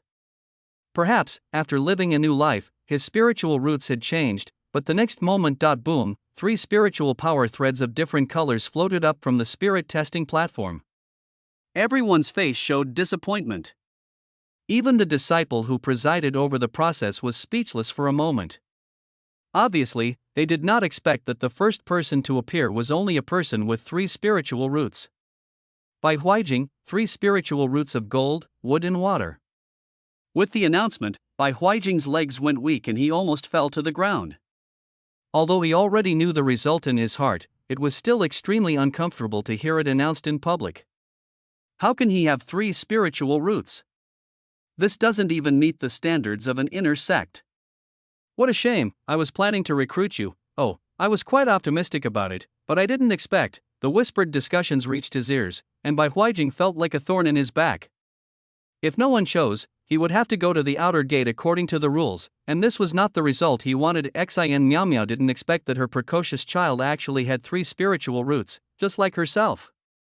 She immediately became anxious. Both of them looked at Changqing involuntarily, expecting him to speak. Would Changqing speak? Of course not. He just pretended not to see it, sometimes looking up at the sky, sometimes closing his eyes to rest, and sometimes eating the spiritual fruit on the table, but he had no intention of accepting a disciple. Senior brother Xin Miao walked to her son and started to plead for mercy, but was pulled back by Huijing. He knew in his heart that Lu Changqing's behavior clearly showed that he had no intention of accepting a disciple, and the 3 spiritual roots did not meet the standards for the inner sect. The reasons for his rejection were all there. The only way to change the situation is to. His eyes flashed and he suddenly raised his head. Dear seniors, I am the son of the Sword Immortal Bai Yi. Before Xin Miao Miao could react, he chose to reveal his identity. He had no other choice. Only in this way could he attract the attention of Xiantian sect and avoid being thrown out of the sect. One stone can cause 1,000 ripples. Luanshan Square erupted in an instant, and the expressions of the sect's leaders and even the young disciples who hadn't yet joined the sect changed drastically. Who didn't know the Sword Immortal? He was Xiantian sect's highest-ranking divine transformation warrior. Who hadn't heard the Sword Immortal's story of infatuation? He had been in seclusion for 3,000 years, touching countless young women, and now he had a child? That's impossible. Xiantian sect's leader, Yi Wuji, slammed the table. How dare you, this audacious kid, make random accusations and ruin the reputation of my Xiantian sect. The term Sword Immortal is practically synonymous with the Xiantian sect, and he's known for his infatuation. Now, he's having a son with his disciple? And this disciple has only been a disciple for a dozen years, and his talent is average. Who would believe it? The leader immediately thought that it must be someone sent by an opponent to deliberately smear the reputation of the sect. The other sect leaders also showed indignation and glared at him. Xin Miao Miao didn't expect her son to do this suddenly. She had no intention of making her relationship with her master public, and her master had emphasized this time and again. She suddenly panicked, seeing several disciples coming over and about to take her son away. She just stood there in a daze, unable to react. "Mom, please say something." Bai Huijing pulled his mother's hand. Of course, he had something to rely on when he revealed his life story, and that was his mother. His mother had been with the Sword Immortal for many years and they were very close. As long as she could tell some details, everyone would naturally believe it. As long as he is the son of a Sword Immortal, he will be valued in the Xiantian sect. Not to mention the resources for cultivation. Even if he has other requests, they can be fulfilled. Of course, this was the only solution. Although it would damage my father's reputation, what would he do if he didn't do it? Would he miss the opportunity to cultivate and become like everyone else? Mother, seeing Xin Miao Miao still in a daze, he frowned and shouted again, but the next moment, snap! Xin Miao Miao slapped him directly in the face. She looked extremely angry, and her face was a little distorted. Chapter 651 Senior Brother Tuga Quit. 8. Bai Huijing, what nonsense are you talking about? How could you be the master's son? Is this kid crazy? How can he casually talk about his background? It will affect his master's reputation. She understood the Sword Immortal's pride better than anyone else. He was a man who followed his own way and refused to be forced. And he didn't want to disclose this child's background. What would he think if he knew? Would he think she was trying to tie him down with the child? That would only disgust him. Bai Huijing looked at the woman in front of him with a distorted expression in disbelief. This was the first time in his 2 lives that he was slapped in public, and his eyes turned red. Had his mother not considered him at all? She only cared about his father's reputation, but what good was that reputation? If he didn't show up, his chance to cultivate would be gone in a flash. How could he waste it like this? Mom, are you so concerned about that man's reputation that you don't even care about your child's future? He felt like a knife was stabbed in the heart. This feeling of betrayal was too painful, but he couldn't keep silent at this moment, because if he couldn't prove himself, he would be arrested. My last name is Bai, and the Sword Immortal's last name is also Bai. This can prove it. My mother has lived in Jianfeng since she was a child. Besides the Sword Immortal, who else could she come into contact with? Besides, don't you think my appearance is similar to that of the Sword Immortal? He began to frantically prove himself, even taking a few steps forward so people could see his face clearly. Unfortunately, it didn't help much. Even the sect's high-ranking officials had rarely seen the Sword Immortal's face. Although sect master Yi Wuji felt there was a resemblance, Xin Miao Miao had just denied it, so he was more inclined to preserve the Sword Immortal's reputation. Take him away. Yi Wuji waved his hand. At this moment, everyone else on the field was also stunned by this sudden change. This kid actually dared to say that he was the Sword Immortal's child. Was he really going to give up his life? Everyone knew that the Sword Immortal was infatuated and his Taoist partner had been dead for 1,000 years. This was simply audacious. Some people were surprised, and of course there were also those who gloated. This kid excelled in the mental test, clearing it in half an hour. Unexpectedly, he had poor spiritual roots and even boasted about being captured. Bai Huijing felt aggrieved, especially when he saw that his mother Xin Miaomio had no intention of defending herself. He felt even more disappointed. What kind of love-brain mother is this? That man's reputation is more important than her own son's life? He used to think that his mother's lack of caring skills was due to her young age, but he didn't expect her to be such a fool. Xin Miaomio. Seeing that he was about to be taken away, he shouted with bloodshot eyes, which made Xin Miaomio shudder, but she just pursed her lips stubbornly and said nothing. What a big show! Changqing watched all this with great interest. It was his turn to show his abilities, so he stood up. Wait a minute. The voice was clear, but everyone heard it clearly. Everyone was stunned again. Was there any more unexpected news? Bai Huijing's eyes lit up and he quickly struggled again. Sect Master Yi Wuji frowned, looking somewhat displeased, but since another nascent soul cultivator had spoken, he had to respond. After all, he himself was only a nascent soul. Master Changqing, what do you think? The kid didn't lie. Changqing testified very calmly, but Xin Miaomio's face changed in an instant and she became excited. Senior brother, she looked at Changqing with pleading eyes. Bai Huijing was extremely disappointed by his mother's behavior. He bit his lip and glared at Xin Miaomio fiercely. How could such a person be worthy of being his mother? A woman who doesn't even care about her child's future in life is not worthy of being a mother. On the contrary, Lu Changqing's image in his heart became taller, especially when he heard him speak loudly. He was almost moved to tears. Bai Huijing is indeed the Sword Immortal's son. Xin Miaomio once told me personally, and I can testify to this. Furthermore, the father and son are connected by blood. The Sword Immortal may have left a soul lamp in the sect. As long as we bring this child there, we will naturally know whether there is a blood connection. This? Yi Wuji hesitated. There was no shortage of methods for identifying bloodlines in the world of immortal cultivation, but it was hard for him to believe that a Sword Immortal had a son. Seeing the sect leader hesitate, Changqing added another sentence. Master, the Sword Immortal's reputation is certainly important, but how can you be sure he doesn't care about this child? It's difficult for cultivators to have children. If anything happens to the child, the Sword Immortal will hold us accountable. I'm afraid neither you nor I can bear the responsibility. As soon as these words were spoken, everyone's heart was startled. Yes, everyone considers it from the perspective of the reputation of the Sword Immortal and the reputation of the sect, but think about it, if you have a child at your age, you will probably treat him as a treasure, right? The moment the escorting disciple let go of Bai Huijing's arm, he finally felt that his suffering was finally over. Bai Huijing, come with us to the Soul Palace to verify your identity. The headmaster's expression also became serious. True man, Changqing is right. We must be cautious in everything involving the Sword Immortal. Who knows what the unfathomable Sword Immortal is thinking? Yes. Bai Huijing responded and walked past Xin Miaomio without even looking at her. He was really disappointed with this mother. Brother, why are you trying to harm me? After everyone left, Xin Miaomio looked at Changqing with tears in her eyes, her tone questioning. I just couldn't bear to see the child suffer. After all, the child is innocent. Changqing spoke from the moral high ground, which almost gave Xin Miaomio a heart attack. Although Xin Miaomio was slow to react, she knew at this moment that there was a rift between her and the child, but what could she do? She didn't want her master, who was as elegant as the snow on the mountain, to suffer any damage. She just wanted to protect her lover. What's wrong with that? She also didn't understand why her child took cultivation so seriously.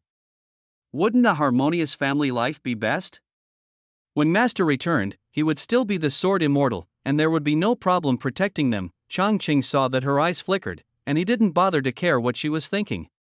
He had also watched the excitement of today's disciple-taking ceremony, and he was too lazy to follow to check the identity. After all, the boy was originally the descendant of a Sword Immortal, and there would be no mistakes in the verification. It's better to go back and retreat. He stretched lazily, and in the puzzled eyes of everyone, he turned into a stream of light and disappeared into the air. Just sleep, why do you have to say you're in seclusion? During the flight, the system's voice sounded. I think seclusion is more suitable for my status as a Yuanying master. Changqing quickened his pace.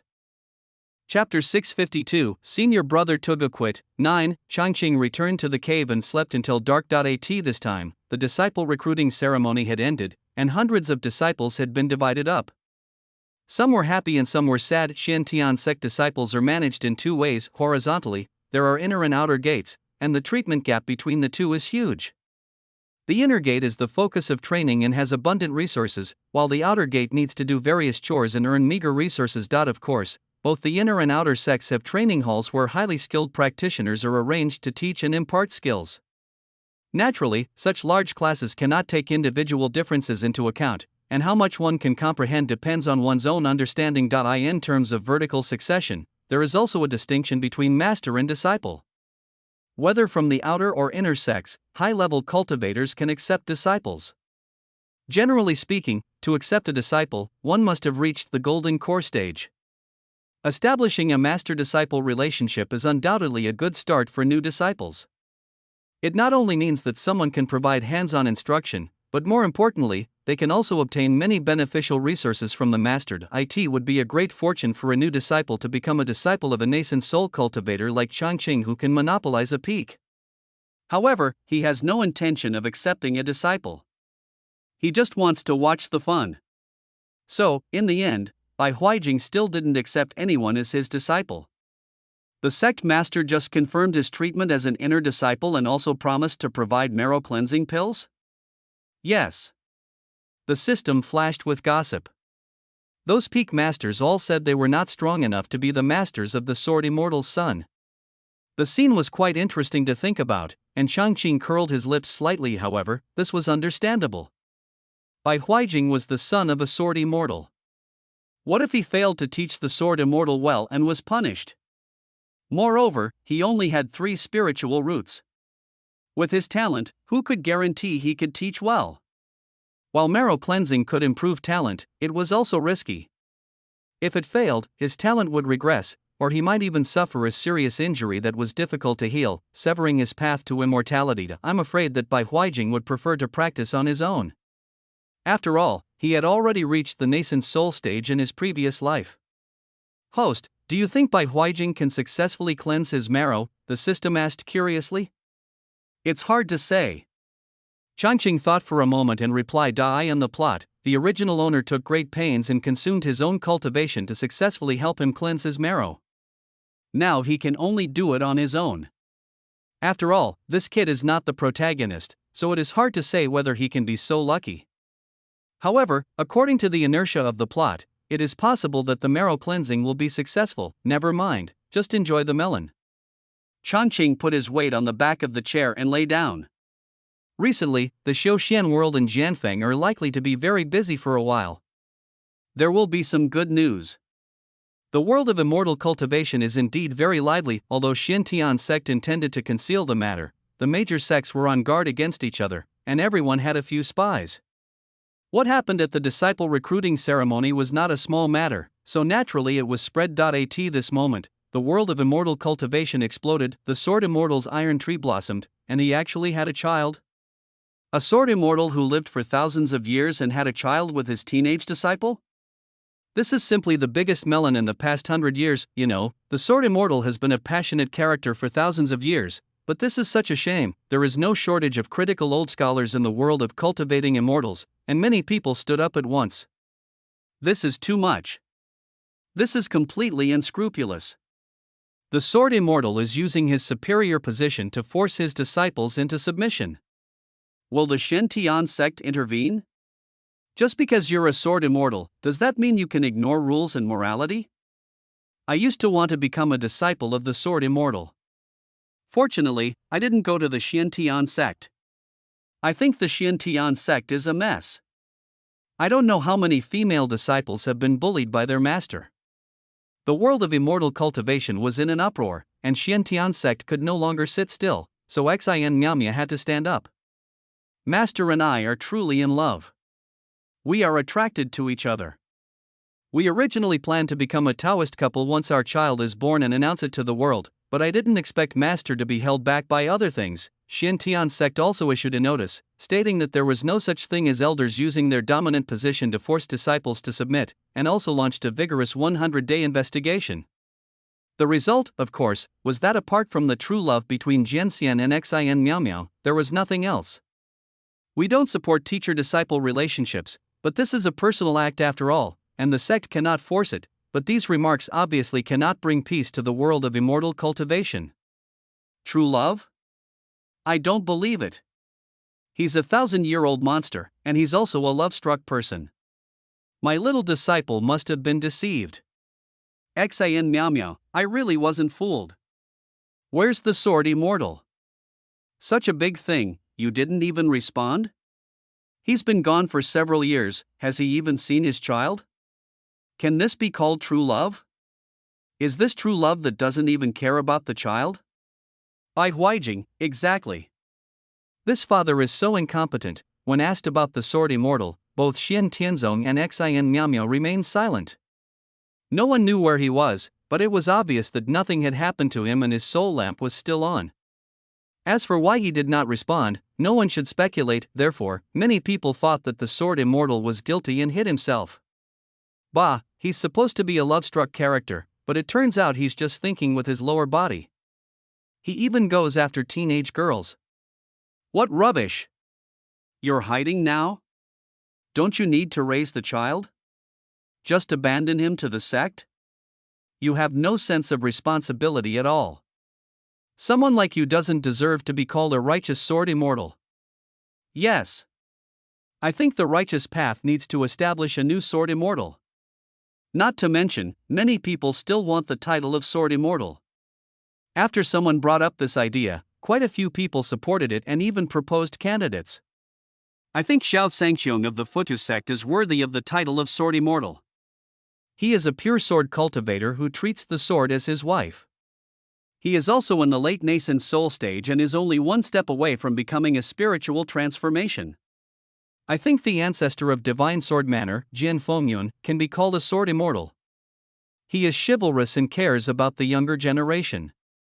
Countless people have benefited from his kindness. Oh, the two you mentioned are not even close to the level of cultivation. I think Bai Yizuan's old rival, Li Hongtu of the Shinto sect, can be called a sword immortal. Although he doesn't use a sword, his sword of the heart kills people invisibly. He once avenged his disciple by going deep into the alien demon tribe and beheading two late nascent soul demon generals. I agree with sect master Li Hongtu. I agree. After some discussion, it turned out that Li Hongtu was the most supported. As Bai Yi's old rival, he was also happy to give people trouble. He actually held a sword test conference for sword immortals and took over the title of sword immortal. Xin Miao Miao was anxious and angry, but she was only at the foundation building stage and could not do anything. Of course, she knew that Bai Yi cared a lot about the title of sword immortal and often called himself the sword immortal. If he came back and found out that his title of sword immortal was no longer recognized, who knows what would happen. Bai Huijing was also a little confused. This development path is completely incomprehensible. My father even lost his title of sword immortal? This never happened in my previous life. Xiantian sect wanted to stop it, but it was useless. The strength of Shinto sect was not weaker than Xiantian sect.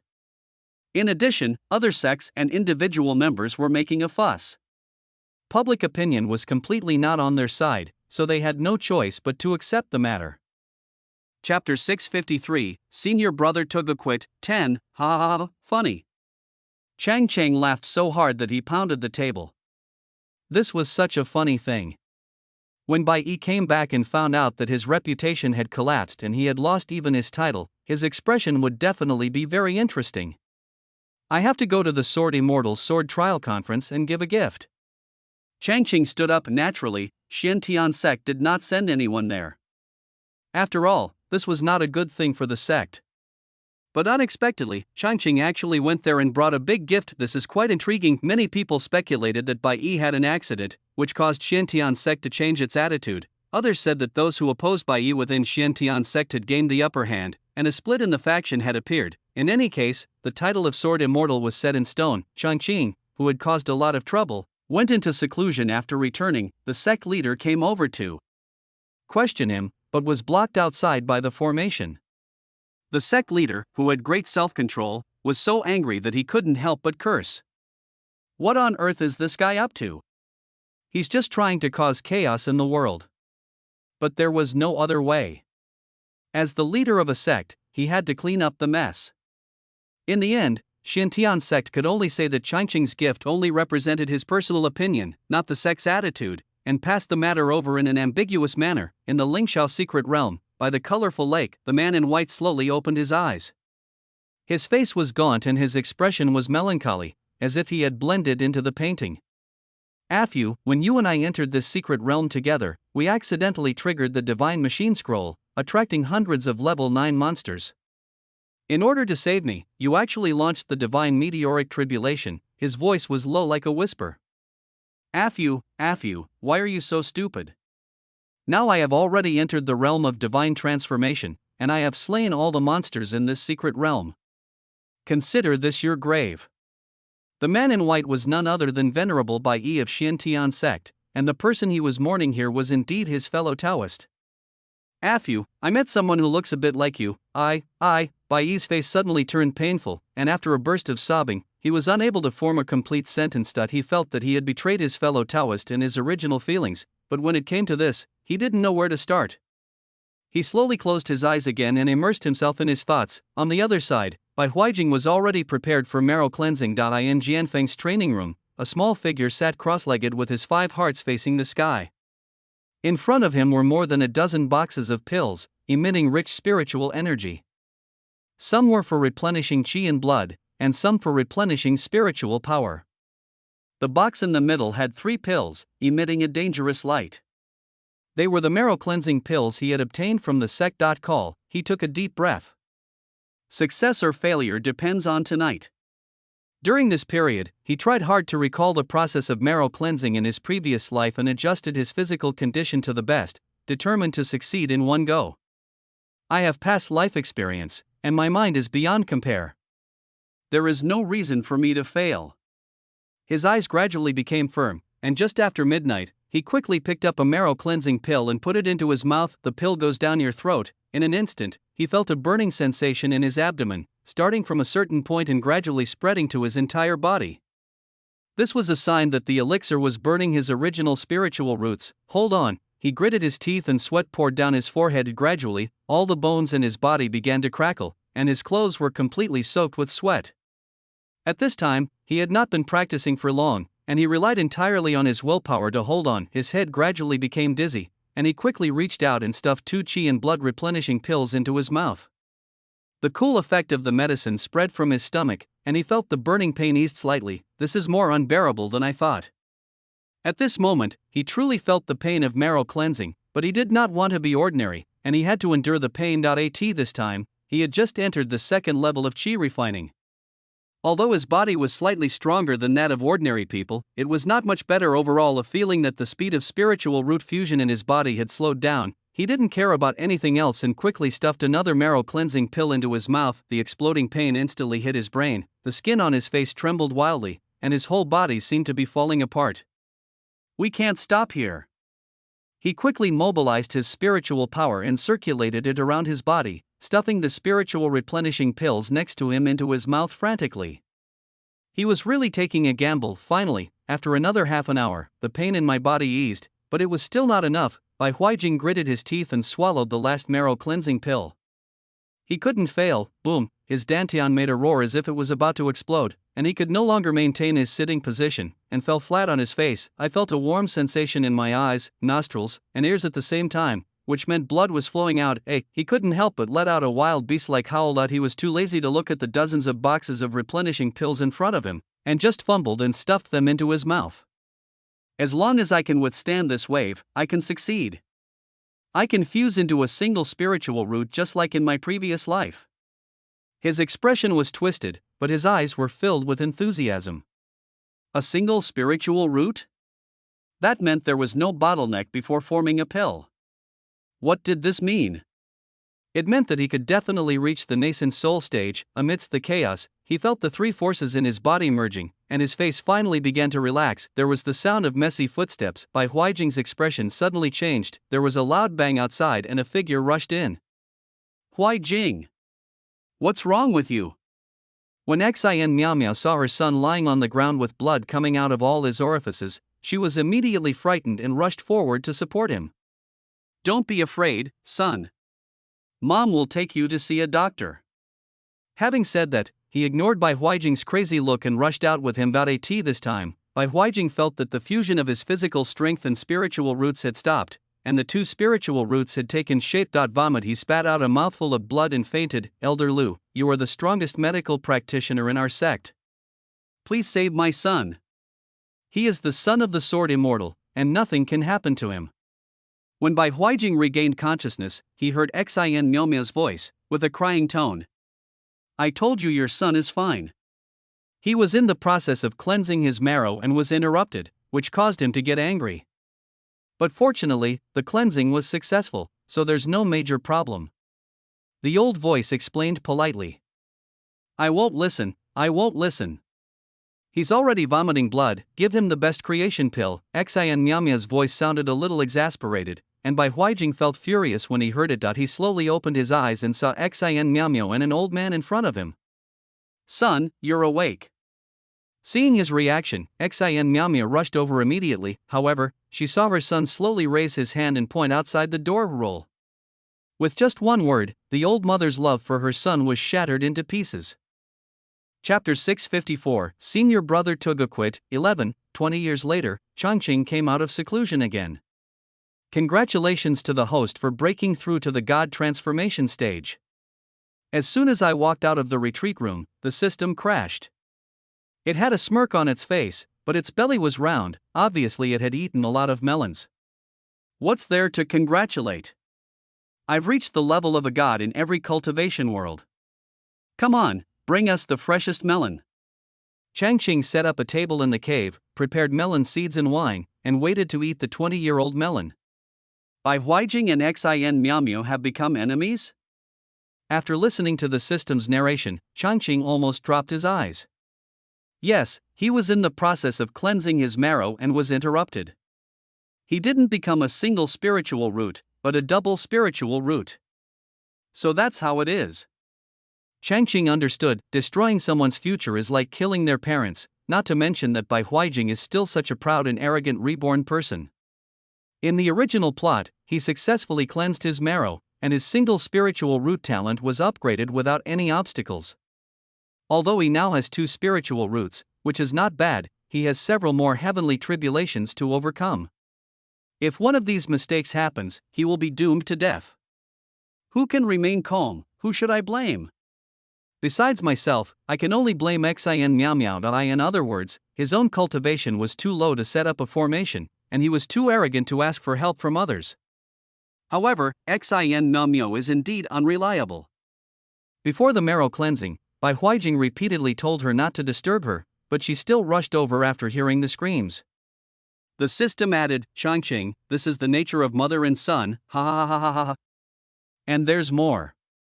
The system came closer again, looking mysterious. Bai Yi has also appeared. He was in the secret realm mourning his deceased wife.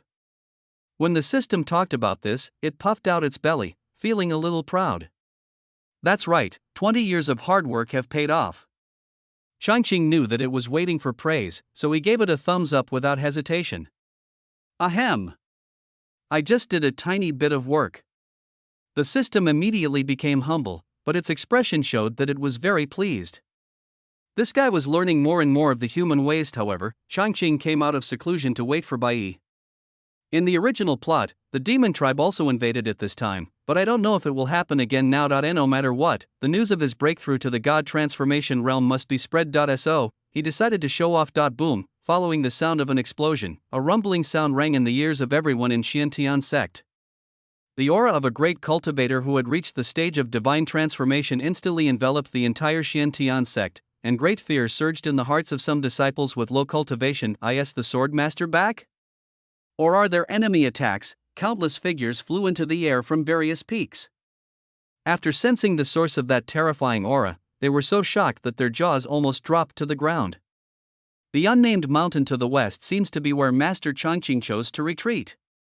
A peak master said to Yi Wuji next to him. System, arrange some special effects for me. On the other side, Changqing saw that the firepower was not enough, and said to the system again. Everyone felt a shock before their eyes, and then they saw the rosy clouds in the sky gathering and shining on the figure gradually rising on the nameless peak. It turned out to be Lu Changqing. Moreover, this rosy glow covering the ground, could it be that he was about to ascend? Ascending directly without the thunder tribulation? No one had ever seen such a scene, and for a moment, they forgot to react. Host, it seems we've made a big fuss and scared people. The system felt a little bored when it saw that everyone was stunned. Changqing, you should take away the special effects.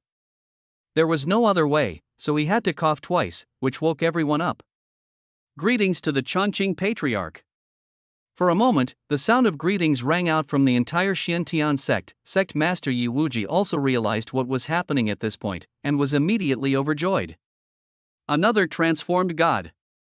This was a force that could make Xiantian sect the most powerful of the righteous sects. Nowadays, there are only 4 major sects in the entire righteous path, each with one god-transforming master, and now, Xiantian sect has 2. Originally, the title of Sword Immortal was taken away, and Bai Yi was indifferent to worldly affairs, so he was very worried. Now it seems that God really blesses our sect. This was a nice scene. Looking at the crowd of people kneeling in front of him, Changqing showed a look of satisfaction. No need to be so polite. He waved his robe sleeves, and a force lifted everyone up. The promotion of a new god is a big deal, and the entire Xiantian sect is busy. Some people are responsible for notifying the various sects to participate in the ceremony, some are responsible for notifying the disciples outside to return to the sect, and some are busy preparing various items. The sect is filled with a festive atmosphere. Only at Jianfeng, the atmosphere was a little weird. Outside the newly opened cave halfway up the mountain, Bai Huijing had been standing there for several hours, like a sculpture, motionless. He was really confused. How did Lu Changqing become a spirit? In his previous life, he was a golden elixir until his death. He remembered that after he reached the nascent soul stage, he had seen him once by chance in the sect. His face was ashen and his eyes were lifeless. At that time, his father said that this guy's golden elixir had reached its end. How come in this life, he became a god in such a short time? But after more than 20 years, he, who had been baptized into a dual spiritual root, still hadn't established his foundation. And someone else had actually achieved the divine transformation? How could he accept this? Thinking of his current level of cultivation, he couldn't help but grit his teeth again. It's all that woman's fault. She interrupted the marrow cleansing at the critical moment. If he still had a single spiritual root in his previous life, he should have at least established his foundation by now. It was precisely because of the hatred in his heart that he chose to move away from the top of the mountain and opened up a cave on the mountainside alone. He didn't want to see that woman for even a moment. She couldn't help him, but she was causing him harm. Son, is your father back? Just then, a voice came from a distance, making Bai Huijing frown immediately. Gexayan Miaomiao's face was filled with surprise as she turned over from the flying magic weapon and landed on the ground. She was sleeping when she suddenly felt a palpitation in her heart. It was a powerful aura that no one else in the sect could have, but she could not identify it clearly, so she came to find her son. Not if the master came back, the 3 of them could live in harmony, and someone could mediate the conflict with their son. Over the years, her son disliked her because of the marrow washing and never paid any attention to her. This made Xian Miaomiao feel sad and she shed many tears alone. Laughed. Bai Huijing sneered out loud. How slow was this woman? She couldn't even recognize the scent of her own man. He had witnessed his mother's unreliability for the first time, and his heart was no longer disturbed. Master Changqing has achieved a breakthrough to the spiritual transformation stage, and the sect is busy now. After saying this, he didn't bother to look at the woman's shocked expression. He turned around and went straight back to the cave. Ripples flashed at the door, blocking Xian Miaomiao, who subconsciously wanted to follow him, from entering. He now dared not let this woman step into his territory. Before Xian Miaomiao could get over the news of Changqing's transformation into a god, she was hit by the blocking formation, and a look of misery appeared on her face again. What should we do? Master, our child hates me. Please come back soon. Chapter 655, Senior Brother Tuga quit. 12. Only after returning to the top of the mountain in a daze did Xian Miaomiao suddenly react. What? Senior brother actually became a god? The senior brother who used to follow her around and fawn over her, and who she almost entrusted with her care, had become a divine transformation cultivator? Her eyes suddenly widened. Xian Miaomiao had some idea of what a spiritual transformation was. That was on the same level as her master. How could this be possible? Her senior brother had only been one level higher than her before. It had only been a short time. She herself had been blocked by her son's thoughts for years, and now she was still treading on the foundation building stage. And yet, he had soared to the sky. It has to be said that she simply couldn't believe it, nor was she willing to believe it. I don't believe it. This is impossible. That is a level unique to the master. How could that guy reach it? Xin Miao was not only unbelieving but also a little angry. She really put herself in Bai Yi's shoes. After going down the mountain and asking several disciples, Xin Miao went directly to the top of the peak where Changqing was. Brother, they all say that you have become a god. This can't be true, right? She looked at Changqing with the eyes of a heartless man, as if she had been greatly betrayed. This expression made Changqing laugh. This woman must have a problem with her brain. This expression seemed to be saying, we are all poor students, how come you suddenly become a top student? But the original owner was not a bad student. He had a single spiritual root and was in the late Jindan stage at a young age, but he was not on the same level as Xin Miao. It seems that he has been following behind others for too long, which has caused people to ignore his own strength. In this case, it is necessary to remind the other party. Changqing raised his eyebrows and showed an unpleasant smile. Xin Miao, he knocked on the table, his voice a little stern, you may have forgotten that our talents are not on the same level. I have only one spiritual root, but I've already reached the late stage of Jindan before I was 30, while you only have 3 spiritual roots and are still in the foundation building stage at nearly 40. These words were a bit hurtful, and Xin Miao's face immediately turned red. Brother, why do you talk like this? You weren't like this before. You've changed. She stamped her feet when fortunately, Xin Miao, who is almost 40 now, has long lost the agility of her teenager. This action only makes people feel nauseous. This is how Changqing felt, and of course he said so. Don't give me that shit. Do you think I'm still a teenager? Come on, your son is already in his 20s. Can't you be more aware of being a mother? Look in the mirror. You already have several strands of gray hair on your head. Why are you still so childish? These words are not only hurtful, but also hurtful. Xin Miao was most worried about getting old. She had never worried about these things when she was a teenager, but since she had a child, the child grew up day by day, and there was a gap between her and her. She became more sensitive. White hair appeared on her head a few years ago, and she plucked it out all the time. Now when she heard Changqing talk about it again, her face changed drastically. She wanted to explode, but suddenly she remembered something and put on a flattering smile again. Brother, Huai Jing blamed me for the marrow cleansing incident. Now that you have reached the state of spiritual enlightenment, please help him. Just consider it as helping me.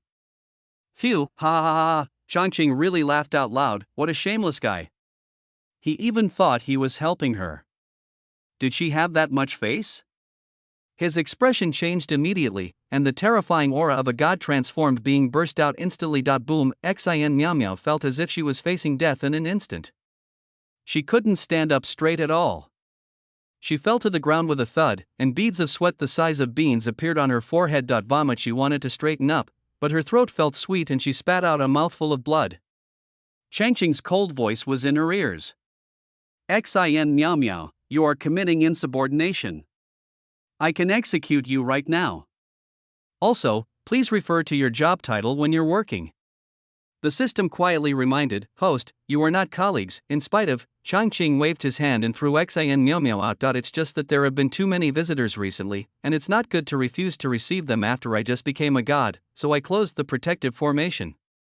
I didn't expect that such a funny guy would be let in. Xin Miao went there angry, but came back injured. The moment she was thrown out of the cave by a huge force, she finally understood that the person in front of her was no longer the senior brother who had followed her and tried to please her before, but a true great monk who had reached the state of divine transformation. What does it mean to be called a position? She was very confused, but no matter what, she couldn't call him senior brother anymore. It was obvious that the man was very dissatisfied with this title. When she passed the mountainside of Jianfeng, she looked at the tightly closed cave, and her heart, which had just been hurt, seemed to ache again. What kind of fucking day is this? Her master never returned, her son left her heart, and now, even her senior brother is gone. At this moment, she felt deeply lonely. Whoa, master, please come back soon. I can't hold on any longer. When she returned to her cave, she couldn't help crying again. At this time, Bai Huijing, who was practicing in the cave, was also upset. After practicing for a long time, he was unable to enter the state of forgetting himself and the world. Fuck it. He stood up and kicked a futon away. As a nascent soul in his previous life, he certainly knew the importance of strength. In this world, strength is the real pass, and he needs to improve his strength as soon as possible, but this life is so troublesome. The marrow cleansing was not successful, and I only have dual spiritual roots. My mother is nosy, and even if I run to the mountainside, she still disturbs me from time to time. More importantly, the situation outside had also changed greatly, which made him feel very uneasy. Lu Chongqing, how did he become a god? This really made him feel uneasy. Could it be that in his previous life, it was because of him that the other person delayed his cultivation and thus became a lifelong golden elixir? Now that he had gotten rid of him, he was soaring to fame. The thought was so agonizing that he refused to accept it. Impossible, but that person seemed to have excellent talent from the beginning? With only one spiritual root, he was once known as the Xintian sect's top talent of the younger generation. Could it be that I had really delayed his development in my previous life? Thinking of his single spiritual root, he felt an inexplicable pain in his heart. In his previous life, he also had a single spiritual root, and there was no bottleneck before forming the elixir. At this time, he had already formed the elixir. Yes. Bai Huijing's eyes suddenly lit up. It's been over 20 years now, so it's time for the alien demons to invade, right? He remembered that his swordmaster father had appeared not long after the alien demons invaded, and it was his appearance that allowed the human race to turn the tide and ultimately defeat the invaders. Doesn't this mean that I'm about to see my father? He suddenly became excited, but then, his face turned ugly again. Nowadays, my father's reputation outside is not as good as it was in his previous life, because his life experience has long been exposed. In his previous life, the human race was in danger, and my father, as one of the strongest fighters, was a key role in saving the human race. Who would care about those romantic affairs? Now that his background has been exposed in advance, his father's title of Sword Immortal has been lost. I don't know if my father will be furious when he comes back. He suddenly became worried again. Chapter 656, Senior Brother Togaquit, 13, West of the continent, the demonic abyss. Chongqing came to the edge of the cliff again after several decades, and was frowning as he watched the black air rolling below. Well, it does seem like I'm a bit more irritable than before. He muttered to himself. System, can you sense spatial fluctuations? He asked. In the plot, the invasion of the alien demons started from here, but the alien demons were not native creatures of this world, so Chongqing suspected that there was a space crack here, allowing the alien demons to travel between the two worlds. I can indeed sense spatial fluctuations down there, but they're not strong. It seems to be sealed. The system operated for a while and then replied. That's fine. Chongqing suddenly jumped up and swooped down like a cannonball. The spiritual power as powerful as substance instantly spread throughout the abyss. The black energy immediately surged, just like a predator suddenly joining a school of small fish. Disperse! With a light shout, Chongqing passed through the thick black fog, and the faint strange howling sound was completely blown away. 100 miles to the left, then to the right. Under the guidance of the system, Chongqing did not take any detours and arrived in front of the huge stone formation in less than half an hour. A crack stretched from east to west, extending for dozens of miles. Thick black gas emerged from it and was dispersed by countless golden lights around it. Those golden lights came from the magical weapons mysteriously arranged around it. It really is a sealing formation. Chongqing narrowed his eyes. As he got a little closer, he felt a suction force that seemed to suck him into the crack. Suddenly, a chaotic stream of thoughts emerged in his mind. It seemed that by entering the crack, he would be able to reach the other side and realize his dream. Mental power. Chongqing frowned, and his powerful spiritual sense blasted out along with the faint force. Bang! A muffled sound seemed to come from the crack, and then his mind became clear. The formation is weakening, but if the opponent wants to break through, it may not be that easy. In the plot, Xin Miaomia should also have entered the other world through this crack. Does the other world also need the power of people from this world to break the seal? So, it uses some kind of power to lure people in. It's not impossible. Chongqing flew around the formation, speculating on its origins. Clearly, this wasn't a formation that had been set up for tens of thousands of years, but rather one with a history stretching back hundreds of thousands of years. Furthermore, these magical instruments were unprecedented in the world today. Any one of them would likely cause a stir in the world of immortal cultivation. He noticed that a long spear and a colorful bell-like magic weapon near the crack were stained with a trace of black air, as if they were rotten. It seemed that they had been gradually corroded after so many years. Even so, it should be no problem to maintain it for several thousand years. He stretched out his hand and felt the power, and came to a conclusion. It seems that the invasion of alien demons is really related to Xin Miao Miao. He even has some doubts that the Xin Miao Miao in the later part of the plot may not be the Xin Miao Miao of today. Never mind, now that we're here, let's repair the formation.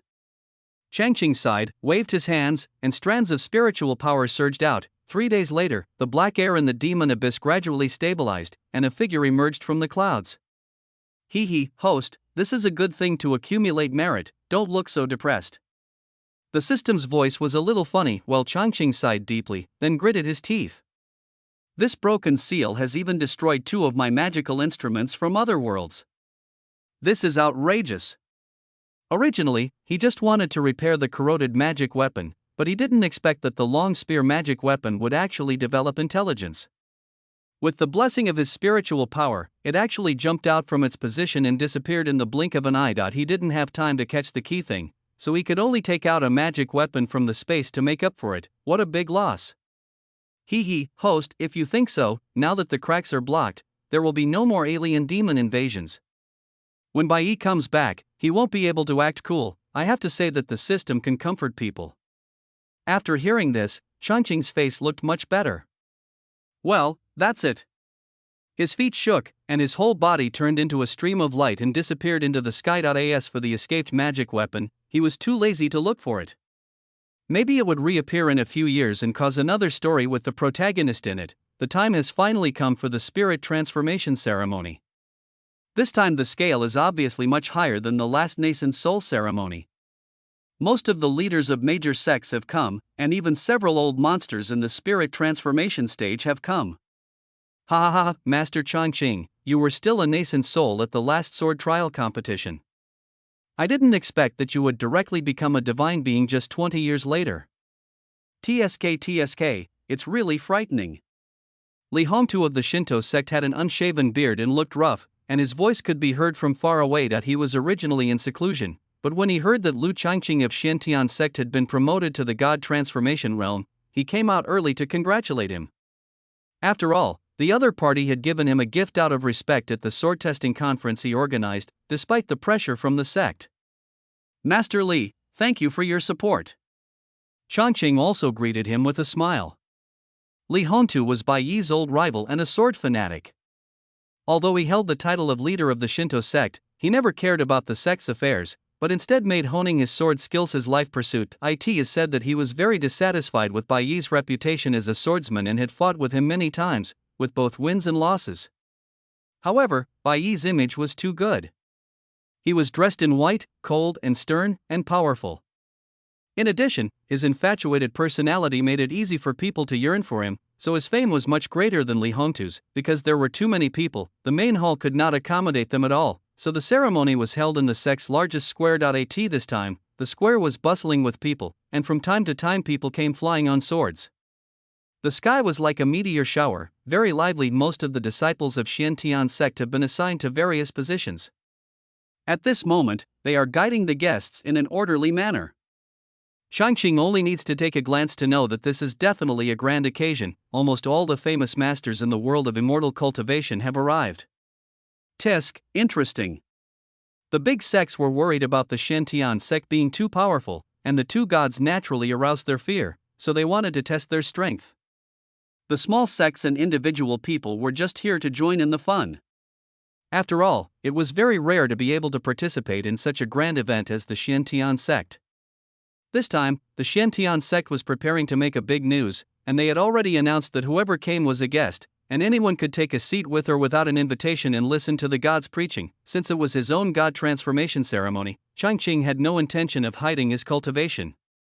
A faint aura of oppression permeated the surroundings, and anyone who saw him would shudder in their hearts. It was pure, God transformation aura of oppression. Although only a little bit was leaked, it was enough to terrify people directly. Chapter 657, Senior Brother Togaquit, 14, the appearance of big shots one after another brought the atmosphere to a climax. Countless independent people and young cultivators who came to join in the fun were extremely excited. Some even rushed forward desperately, wanting to become a disciple or seek an autograph. Of course, these people would soon be dragged away by the Xiantian sect disciples who were maintaining order. It's been a long time since we've seen such a lively scene. The leader of a large sect stroked his beard and sighed, saying that there was no other way. After all, reaching the state of spiritual transformation was not an easy task. It might take hundreds or even thousands of years for someone to appear. Bai Huijing and Xin Miaomiao also came. As family members of another god, they were not assigned any work.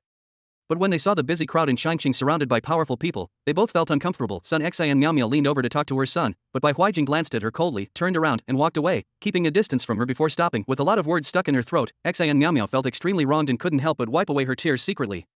Bai Huijing was also in a bad mood. Hasn't this woman made him suffer enough? He's incompetent at everything and is the best at wiping tears, making others think he's unfilial. He just doesn't want to be harmed again. What's wrong with that? Especially when he saw his adoptive father from his previous life, who was now a great cultivator at the stage of transformation of the spirit, chatting and laughing with the great men in the world of immortal cultivation. He felt jealous and angry at the same time. What's wrong with Bai Yi?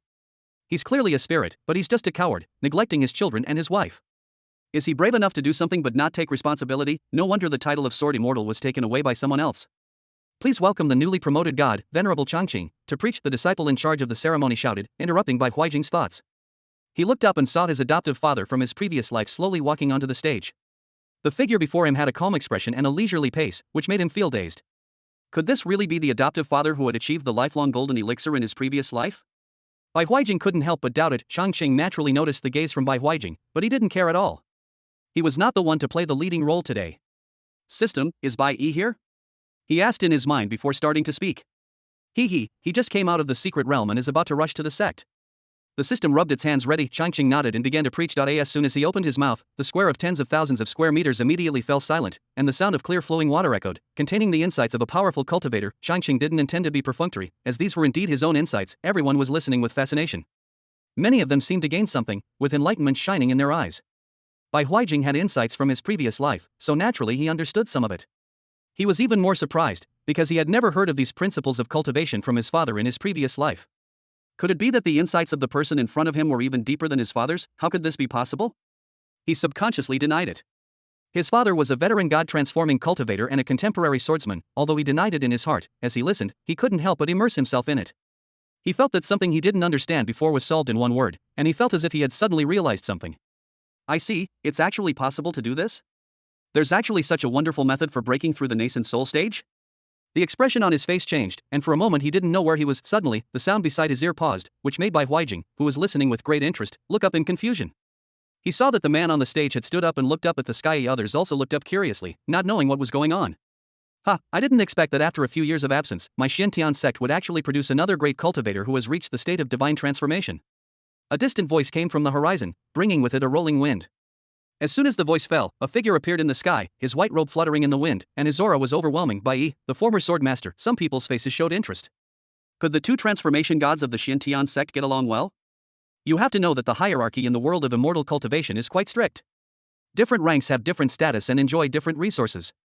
While two transformation gods in a sect are certainly a deterrent, the resources required to support them are also staggering. Father! Bai Huijing rushed out immediately after seeing who was coming. His heart was excited and all he could see were scenes of a loving father and filial son in his previous life. Greetings, Venerable Bai Yi. The other disciples of Xiantian sect also stood up and saluted. No matter what, Bai Yi was still one of the strongest fighters in Xiantian sect, and the disciples of Xiantian sect had a natural awe of him. Master Xin Miaomiao covered her mouth, tears streaming down her face. After more than 20 years, she finally had her master. At this moment, she felt that her suffering was finally over. Bai Yi's face changed slightly. The disciples of Xiantian sect used to call him the Sword Immortal, so why were they calling him Venerable Bai Yi? That was his title before he became the Sword Immortal, and it had not been used for thousands of years. And what about this son? Of course, he immediately felt that the child was related to his blood, but how could he have a child? Could it be? He looked at Xin Miaomiao with a puzzled look, and saw her nod silently. Bai Yi immediately felt overwhelmed. What the hell was going on? Didn't he tell his child beforehand? And now he suddenly called him dad. How was he supposed to handle this? He felt like he was being coerced, and for some reason, he felt a little unhappy. And he glanced at Bai Huijing again. Dual spiritual roots, still not having established a foundation in his 20s? This is simply shameful. Bai Yi had no urge to recognize the child. Instead, he looked at Chang Cheng, who was still standing on the stage facing the wind, and decided to establish his own prestige in the sect first, otherwise, people would think that he, the old-fashioned god, was no longer capable. So he smiled. What? Fellow Taoist Chang Cheng doesn't even show respect when he sees a senior? When these words were spoken, everyone was stunned, and then they showed a gossipy look. It turned out that the two great gods of Xiantian sect were tending to be at odds with each other. This trip was not in vain. Yi Wuji secretly groaned. What was going on? The gathering of the two great gods of Xiantian sect was supposed to be the best time for the sect to establish its prestige, but why did they start fighting among themselves? It was making it very difficult for him as the sect leader. He wanted to step forward and try to persuade them, but facing the two great gods, his strength was not enough, so he shrank his neck and became cowardly. Chang Cheng's expression remained unchanged when he heard Bai Yi's words. Having watched the plot, he already knew what kind of person Bai Yi was. This is just a warning. Of course, he had no intention of bowing to anyone. They were all gods, so who was afraid of whom? He just wanted to establish his authority. There's nothing much to say. Let's reach a consensus.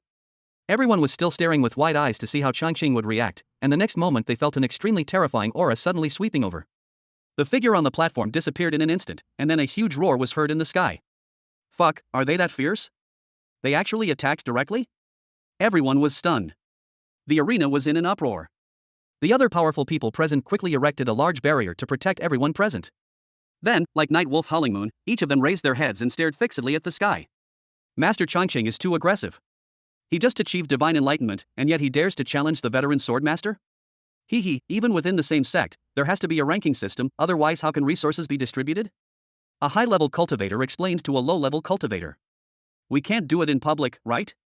I'm afraid it will damage the prestige of Xiantian sect, right? TSK, Xiantian sect already has two divine transformation masters, who else dares to mess with them? The constant chatter made Li Hongtu frown. Could he just watch the battle quietly? This kind of battle between incarnations was extremely rare. Even if they didn't use their full power, careful observation could still be beneficial. Shut up, everyone! Suddenly he shouted loudly, and the field immediately became quiet. Chapter 658, Senior Brother Tugaquit, 15. Above the Xiantian sect's grand square, the sky was experiencing unusual phenomena. Sometimes there were rumbling thunder and lightning, sometimes bursts of white light, sometimes it was like a gentle breeze, and sometimes it was like a huge wave sweeping across. Although the people below the stage were separated by a barrier, they could still feel the impending crisis. The power of the god of transformation is indeed extraordinary. This is what everyone thinks, but what was surprising was that Chang Jinren, a newly promoted divine transformation master, could actually fight the veteran sword immortal to a draw? You have to know that there are differences between divine transformations. For example, Li Hongtu of the Shinto sect and Bai Yi are neck and neck, with both sides winning and losing in their battles. However, the gap between the Jingguang sect patriarch and Bai Yi was quite large. Once, due to a conflict, they fought and were defeated in less than 3 minutes. I didn't expect that Reverend Chang Cheng has such fighting power. Xin Miao Miao and Bai Huijing also stared at the sky intently. With their cultivation level, they couldn't see clearly what was shown, but the shock in their hearts was no less than that of others. Xin Miao Miao didn't expect that the senior brother who used to follow her could actually fight with her respected master, and she didn't expect that they could fight for so long. Bai Huijing frowned. He was more worried about his father's attitude. It was obvious that his father had no intention of acknowledging him just now, which made him very uneasy. In the previous life, father and son met on the battlefield with alien demons. At that time, he had already reached the golden core stage and was a famous talent of the young generation of Xiantian sect. Now he is just a chi refining cultivator. If he asks himself, he will not be satisfied with himself. What could he do? Cultivation is never a one-man show. If his mother couldn't be relied upon, he could only rely on his father. After all, this was his only chance. I hope Dad can win. Only if he wins will he feel better and be more likely to acknowledge him as his son. At this time, Chang Cheng was pressing forward in the sky. He attacked suddenly, took the initiative, and had no intention of giving the opponent a chance to breathe. Because of his arrogance, Bai Yi did not draw his sword at the beginning. But now, seeing that the opponent had used all his moves, he found that he had no chance to draw his sword. What surprised him even more was that each of the opponent's attacks seemed to carry with it a heart-shaking aura of the soul. The feeling was just like when he was facing his first life and death crisis when he first began practicing. There's something weird about this guy. He frowned and quickly retreated, but Chang Cheng obviously had no intention of letting him go easily. He twisted his 5 fingers and a captivating vortex suddenly appeared behind Bai Yi. The huge attraction made Bai Yi frown. He was about to use the shrinking body to escape, but he found that his feet stopped. A green plant wrapped around his ankle out of thin air, and its sword-like branches and leaves kept piercing into his skin. With spiritual root, he was startled, and before he could react, a huge wave of spiritual power appeared above his head, and the space seemed to be crushed. Fuck, is this a desperate move? Without thinking too much, he gritted his teeth, bent his knees slightly, and clapped his hands upwards. Boom, the huge crash shook the sky. Everyone in the audience was filled with boundless fear, as if the whole world would be turned upside down in the next moment. Fortunately, there were many powerful people here, otherwise, the entire Xiantian sect would probably be overturned. Such feelings arose in the hearts of countless people, but then they were stunned again, because, after the loud noise, the sky suddenly became clear, and all the strange phenomena that were like rivers turning upside down were blown away by the wind like catkins. Who won? This was the question in everyone's mind. I saw a figure floating down and landing on the podium. Come, let's continue the sermon. It is evergreen, however, Bai Yi had already disappeared from the sky. Everyone turned their attention to Li Hongtu and other great cultivators of the divine realm, hoping for an answer. Ahem, Bai Yi has already returned to Jianfeng. This is the answer given by Li Hongtu. This time, Changqing had already started preaching, and everyone had no time to continue asking questions about this matter. They could only start to listen attentively, but obviously, no one thought that the calm preacher in front of them would be the loser just now. Maybe it's a win, maybe it's a draw, maybe the fight just stops. In short, this battle made Changqing's reputation even greater, but Bai Yi's divinity was shattered, and it felt like his house had completely collapsed. Have you heard? Xiantian sect's Lu Changqing got into a fight with veteran incarnation master Bai Yi at the incarnation ceremony. Guess what? It's said that Bai Yi was beaten so badly that he ran back to Jianfeng and never dared to go out again. Is this true? That's impossible. They are from the same sect, how could they fight? TSK, even within the same sect, there have to be divisions of resources, and naturally, there have to be rankings. Without a competition, who would be the boss? Bai Yi? The former sword immortal? The one who had a child with his disciple? Ha, he must have been too busy flirting with his female disciples that his cultivation fell behind. TSK, Bai Yi is really miserable. He lost the title of sword immortal and even lost to our sect's new god. He has lost everything, both inside and outside. That's not right. He has a son and a female disciple. How can you understand the joy of a fish if you are not a fish? The world of immortal cultivation was in turmoil, and people were still discussing this matter long after the god transformation ceremony had passed. Changqing certainly didn't care about everyone's discussion. He even wanted more discussion. After all, he wasn't the one who was embarrassed. Jianfeng is very lively now. The system no longer runs around, but goes to Jianfeng to eat melons every day, just like a peeping Tom that day. After Bai Yi returned to Jianfeng, Xie and Miao Miao and Bai Huijing also hurried back. They thought it would be a warm scene of family reunion, but they didn't expect to see Bai Yi with a very bad face. Father. Master. Just as the two were about to move forward, they were stopped by an invisible force. Bai Yi's face looked very ugly, and he showed no joy at seeing them. You can live in Jianfeng, but don't appear in front of me. Bai Yi's face was indifferent, and the disgust in his eyes was undisguised, which deeply hurt Xie and Miao Miao and Bai Huijing's hearts. This is not at all what they imagined a family meeting would be like. Xie and Miao Miao's heart was torn. All the sorrow she had felt from having her only son take care of her children all these years suddenly welled up in her eyes, and tears streamed down her face. In the past, when she cried, her master would always soften his expression and comfort her, but now he didn't even look at her. Nonsense, a teenage girl crying is cute, like a pear blossom in the rain, but a 40-year-old crying like this really can't arouse any emotion in Bai Yi's heart. He just feels annoyed. They haven't seen each other for many years, and he's still in the stage of building the foundation. Because of all the worries in these years, even though cultivators don't look their age, Xie and Miao Miao really looks a bit old. Now she's covering her mouth and crying silently, which is really a bit hurtful. Chapter 659, Senior Brother Tugaquit, 16, Bai Huijing glanced at his father sitting in front of him, and felt a pang of pain in his heart, but he had lived 2 lives after all, and he still had some understanding of Bai Yi as his father. If he said anything more at this time, it would probably only make him more angry, so he pulled Xie and Miao Miao's sleeve. Mom, let's go first. Dad needs to rest. After saying that, he exerted force and pulled Xie and Miao Miao out of the cave. He no longer cared about the discord with his mother over the years. If he angered Bai Yi, he would be in trouble too. This father was not so easy to deal with. Behind him, Bai Yi's expression relaxed a little after he saw the 2 people leave in a hurry. He took out a small medicine bottle from his storage bag, poured out 2 pills and swallowed them, and his pale face gradually became red. After a while, he opened his eyes and a fierce look flashed across his face. That guy, who just entered the spiritual transformation stage, is so difficult to deal with. He muttered to himself, then thought of Xie and Miao Miao and Bai Huijing, and his face became even uglier. Are these 2 people crazy? What are they shouting in public? It's embarrassing for him. Now, there's no telling what others will think. Moreover, he used to think Xie and Miao Miao was somewhat adorable, similar to his Taoist partner. But now, how could they be similar? There was simply nothing in common. How could she still be building a foundation at the age of nearly 40? By that time, his Taoist partner had already reached the late stage of Jindan. Sure enough, her son was of the same lineage as hers, with obvious signs of marrow cleansing, yet his cultivation wasn't even at the foundation stage. How could such a child be worthy of being the son of a great sword immortal? Wouldn't that be laughable? No, this matter still needs to be arranged. So, Bai Yi used a communication talisman to call the leader Yi Wuji and told him his request. What? Is it difficult to explain that the child has nothing to do with me? Seeing Yi Wuji looking so difficult to deal with, Bai Yi's face darkened. What's going on? Has he been away from the sect for so long that his words aren't working anymore?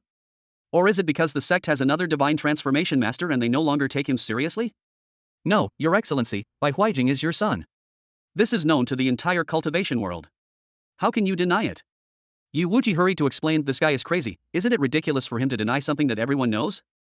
It must be said that the previous battle in the square did reduce this man's authority to some extent, making Yu Wuji less afraid when facing him. Bai Yi's pupils trembled, something that the entire cultivation world knows? He never made it public. So, Yu Wuji spent more than an hour recounting what had happened over the years, and then he found that Bai Yi's face became even uglier. Li Hongtu dares to call himself a sword immortal? Bai Yi immediately paid attention to the most important thing. He stood up in a flash and emitted a huge aura, which almost shocked Yu Wuji and made him fly backwards. Your Excellency, Yu Wuji was cursing in his heart. This was not a title he gave away. It was a product of the public opinion in the cultivation world. Why was she angry at him? Bai Yi also reacted and his shocked expression subsided, but the anger on his face could not be dispelled. This is too weird. It's not like he had never been in seclusion or traveled before, but even if he was away for hundreds of years, so many things had never happened. How come after being away for more than 20 years, I have so many troubles? You go down first. After Yu Wuji left, he called Xin Miao and Bai Huijing over. The two thought that Bai Yi had changed his mind and wanted to reunite with his family, but they didn't expect to face his rage. How dare you? Why are you disclosing your identity information without my permission? And it was verified through bloodline, which made it impossible to deny. Bai Yi flicked his sleeves, and a strong wind knocked the two men to the ground, knocking over a stone table and chairs. Master, I have advised him. It was Huijing who said that he has 3 spiritual roots and needs resources to cleanse his marrow. Xin Miao's face was pale. Although Bai Yi showed mercy this time, she still felt pain all over her body from the fall. Bai Yi looked at Bai Huijing with cold eyes. This guy who hasn't even established his foundation is his son? He's a complete stain on his life. Bai Huijing had no hope for his mother, but the image of his loving father and filial son in his previous life was very clear. Although the previous meeting was not very pleasant, he just thought that his father could not accept the fact that he had a child for the time being. Unexpectedly, this time, he was taught a lesson directly. His body hit the wall uncontrollably. He felt that all his internal organs were displaced and his mood was extremely bad. Countless scenes of their interactions in past lives flooded into his mind, making him feel dazed for a moment. Father, he raised his head, his eyes red. You are my father, why don't you admit it? At this moment his emotions burst out. His father was the mountain in his heart and his hope. In his previous life, his father was so kind to him, and the family lived in harmony. He also helped him cultivate to the nascent soul stage, but now, the father in front of him is so unfamiliar, and he is even unwilling to admit his identity. How can Bai Huijing accept this? Bai Yi's hand moved. He really couldn't help it. What kind of a bastard was this? He wanted to force him to be his father? To be honest, after hearing Yu Wuji's description of what this kid did at the disciple-taking ceremony, he wanted to kill this little bastard. It was because of him that his reputation was affected and he further lost the title of Sword Immortal. He even suspected that his own strength was affected. After all, although he did not cultivate the power of vows of all living beings, he had heard that with the blessing of vows, his own strength would be improved. This little bastard is the culprit who harmed me, and now you dare to talk back to him. Whoa, master, the child is innocent. It's all my fault for not teaching him well. If you want to blame someone, blame me. Seeing that Bai Yi's face was becoming more and more gloomy and the murderous intent in him was getting heavier, Xin Miao finally became anxious. Her motherly heart burst out and she quickly struggled to stand in front of Bai Huijing, blocking Bai Yi's sight. Her pitiful pleas for mercy only made Bai Yi's anger burn even more fiercely. Everyone turned against him, and all the self-control he had accumulated for thousands of years could no longer hold back. His expression suddenly became stern. All of you, disappear. The spiritual power of the sea surged forth, and was about to crush the two men to pieces. Father! Master! Bai Huijing and Xin Miao never expected that Bai Yi would return to see such a scene. Both of them were so scared that their faces changed drastically. The overwhelming pressure made it difficult for them to breathe. It's over. Is it true that if I live again, I will die at my father's hands? Bai Huijing's eyes widened, his face full of disbelief and unwillingness. He should be a gifted child, with a happy family and strong parents. How come everything is different after he lives his life over again? In a trance, he heard a voice. TSK, why does Venerable Bai Yi lose his temper with his own women and children? A harmonious family brings prosperity. Lu Changqing, Bai Huijing's heart trembled, and all the pressure disappeared instantly. Chapter 660 Senior Brother Tuga quit, 17. Of course, Changqing came here specifically to watch the show, no, to stop the fight. Asa result, as soon as he arrived at Jianfeng, he felt an extremely furious aura and had to intervene. Otherwise, if Xin Miao and her son died directly, then his trip would have been in vain. Junior Brother Bai Yi, why bother? After all, she is your own woman and child. If she does something wrong, you can just beat her and scold her. Why would you want to kill her? Changqing entered the cave, and the moment he opened his mouth, veins on the foreheads of several people bulged. Bai Huijing looked at Changqing in disbelief. In the world of immortal cultivation, strength is respected. Fellow practitioners are called brothers. Those who are one level apart are called uncle or uncle. This guy calls his father brother. Could those rumors be true? Is his strength greater than his father's? Xin Miao also didn't dare to believe it, but seeing that Bai Yi didn't deny it, she just snorted coldly and didn't respond directly. This was simply going to overturn her 3 views. Her godlike master was actually being called junior brother? And the person in question was the little golden core who had followed her in the past? This was simply too shocking. She couldn't accept it at all. After all, she herself was still at the foundation establishment stage. This made her feel like she was a waste of life. What are you doing here? Bai Yi didn't have a good look on his sect's newest divine transformation master. Are you here to see him make a fool of himself? He had noticed before that this guy often followed his little apprentice around and tried to curry his favor, but at that time, the little apprentices were all his own, so he just treated it as a joke and didn't take it seriously. He didn't expect that this guy could actually become a god. Of course, Changqing wouldn't just say that he was there to watch the fun, as that would be too unworldly, so he paused. I came here specially to thank you. Amidst the puzzled looks of several people, he glanced at Xin Miao Miao and continued. I'm sure you know, junior brother, that back then, I was caught up in a love affair and had some feelings for you, my little disciple. As a result, my cultivation stagnated at the late Jindan stage for several years without any progress. Later, I learned that your little disciple and I had already fallen in love and had a child. Only then did I come to my senses, learn from my mistakes, and return to the right path. Changqing looked at Bai Yi's gloomy face and showed an expression of hate for the past. So, I have to thank you, junior brother. It was your love that saved me and made me what I am today. Xin Miao Miao, she didn't know what expression to make after hearing this. Bai Huijing seemed to be thinking about something. In his previous life, Lu Changqing was deeply devoted to his mother and raised him for her sake, so in the end he could only reach the Jindan stage. Could it be that? Is it really because of his mother?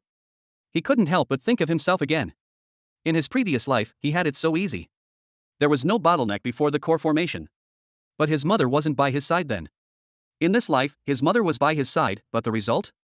He still hadn't established his foundation. It seems like it's really a disaster. Bai Yi was naturally upset when he heard this. Was this a thank you?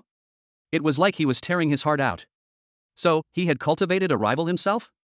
This was too annoying. If the opponent was weaker, he would have taken action long ago, but the opponent was very strong, so he had no choice but to endure it. I used to often see you following Miao Miao around, delivering things and helping her run errands. He gritted his teeth. You really should have persevered. Bai Huijing also felt that Changqing should stick to it. If he did, things would be the same as in his previous life, and he would not be so passive. It's a pity that things have turned out like this. Changqing found it funny. Why should he persist in doing so? Should he persist in being an idiot and sacrifice everything for it? A harmonious family is the root of everything. How could I possibly compete with my junior apprentice for a woman? You have to treat your little apprentice well. Look, she gave birth to your child and worked so hard to raise him. She now has quite a few white hairs on her head. You can't bully them both. If this gets out, it will affect your reputation and that of the sect. Changqing stated his central idea. Don't kill people on impulse.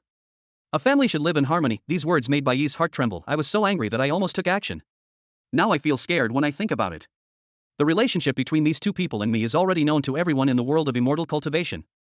If I kill them, it will be a big deal. I'm afraid that some people who are not on good terms with me will take the opportunity to criticize me. But why does this saying that a harmonious family brings prosperity sound so irritating to my ears? But Changqing didn't care whether others liked to listen or not. He really acted like a senior brother and talked about many experiences in housekeeping. Bai Yi and others rolled their eyes.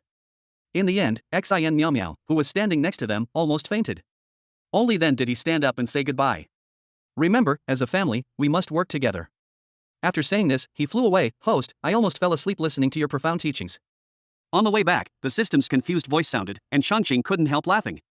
It's really interesting to stand on the moral high ground and say something that is incredibly correct, hard to refute, and yet can make people extremely popular. In the original plot, didn't they say that they were a family, and that the family should be together happily? But the original owner was just a cannon fodder who coveted other people's wives and snatched other people's sons.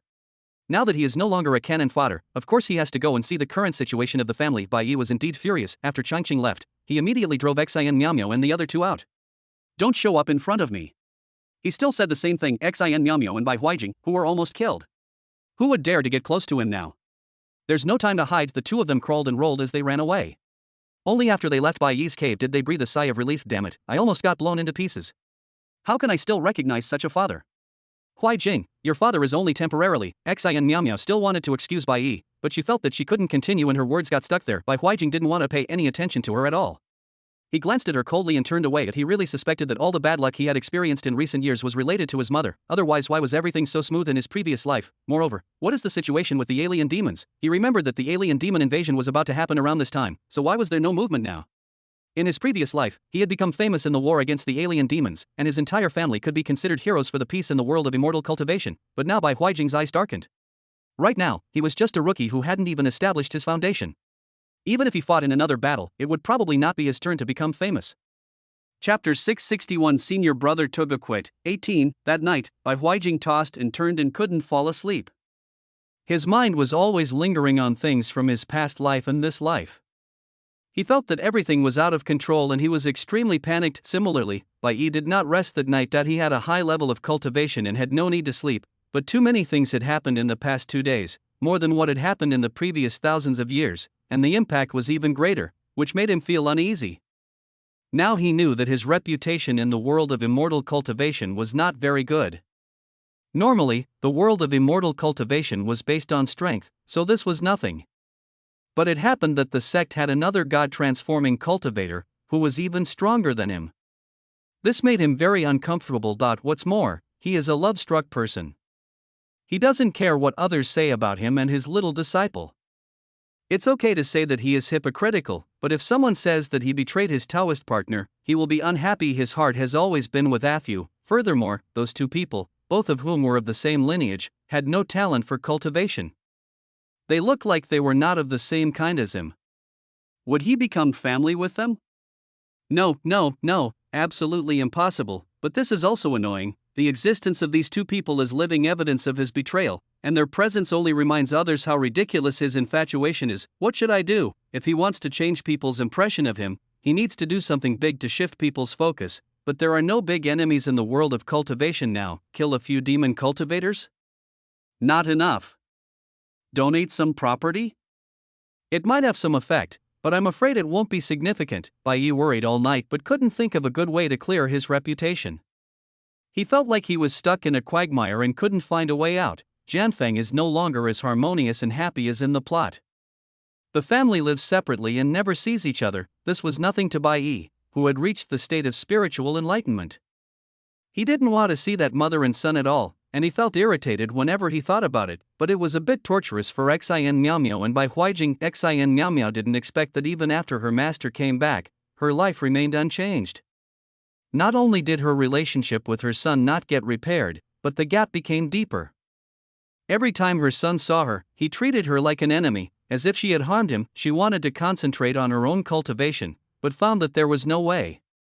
All kinds of thoughts came to her mind, sometimes about her master, sometimes about her son, and she felt completely dazed. Bai Huijing became even more annoyed. He originally thought that with his father's return and the help of the divine transformation cultivator, his cultivation would be smooth sailing. However, he did not expect that he would almost be killed. Now he dared not to see his father at all. I just hope he can figure it out as soon as possible and return to the father-son relationship of our previous life. He decided to keep a calm mind and work hard on his cultivation, but this mentality did not last long. It exploded after his first failure in building his foundation. What the hell is going on? He had clearly chosen the place with the richest spiritual energy on the top of the mountain to build his foundation, and he had also prepared 3 foundation building pills. However, during the foundation building process, he frequently recalled scenes from his past life. His spiritual power went astray, and he even vomited a mouthful of blood. How are you, son? Xin Miao Miao naturally also sensed that Bai Huijing was building his foundation here. She had arrived nearby early, but she didn't expect to fail. Roll. Bai Huijing spat out another mouthful of blood. He suspected that it was because of her presence nearby that he failed to establish his foundation. And he looked towards the cave not far away. The man was really heartless. Even though he deliberately chose to build his foundation nearby, he had no intention of showing up to help. Xin Miao Miao was already somewhat accustomed to her son's attitude, so when she saw him angry, she took a step back. You, go call your father over. Bai Huijing's eyes flashed, and he said to Xin Miao Miao, after all, he is a descendant of the Bai family. As a father, shouldn't he express his gratitude at this time? Xin Miao Miao was frightened by her son's words, and she quickly reached out to hold on to the big rock next to her. Me? She didn't dare, because her master had told her not to appear in front of him in the future. I'm almost dying, what are you afraid of? Bai Huijing couldn't help but roar, this woman is really useless. Just as Xin Miao Miao was hesitating, Bai Yi's voice came from the cave. You useless idiot who can't even build your foundation, stop embarrassing yourself here. Then, before the two could react, a huge force knocked them away and they fell into the pile of chaos hundreds of meters away. Was he deliberately building his foundation at the entrance of his cave to attract attention? Who couldn't see through his subtle intentions? If he could succeed, it would be fine, but he failed after taking several foundation building pills. How dare he touch his porcelain? Bai Yi felt annoyed when he saw the two people's lack of talent with his spiritual sense. I am the offspring of the Bai family. I am your biological son. Bai Huijing climbed up from the pile of rocks with red eyes and blood on his face. He felt like he was going crazy. Xin Miao Miao, whose face was also covered in blood, had just gotten up when she heard these words. She was so scared that she quickly stepped forward and covered Bai Huijing's mouth. You're so blunt, you're going to die. I don't want to live anymore. Bai Huijing ripped her hand away, his expression frantic. I never asked to be born. It was you. Bai Yi. It was you and Xin Miami who created me, so you should be responsible for me. He seemed to have let go of everything, his emotions suddenly exploded, and he shouted out all the thoughts in his mind without any regard. Xin Miamia was stunned. She had the impression that her son was quiet, precocious and strong-willed, and she never expected him to say such words. Huijing, she couldn't help but cover her face and cry. Bai Huijing, however, was like a madman, still roaring with a ferocious look on his face. However, his behavior obviously did not cause any waves in Bai Yi. Only a faint cold snort was heard from the distance. The next moment, Bai Huijing covered his chest and fell straight to the ground, actually fainting. Huijing! Xin Miamia was horrified and hurried to support him. At a loss. A foundation building breakthrough ended with 2 people injured. It was not until the evening that Changqing heard the system talk about Jianfeng. TSK, it seems Bai Huijing is anxious. He has only been in the 10th level of qi refining for a short time. However, it is understandable that his biological father's cold attitude clearly looks down on him and he always wants to prove himself. But now it is not the original plot. In the original plot, he had his marrow washed and became a single spiritual root, which made his talent much better. In addition, at that time he was under the protection of the original owner and did not have so many worries. Everything goes smoothly and there is no psychological pressure, so everything will come naturally. And now, my mother is unreliable, and my biological father, who has always had high hopes for me, clearly looks down on him. Moreover, there are the comparisons with the memories of the previous life, the gap between the 2 lives, and the psychological imbalance. Isn't the difficulty increased several times? Do you believe it or not, with this mentality, he will still run into problems when he breaks through next time? Changqing looked at the system. I believe it. The system does not hesitate. Chapter 662, Senior Brother Togaquit, 19, Bai Huijing became anxious. He found that building his foundation was almost becoming a mental obsession. After that failure, he tried several more times, but none of them succeeded. What the hell is going on? After failing again, he was so angry that he punched the tree directly, breaking a pine tree that was as thick as a man's embrace and sending it flying. He felt that he was really close to going crazy. Every time he was about to make a breakthrough, he would be overwhelmed with distracting thoughts and his mind could not calm down at all, let alone holding the yuan and guarding the one and forgetting both himself and the object. What made him even more uncomfortable was that he found himself becoming less and less confident, and even developed a fear of breaking through. How can we do this? In the previous life, there was no bottleneck before the nascent soul stage, and the breakthrough to the nascent soul stage was very smooth with the help of my father. Why can't I even build a foundation in this new life? This is fucking hilarious. Wasn't rebirth a golden opportunity, a chosen one? Was it only to be trapped in qi refining, living for 100 years and turning into a pile of bones? He couldn't accept it. This was not the result he wanted. If I continue like this, I'm afraid I'll become a demon before I even establish my foundation. Bai Huijing muttered to himself, possessed by a demon? His eyes suddenly lit up as he remembered something. In her previous life, hadn't my mother jumped into the demonic abyss, only to be possessed by the devil by some unforeseen circumstances, and embarked on a different path of cultivation? She even reached the level of divine transformation in her final stage of cultivation. His eyes flashed. He knew his mother's talents better than anyone else. She could succeed in any path, so would that also be an opportunity for him? Bai Huijing's breathing suddenly became heavy. It was several days later that Changqing learned that Bai Huijing had jumped into the demon abyss. He just felt speechless. So, he's dead, right? He asked. A while ago, he strengthened the seal of the crack, so the existence over there could no longer be manipulated by controlling the evil spirits. Uncontrolled demonic energy is extremely violent, and ordinary people will be torn apart if they are caught in it. Of course, Xin Miao went crazy, searching for her son everywhere. The system said, the kid didn't even leave a letter, he just ran away. Chongqing, the plot is completely messed up. No, perhaps without the original owner's sacrifice, this would be the normal plot. Alas, this has nothing to do with him anyway. However, what Chongqing did not expect was that Xin Miao, who could not find her son anywhere, actually hated Bai Yi. Of course, she did not dare to confront the divine transformation cultivator head-on, but she reported Bai Yi's behavior to the sect and also spread the word outside that he killed his son. The evidence is that her son is missing, and Bai Yi has previously shown his disgust for the child, and even attacked the mother and son in front of Master Chongqing. Bai Yi has fallen into the devil's way. He killed his own family and his own son. His mind is extremely vicious. I request the sect to seek justice for me. In front of the master's hall, Xin Miao was kneeling and crying, with blood on her forehead. Sect leader Yi Wuji was pissed. How could he possibly be in charge of the affairs of a deity? Wouldn't it be like putting him on the grill to seek justice? There was no choice. Chongqing was invited again. Well, what she said about Venerable Bai Yi attacking them in front of me is indeed true. I was there at the time, but I tried to stop him and tried to persuade him.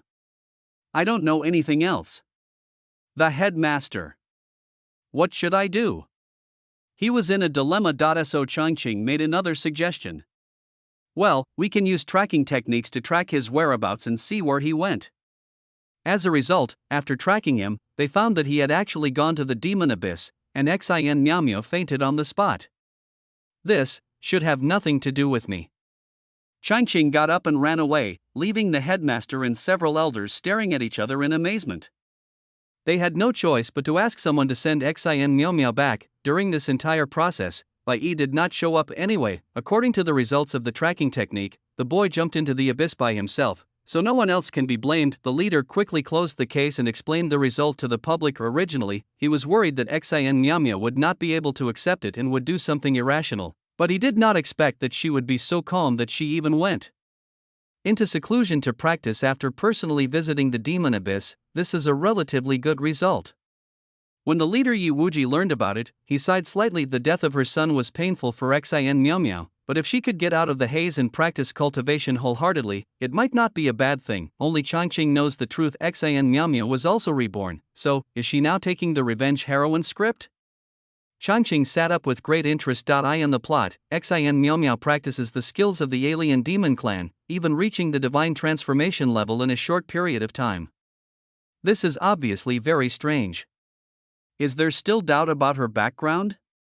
Or is she a pawn arranged by the alien demon clan, or is she a member of the alien demon clan herself? Host, do you want to kill her in advance? Nip the danger in the cradle. The system waved its little fist, looking very motivated. No. Chongqing shook his head. Don't you think this trend is interesting? Besides, even if she reaches the god transformation realm, she can't threaten me. He is very confident. Immortal cultivators have long lifespans, so Chongqing is not in a hurry at all. He is really bored, so he takes the opportunity of the disciple-taking ceremony to accept 5 disciples, which makes his unnamed mountain much more lively. Of course, the old way of teaching is still to teach the disciples directly. He also does not accept any protagonist templates with poor talents but strong will. He also does not accept those who have residual souls in their rings or hidden high-level magic weapons on their bodies. All the disciples he accepts are children with good talents, understanding, and family background. Host, the configuration of these disciples of yours is that they are cannon fodder who will be slapped in the face. The system clicked its tongue. The protagonists are generally not talented but have strong wills, especially a pair of resolute eyes. They are either born in a separate family or are born out of wedlock and are not valued and bullied. They may even be displaced and end up joining the sect by accident. The host's disciples are obviously geniuses from big families, some even come from the royal palace. They are all very arrogant, and they are all specially trained and sent to the sect by their families. They already have very strong strength. Who cares? I prefer those with a basic foundation. It's much easier to teach. Shangqing waved his hand and didn't care. A system, you said this as if you would teach me personally. At the beginning, when the families of those disciples heard that their geniuses had become disciples of the God Transformation sect, they were extremely excited. They set up buffets for more than 10 days and sent all kinds of cultivation resources to the sect without hesitation. Nonsense, becoming a disciple of Huashan must provide you with the best resources. This is a great opportunity, but when I came to visit, I found out that except for meeting the master once at the disciple accepting ceremony, I never saw him again. Then how do you practice? The elegantly dressed woman frowned upon hearing the news and looked worriedly at the little girl of 6 or 7 years old who was gnawing on a chicken leg beside her. Although it is good to be a disciple of Huashan, if you never take care of it, isn't it the same as not having a master? How do I practice? Mother, don't worry about that. Master has given me the techniques, and we are discussing them together. The little girl raised her head, her mouth full of oil, but her eyes were full of excitement. I tell you, Mother, this is much more interesting than being watched over and practicing every day. Besides, the brothers and sisters are all talented, speak well, and can even have a fight from time to time. The little girl is the little princess of Sanluo Kingdom. Although she is young, she is indeed born to the queen. She has a natural talent for cultivation and is extremely talented. She has reached the 5th level of qi refining at a young age. Although Xianluo Kingdom also has some inheritance, it cannot be compared with the big sects after all. That's why the queen decided to send her to a big sect. It is of course a pleasant surprise that she can become a disciple of a divine transformation cultivator. Therefore, the queen is also very concerned about her daughter's progress, and sends people to deliver any good things to her. However, when she heard her daughter say this, she couldn't help but worry. I heard that your brothers and sisters are all the pride of big families or other kingdoms. They didn't bully you, did they? How is that possible? The little girl's face was full of indifference.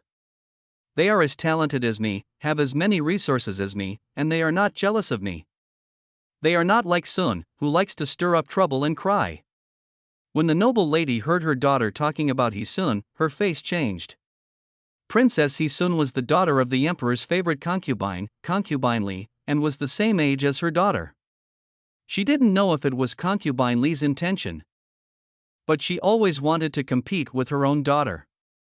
However, she had no talent for cultivation, and she cried every time she got into trouble. She acted like she was being bullied, which was annoying to watch. And the little girl finished chewing the chicken leg and came over. Let me tell you, Mother, our master is often away from us on the peak, and it's so fun. My senior brother even took us to the mountains to catch monsters, huh? The lady was stunned again. Aren't you afraid of danger? Monsters are very powerful. This made the little girl a little unconvinced. She raised her head and said, We are also very good. Chapter 663, Senior Brother Tuga quit. 20. The mother and daughter chattered for a long time before the lady went back worriedly. Her cultivation was not high, and she didn't know what level her daughter had reached, so she couldn't help feeling a little worried. However, this worry disappeared a year later because she was invited to watch the triennial disciple competition. Only then did she understand what her daughter meant when she said, We are also very good. My daughter has 5 disciples. The 3 older ones took the top 3 in the Golden Core stage, the 4th one had no rivals in the Foundation Establishment stage, and her daughter was the youngest, but she also took the 1st place in the Qi Refining stage. Mother, I told you we are very powerful. The little girl was very proud and pulled her senior brothers and sisters to introduce them to her mother. Looking at the young people on the stage who were full of vigor but still shy when they saw their elders, the queen nodded quickly. Yes, you are all amazing. He also ordered the people behind him to present a gift. After some pleasantries, she asked curiously, Then, where is your master? She had never seen a divine transformation cultivator before, so she was a little curious. Then, I saw my daughter curl her lips. We traveled and we couldn't find him. Several other young men also nodded. They had only met their master once since they became his disciples. A big competition made Chongqing Peak famous. By the way, the name of this peak was chosen by the disciples together. They said that the master didn't care anyway, and this peak was their stronghold, so they had to have a name that was easier to call, so they just used the master's name. Of course, Changqing didn't care what the name was. He didn't even know about this because he was really traveling. This continent is so vast that even a cultivator at the divine transformation stage would find it difficult to cross it. However, he walked around from city to city and lived a comfortable life. Host, aren't you worried that those little brats at home will tear your house apart? That day, he came to a water-rich city like the Jiangnan region and rented a cruise ship. While the wind was blowing, the system suddenly asked. They shouldn't be that wild. Changqing said, feeling a little unsure. Ha ha ha, I was just scaring you. The system suddenly revealed an expression of surprise. Your disciple achieved excellent results in the sect competition, taking first place in every stage. Changqing, I didn't get the system's sense of humor. However, isn't it natural for them to achieve good results? They have good talents and resources, and they also have the incredible skills he provided. Well, as a master, I think I should send a message back to praise him. He thought about it and took out a communication talisman. The disciples who received the communication talisman? That's it. Just after his youngest disciple broke through to the Jindan stage, Changqing returned to the sect because a major event happened in the sect at that time. Xin Miao Miao, who had been in seclusion for a long time, came out, and her cultivation was extremely shocking. As if she had reached the realm of transformation, she immediately found Bai Yi, who was seeking a breakthrough, and attacked without hesitation, even using some secret method to directly destroy his physical body, and chased after his soul, as if she would not stop until she had destroyed his soul. Venerable Changqing, we didn't mean to disturb your travels, but something serious has happened in the sect, and we need your help. Sect leader Yi Wuji had a shy face and kept rubbing his hands. Damn it, no one else had ever encountered such a big thing in all those years as the sect leader. Why is it that when it comes to him, there are all kinds of big things to deal with, and they all involve matters related to the transformation of the spirit? How can he, with the cultivation level of a nascent soul, handle it? He has no choice but to ask for help from others everywhere. Changqing looked at the soul lamp in the soul palace, which had dimmed a lot, and was speechless. Of course, he was not surprised that the reborn Xin Miao Miao could reach the realm of her previous life. After all, she was the heroine. But he did not expect that her target of revenge was Bai Yi. He thought she wanted to seek revenge on him. Bai Huijing's death is somewhat related to Bai Yi's indifference. She has her reasons for hating him. The system explained. In real life, even if the man has nothing to do with the child's death, women often still hate him. This may be a way to relieve their emotions.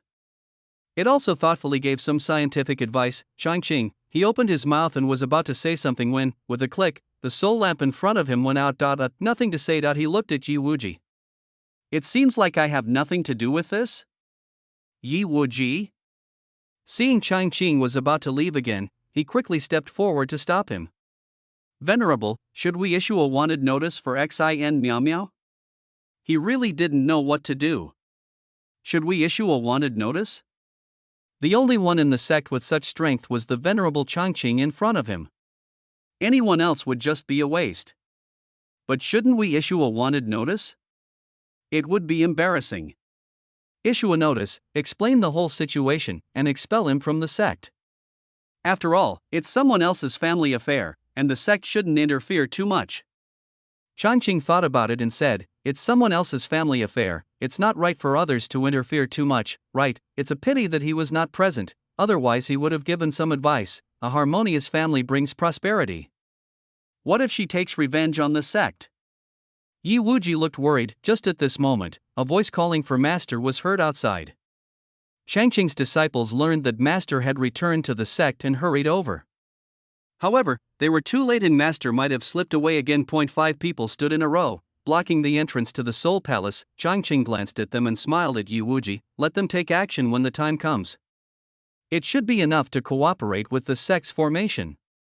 2 of these disciples have already reached the nascent soul stage, and the youngest has already reached the core formation stage, so they are quite powerful. Then, he looked at several disciples.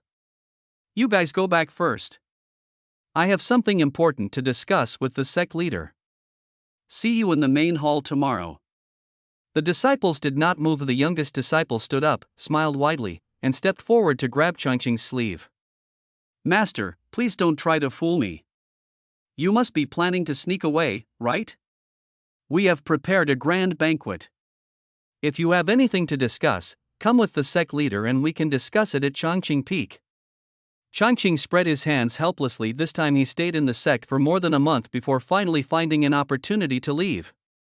During this period, Xin Miao did not retaliate against the sect, and gradually everyone felt relieved. Bai Yi's death caused an uproar in the world of immortal cultivation, but as Chongqing said, it was someone else's family affair after all, and every family has its own problems. No one mentioned revenge for him, and everyone sighed for a while before going about their own business. Chongqing didn't care about this matter. He traveled everywhere and experienced the customs and people of this continent, which was quite interesting. In the beginning, he would occasionally contact the sect to learn about the disciples' cultivation progress. Later, several older disciples became gods one after another, and he let go completely. No one in the sect knew where he was. One day, when he passed by the demon abyss, he suddenly became interested and went down to take a look, but unexpectedly saw an old friend. Xin Miao. It turned out that she had been living in seclusion at the bottom of the demon abyss. Maybe she wanted to avenge her great hatred, maybe she was worried about being wanted, or maybe she missed her son who died here. In short, she lived here for many years. When she saw Chongqing, she was a little surprised, but she had no intention of taking action, nor did she show any fear. Instead, she was as calm as stagnant water. You, too, were reborn, right? She asked. Not really. Chongqing answered like this. Naturally, he had no intention of taking action, so he just walked around and left. He lived in this world for a very long time, and even chose to leave after several of his disciples had ascended to heaven. Chapter 664, Doomsday Convenience Store. 1. Chongqing opened his eyes again and found himself lying on the bed. Well, it's comfortable this time. He raised his head and looked out the window. It was obviously on the second floor, which was not very high. He could vaguely see swaying branches through the window. By this time, it was already bright outside.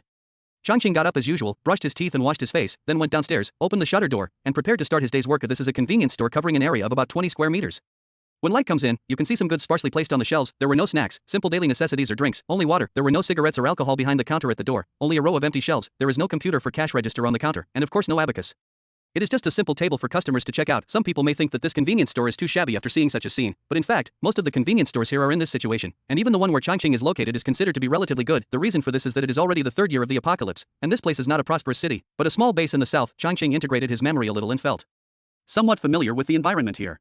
He stretched at the door and ran to the noodle shop opposite. After a while, he returned to the store with a bowl of steaming noodles. There was no need to set up a separate table. The noodles were placed on the counter, and then we sat down and started slurping them. It was already autumn and the weather was a little cold in the morning. After taking a mouthful of noodles, he felt his whole body warm up. He picked up the bowl and took another sip of soup before he raised his head and took a deep breath. Cool. The next moment, his eyes suddenly narrowed, because he saw a girl appear at the corner in front of him.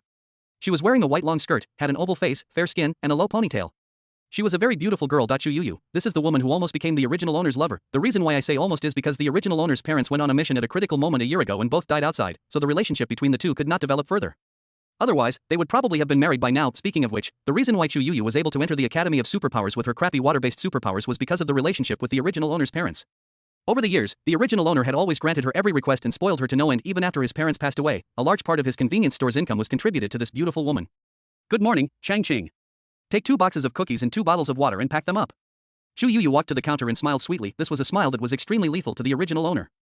Every time he saw such a smile, he would be completely addicted to it and unable to extricate himself. However, this Chongqing is no longer the original Chongqing.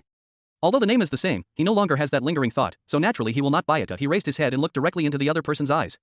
Yu, what is our relationship? Meeting those eyes as dark as a deep pool, Yu was stunned for a moment. What happened to this guy today? She reacted quickly, the smile on her face widened. She leaned forward and patted Chongqing's shoulder. Hey, young man, what are you thinking about? We are best brothers. This carefree look actually has a bit of heroic air. Chongqing laughed when he heard his brother. Yu, since we are all brothers, please return the bracelet on your hand to me. It is a gift from my mother to her daughter-in-law. The smile on Yuyu's face froze for a second. What the hell is that? You have to give someone a gift back? She's been wearing this bracelet for years, so she's very attached to it. Chongqing, have you been provoked by something? Did someone say something to you? Are you? She subconsciously changed the subject, and an angry look appeared on her face. However, Chongqing obviously didn't buy it. He suddenly reached out and grabbed her hand, and pulled off the jade bracelet so fast that Yu didn't have time to react. Evergreen. Yuyu's face turned slightly red. Of course she was angry, she was secretly surprised. This guy used to be the most polite and always treated her with respect. His behavior today was completely different from usual. Could it be that someone introduced him to someone? This was the only possibility Yu could think of, and she suddenly felt a surge of anger rising in her chest. How can this person be such a scumbag? You said you only love one person, but you're actually going on a blind date with someone else? This is simply cheating. Bah. Scumbag. She suddenly stopped, turned her head and walked out of the store. Changqing certainly didn't know what she was imagining. Seeing Chu Yuyu cursing and leaving, he was confused. System, do you think this woman is sick? He shook his head and sat down ill. The system nodded firmly. Hey, host, this bracelet is a good thing, please sign the contract quickly. The system looked a little excited. Changqing didn't say anything.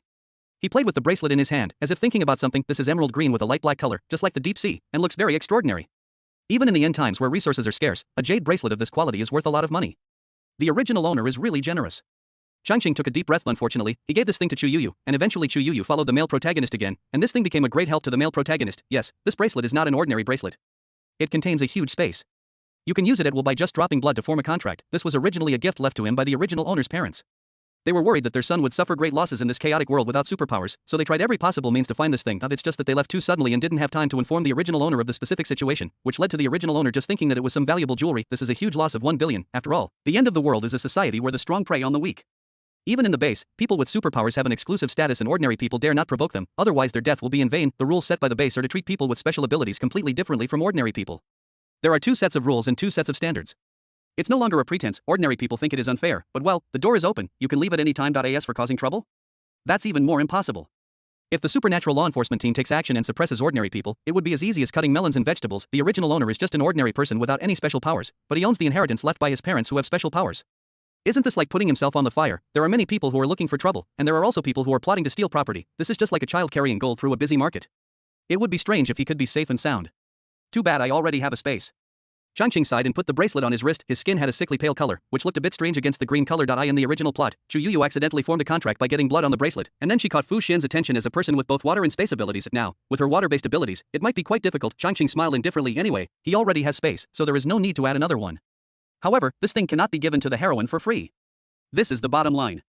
Chapter 665, Doomsday Convenience Store. 2. The end of the world certainly frightens ordinary people, but for those with special abilities, it actually gives them greater authority and allows many people to achieve class transitions that were previously difficult to achieve. The male protagonist Fu Xian is one of them. He was originally an orphan. He was naughty and didn't like to study since he was a child. After only a few years of schooling, he started to live a life of stealing and robbing outside, and it was common for him to be taken to the police station. Normally, such a person would be just a small gangster in a normal society, but when the end of the world came, he actually awakened a rare thunder ability.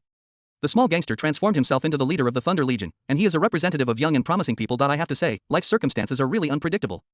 When the world changes, there are always new nobles who rise. This is nothing strange. Ordinary people either die or survive, working like slaves. It doesn't matter whether the world is in chaos or not. Changqing sighed. 50 years ago, an unknown virus descended upon the world, rapidly causing the human population to lose more than half.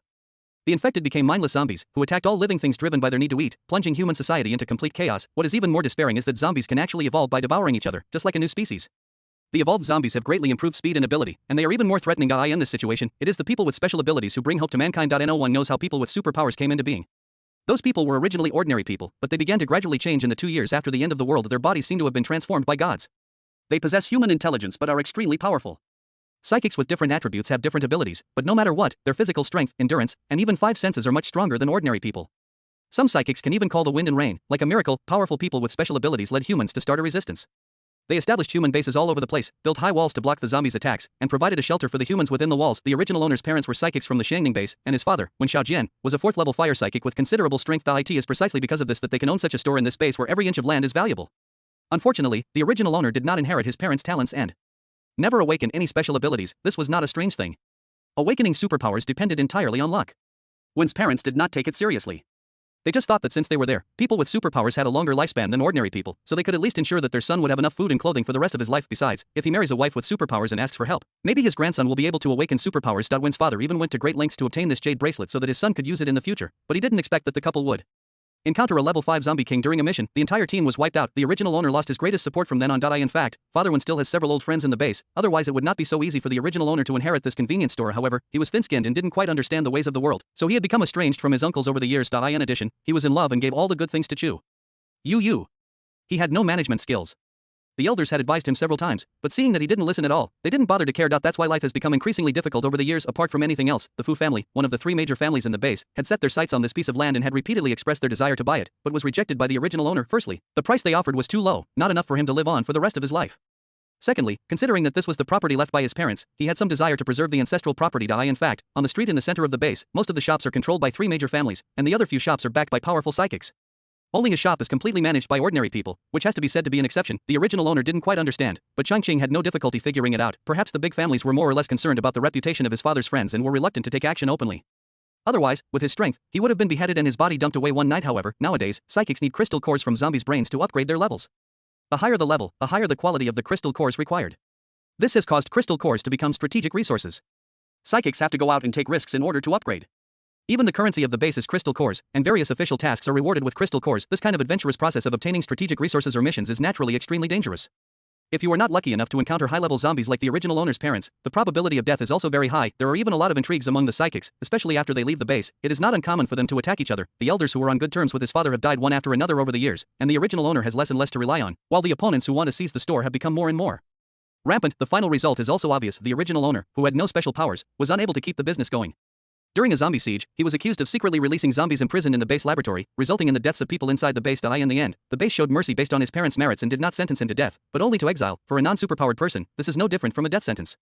The original owner died at the hands of zombies shortly after being driven out of the base. Only after the original owner died did he realize that the world he lived in was just a small world derived from the novel, and he is just an insignificant existence in this plot. The real protagonist is Fu Xian, who has no connection with the Fu family, but was adopted as the Fu family's adopted son after awakening his thunder-type ability. Born a small gangster, he rose from humble beginnings. After the end of the world, he gradually gained fame and entered the Fu family as an adopted son. He slapped the faces of countless Fu family prodigies and eventually became the patriarch of the Fu family, thus taking control of the entire base. Of course, the Xianing base is just a small base, just the starting point of his hegemony. His strength rose, and at a young age he broke through to the unprecedented 6th-level superpower. He was invincible in the apocalypse, and finally even unified the 7 largest human bases and established the apocalyptic human empire. In the process, he was naturally admired by beautiful women, and he accepted all of them. He had countless wives, and early admirers like Chu Yuyu could even get a small management position, real harem management. When awake, he holds the power of the world. When drunk, he sleeps on the lap of a beauty. It can be said that the scenery is endless. Changqing was not surprised by this. People's ideals were varied. Some people pursued power, some liked beautiful women, some praised asceticism, and some were clear-headed and had few desires. However, some people succeeded, while others gave up halfway or died on the road to pursuing their goals. The original owner's wish was to preserve the family business, which is understandable. Changqing stood up. Chapter 666, Doomsday Convenience Store. 3. The Xiangning Base Academy for Psychics covers an area of hundreds of acres and is a holy place longed for by those who have awakened psychics in the base. The facilities here are complete, including classrooms, martial arts fields and other places for people with special abilities to study and train, as well as canteens, dormitories, shopping malls and other aspects of life. The official base attaches great importance to the development of the college. The big boss directly serves as the honorary dean of the college and often comes here to inspect. It can be said that the students here are the future of the base. Most of the students have been recruited by major forces before they graduate and have become the envied children of heaven. At this time, countless young men and women were sweating on the training ground, performing various skills like special effects in a movie, and shouts could be heard from time to time. There were more people watching outside the stadium, and a series of exclamations were heard continuously, especially when there was thunder on the field. There were even more exclamations. "Hey, Yu, what are you daydreaming about?" a short-haired girl exclaimed, and then saw that Chu Yu next to her had no reaction. She bumped into her and asked curiously, "Oh, Minmin, I'm thinking about something." Chu Yu's thoughts were interrupted, and she immediately smiled apologetically. "What did I miss?" "Ha ha, Senior Fu Xian just displayed his divine power and directly knocked the student he was sparring with away." Xiao Min blushed and was a little excited. "Senior is so cool. Lightning ability is indeed the best offensive ability." "Really? Oh, Minmin, why didn't you call me just now?" Chu Yu showed exaggerated regret on her face, as if she had made a mistake of 100 million. "You deserve it. Who told you to be in a daze?" Xiao Min smiled complacently, then showed a worried expression and poked her best friend next to her with her hand. "Hey, Yu, you're not still thinking about Wen Changqing, are you? The bracelet that Guy gave you is about to be returned. Why are you still paying attention to him?" There was some dissatisfaction in her voice. I just feel something is strange." Chu Yu frowned. Yeah, things are really weird. Changqing had never treated her like this before. She left in a fit of anger and was planning to ignore him for a few days, waiting for him to apologize with a gift. The result? No contact at all, as if he had suddenly disappeared. Moreover, she had a vague feeling of emptiness, as if losing the bracelet would mean losing a great opportunity, which made her feel a little worried. Strange? What's so strange about that? I'm telling you, men without special abilities are completely unreliable. Yu, stop worrying about it. Xiao Min thought Chu Yu couldn't let go, and she was very disappointed with her. Ordinary people without special powers are inferior people. They are all people with special powers. How can a pheasant be paired with a phoenix? Besides, Yu is so beautiful, she should be paired with a favored child of heaven like Fu Xian. I know, but, after listening to Xiao Min's words, Chu Yu nodded.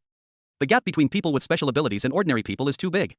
If Changqing's parents were still alive, she might not mind, but now, the two of them are no longer on the same level and it is impossible for them to be together. Besides, even if he had a store, it would be difficult for an ordinary person to keep it. However, they could still be friends. If he returned the bracelet and apologized sincerely, she wouldn't mind giving him a chance. Don't say but, look, Fu Xian has knocked another one away, and he's looking this way again. Suddenly there was a series of screams in the crowd, and Xiao Min jumped up excitedly. Fu Xian! Fu Xian! Fu Xian! Fu Xian! On the field, Fu Xian, dressed in a black training suit, stood leisurely. Lightning flashed on his hands, and his aura was extremely terrifying. No one dared to approach him within 10 meters. With a quick glance, I saw Chu Yuyu in the crowd. The girl had a high ponytail, simple clothes, but delicate makeup. But her eyes seemed a little confused. Is it because the skills just now failed to attract her attention? Fu Xian was inexplicably displeased, but he knew a little about Chu Yuyu. She had water-related abilities and was one of the 3 most beautiful girls in the academy. She had many admirers, but the only one who was closest to her was Changqing, an ordinary man. Could it be that the boy did something big? He couldn't help but sneer. He was just an ant. If the boy's parents were still alive, he might have been a little afraid of him. But now he was just an ordinary person. How could he, a Thunder-type mutant, take him seriously? Thinking of this, he simply walked off the stage and went directly to Chu Yuyu amid the exclamations of the crowd. Sister Yuyu, I want to treat you to dinner. Can you please give me some face? He stood in front of Chu Yuyu, put his hands in his pockets, and spoke leisurely. Although what he said was not polite and even had a bit of a hooligan vibe, it caused the girls around him to scream. Xiaomin's hands were shaking with excitement, and she wished she could agree to it on behalf of her best friend immediately. Everyone's eyes were focused on Chu Yuyu, and her face immediately turned red to her ears. Her heart was beating like a heavy drum, boom boom boom. She lowered her head, and before she could say anything, Xiaomin next to her interrupted the conversation. She agreed. She put her hand on Chu Yuyu's shoulder and volunteered to agree on her behalf. See you at Yunchang restaurant at 8 p.m. on Sunday. Fu Xian directly reported the time and address, then shook his head in the astonished eyes of everyone, turned around and left in a cool manner. Dating a girl is that simple. Chu Yuyu was still in a daze when the matter was settled. Seeing the envious looks from the other girls, she felt a little uneasy and pulled Xiaomin and ran out. Hey, Yuyu, what are you afraid of? It's a fair date. It's normal. Xiaomin stumbled as she pulled him, and spoke hurriedly, stumbling. I didn't expect it to progress so quickly. Chu Yuyu stamped her feet, the blush on her face lingering for a long time. What's the big deal? You're just too shy. As a good friend, I have to give you a push. If you're worried, I'll be with you. Xiaomin patted his chest righteously. Chu Yuyu opened her mouth, but in the end said nothing. She wasn't worried at all, she was just concerned about Changqing's situation. This unexpected incident had been lingering in her mind, making her lose her appetite for the past 2 days. The panic she felt was a little inexplicable, but she vaguely felt that the bracelet must be very important to her, and she felt empty after losing it. If he doesn't come and apologize before the weekend, go ask him about it. She made up her mind. Chapter 667, Doomsday Convenience Store. 4. Compared to Chu Yuyu's panic, Changqing was very relieved. He has his own space, so he is not worried about the difference between a psychic and an ordinary person. He can just pretend to be a space psychic. There are many hot weapons and cold weapons in the space, so ordinary zombies are no problem at all. Unfortunately, we can't cultivate here. He sat behind the counter, shaking the bracelet on his wrist and sighing to himself. In the end times, strength is the most important thing after all. After a few days, he found that the business in the store was not very good. There were peak hours in the morning, noon and evening, but the rest of the time was relatively quiet. Luckily, it's our own store, otherwise I'd have a hard time paying the rent. At this time, it was almost noon. Feeling a little hungry, he stood up and prepared to go to the restaurant across the street to get something to eat. The original owner was thrifty and usually cooked for himself at home, and contributed all the money he saved to Chu Yuyu. Now that he has a new owner, he is not like that anymore. Of course, if you have money, you should take care of yourself. Hey boss. Just as I was about to go out, 3 big men with angry faces suddenly walked in. I bought a machete from you the day before yesterday. It has 10 level 1 crystal cores, but the edge curls when I chop a bone. Hurry up, triple the compensation. They were all tall and strong, blocking the door like an iron tower, and the first thing they did was demand compensation. Changqing narrowed his eyes. He knew these guys, the 3 brothers of the Zhao family, who used to always come here to cause trouble. He noticed from his memory that several people often came to trouble the original owner. Either the things they bought went bad after a few days, or the things they bought were expired and spoiled when they ate them. Then they would block the door and make a lot of noise, which had a very bad impact. The original owner argued with them at first and asked the supernatural law enforcement team to take charge, but it was obvious that the other party had someone to support them, and in the end, nothing was done, which only made him very annoyed. At that time, the original owner hated himself very much for not being a superpower. He had no advantage over these tall and strong ordinary people, and often suffered losses. In the end, he had to keep quiet. He even thought about not selling things to them anymore, but they would block the door and make a scene, saying that opening a business was discriminatory and that it would eventually affect them. It's almost noon now, and there will be more people coming, so they come to cause trouble again. Boss 1, you can't keep the store. Zhao, the leader, taunted in a low voice, and the 2 brothers behind him shouted at the top of their lungs as if they had received a signal. Everyone, pay attention. Pay attention. Changqing is selling fake goods. Don't miss it if you pass by. Be careful. At this time, the flow of people was gradually increasing, and many people began to gather in front of other stores. Seeing the situation here, everyone was somewhat accustomed to it, and no one gathered around to watch the fun. The owner of the restaurant opposite came out, took a look, shook his head, sighed, and went in. Everyone knows that there is something complicated behind this matter. No one wants to deal with this trouble. However, Changqing's performance today surprised the Zhao brothers. He did not seem panicked, but leaned against the counter and smiled. Oh? Is there something wrong with the knife? Bring it here so I can take a look. Zhao winked at his brother behind him, and Zhao stepped forward and handed the knife over. They are not afraid at all of people with special abilities or superior people, and killing an ordinary person is no big deal, but this kid is also an ordinary person. If he dares to hurt others, he will be punished. Besides, they are the best at fighting, and the other party looks weak and doesn't take him seriously. Changqing took the knife and took a look. He found that the blade was really twisted into a dough. This kind of knife is very heavy and is specially designed for chopping zombie heads. Judging from the degree of twisting, it would probably take more than 100 heads to chop it off. Boss 1, look carefully, I just bought this knife a few days ago, and I even have the receipt from you. What else do you have to say? Zhao took a step back and shouted loudly. I have nothing to say. Chang weighed the knife in his hand and suddenly took a step forward. The knife flashed in the air, and before Zhao Er could react, a head flew out. Second brother. Second brother. Zhao De and Zhao San's eyes were wide open and they roared at the same time. However, they had no weapons at the moment. Zhao De, relying on his height, stepped forward to grab the knife, but Chang Chang would never let anyone take his weapon away. He slightly tilted his body and raised his right hand. With a slight sound, another head flew out. Boom. At this time, Zhao Er's body fell to the ground and blood spurted out instantly. What a mistake. This guy is still in my shop. Chang Chang was annoyed and quickly kicked Zhao De's headless body away. Only then did Zhao San see this and was shocked. Ah! Ghost!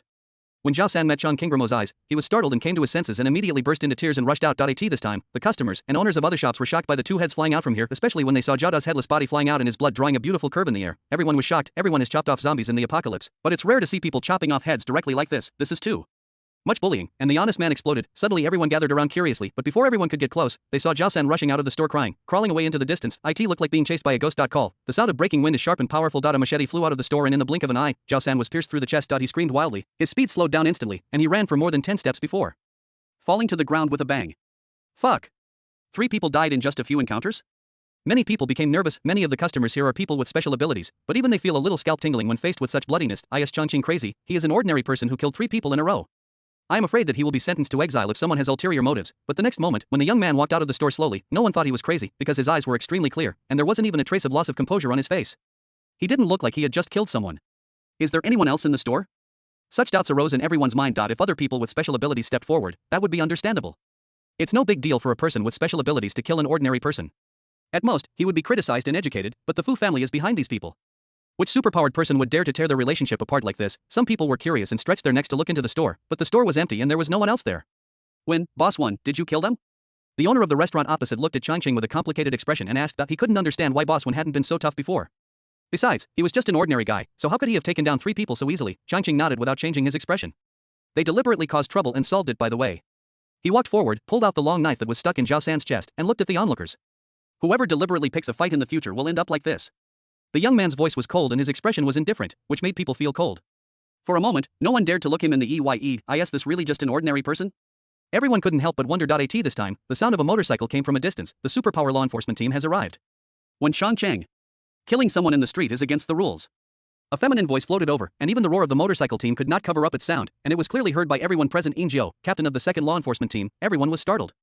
Chapter 668, Doomsday Convenience Store, 5, everyone couldn't help but look like they were enjoying the show. Jiao is the big devil in this area.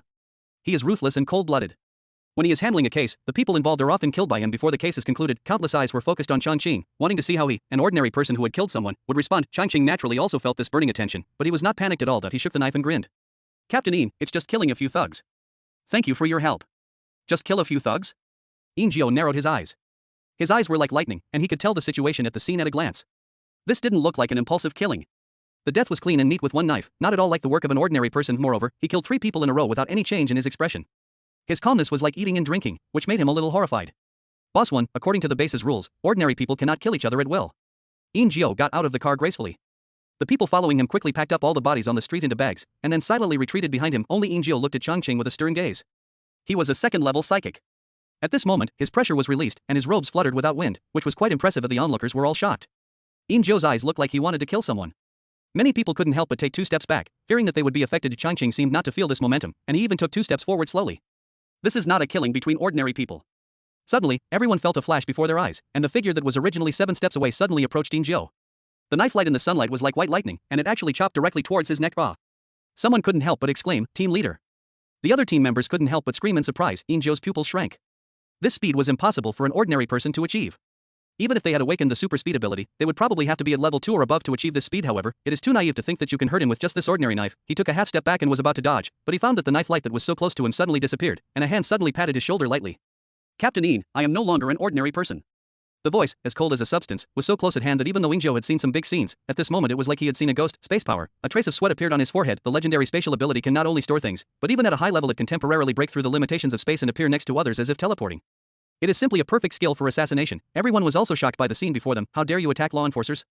And when did Changqing awaken his supernatural powers? Could that sword that suddenly disappeared just now really be a spatial ability? Of course Changqing would not explain to anyone.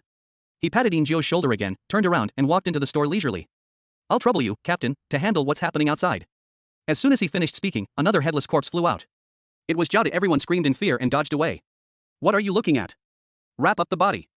Joe's expression changed, and finally he cursed his subordinates in annoyance, got on his motorcycle, and drove away with a rumble. This matter is no longer within his control. The IT is not a big deal for a psychic to kill an ordinary person. Moreover, although the spatial ability is not an offensive ability, it is extremely rare. In a base, it is also relatively important. He really didn't dare to offend casually. Moreover, the boy just now was full of murderous intent when he attacked, without any intention of dragging his feet. It can be seen that he is a dangerous character. If you offend such a person, you will probably have trouble sleeping in the future. Teen Joe is a man who knows how to adapt to the times. The reason why he can be so successful as a second-level psychic is because of his intuition about danger. Changqing was not surprised that this matter would spread quickly, but he didn't expect that the news would spread throughout the base so quickly. That afternoon, more and more customers came to the store. Some were observing secretly, some were trying to find out, some were trying to win over the customers, and some were trying to make threats secretly. Changqing didn't care about this at all. After all, everyone came here under the pretext of buying things, so if they could take a few cheap items when they left, it would also increase his income. By in the evening, people from the Academy of Superpowers also came. They represented the official of the base. They first asked him to register his basic information, and then the director in charge solemnly invited him to join the academy. Changqing had no objection to the registration information, but he was unwilling to join the academy. After all, his spatial ability was fake and could not be improved through practice. Thank you for your kindness, director, but I don't have any big ambitions. My biggest pursuit is to keep the shop left by my parents. Changqing refused directly. He doesn't want to live under the same roof with the male and female protagonists. That would be a lot of trouble. A few people tried to persuade him for a while, but when they saw that he was unmoved, they gave up. Although spatial abilities were rare, they were still considered auxiliary abilities, so it was not necessary to recruit him. After seeing off a few people, Changqing closed the shop door and returned to his room on the second floor. Call. It's been a busy day. He sat cross-legged on the bed, closed his eyes and meditated. After a while, a faint blood light appeared around his body, carrying a strong ominous aura. As time went by, the blood became more and more turbulent. If you listen carefully, it seemed like the rising tide of the blue sea. That's right, he was indeed practicing the blood evil art, a technique he obtained from a certain immortal cultivation world. This technique is extremely strange. It does not require spiritual power, but rather requires absorbing blood and evil energy when killing people. Originally, he was planning to practice it when force was needed in some special world, and it just happened to be useful in this doomsday. Today he killed 3 people in a row, and the bloody aura was strong.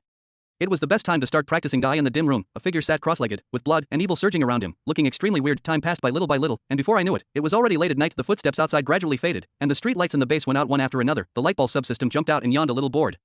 Host, then Fu Xian, it was about to say something, but suddenly covered its mouth. The figure suddenly opened his eyes, a flash of blood appeared in his black eyes, and then he regained clarity. At that moment, the blood in his body began to spin like a whirlpool, rushing into his body. In less than 3 seconds, it completely dissipated. Call. He blew out a breath suddenly, focusing it directly on the mirror on the table at the door. The mirror suddenly shattered into countless pieces like paper. Not bad. Changqing stood up. No matter which world, strength is always the most important. This is a truth he absolutely believes in. Only those with destructive power can have negotiating power. This principle is very clear to him who has experienced the battles in the world of immortal cultivation. So, when he first came here and found that he had no special abilities and no spiritual power, he decided to improve his strength through this method. Now it seems that the effect is indeed good. The blood evil art has 10 levels, and is a genuine method of demonic cultivation. The blood evil energy required to advance to the next level is 10 times that of the previous level, and it is very difficult to practice. However, the improvement in strength is also obvious. Breaking through the first level is considered entry, and one gains superhuman speed and strength. The second level is equivalent to the early stage of chi refining, and can drive the power of blood evil to quickly recover from injuries. The third level is as strong as the middle stage of chi refining, and can use the power of blood evil to fight. However, this is not an advanced magic practice after all. The highest level is only the Jin Dan strength. Changqing himself switched to other techniques after practicing to the 4th level, but in this small world without spiritual power, a little practice is enough. Chapter 669, Doomsday Convenience Store. 6. Changqing stretched out his hand, and with a thought, a dagger appeared in his hand. Without hesitation, he slashed it towards his palm. Hiss. The systems that had been observing silently were shocked by this operation and gasped. Host, don't. The words got stuck in its throat before it could speak. A faint bloody aura appeared on Changqing's palm. In less than a minute, the wound that was so deep that the bone could be seen was healed as before, as if nothing had happened. Well, not bad. Changqing clenched his fists, feeling the unique power, and couldn't help but praise it. Now that he has entered the 1st level, his speed and strength are much improved than before. If combined with the unexpected power of the Jade Bracelet space, he will have a better chance of winning against some strong attack ability users. Only if you want to make further progress in your cultivation, you have to find a few more people to kill. Changqing frowned. Although the magic cultivation method is convenient, it is also troublesome. I hope there will be more people looking for trouble. He stroked the emerald green bracelet on his wrist, and a hint of violence flashed in his eyes. However, the next day he didn't see the troublemaker right away, but he saw the angry Chu Yu shortly after he opened the door. Changqing, are you crazy? Killing someone in the street? Chu Yu rushed in aggressively, carrying a small bag, her eyes wide open and a look of disbelief on her face. You've awakened your powers a long time ago? And you didn't even tell me. Besides, why are you, a man, wearing a bracelet? Her face flushed slightly and her chest heaved with anger. Today happened to be Sunday. She had been looking forward to meeting Fu Xian in the evening, but she didn't expect to hear such news last night. Her jaw almost dropped to the ground in shock. Changqing actually killed 3 people in the street? And all of them were brutal beheadings? Had he already awakened his spatial abilities? Each piece of news shocked her, especially when she heard about the spatial ability. Her heart trembled inexplicably. She suddenly felt a sense of betrayal, as if she had lost something very important, and she couldn't help but feel angry. Moreover, killing people in the street is simply too much. Can people with special abilities do whatever they want just because they have power? Don't they have any compassion for others? She didn't sleep well the whole night, and couldn't help but run to Changqing to question him early in the morning. Chu Yu's words almost made Changqing laugh. He leaned against the counter and shook the bracelet on his wrist. Yu, there's no rule in the base that men can't wear bracelets. I think this thing is pretty nice. He tapped it lightly with his finger knuckles, making a crisp sound. The smug look made Chu Yuyu's face even uglier. As for killing people, you've seen those people causing trouble in my store before. I had no choice but to endure it before. Now that I'm a superpower, they still dare to cause trouble. Isn't that courting death? There was a smile on his face, but there was no mercy in his words. As for why I didn't tell you? I didn't tell Boss Nyo across the street either. You all have nothing to do with me. Do I even need to report my current situation to you? Changqing really thought this girl's train of thought was strange. Was she supposed to endure being bullied? Enduring when she couldn't win was unavoidable, but now that the power was reversed, killing the other person was the normal reaction, right? As for her inexplicable right to know, Changqing found it even more funny. Please, you have sucked so much blood, and we just had a falling out a few days ago, and now you act like he was wrong. But if the base had not been worried about the loss of combat power caused by fighting between psychics and prohibited fighting between psychics, he would really want to break her head to see what was inside. Chu Yuyu obviously didn't expect Changqing to say such cruel words, and she was completely stunned. Is this still the same Changqing who always obeyed her? Why is he like a completely different person? Does a man change when he becomes powerful? She felt very hurt. Changqing, you disappoint me so much. Laughed, meeting Chu Yuyu's betrayer-like look. Changqing laughed out loud. Chu Yuyu, you should dress up and go on a date with Fu Xian tonight. Stop trying to make a name for yourself here with me. As soon as he said this, Chu Yuyu's eyes widened. You're spying on me? Someone just told me this news, and it seems to be true? I wish you a happy marriage and a baby soon. Changqing didn't monitor anyone. It was the system that did it. It had nothing to do with him, so of course he wouldn't admit it. Chu Yuyu had a strange look on her face. This guy would congratulate her in Fu Xian? Impossible. She knew how much he valued her in the past, and they hadn't had any major conflicts recently, except for a slight disagreement last time. He must be speaking sarcastically. Thinking of this, Chu Yuyu's tone softened.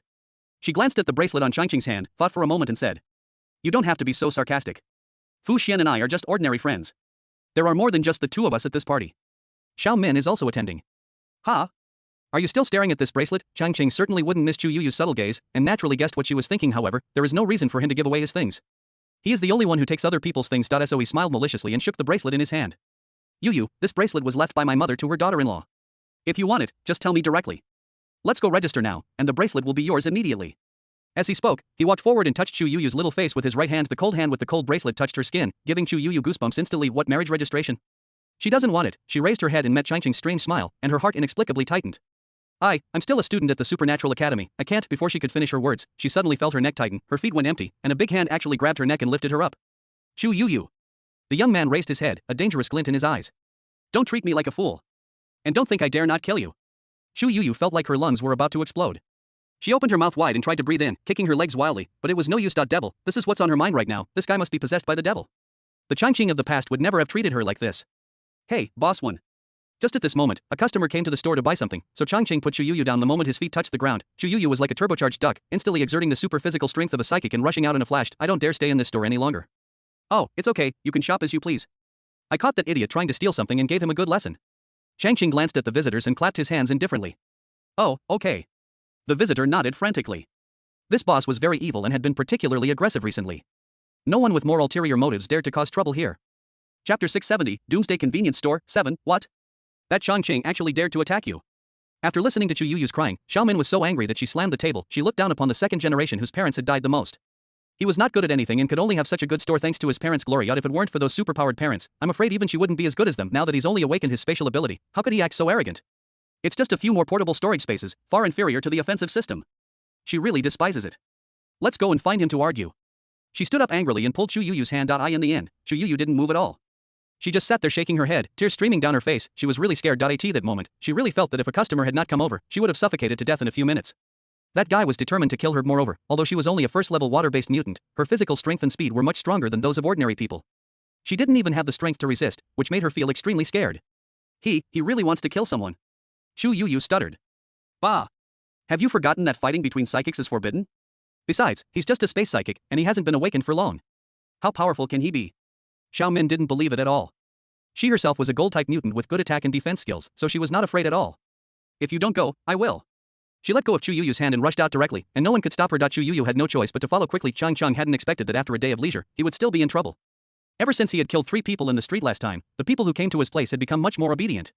It was rare to see someone come to cause trouble twice in one day. He was about to close the door when someone called him. When I looked back, I saw a short-haired woman I had never seen before. She was wearing a training suit and looked neat and tidy, but what she said was not so nice. When Changqing, you scumbag. You actually attacked Yuyu. At this time, it was getting dark, and many teens were returning from hunting zombies outside. When they heard the woman shouting, they stopped in their tracks with interest. The owners and customers of other shops also heard the excitement and ran out one after another. No matter what era, topics involving women, fighting, conflicts, etc. are always the most eye-catching. Those people with special abilities were not afraid of being affected. They even gathered around, clasping their hands in interest, as if they were watching a big show. Many people have heard of Changqing, a newly awakened space ability user who was said to have good combat capabilities. However, few people knew Xiaomin, but she was wearing a training suit, so she must be a student at the Academy of Superpowers. There's going to be some fun. This is the unanimous idea among everyone. Xiaomin naturally didn't mind people watching. She just wanted to beat someone up in front of everyone. That would make her feel better. Seeing everyone gathering around her, she became even more confident. She clasped her fists and spoke loudly to everyone. This one Changqing is a scumbag. My best friend Chu Yuyu tried to persuade him with good intentions, but he actually attacked her directly. I, Xiaomin, can't stand this behavior. I have to learn his skills today. This behavior has some of the style of a chivalrous woman who stands up for justice. Many people nodded secretly when they saw it. However, it has been several years since the end of the world, and everyone knows that it is not advisable to take sides casually, so as not to offend others and end up in a bad situation. As a result, no one spoke up to help, but whispering is inevitable. This Changqing must have awakened his superpowers recently. He's fine against ordinary people, but he'll probably be at a disadvantage against the students from the Superpower Academy. That's not necessarily true. This guy is a ruthless character who has killed several people in a row. If they really fight to the death, I don't think Miss Xiao will win. Oh, I'm soft-hearted, but I can't bear to see a beautiful woman suffer. Xiaomin didn't care when the whisper reached his ears. Killing ordinary people is not easy. The battle between those with special abilities is the real battle. She squinted her eyes at Changqing, her eyes full of provocation. Do you dare to challenge me? She was clever and defined the fight as a competition to avoid getting into trouble with the law enforcement team. Xiaomin? Changqing was slightly stunned when he heard the name Ai in the original plot. She seemed to be one of Fu Xian's concubines, and was called sisters with Chu Yuyu. Is she standing up for Chu Yuyu? It just so happened that he wanted to find someone with superpowers to try his skills. With so many witnesses here, it shouldn't be a big deal if he fails in the competition, right? So he laughed. Competition? I won't show mercy just because you're a woman.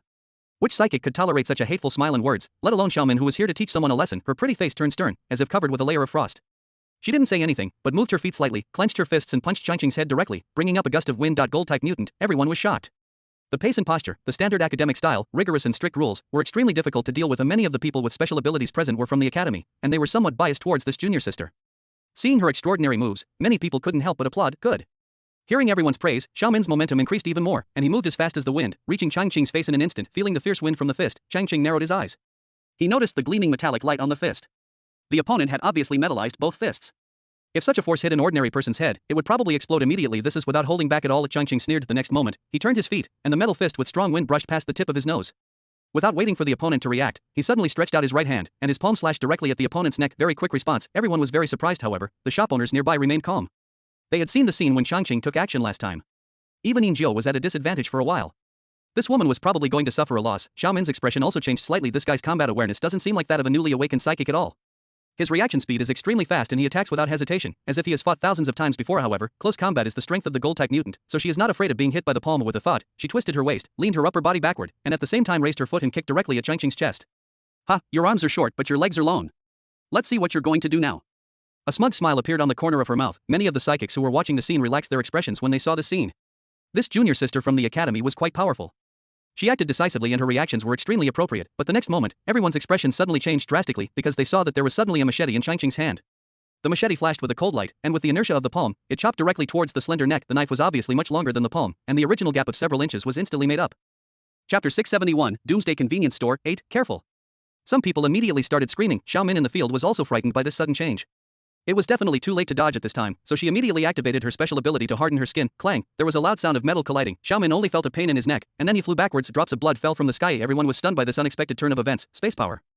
That is a weapon hidden in space. It was only then that everyone realized that this guy was actually a space ability user, so it was not surprising that he could take out any weapon at any time. Xiaomin only felt that his body was light and his head was dizzy. He vaguely heard someone shouting in the air, "Stop." She suddenly opened her eyes and saw that Changqing had actually jumped high up, holding the machete in his hand, with a cold look like an executioner. This is really going to kill her. At this moment, she realized how close she was to death. Her metal hardening ability could not cover her entire body. Moreover, she had already been stabbed, and her neck was covered in blood, which made her even more panicked. She even forgot to react for a moment. Help! Sharp shouts suddenly broke out, and countless figures rushed over immediately. Changqing didn't say anything. A red light flashed in his eyes, and his gaze was fixed on the wound on Xiaomin's neck, which was bleeding and was now the most vulnerable part. When Xiaomin met that gaze, she felt as if she was being stared at by a wild beast, and her whole body was cold. Boom! Changqing swung his sword, but it hit the huge lightning shield. A figure appeared in an instant, holding Xiaomin and retreating dozens of steps. Chu Yuyu. Besides Fu Xian, with a flick of Changqing's sword, the lightning shield shattered instantly, and bits of lightning exploded in the air, making a crackling sound. Boss 1, killing a woman is so ungentlemanly. When Fu Xian saw Changqing easily broke the thunder shield, his expression changed. However, in front of so many people, he was not afraid at all.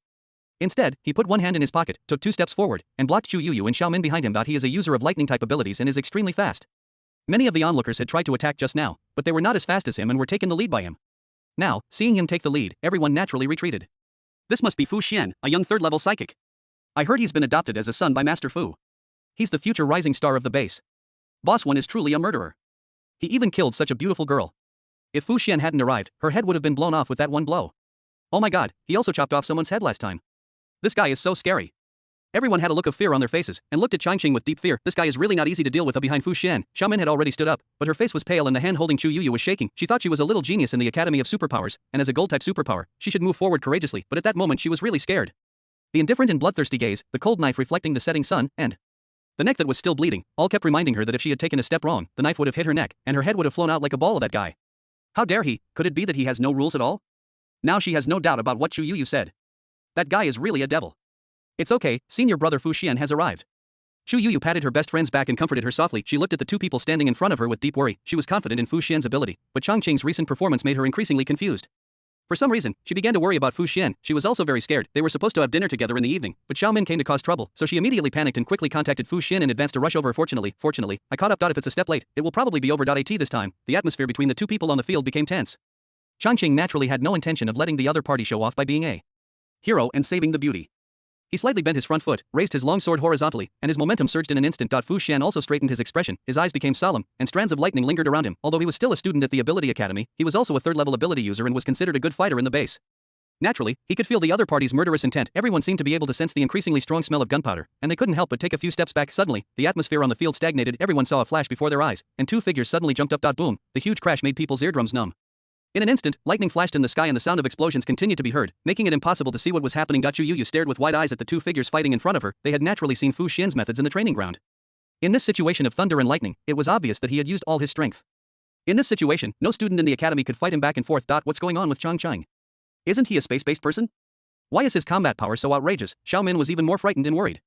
She always thought that her fighting ability was pretty good, but today, she finally realized how impulsive she was. Even if the opponent didn't use his spatial ability to take advantage of this, she was afraid she would not be his opponent. On the court, Fu Xian became more and more frightened the more he fought. He was well aware of his own combat capabilities. With a top-tier offensive ability, he could challenge opponents of higher rank, but he still had few rivals among his peers. But what about this person before him? His agility, speed, and strength were no less than those of a third-level ability user. Moreover, the opponent seemed to be getting more and more crazy as the fight went on, and in the end he even used tactics that would result in mutual destruction. He doesn't want to die. He has just been adopted by the Fu family and has a bright future. Thinking of this, he suddenly looked up, but saw a white light in front of him. Changqing's eyes were now glowing with a strange red light, just like a devil from hell, fighting until death. Fu Xian's heart skipped a beat. This guy is so weird. There's no need to fight him to death. As I thought about this, my hands became limp. Changqing, we don't have to. Fu Xian attacked fiercely and retreated, but Changqing would not listen this time. He was determined to be unyielding. As his opponent retreated, his eyes were filled with murderous intent. Die. Changqing suddenly shouted loudly, and the surging murderous energy suddenly exploded. Under the blessing of this momentum, the whole person turned into a red light and directly killed Fu Xian, who was retreating. Everyone was shocked. What kind of trick was this? Could spatial abilities have such a miraculous effect? Clearly, no one had heard of it. Chapter 672, Doomsday Convenience Store, 9, Evergreen. Chu Yuyu was so frightened by the scene that she jumped up. She had called Fu Xian to help. If something happened, the Fu family would be in trouble. Stop it. She rushed forward regardless of everything. Fu Xian was in a critical moment at this moment. The opponent's knife flashed continuously, all heading towards his neck, and the strangeness of his body movements made him horrified. This was more dangerous than any fight he had ever experienced. Is this a real battle? Fear was evident in his eyes. Is he really going to die here? He was unwilling to accept it. Suddenly, he heard Chu Yuyu shout, and a figure rushed towards him. Never mind, at this time, he didn't care about so much. He stretched out his hand and sucked Chu Yuyu, who was still a few meters away, to block in front of him. Everyone exclaimed. Chu Yuyu didn't even have time to react before she was enveloped by a flash of sword light. What was it like to be so close to death twice in one day? Chu Yuyu couldn't put it into words. At that moment, she was completely stunned. She had never expected that Fu Xian would actually pull her to block the knife. When she looked up and met Changqing's crimson eyes, her heart trembled. Temperature. She was about to beg for mercy, but she felt the pressure in front of her eyes suddenly eased. Changqing retreated, and in a flash he was already several meters away. He just glanced at Fu Xian behind Chu Yuyu, then looked at a figure on a tall building in the distance and snorted coldly. The so-called male protagonist is nothing more than this.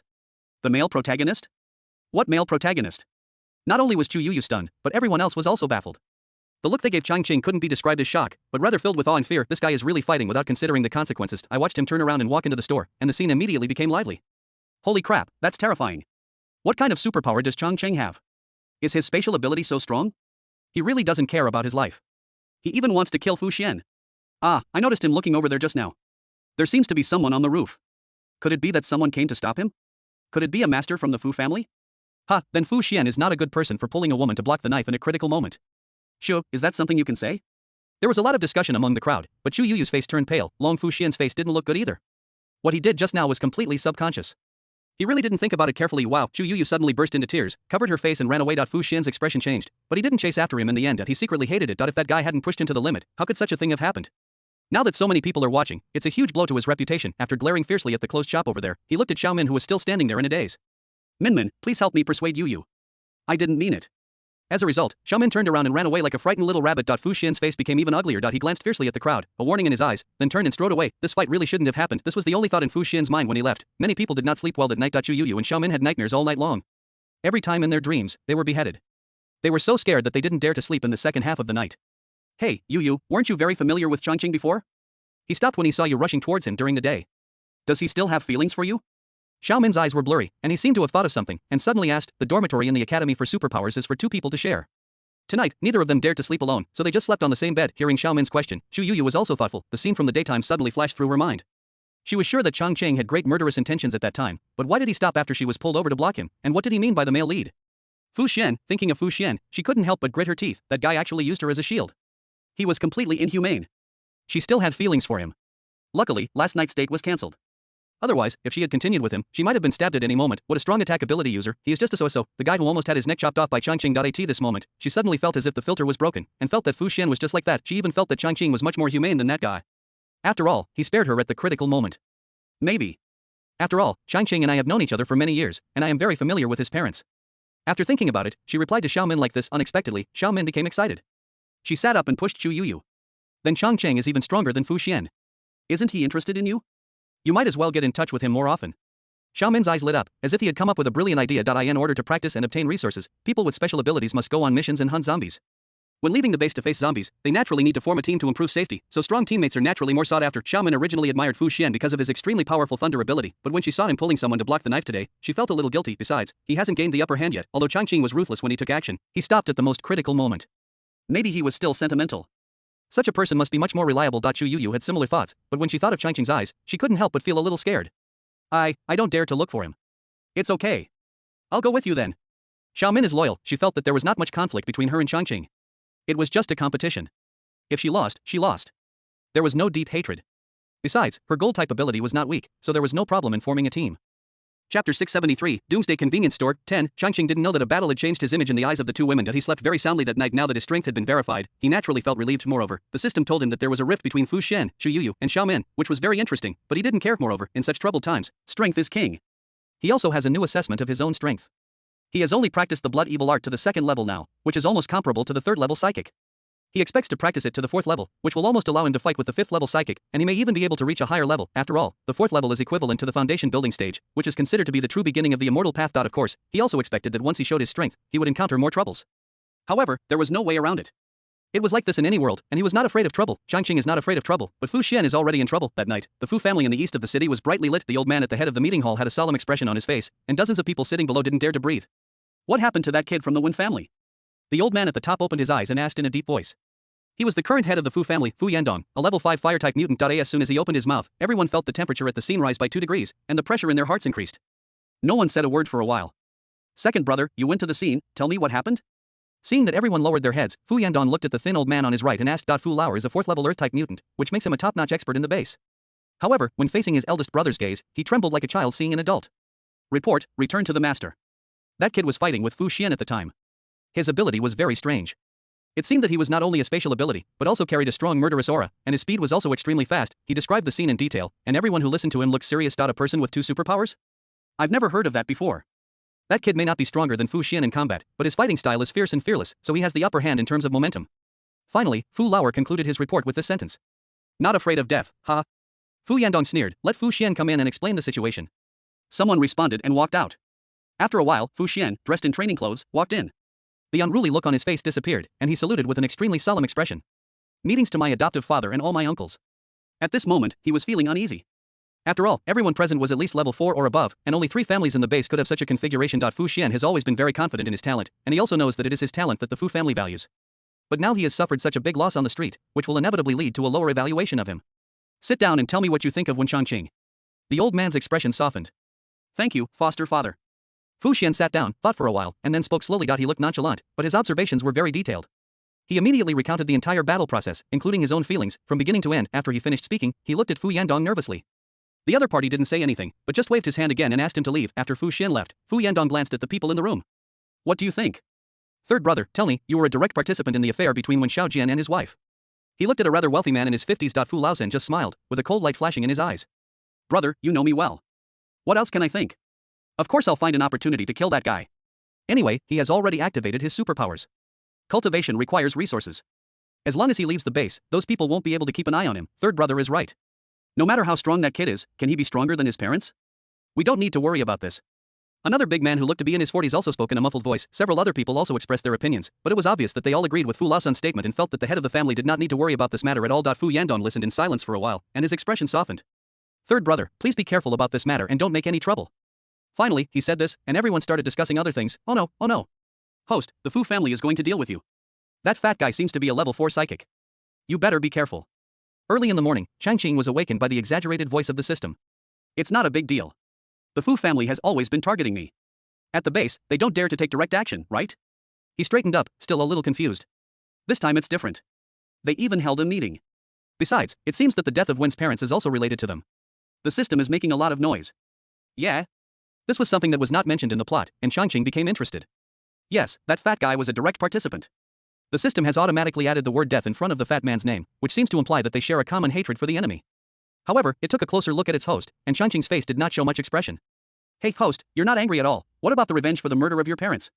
It jumped over and stared at Changqing.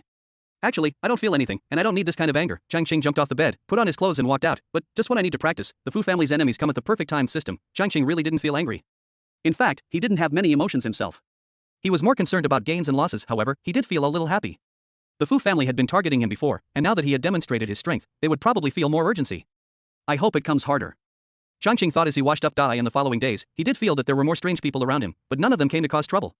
They just stared at his every move without taking any action. This made him a little bored, so he just opened the shop as usual every day. There were some teams that came to him and wanted to recruit him, but Changqing was not interested in them, so he rejected them all. He is not a real psychic, so he doesn't need a crystal core to practice. However, even Changqing did not expect that Xiao Min and Chu Yuyu would find him that day and want to recruit him to form a team. This is a bit strange.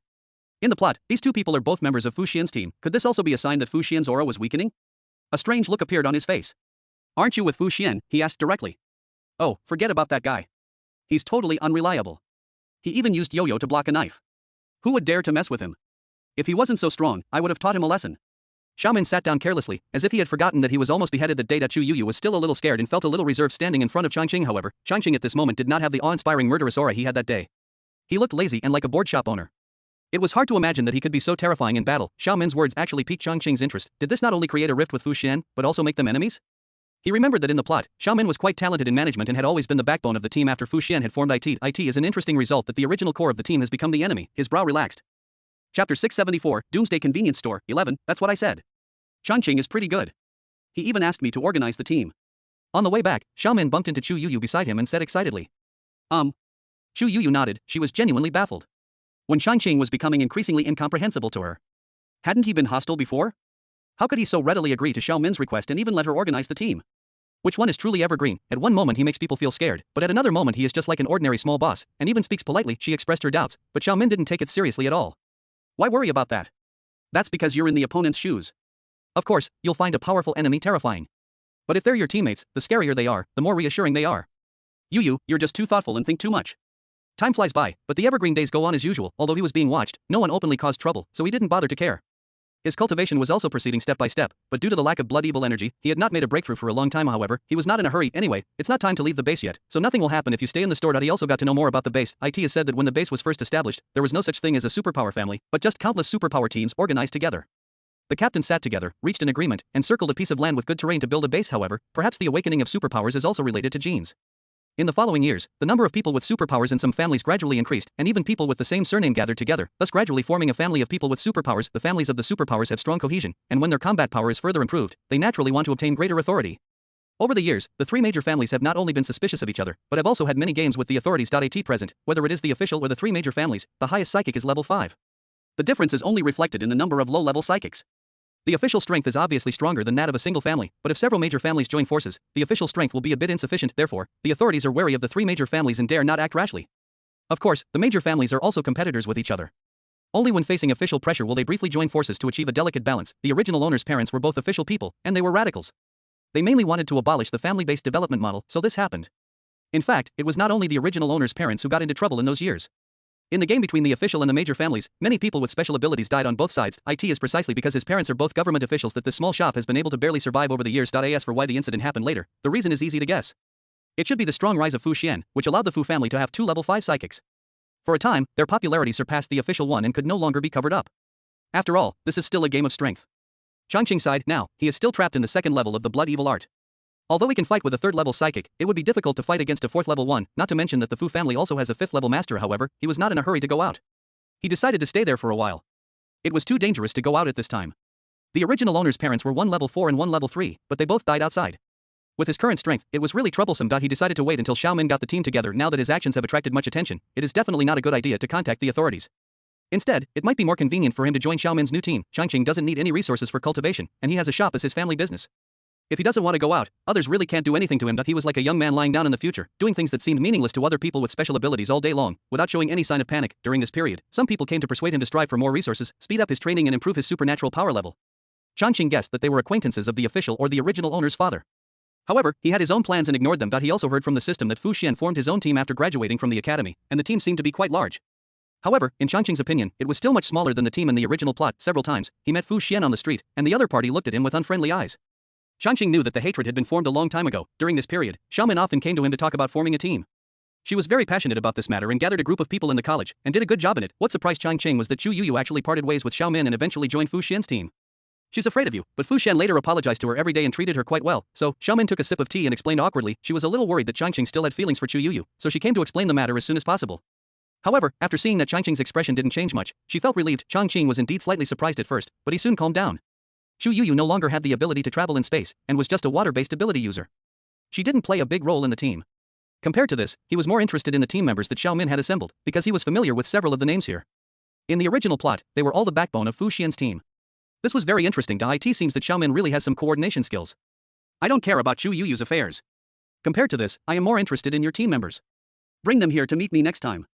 Changqing looked at the names on the list with interest in his eyes. Speaking of this, Xiaomin became interested. These people were all people she had painstakingly made friends with in college, and they were all very strong. Hey, this Xiaoxing is a 3rd level fire-type esper. Apart from a few defeats at the hands of Fu Xian, he has never lost. Also, although Bai Yao is young, she has rare ice-type abilities. Fu Xian even wants to recruit her to join his group, but she's my cousin, she has to follow me. And West, a reinforcement type, has extremely sharp eyesight and hearing, making him perfect for reconnaissance. She pointed at the list and knew it like the back of her hand. As he listened, Changqing understood that most of these people were guys who had been defeated by Fu Xian many times in the academy, and they were somewhat difficult to deal with. Hey, a lot of people here are here for you, because you defeated Fu Xian that time, and they all admire you. Finally, Xiaomin said this. Changqing burst out laughing. He had never expected this ending. A single fight had brought down the undefeated god of war in the academy, and then triggered such a chain reaction? However, this wasn't incomprehensible. People always admire the strong guy. In the original plot, Fu Xian was invincible at the same level, and his image was so tall that people looked up to him.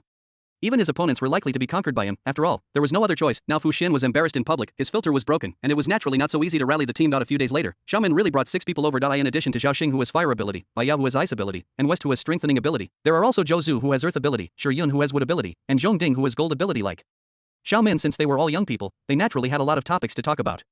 Of course, the most talked about was the battle between Changqing and Fu Xian. Most of these people had heard about it from Xiaomin, and since they met him in person this time, they naturally wanted to hear his feelings. Changqing had no taboos about this. Although more than a year had passed, he only remembered the general idea. He briefly explained the process, which again aroused a lot of admiration. They kept chatting until it was getting dark, so he simply closed the door and took everyone to the only bar on the street to have some fun. Chapter 675, Doomsday Convenience Store, 12, 9 Degrees Bar. Although it is not the only bar in the base, it is indeed the most luxurious bar. It covers an area of nearly 1,000 square meters in the center of the base and is equipped with various functional areas such as billiards, darts, sauna, and massage. Although the alcoholic beverages are not as abundant as before the apocalypse, it is still extremely shocking in this apocalypse with a shortage of supplies. Changqing doesn't need to consume resources for cultivation, and he doesn't give any donations to Chu Yuyu, so he naturally has no shortage of money. After entering the bar, he took everyone to the 2nd floor booths, where they could feel the lively atmosphere and have a larger space. What would you like to drink, guests? Oh, isn't this boss one? It's been a while since you've been here, and you've brought guests with you today. The waiter brought a fruit plate and snacks. When he saw Changqing, his eyes lit up and his enthusiasm increased twice as much. Obviously Changqing has also been here to consume. I'd rather have beer on the rocks. Please introduce it to them. Changqing sat down naturally. I want beer too, just like brother one. Bai Yao said quickly. Me too. Me too. The cost of food here is not low, and since it was the first time for several of them, they didn't dare to order anything randomly and just ordered the same thing. Changqing didn't care. He didn't feel much after drinking and wouldn't get drunk. He came here just for something new. The 2nd floor has private rooms, pool tables, KTV, and other facilities. Through the railings, you can also see the performances on the stage on the first floor and the noisy crowd. Some young people are twisting their bodies wildly to the DJ's exciting music. The young people quickly became familiar with each other, and Changqing was not arrogant. He was quite happy drinking and chatting with everyone. Hey, I'm kind of looking forward to going out into the field after graduation. There are so many rules in this space, it's really hard to let go. After drinking some wine, Zhao Xing became quite excited. He was tall and thin with a short beard, but he did not have the hot temper that fire-type mutants usually had. However, the occasional hint of arrogance proved that he was also a proud person. Young people, who are strong, are always eager to fight. Haha, brother Xing, you still want to fight with Fu Xian, right? You got bored after that kid graduated. The baby-faced West took a sip of his wine and smiled. I heard that guy is about to break through to level 4. His lightning ability is the strongest attack type. It is said that he led the team to fight against the 4th level zombies last month and did not lose. His current strength is probably even more terrifying. Zhou Zudi, who has Earth-type abilities, is a fat man, but he is obviously more concerned about external information and knows a lot about Fu Xian's situation. As soon as these words were spoken, several people's expressions changed. The cultivation of supernatural powers becomes more difficult with each level. Many people reach level 3 in their 20s, but are unable to break through to level 4 in their entire lives. Resources, talent, and luck are all indispensable among these people. Only Zhao Xing was clearly a level 3 psychic, while Changqing didn't know his situation. Therefore, when they heard that Fu Xian could fight against a level 4 zombie, everyone was somewhat shocked. TSK, he's not even level 4 yet. No matter how strong he is, there's a limit. Next time I see him in the wild, I'll definitely teach him a few tricks. Zhao Xing was obviously not convinced. That's right. We're not weak either. Xiaomin glanced at Changqing and said with a smile. I heard that there are 4 level 5 psychics in the base. They are true masters. I wish we could reach that level someday. Sure, Yun sighed. She has wood-type abilities and had just broken through to level 2 some time ago. What she longs for most is to continue practicing and upgrading, but the resources provided by the academy are very limited and her family financial situation is not so good, so she is really worried. After we graduate this year, we'll go on missions together. By then, we'll have more resources, so things will naturally go much faster. Bai Yao was sitting next to her and patted her back to comfort her. At this moment, a sarcastic voice suddenly came from the side. Ha! A bunch of kids, whose hair hasn't even grown out yet, and they're still trying to fight for resources. Everyone looked at him angrily. There were 4 men sitting at the table next to them. At this time, one of them, a big man with a beard, stood up and staggered over. It was obvious that he had drunk a lot. Oh, there are a few more beauties. As he approached and saw Xiaomin and others, his eyes suddenly lit up and he reached out to touch the face of Bai Yao, who was closest to him. Court death. Zhao Xing slammed the table and stood up, but was pulled back by West next to him. The others didn't move. Changqing watched with interest, but had no intention of taking action. He only felt that the temperature on the field seemed to drop by several degrees in an instant, and then the big man's eyes, which were originally a little bleary-eyed, immediately became clear. The next moment, the big man suddenly jumped up, holding his hand and screaming. Changqing could see clearly that a thin layer of ice had formed on his outstretched palm. Ice power. Several of the big man's companions rushed over quickly. One of them raised his hand and a ball of flame swept across his palm, instantly relieving the big man's pain. The anger on his face seemed tangible. Udashi pointed at several young people in front of him who seemed to be smiling, and his eyes seemed to want to kill them. His companions quickly pulled him back. One of the burly middle-aged men stepped forward and said, "This girl is being too ruthless. I just want to make friends with you. If you don't want to, you can just refuse directly. Is it necessary to hurt someone like this?" Ha! This made Xiaomin laugh. Wanting to make friends? That's clearly harassment. She already had a hot temper, and hearing this made her even more furious. Without saying a word, she suddenly stood up and punched the man in the head. Boom, there was a loud metallic collision sound, and the man was knocked away, knocking down the table next to him. I saw that man's arms were shining with golden light, and he was also a gold-type mutant. Crash, Zhao Xing and others also stood up. At this time, the people on the opposite side noticed that several young people in front of them were still wearing the academy's training uniforms. A student with superpowers. They are all tough guys. Seeing that Xiao Min was about to take action, the burly man became anxious and shouted. My cousin is in Fu Xian's team. They're in the ground floor private room. Chapter 676, Doomsday Convenience Store, 13, Fu Xian is here too? Everyone was stunned, and Xiao Min retracted his fist. Seeing this scene, the man grinned. He knew that the name Fu Xian was effective. Ha, you're scared now, right? Even though we're all first-level psychics, my cousin is a third-level gold psychic. He'll come out as soon as I shout. At this time, the previous noise also attracted a lot of onlookers. A man who looked like a bar manager seemed to want to come out to mediate, but when he heard the man mention the third-level psychic, he stepped back and took out his phone as if to notify someone. The lights here were dim and Changqing was sitting in the back, so few people recognized him, but he didn't seem to have any intention of stepping forward. Instead, he lowered the brim of his hat, buried his entire face in the shadows, and watched everything with great interest. He also heard other people whispering. Hey, isn't that Su Gang and the others again? Are they bullying us again? Hey, it seems like they're from the Academy of Psychics. I'm afraid they've run into a tough opponent. That's not certain. Su Gang must have someone behind him. Otherwise, how could a level 1 psychic like him be so arrogant? I don't think they're going to back down. I'm afraid a fight is about to break out. Where's the bar's security? Why aren't they doing anything about it? Hush, how could the bar care? They'll just wait for the fight to end and come out to demand compensation. They're just hoping for a fight to start because fighting only makes people angry. At this time, Xiao Min and others on the field began to hesitate. Young people are always a little arrogant. Who likes to be threatened? If it were any other time, he would have beaten him up long ago, but the other party's background does seem to be unusual. Although I don't know whether the cousin of the third-level psychic is true or not, what if it is true? There are 3 third-level psychics in Fu Xian's team. If they fight, they may not be able to gain the upper hand. When the people on the opposite side saw them hesitating, they became even more arrogant. The man whose hands were frozen just now also relaxed, and even took a step forward and grinned. Hey, let's forget about that ruthlessness just now, little girl. Come over and have a drink with us. We won't bother with this matter. Ah, I love stubborn little girls the most, so charming. Ha ha ha ha. The other person also laughed and said, with evil thoughts in his eyes, who can tolerate this? Zhao Xing was the first one who couldn't help himself. He waved his hand and the fire suddenly became brighter. The two people who had just spoken were blasted out before they could finish laughing. Before the other two men could react, they were punched twice on the head. They couldn't even tell who hit them before they were knocked to the ground. As soon as the man with the gold-type supernatural power moved, he felt his feet stagnate. A vine grew wildly and wrapped him up like a dumpling in less than 3 seconds. He opened his mouth to call for help, but a bunch of vines and branches were stuffed directly into his mouth, and he only made a few hesitant sounds. In less than 20 seconds, the entire army was wiped out. The cooperation is pretty good. Seeing the scene, Chang Qing couldn't help but raise an eyebrow. It was obvious that this wasn't the first time these people had cooperated, so they must have been trained. There was quite a commotion outside, and many people came out of the private room to watch the FUND. In the leftmost private room, Fu Xian was drinking with several key members of the team. Hearing the noise outside, he couldn't help but frown that he now looked much more mature than a year ago, shedding his exaggerated look. He now had a short flat head and wore black clothes, giving off an oppressive vibe. Bars are like that. There are always those ignorant kids who get drunk and start a scene. Boss Fu, we killed several level 3 zombies this time and brought back a leather production line from Rongcheng. That's worth celebrating. A one-eyed man said with a laugh. Oh, come on, the officials are so stingy. Such a difficult mission, but the rewards are so meager. If I hadn't gained a lot of crystal cores this time, I would have probably lost money. The other man took a big sip of his wine and complained a little dissatisfiedly. That's right. The government is so poor that they might as well work for the big families. Boss Fu, aren't you Mr. Fu's adopted son? Take on more tasks for the Fu family so that the brothers can improve their lives. Hey, our Boss Fu is definitely going to be a level 5 psychic in the future. Brother Qin, don't just focus on improving your life. In the future, we will be the new nobility. Some people are passionate. Fu Xian listened to everyone's discussion with a smile, and from time to time he would pick up some food for Chu Yu next to him, which made everyone envious. A beautiful woman laughed so hard that her body shook, and joked. If you ask me, it's still Mr. Fu who is really caring. Not only is he strong, but he's also so gentle. Oh my, that girl is not confused. She pretended to faint, which made everyone laugh. Chu Yu looked a little embarrassed. She glanced at Fu Xian beside her, then quickly turned her head away, her face slightly red. Although she has not yet graduated from the Academy of Superpowers, because of her relationship with Fu Xian, she often participates in the activities of his team and is relatively familiar with these people. Over the past year, Fu Xian's strength has improved, but he is still very gentle to her, which makes her very happy. Other people in the team also call her sister-in-law and are very polite to her. She felt that her choice was rational. After all, Fu Xian was not only powerful, but also had the support of the Fu family. But recently, she always inexplicably recalled the scene when he pulled her over to block the knife. Alas, I haven't seen Xiao Min for a long time. Her eyes darkened. Ever since she made her choice, their relationship has become distant.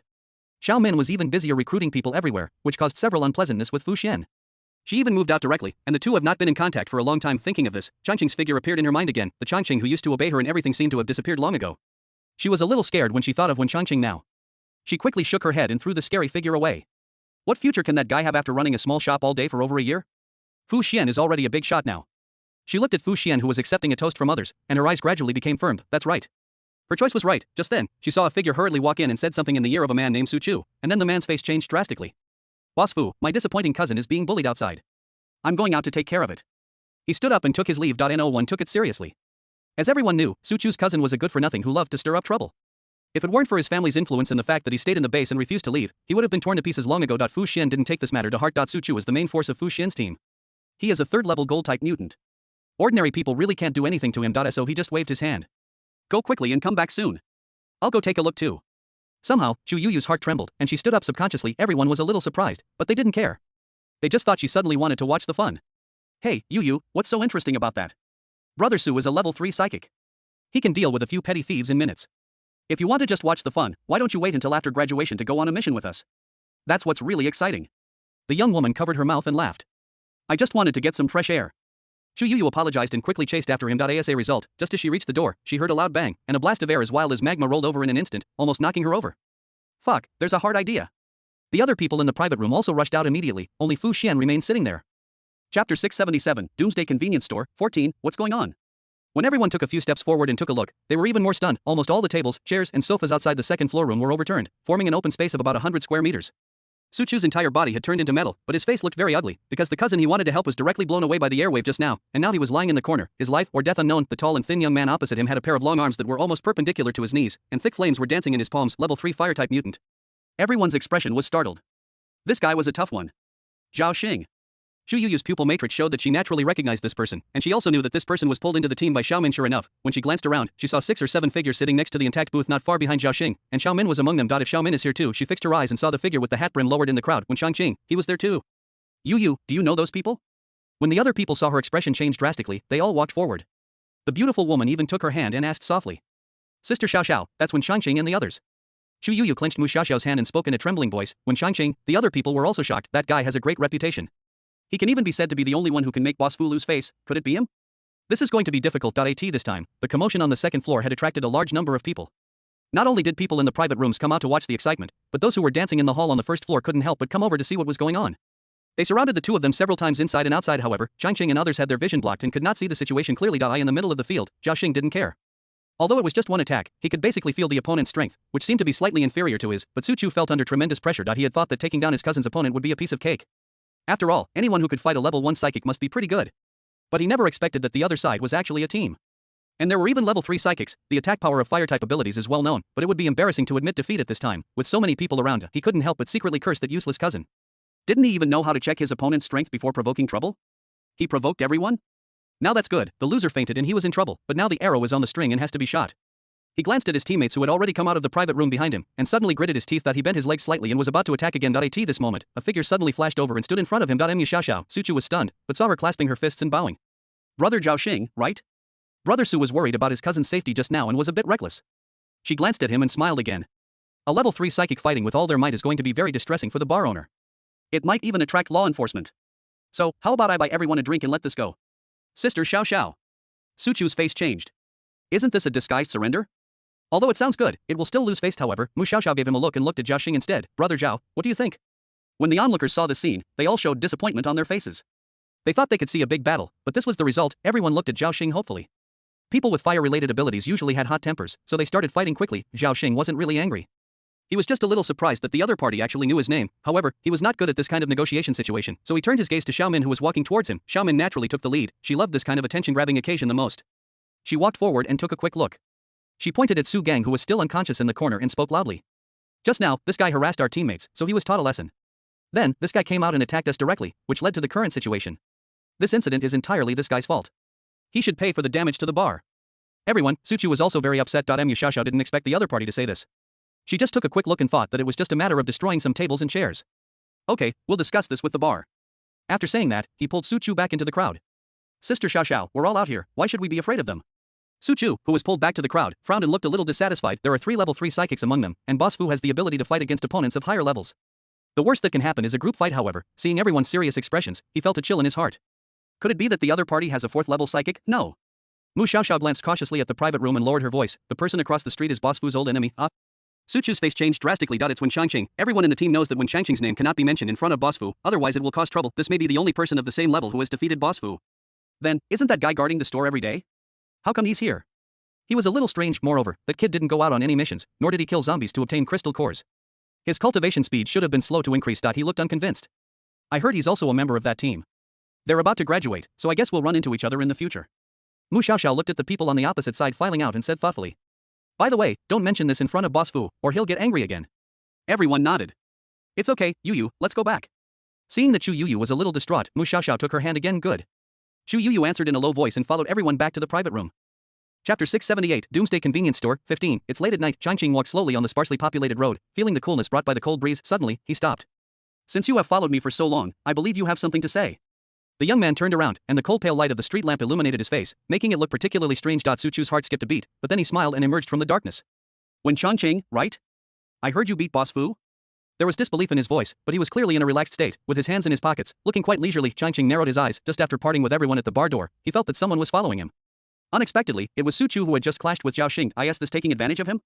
Changqing couldn't help but laugh. In fact, Su Chu really had this idea. Fire is a strong offensive ability with powerful attack power. He has no chance of winning as they are both at level 3, but he has encountered space abilities before. They are just multiple warehouses. Sometimes he can gain the upper hand by taking out some weird weapons when the enemy is not prepared. If he is really prepared, he won't be afraid. He absolutely didn't believe that this person could actually defeat Boss Fu. There are too many cases of false information. Since he encountered it today, he wanted to see how much the so-called Changqing is worth. I don't have any other ideas.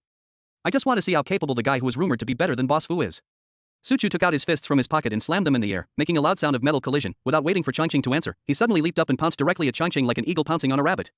I'm really underestimated. Changqing's face turned cold, and his eyes instantly filled with red. He sensed that there was no one coming and going nearby, and in an instant, murderous intent suddenly erupted. In midair, Su Chu's heart was shocked. When he met Changqing's bloodshot eyes, he actually smelled the scent of death for a moment. This guy is weird. He twisted his waist and retreated quickly, but he found that Changqing had disappeared from the spot, and only a blood-red shadow flashed there. Su Chu screamed in horror. He turned around suddenly and saw a flash of white light in the sky higher up, like a gorgeous sun. In the private room, everyone continued to drink and no one mentioned what was happening outside. The private room is very spacious. In addition to the dining room, there is also a sofa, coffee table, and even an extra-large TV screen for ordering songs and singing. This is also a fixed venue reserved by Fu Xian's team. They basically come here for every gathering. As for the more luxurious Tianzi private room on the 3rd floor, it is only available to higher-level teams. Hey, Boss Fu, when you break through level 4, let's go to the 3rd floor. I'm tired of staying on the 2nd floor. It makes trouble every now and then. After a few drinks, everyone was a little tipsy.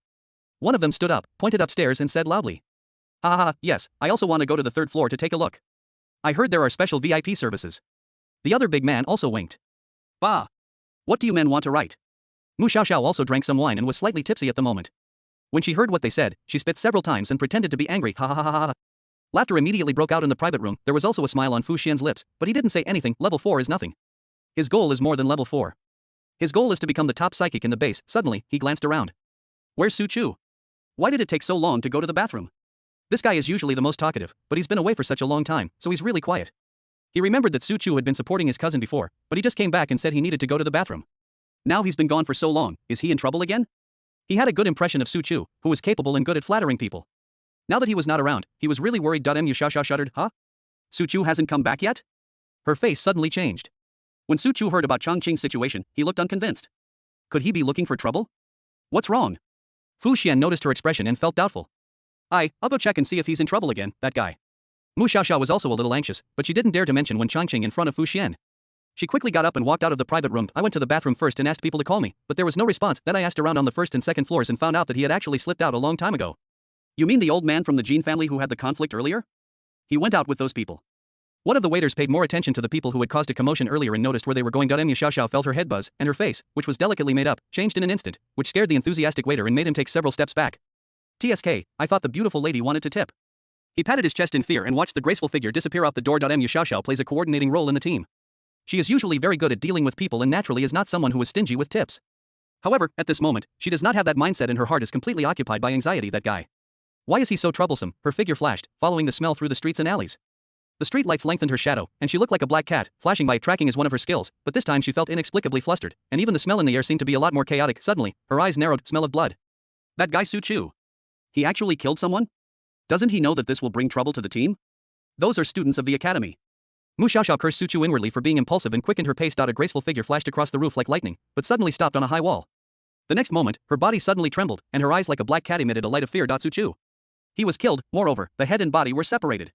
The blood was all over the ground, and the strong smell of blood spread, making Mu Xiaoxiao's mouth seem to have the taste of rust. How is this possible? Could it be that he had encountered a level 4 psychic? She knew Su Chu's strength. His gold-type psychic ability was both offensive and defensive. Even Fu Xian might only be able to drive him away, not kill him. She landed lightly on the ground and turned over the familiar head. She could still see disbelief and fear on Su Chu's face. Call. Mu Xiaoxiao took a deep breath and suppressed the uneasiness in her heart. She took out her cell phone. This was no longer something she could handle on her own. Chapter 679, Doomsday Convenience Store, 16. 10 minutes later, Fu Xian and others hurried over, their faces as gloomy as water. Wen Changqing. Just a glance at the scene made Fu Xian's face become even more ferocious. He was too familiar with the method of separating the head from the body. It's Wen Changqing, the guy who chops people's heads with a knife. Why didn't you tell me earlier? The person involved in the conflict is Wen Changqing. His eyes suddenly became sharp and swept over Mu Xiaoxiao and the others. I didn't expect Su Chu to follow and cause trouble. Mu Xiaoxiao's face froze. Damn it, who dares to mention Wen Changqing in front of him? He gets furious every time. Chu Yu also came. This scene undoubtedly triggered some bad memories for her. Her face had turned completely pale at this moment. She felt a chill crawling up her spine, making her body tremble uncontrollably. That guy can even kill a level 3 mutant, and judging from the scene, there wasn't much fighting, which is really frightening. Could it be that his strength has reached level 4? She couldn't help feeling uneasy and panicky. The scene fell silent, and a shadow crept into the hearts of all the team members. Even Su Chu was killed, which meant that the opponent's strength was far beyond Su Chu, even beyond Boss Fu. Boss Fu has already reached the peak of level 3, and breaking through to level 4 is only a matter of time. No one doubts this. When Changqing actually has the strength of level 4? This idea is, I have to say, shocking. Tap tap tap. There was a flurry of footsteps, and the official law enforcement team arrived. Captain Fu, we received a report that a person with special abilities was killed here. The one who came was not the second-level psychic Yin Jiu, but his superior Qiu Lu, a third-level peak Earth-type psychic. He was in his 50s and looked very dignified. He was followed by 5 or 6 second-level psychics. This configuration was enough to handle most conflicts in this area. Qiu Lu obviously knew Fu Xian. He greeted Fu Xian as soon as he arrived, while the psychics behind him had already started to inspect the situation at the scene. They neatly put the body and head of the corpse together, carefully observed the wounds, and made records. They were very busy. Fu Xian nodded. One of my team members was killed by Wen Changqing. Wen Changqing? Xiao Lu's face changed. He was naturally familiar with the name. Yin Jiao had reported this matter in detail back then, saying that this person was too murderous. However, he had been quiet for over a year and hadn't caused any trouble. Could it be that he was going to confront the Fu family head-on? Commander Qiu, the deceased is Su Chu, a level 3 gold psychic. The time of death should be an hour ago. Someone chopped off his head with a knife. Over there, the men's inspection was basically finished. A young man came over and whispered in Xiao Lu's ear every time he spoke. Xiao Lu's eyelids twitched. After he finished speaking, Xiao Lu's face changed completely, and the shock in his heart was no less than Fu Xian, who had just heard the news. A third-level psychic. A gold type with both offensive and defensive abilities. And he was actually beheaded? This can't be Chang, right? How long has it been since he awakened his superpowers? There's no way he could have killed a level 3 superpower user. Xiao Lu's brows were twisted into a knot. He walked over and checked the wound again. Well, it was killed with one blow.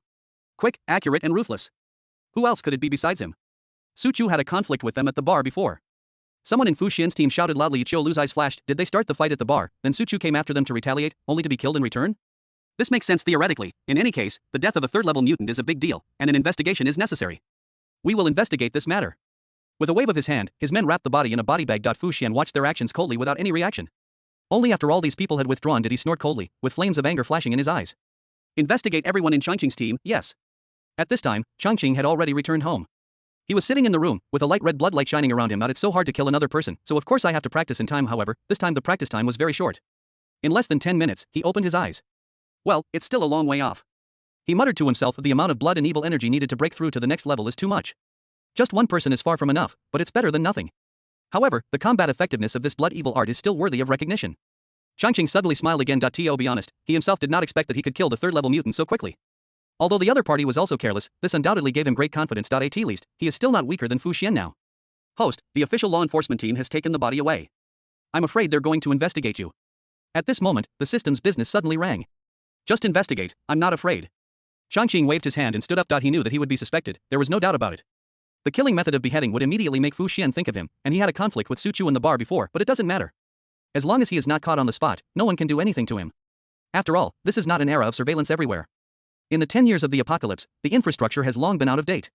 This is one of the reasons why he dared to take action. Moreover, the base officials probably hope that the Fu family will be weakened, and Fu Xian is the new force of the Fu family, so all these are beneficial to him. So, he was not very worried over the next few days. He went about his daily life as usual, opening and closing the shop. In fact, the result was exactly as he expected. Officials did come to investigate, but their attitude was surprisingly friendly. After asking some trivial questions, they tried to inquire indirectly about his cultivation of supernatural powers. Boss Wen just awakened his supernatural powers last year. Can the income from this small shop support his cultivation? Has he advanced yet? Xiao Lu smiled warmly. He took a sip of tea and asked casually. Changqing was well prepared for this. It's just an extra secret warehouse. It might be useful against the enemy by surprise, but it has no other use. The two of them exchanged pleasantries, but naturally, in the end, they didn't get any useful information. However, Xiao Lu obviously didn't care. Before leaving, he patted Changqing's shoulder with a very attitude, which was somewhat meaningful. Young man, you have courage, but the Fu family has more than just third-level psychics. Changqing just pretended not to understand and sent the person away with a smile. Now, he hasn't come into direct conflict with the Fu family yet, so there's nothing to worry about. Level 5 psychics can't be dispatched at will, and there are many restraints in the base. Oh, it seems that training should be put on the agenda. His eyes flashed. Chapter 680, Doomsday Convenience Store, 17. In a small villa on the east side of the base, not far from the Fu family manor, Fu Xian was flipping through a stack of documents in front of him, frowning. Zhao Xing, Xiaomin, West. As he read out the familiar names one by one, Fu Xian felt inexplicably strange, as if he had missed something. Well, it's all the team that Xiaomin has assembled. The image of the short-haired woman who was always with Chu Yuyu and protected her like a hen protecting her calves emerged in his mind. I had the impression that she was quite nice to me, but I didn't expect that woman to have such ability. If I had known this earlier, I would have accepted her. She is much better than Naku Yuyu. He couldn't help but think so. What can Chu Yuyu do? She has water-related abilities, so she needs protection when she goes out. She is only useful in bed. No, even in bed, she looks shy, and maybe not as powerful as Xiaomin. Thinking of this, Fu Xian couldn't help but lick his lips. Damn, that was a mistake. Originally, he thought that this was a team formed by Wen Changqing, but it turned out that it was people brought in by Xiaomin. This surprised him a little, but also made him secretly happy. That way, things will be much easier. Fu Xian tilted his mouth and smiled. However, thinking of the official's ambiguous attitude, he clenched his fists again. Those guys only care about balance, and have no sense of fairness or justice. When his strength reaches a higher level, he will definitely overturn this rotten base. Fu Xian gritted his teeth and said to himself. If Changqing knew what he was thinking, he would probably laugh at him for being hypocritical. As the adopted son of the Fu family, Fu Xian possessed a powerful lightning attack ability. His ability to successfully develop his team was inseparable from the support of the Fu family. How many potential opponents had been secretly eliminated? Moreover, after their team grew larger, how many people had they eliminated? In the end times, there is no fairness or justice, and fighting against each other is just a way to live a better life. A few days later, the college was on vacation. Xiaomin and others hurried to Changqing's shop, which had become a base for the team to gather. Hey, Changqing, did you kill Su Chu? As soon as they sat down on the second floor, Zhao Xing asked anxiously, and the others also looked at him eagerly. Don't be ridiculous, I hate fighting and killing. Chang Qing's expression changed and he spoke righteously. The authorities are still offering a reward for clues, so let's not make random inferences. He took out tea leaves and made tea for everyone. His movements were smooth and fluid, and it was obvious that he had no emotional fluctuations at all. Fortunately, everyone was sensible and no one insisted on this topic, so we soon moved on to other things. Changqing, the dragon dance base has been overrun by a wave of zombies, and they've sent out a distress signal. We've officially released a lot of missions, some to explore the situation, some to rescue researchers, and some to search for supplies. Rumor has it there are several steel production lines there. Xiao Min's eyes lit up when he said this. Changqing immediately understood that this meant he wanted to go on an adventure. You are still students at the academy, can you go? He remembered that academy students usually participated in missions after graduation. Yes. This opportunity is rare. As long as there is a level 3 or higher psychic leading the team, it will be fine. Zhao Xing said hurriedly. Well, it seems that they have reached an agreement. He looked at everyone and saw that everyone looked a little nervous. Well, they were just waiting for his approval. Then go ahead. He nodded. That's great. Xiao Min immediately stood up and said, let's make a strategy right now. This opportunity is really rare. The Longwu base is only 500 kilometers away from the Shangning base, and it doesn't take too much time to go back and forth. Moreover, the reward for this mission is very generous. Obviously, the official knows that the heritage there is very tempting. If they were the only ones going, she would still be worried, but with Changqing along, she felt much more at ease. Changqing noticed everyone's relieved expressions and just smiled. Just let me know when you're leaving. Then, I watched everyone get up and leave happily. He had some impression of the dragon dance base. In the plot, a zombie wave occurred there, which led to the destruction of the entire base. In the plot, there are many teams going to Shangning base to carry out missions. The most important task is to bring back Professor Yan's team from the Longwu Base Research Institute. For this purpose, the base also sent a team led by a 4th-level psychic, and unfortunately, after the team went through hardships to escort Professor Yan's team out of the closed research institute, they were attacked by the superpowers from another base. After a fierce battle, all of them were wiped out. Even Professor Yan was affected and died in the battle. At the critical moment, it was Fu Xian who led the team to take care of the enemy troops who were also seriously injured, and brought all the surviving scientific researchers back to the base, barely completing the mission. This is also the first step for Fu Xian's team to become famous. Moreover, the harvest this time was not only the completion of the task of capturing scientific researchers. Among the scientific researchers was Dr. Xiaoqing, a disciple of Professor Yan. She inherited Professor Yan's research ideas and enthusiasm and became a key figure in the Shangning Base Research Institute. Of course, because of Fu Xian's life-saving grace, she also became one of his women. It is said that she is young and promising, with outstanding talent. Later, she even developed a drug to restrain the zombie virus, which can greatly reduce the probability of superpowers being infected with the zombie virus after being bitten. Of course, this medicine was controlled by Fu Xian's team, and eventually became one of his important resources for dominance. Seizing someone's opportunity is the most interesting thing. Changqing smiled broadly. He had no interest in Dr. Xiaoqing. In comparison, he was more interested in Professor Yan in the plot. This is a rigorous biochemical expert who was a household name before the apocalypse. After the apocalypse, he has been committed to researching a good medicine for humans to fight zombies. Unfortunately, his luck is not good. He has been transferred to many bases. Although he is highly respected, the scientific research conditions are really limited. After 10 years of hard work, he finally made some progress, but he died again. Ironically, he didn't die at the hands of zombies, but was killed in the fallout of a fight between two bases' superpowers. Haha, what a genius Dr. Xiaoqing. His final research results are only useful for people with special abilities, and they're not even 100% effective. Changqing sneered. This result is inconsistent with Professor Yan's thinking. Professor Yan is committed to researching drugs that are effective for ordinary people. However, this result is only effective for people with special abilities, and only partially effective. This is too much of a coincidence. Instead, it seems like a castrated product designed specifically for use as a trading resource. This is very interesting. Changqing stood up. He wanted to see whether Fu Xian and Xiaoqing would develop any relationship in this operation. Chapter 681, Doomsday Convenience Store, 18. On the other side, Chu Yuyu, who finally had a vacation, met Fu Xian again. What was rare was that he was waiting at the entrance of the college with a bouquet of flowers. His tall stature and angular face attracted the attention of countless girls. Why are you here? Chu Yuyu didn't expect Fu Xian to come and make such a big fuss. Her face flushed, and she felt a little secretly happy and proud. This was the captain of the Thunder Squad. A lightning-type psychic who was quite famous in the base, and he was waiting for her at the school gate. Look at what you said. Isn't it my duty to wait for my woman? Fu Xian curled his lips into a smile, put his arm around her, and they both got into the car. This action caused a scream, and made Chu Yuyu blush all the way to her ears. She felt as if her whole body was getting hot. Let's have a big dinner today. Fu Xian closed the car door and walked to the driver's seat and sat down. This surprised Chu Yuyu even more. Fu Xian was the team leader and was usually very busy. She had always been rejected when she asked him out for dinner before, but today he actually offered to have a feast. As if noticing her expression, Fu Xian smiled again. It's rare to have some free time. Chu Yuyu hummed. She still felt a little strange and wondered if something had happened. However, her suspicions were soon confirmed. During the meal, Fu Xian brought up serious matters, and it was something that made Chu Yuyu very nervous. As soon as she heard his words, her good mood disappeared. So, you want me to help you make an appointment with Xiao Min? She stared at him in disbelief. What kind of thing was this? Inviting her to dinner just to invite her best friend? Besides, she and Xiao Min hadn't been in touch for a long time, so they had become estranged. If someone else spoke like this, she would have stomped her feet and left, but the person in front of her was Fu Xian, so she didn't dare. Fu Xian obviously knew that this was inappropriate, so he quickly explained. Yuyu, I asked Xiao Min out for no other reason than that she has gathered such a large team, and there's also Zhao Xing, a level 3 psychic. You know that when Changqing and I don't get along. If we can get Xiao Min and her team to join our camp, it will make things much easier. You know, I'm the most loyal person. I'm not attracted to Xiao Min, I'm doing this for our common cause. The man lowered his eyes and spoke in a gentle tone, but it sounded unpleasant to Chu Yuyu's ears. So, is this because she can't attract people? She's not as smooth-talking as Xiaomin. Besides, isn't it enough for a woman to just do her job? What's the point of hanging out with a bunch of men every day? To be honest, she couldn't stand Xiaomin's style. So, Yuyu, can you please help me? Fu Xian's voice reached her ears again, and Chu Yuyu just felt a little irritated. I'm not going. I haven't contacted her for a long time. Besides, you must be disgusted with me because I can't attract anyone. I'm not happy. She crossed her arms, turned sideways, and sulked. This trick was very effective against Wen Changqing in the past. Whenever she acted angry, the other party would compromise and immediately come to coax her. However, now when facing Fu Xian, she was still a little nervous. Fu Xian obviously had no intention of coaxing her. Seeing her reaction, he frowned instead. He has something important to do, otherwise he wouldn't have time to waste here. Yuyu, you really don't want to help me? Fu Xian's face darkened slightly, and Chu Yuyu's heart trembled when she saw this expression out of the corner of her eye. This expression meant that he was a little angry. You have to know that you are just a water type. Of course I'm willing to help you. Before Fu Xian could finish his more hurtful words, Chu Yuyu interrupted him immediately. It's just that she and I have had a falling out, and she may not agree to go on the date. Just do it, and we'll see whether it succeeds or not. Seeing that she agreed, Fu Xian didn't think too much about it. I have something else to do in the team. You can eat first. I've already paid the bill. After saying that, he stood up and left. Only Chu Yuyu was left sitting there in a daze, her palms sweating. At that moment, when she heard Fu Xian say that half sentence, she immediately panicked and had no time to react for a while, so she quickly agreed. Only when she watched Fu Xian leave did she realize that she was afraid. She was afraid that she would fall out with Fu Xian and be abandoned by him. This fact made her feel ashamed. Yes, she only has water-based abilities. Her attack power is not strong, but her physical fitness is better than that of ordinary people. What can she do? She definitely can't do it on her own. Using her abilities to wash the hair of zombies, if she could awaken another ability, it would be great. Not to mention the offensive ability, even the spatial ability would be great. At least she could store things when she went on a mission, and she would be indispensable to the team. If that were the case, Fu Xian wouldn't treat her like this.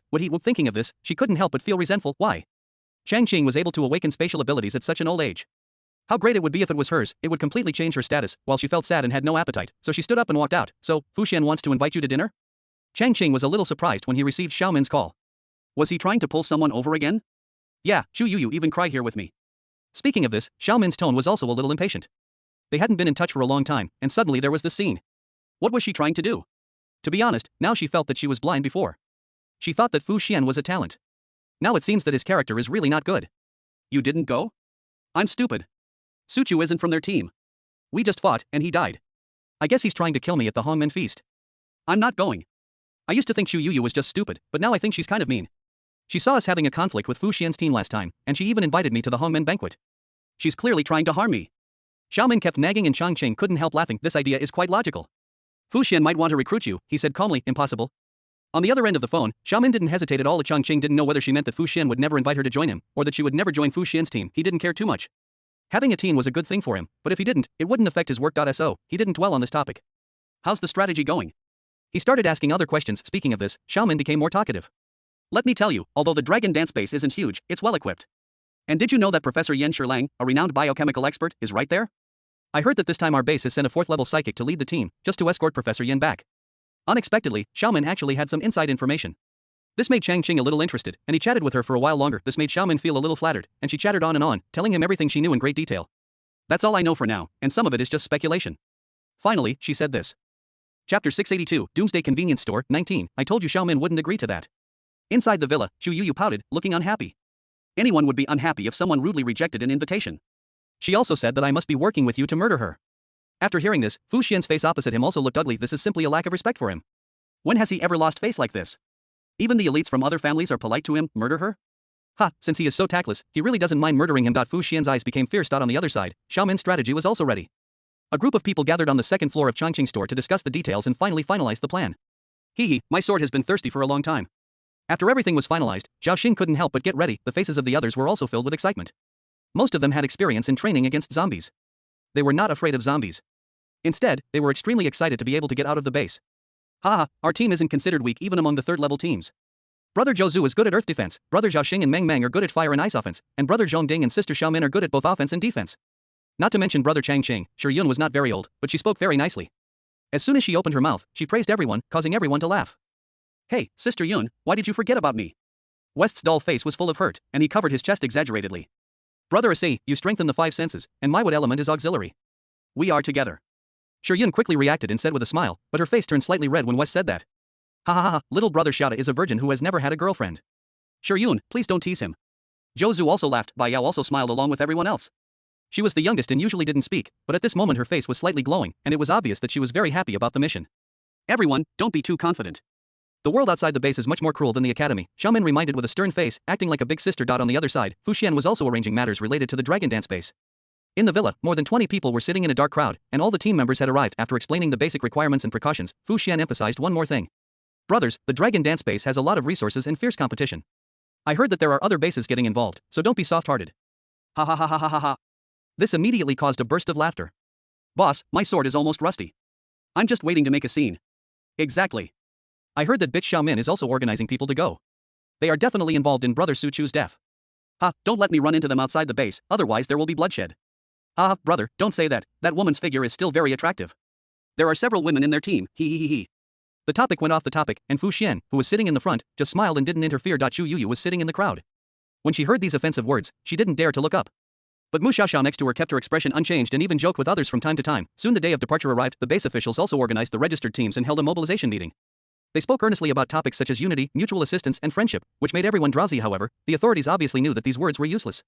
It would be a good thing if these teams did not kill each other after going out, so the process was not arranged for very long. After the big leader finished speaking, it was announced that everyone could set off. There is no set departure time limit, and each team arranges it on their own. The stronger team will of course take the lead, hoping to seize the initiative, while the weaker team will wait until the leading team has explored the route and then set off a day or two later, in order to catch up on the soup. It is definitely not okay to follow the big group and take advantage of them, or you will be beaten in minutes. There are many routes to the dragon dance base. Taking the main road is of course the shortest, but the risk is also greater, and there is a greater chance of being ambushed by high-level zombies. Therefore, only teams that are more confident in their own strength will choose the main road. The small road is of course a detour, which is theoretically less risky, but it is not absolutely safe, and anything can happen along the way. Changqing noticed that there were at least a dozen teams participating this time. The official rescue team of scientific researchers was led by a man in his 40s. There were also a dozen other people in the team. They all wore the same uniform and looked different. The leader is called Yuanya, a 4th-level fire-type Esper. He's very powerful. The rest of the team are mostly 3rd-level Esper. The authorities have put a lot of effort into this. Watching that group of people get on the bus and immediately rumble away towards the road, Xiaomin said with some envy, only a strong team dares to be so willful and has such momentum. Let's go too. Zhao Xing was eager to go. He was also a level 3 fire element and considered himself quite strong. Of course, he was eager to set off as soon as possible. Let's wait and see which teams will set out today. Xiaomin shook his head and didn't move. There is no time limit for the mission, so many teams will go their separate ways. Don't think that you can enjoy the coolness by following the main group. You may not be able to enjoy the coolness, but be used as cannon fodder and die at the critical moment. When you are outside, you always have to be on guard against your own people. Hey, are you going on a mission, little beauty? Why don't you go with your brother's team? It will ensure your safety. Suddenly, a voice came from the side. Everyone looked over and saw that it was a big bearded man from Fu Xian's team who was winking at Xiaomin. Hey, all the ladies can join us. As for the men, we have enough here. The other person also chuckled and glanced at the chests of Xiaomin, Bai Yao, and Shi Yun with a somewhat obscene look. At this time, most of the teams in the square had not left yet, and when these words were spoken, many people burst into laughter. Looking for death. The faces of everyone in the team changed. Zhao Xian and others stepped forward with their fists clenched. The atmosphere suddenly became tense. Xiaomin quickly stepped forward to stop them. Fu Xian, take care of your people. Xiaomin's face turned cold. Ha, a beautiful lady is always a good match for a gentleman. This is the human instinct for reproduction. Hey, sisters, why don't you seriously consider this? Our team is the Rookie King team. Our strength is much stronger than all of you students put together. Fu Xian didn't say anything, but another woman in the team stood up and spoke. Bah! We are ladies, and you are called gentlemen? You old and ugly bastard, go home and woo your mother. Shi Yun refused to tolerate it. She took a step forward, puffed out her chest, and cursed back directly. The woman in the opposite team's face changed. She was about to say something when Mu Xiaoxiao pulled her back, and her voice almost got stuck in her throat. Mu Xiaoxiao smiled gently. My sister is really sharp-tongued, but outside the base, we don't just talk. She glanced at Xiaomin and the others. This team only had one level 3 fire elementalist, and there were only 6 or 7 of them. Even if Wen Changqing was strong, how many could he defeat? At this moment, she really didn't take him seriously. Chu Yuyu was also in the crowd. She watched all this and sighed inwardly. Xiaomin was too impulsive. What was the point of gathering a small team of 5 or 6 people? Big brother Fu Xian had the support of the Fu family, and it was a large team of more than 20 people. Well, if a conflict occurs outside the base, she should try her best to persuade brother Fu Xian. After all, they are best friends, so she should do her part. She thought so. Chapter 683, Doomsday Convenience Store, 20, let's go.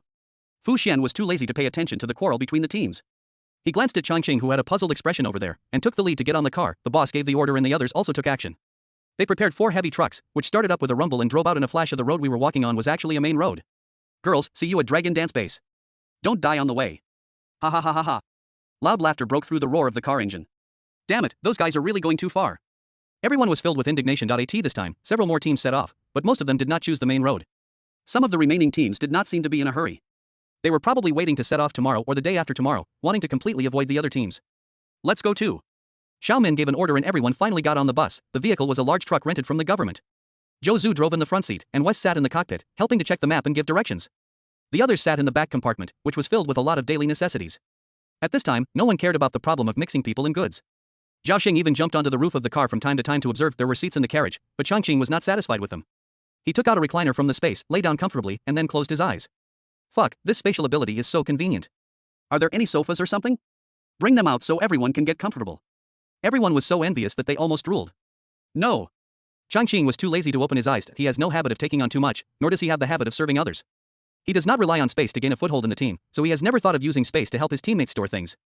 Everyone's food and luggage are placed in the carriage. Superpowers are what every superpower user needs to settle down and make a living in the apocalypse, but no one cares about this. After all, using superpowers consumes energy, which everyone understands. Moreover, Changqing is a great fighter, and everyone feels much more at ease with him around. Naturally, no one suggested that he use the space to help store things. However, it was my first mission after all. Everyone was very excited and soon started chattering about it. Sister Min, Fu Xian's team is so disgusting. I hope we won't run into them again at the Longwu base. Shi Yun said. I really want to beat them up, but there are so many of them. Zhao Xing gritted his teeth. We are all young people, so it is natural that we would feel unhappy if we were ridiculed. The dragon dance base is quite large, so the chances of encountering them aren't high. Xiao Min flipped through the map and pondered. However, we're all in the same base after all. Let's not talk about cooperating with each other, but we should try to avoid conflict. They have a large number of people, including several level 3 psychics. What this means is that we may not be able to do it. It's too easy for them. Bai Yao thought of the incident in the square and was still a little angry. Once we all reach level 3, we won't be afraid of them anymore. Everyone nodded in agreement when she said this. Currently, apart from Changqing, whose level was unknown, the only other member of the team was Zhao Xing, who was at level 3. The overall strength was indeed not good enough. That's why we have to go on missions to get more resources. Xiao Min's eyes flashed. Who doesn't want to upgrade early? With stronger strength, everything will be easier to do. Changqing listened to everyone chatting excitedly, but he had no intention of joining in. He just closed his eyes and rested. He would not be easily disturbed by external noises, and everyone knew this, so no one deliberately lowered their voices. The route for this trip was designed by Xiao Min, who deliberately chose a road with few people along the way. It also passed through many villages and took shortcuts. In fact, the journey was not much longer than before, so the progress was not slow. This was the route she had managed to find out from veterans who had traveled this route before, and she was very confident about it. Evergreen naturally doesn't matter. It would be good to be able to take a shortcut, but he didn't care if there would be other dangers. At worst, he could just fight. He cleared his mind and was able to sense what was happening outside. Along the way, we encountered many zombies, but fortunately there were no advanced ones. Ordinary zombies would have basically no deterrent effect unless they gathered in hundreds or thousands, and the car would be directly knocked away. Especially this kind of truck, which has a sharp rotatable fork at the front end and is specially designed for driving outside in the apocalypse, is even more advantageous. Of course, because of the possibility of running into zombies, the speed cannot be increased. The group set out at about noon, and by the time it got dark, they had only walked more than 300 kilometers. By this time, they had arrived at a village. According to the map, from here on, they had to take a shortcut and go more than 200 kilometers south to reach their destination. Let's find a place to camp in the village. Xiao Min ordered. The village is sparsely populated, so it is unlikely that high-level zombies will evolve, and it will be safer. This was a trip that had been planned long ago, and of course no one had any objections. Zhou Zhu had been driving for half a day and was a little tired, so he slowed down and parked the car in front of an abandoned 2-story building. The other stomachs were rumbling too, so everyone jumped out of the car without hesitation. That senior told me that it's safer to rest in this village. They've done deals at the Dragon Dance base before, and they always take shortcuts here. The zombies in the village have basically been cleared out. Xiao Min pushed the door open and introduced. So that's why. I was wondering why there were fewer zombies after entering the village. Everyone suddenly realized the door was ajar and made a creaking sound when pushed gently. Let's clean up inside first, then dash. Xiao Min turned around and spoke. Careful.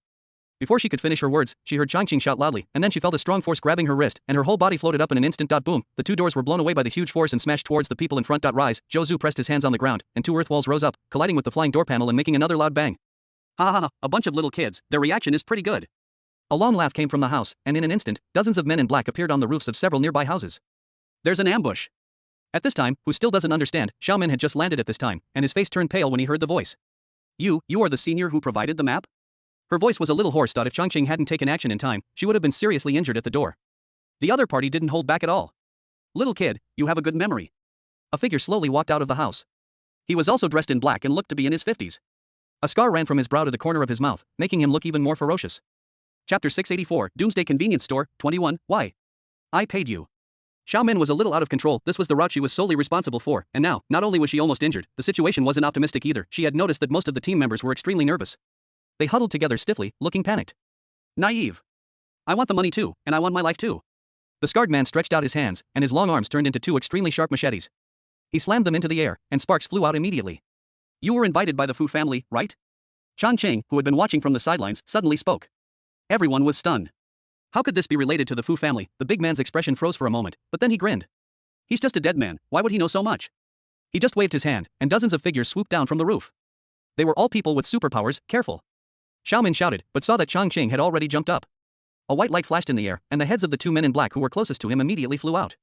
In an instant, blood splattered and splashed on the faces of many people. You stop Scar, and leave these people to me. Ha! Everyone was just startled by the blood on his face, and when they heard these words, they were all frozen in place for a moment. Superior. Zhou Zhu shouted, waking everyone up. Scar had already rushed over, and all kinds of supernatural powers were ignited at once, and the rumbling sound resounded through the sky. Everyone, don't fight hard. This person has a third-level peak gold type ability. Xiaomin rushed forward and was knocked away, shouting quickly anew. Zhao Xing, who had reacted quickly, had turned into a man of fire, and his speed had increased several times. He kept running around the scarred man at a high speed, forming a blazing circle of fire. The others also used various skills to attack him, and for a moment, the scarred man was unable to break through. Little bastard. He transformed his arms into big swords and danced them into a piece of white light, then rushed straight forward. Boom, first, it hit an earth wall, which collapsed instantly. Then the same sound of metal collision was heard, and a graceful figure in front of him was knocked away. It's just a trifle. He sneered, but the next moment he felt a burning sensation on his back, and in front of him was a large group of ice cones like a rain of arrows. Oh. He took a step and was about to jump, but he found that a green vine had appeared at the spot he didn't know when and was now wrapped around his ankle. Fuck. Are all the teammates dead? The man panicked and quickly hardened his whole body, forcing himself to withstand the attack. Rumble. A huge fireball exploded behind him. Even his hardened skin could not completely block the heat. The scarred man felt as if his internal organs were burning. Fortunately, the fire guy is only level 3, otherwise he would be really injured. Come and help me. The scarred man roared, and taking advantage of the gap in the skills of several people, he broke free from the restraints and jumped up, but the next moment, he was stunned. The dozen or so men they had brought with them were all beheaded and lying in a mess on the ground. The entire field was practically stained red with blood. What's going on? He suddenly felt his legs go weak and he fell from midair. The brothers' abilities are all at least level 2, how could they all be wiped out? Isn't the highest level on this team fire element level 3? The man with the scar could only feel his heart beating rapidly. Even though he had experienced countless life and death situations, this was the first time he had seen such a sure scene. At this time, Xiaomin and others finally noticed the situation on Changqing's side, and everyone couldn't help but gasp. I saw that his body was covered in blood, and he stood there like a god of death. A faint blood mist was floating around him, and he looked like a devil from hell. That man is in your hands. Don't let him get away. His voice seemed colder than usual. After he said this, he flashed and jumped directly onto the roof. Oh, I see. When everyone saw the scene, they dared not say anything more and nodded. The battle continues downstairs. Changqing was already on the roof. After killing dozens of people, he could feel that his state of mind had loosened. Maybe it's because we're in a small world, it doesn't seem like we need that much blood evil energy to break through. He muttered to himself and then sat down. As he breathed in and out, a thick bloody aura emerged and was then absorbed by him. The red in his eyes gradually became thicker, and the black pool gradually turned into a pool of blood. There were constant shots and loud explosions coming from downstairs, but Changqing seemed to be isolated from the world, completely immersed in the world of cultivation. Boom, there was another loud explosion, and a figure flew out and fell heavily to the ground. It was the scarred man who was exhausted. Faced with the cooperation of 6 people, he was already scared to the point of his legs being weak, but he persisted for half an hour, but was finally knocked away by Zhao Xing. No, don't kill me, I know other shorter routes. As soon as the scarred man landed on the ground, he was wrapped like a dumpling by the green plants and he immediately begged for mercy. Tell me, who ordered you to do that? Xiaomin walked forward, grabbed his throat with his metal hand, and lifted him up. She was very angry this time, the lesson was too profound. Not only did he almost lose himself, but the entire team was in danger. Therefore, at this moment, she wished she could slap the scarred man's head into pieces to vent her anger. How dare you use her? The scarred man had his neck grabbed and his face flushed red. No one ordered us to do that. We were greedy and wanted to steal your goods. He avoided looking and stammered. Still quibbling. Zhao Xing walked over and kicked him directly. We are all students at the academy, and we're not on our way back from the Dragon Dance base. We've just left the base. What goods can we steal? You really take me for a fool. The scarred man kept silent. He is not stupid. In the current situation, if he tells, he will only die faster, while if he doesn't tell, he may be able to survive a little longer. The two sides were temporarily deadlocked. None of them had any experience in torture, and for a moment they looked at each other, not knowing what to do. Why not let it go? Bai Yao looked at Xiaomin. Right. You are still young, you can't just go down the path of killing and never look back. The scarred man's eyes lit up and he spoke quickly. Click. Xiaomin simply twisted his neck. Why should she let him go? This guy cheated her and almost killed everyone. She wanted to cut him into pieces. Chapter 685, Doomsday Convenience Store, 22. We can't let this guy go. He's leading a team that wants to destroy us, and letting him go will only cause more trouble. Sure Yun also came over and patted Bai Yao on the head. Well, it's better to kill him. West also said, his voice a little low, and everyone was silent for a while. This was only the first day out of the base, and many zombies had been killed along the way, which did not cause any waves in everyone's hearts. But now, the battle with the psychics had made everyone a little uneasy, especially Xiaomin. She thinks more, the cruelty of this world is much greater than she had ever imagined. If Changqing hadn't been there, the team would probably have been killed here. Thinking of this, she couldn't help but feel a little scared. You still can't trust others too much. Even if she thought it was a fair deal, it might turn out to be a dangerous trick. She summed up her experience. Let's camp somewhere else. At this time, Changqing's voice suddenly came over. Everyone looked up in surprise and saw that he was already standing at the door. His bloody clothes had been completely changed. At this time, his eyes were clear and his expression was leisurely, just like a beautiful boy who had just woken up. But who would have thought that half an hour ago, he had chopped off dozens of heads? What? Are you a little afraid of me? He suddenly grinned, which scared everyone, and Zhao Xing had previously thought about competing with Chang Qing, but after this incident, he no longer had any idea at all. This guy is a murderer. The sight of him covered in blood cast a shadow on his young mind. He now felt that fighting to the death with Fu Xian would be much better than fighting with the young man in front of him. Ah, how is that possible? Let's go, let's set up camp somewhere else. West laughed and was about to get in the car, but was stopped by Zhao Xing. Stir, you sit in the back car, I'll watch the road. Not to mention, he even felt a little guilty being in the same carriage with Chang Qing. Bah! I have the ability to enhance my perception. West was very strong at this moment. He shook off Zhao Xing's hand and got into the car like a flash. Then I'll drive. Zhao Xing looked at Zhou Zhu again and found that Zhou Zhu was not slow either. He was already sitting in the driver's seat in the blink of an eye. As the group got on the bus, Chang Qing noticed that everyone was moving further away from him and their voices had unconsciously become much lower. He found it funny but didn't take it seriously. After driving around the village, he finally chose another small building at the end of the village. When he opened the door, there was a zombie, which was burned to ashes by Zhao Xing. The group cleaned up and then settled down on the second floor. Although the battle was not long, everyone was exhausted and too lazy to cook. They just boiled some water, soaked some instant food and started eating. The food at Chang Qing's was unique. He took out steaming hot meals and hot soup directly from his space, and everyone enjoyed it to their heart's content. Everyone, damn, it's another day of envying the ability to have space. Hey, please have some drinks. It was rare that Chang Qing was in a good mood today. Seeing them eating instant dry food and choking and rolling their eyes, he took out some drinks and beer to share with everyone. Brother Chang Qing is the best. At this time, the people who had been envious for a long time were no longer afraid, and even the most timid Bai Yao said a few sweet words. After dinner, Xiaomin arranged for people to patrol again. During the period, he asked Chang Qing for his opinion several times. He just said that you can arrange it as you like. Then, everyone set up tents and settled down and nothing happened that night. The next day, everyone was on the road as usual. They were all young people. Although they had experienced the shock of yesterday, it seemed as if they had already forgotten it today. Chang Qing noticed that everyone's eyes became a little deeper. It seemed that he had gained something. At least such a simple deception should not be so easy to be fooled. The subsequent journey was relatively smooth. They did not encounter any other psychics. They only encountered a level 3 zombie. Chang Qing did not need to take any action. The others surrounded it cleanly and efficiently. At noon, everyone finally arrived at the Dragon Dance base. This is a base built on the basis of a small city. The high walls built on the outside have collapsed, and you can see from the avenue that the inside is already in ruins. Hiss. There are people with special abilities fighting not far away. West took a deep breath as he got out of the car. He felt frustrated yesterday because he didn't sense the ambush, so today he was determined to show off. Everyone was mentally prepared for this and didn't find it strange. In fact, the closer we got to the Dragon Dance base, the more zombies we encountered. Shoo! Someone seems to be coming. After West gave a warning, everyone saw 5 or 6 people rushing out directly from the gap in the broken wall. Their steps were messy, their clothes were bloody, and they looked very embarrassed. Friends! Help! One of our companions is trapped by zombies and is in imminent danger. When those people saw Chang Qing and others, they immediately shouted. Everyone's expression changed. Zhao Xing was about to rush over impulsively, but was stopped by Xiao Min. Wait and see, don't be anxious. After experiencing what happened yesterday, Xiao Min became much more stable, and there was a hint of doubt in her expression. Think about what happened yesterday and don't be impulsive. Her words calmed everyone down, and they all stood still without moving. Chang Qing watched and nodded secretly. Xiao Min really learned from his mistakes. They didn't move, but the other side became anxious. 5 or 6 people ran over quickly, shouting as they ran. Hey, what's wrong with you young people?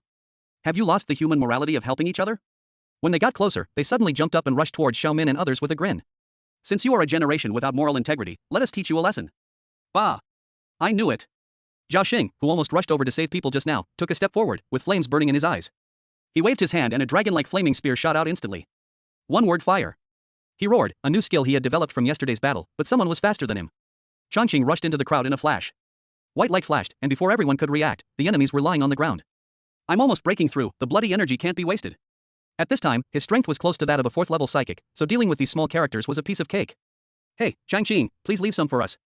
Seeing that his new trick had not yet taken effect and all the enemies were gone, Zhao Xing couldn't help but get anxious. Next time, for sure. Chang Qing put away the knife, turned around and went back to the carriage. He was ready to break through directly. This guy. Zhao Xing shook his head helplessly. While being strong was reassuring, constantly having to fight for kills was a bit annoying. Should we go in first? He looked at everyone and asked. This guy seemed to need to rest every time he killed someone. Zhao Xing wanted to take this opportunity to cause some trouble, otherwise he was afraid he would not have the chance to take action. Wait for him. Xiao Min said it with certainty, and the others nodded. Zhao Xing. Chapter 686, Doomsday Convenience Store, 23. Half an hour later, a truck drove slowly along the streets littered with ruins. There were several people standing on the roof of the car. From time to time, several zombies rushed out from the shops or street corners on both sides, screaming and rushing over. Before they could get close to the car body, they were burned to ashes by the fire. Boom, there was another loud explosion, and the bodies of the 3 zombies in front instantly burned and turned into ashes in less than 5 seconds. Oh, brother Zhao Xing, we won't have a chance to fight you if you do this. Just as Bai Yao condensed the ice cone, she found that the zombies were gone, so she had to retract her method. Zhao Xing was really angry and didn't stop all the way. TSK, I don't even have the chance to fight people, and you won't let me fight zombies. Zhao Xian looked bitter and resentful, and glanced at the carriage below him inconspicuously. Whenever that guy kills someone, he seems to be in seclusion. He even suspects that he is practicing some evil skills. Humph, you're just trying to steal some monsters from us. You can't get angry in front of brother Chang Qing. Bai Yao pouted and stamped her feet. Be careful, there seems to be a high-level zombie approaching quickly in front. West's voice came from the front of the car. Everyone was startled and their expressions immediately became serious. Sure enough, the next moment, a shadow was seen jumping between the buildings, like a super jumping frog, and the figure could be seen clearly after a few jumps. Damn, this is a frog monster. Zhao Xing cursed and jumped up. A halo of fire instantly enveloped his whole body in the air. A huge fireball appeared and with a roar, it blasted directly towards the mutant zombie. Bang, a dull sound like a balloon bursting was heard, and sparks flew all over the sky, making it impossible to open your eyes for a moment. That monster. It actually tore the fireball apart. Ho ho ho ho ho ho ho, strange cries were heard, and countless zombies appeared in the shops and on the streets. Be careful.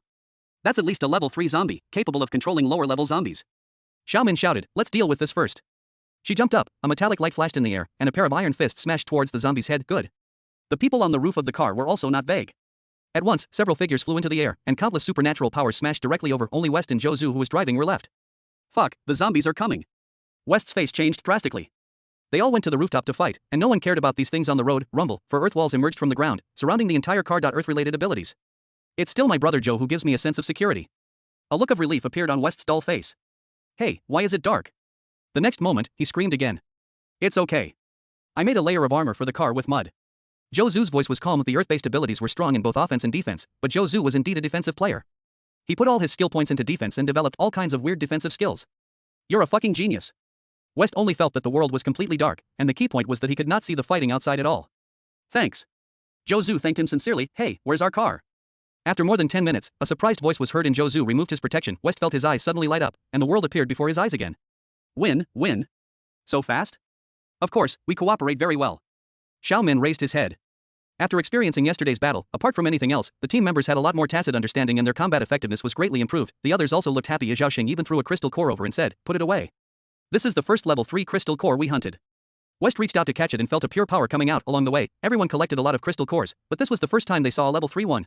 He and Zhou Zhu looked at it again and again, and the excitement on their faces could not be contained. Crystal cores are key resources for upgrading superpowers. Their team is small, so it will be easier to divide them when the time comes.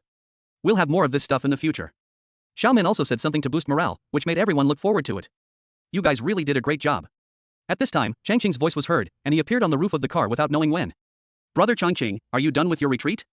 Bai Yao was the first to ask curiously. Changqing. The word retreat is rarely heard in this world. However, he did not hesitate and just nodded. Bai Yao, on the other hand, became even more excited after receiving the response. She chattered about the battle just now, with a hint of showing off. There are official warehouses marked in the 4 directions of Longwu base. About 10 kilometers north is the east warehouse. Should we go take a look?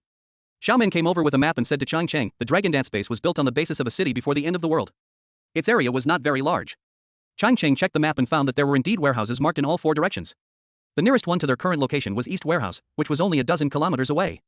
The farthest one was North Warehouse, which was about 40 kilometers away. With a quick glance, he also noticed that the research institute was not far from Dongsong, so he could stop by and take a look. Before the end of the world, warehouses were mainly used to store food. After the end of the world, more materials were stored. In addition to food, they also included strategic materials such as crystal cores needed for the upgrade of psychics, so they were generally heavily guarded. However, the entire base was destroyed. Compared to the troops in the warehouse, they had either fled long ago or been deployed to the front line and sacrificed. System, what's going on at the research institute? Changqing decided to ask directly. People from your base have already gone deep into the research institute and found the researchers. They're on their way out now. They've suffered quite a few casualties, and there's already an ambush at the entrance. The system voice sounded. Where's Fu Xian? I don't pay attention to them. The system was justified in thinking that a mere 3rd-level psychic was not worth its trouble to track. Changqing, I agree to go to Dongsong. He said to Xiaomin everyone came here just for supplies, so they had to go and take a look at the warehouse. As for the mission of dismantling the production line or escorting the scientific researchers back, the base didn't count on their small team. However, I have to go to the research institute and will meet up with you in Dongsong afterwards. Huh? Xiaomin was stunned going to the research institute? Aren't there level 4 psychics sent by the base there? A small team can't be assigned the task of escorting scientific researchers. Chapter 687, Doomsday Convenience Store, 24, Graduate School? Zhao Xing was actually interested when he heard this. Was he going to compete with a level 4 psychic for the harvest? He had never seen a level 4 psychic fight. Let's go too. It's okay to go to Dongsong later. The research institute is sure to be bustling. He was somewhat excited. That's right.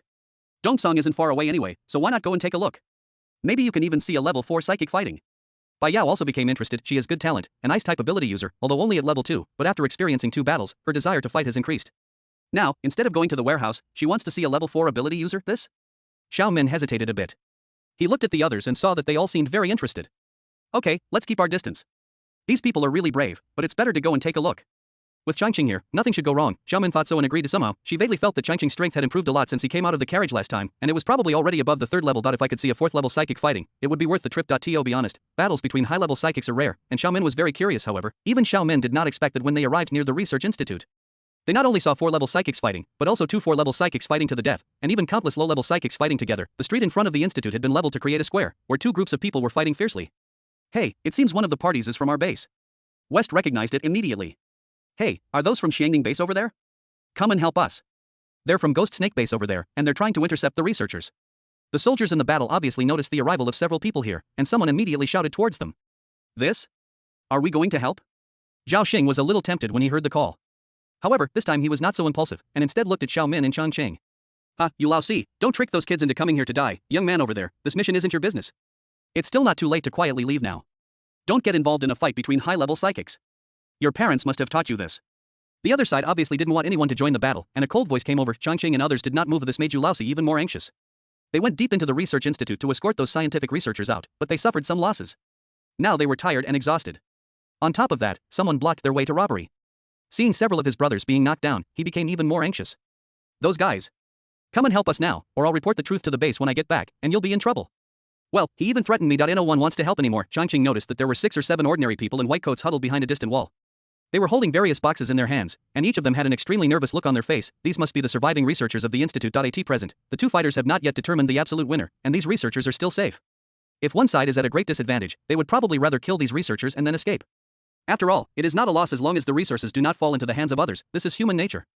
I'll go get those white coats, he said, and without waiting for anyone else to react, he jumped out of the car. Fuck, isn't this stealing the mission? Zhao Xing's face twitched. He wanted to see the 4th level psychics fight, but he never thought of fighting with a 4th level psychic. If he took the white coat away directly, he would be targeted by both groups of people. The expressions of the others also changed slightly. Not understanding what Changqing was thinking, they watched as Changqing walked around the battlefield and came to a group of people hiding behind the wall. He gestured and said something, then led the people back in a detour. Professor Yan, please take your people to the carriage first. It's not very safe outside. Changqing's attitude was a bit casual, which made the young woman with glasses behind Professor Yan snort in displeasure. Can you protect the teacher with just these few people? Her attitude made people feel a little uncomfortable, and everyone's expression changed slightly. Xia Cheng. Professor Yan quickly stopped him. Mr. Wen means well, but the fighting over there is so much flying sand and rocks, it's really unsafe. Let's hide in the car. After saying that, he looked at Changqing again and said, I'm sorry, Mr. Wen, your disciple, am also worried about our safety. Changqing just smiled. As one of the male protagonist's concubines, she always has a weird temper. Please get in the car. After he let everyone into the car, he was quite generous and set up a table from the space and took out some fruits and drinks. Are you a space-capable person? Professor Yan's eyes lit up. He studied zombies and superpowers, and also had some understanding of spatial superpowers. It was said that space had a constant temperature and pressure, which was very magical. Yes. Changqing nodded. He had intended to show off his skills, so of course he wouldn't deny it. That's fantastic. Professor Yan said excitedly. Our data and research samples are extremely valuable.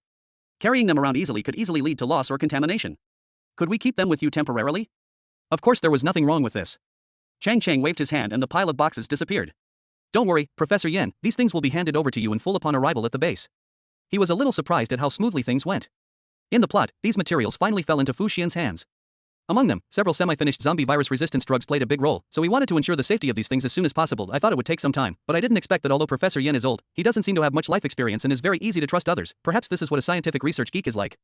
Changqing didn't want to take these things for himself, he just didn't want them to fall into Fu Xian's hands. Fortunately, they haven't arrived yet, otherwise things would probably be more troublesome. He jumped out of the car and others immediately surrounded him. Hey, are we going to take these people away? Xiao Min's face was full of trepidation. These researchers were the most important task at the base, and the rewards were very generous, but taking them with him was also a hot potato. Many people were watching them. She bet that as soon as they started the car, the 2 groups fighting in front would rush over immediately. Even Zhao Xing, who was always warlike, felt a little uneasy at this moment, and looked at Changqing nervously. Changqing naturally has plans for this. There's no rush to leave. They don't care about our actions right now because they don't take us seriously. They think no matter which side wins, these people are in their pockets. So, let's just wait for them to decide who's better. Changqing's voice was calm, without any sign of nervousness, which made everyone feel a little relieved. Everyone began to pay attention to the ongoing fight over their. On the battlefield, the 2 4th-level psychics were of similar strength, and Yu Laosi from Xiangning base was even slightly better. However, in terms of the battle among their subordinates, perhaps because of the casualties among Yu Laosi's research institute, the other side had the advantage with more people against them. Seeing that his side was at a growing disadvantage and the number of his men was decreasing, Yu Laosi cursed Changqing and the others who were watching the fun in his heart. Damn, do young people nowadays have such a lack of sense of unity? After all, we all come from the same base. Young man over there, come and help me. I'll give you half of the credit for this mission. Gritting his teeth, he shouted again. Chapter 688, Doomsday Convenience Store, 25, Sharing the Credit? Who would believe that? Changqing didn't believe it anyway, and Xiaomin didn't believe it either, so everyone remained motionless. Ah, you lousy, stop kidding me. Are you the kind of person who shares the credit? Ulausi's opponent dodged his powerful blow and made sarcastic remarks. At this time, several of his men had already freed their hands and attacked Ulausi. His pressure was greatly reduced. As soon as he stretched out his hands, countless snake shadows rushed towards Ulausi's neck, and the hissing sound made his scalp tingle. While Ulausi's face seemed to be covered with a layer of frost. He turned sideways to avoid the attack and used a fireball explosion technique to force back the others. That's right, he is also a fire-type mutant. However, he was unable to get angry at this moment. After all, being besieged was really uncomfortable. Ha, you spectator, you think they'll let you go if we lose? How naive. He shouted loudly, leaped up, and rushed directly towards Changqing. Is this because you feel the mission is difficult to complete and don't want those researchers to fall into the hands of the enemy? Changqing's expression was sarcastic. Boom, a huge explosion was heard in the air, and large balls of flames fell like a volcanic eruption. It turned out that Zhao Xing jumped into the air and had a fight with him. Ulausi exclaimed in surprise, and then the flames exploded again, directly knocking Zhao Xing away, but even with this obstruction, the opponent followed. Ha ha ha, little kids, you performed well. Why don't you join our base and kill Ulausi together here? The man's body was dancing like golden snakes, and his eyes were shining. He immediately started fighting with Ulausi. On this side, Zhao Xing had been helped up. There was no dejection on his face. Instead, he was excited about this attack and even his body was trembling slightly. Are you okay? Xiaomin asked. It's okay. I can't help but rush up and fight again. His voice was a little excited. It turned out that being a level 4 psychic was not so unattainable. Everyone was speechless. Changqing watched the battle on the field. At this time, Ulausi's side was completely defeated, and most of his men were killed. Of course, the opponent also suffered heavy casualties. Apart from Ulausi and the opponent's leader, there were only about 10 people still fighting on the field. Let's go, he said suddenly. Xiaomin thought she had misheard. If she left at this time, she would be stopped by both parties. Don't be afraid. Changqing's voice was calm. If a fight breaks out, just hold Ulausi back. Everyone was stunned. Why did these words sound so familiar? Oh, that's what he said when he was attacked yesterday. Okay. I can do it. Before Xiaomin could say anything, Zhao Xing jumped up with the flames of fighting in his eyes. What about the other 4th level psychic? Xiaomin wanted to ask this question, but seeing Changqing's determined expression, she didn't ask it. Okay. Let's do it, she finally said. The truck finally started, and the roar of the engine spread out immediately, attracting the attention of both sides in the battle. Oh no. Those guys are leaving. The man with vertical pupils who was fighting with Ulausi's face changed.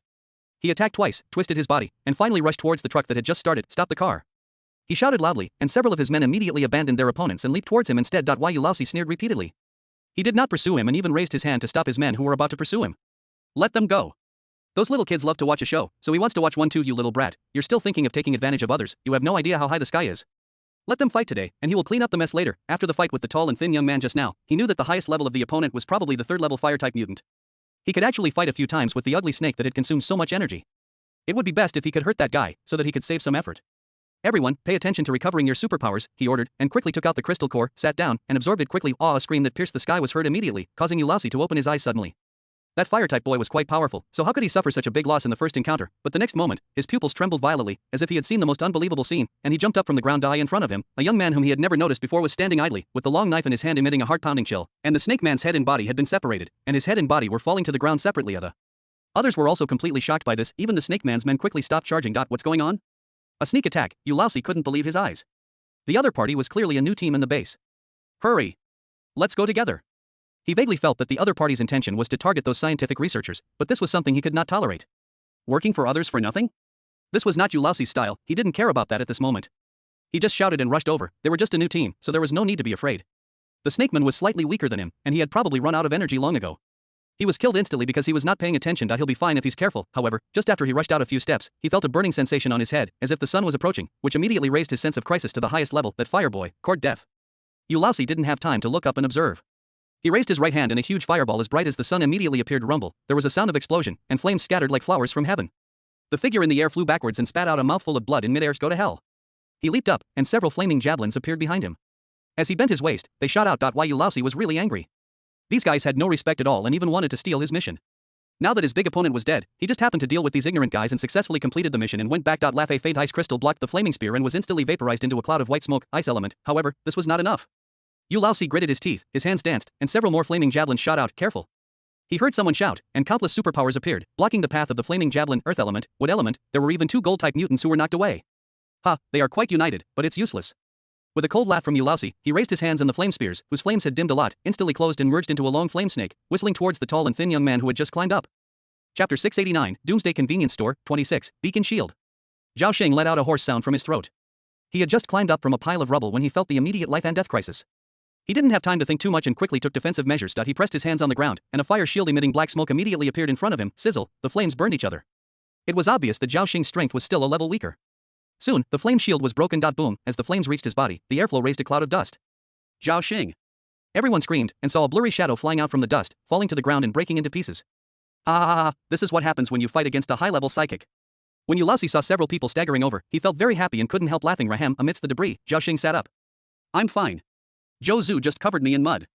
After saying that, he spat out a mouthful of blood. It is really not easy to fight against a 4th-level psychic.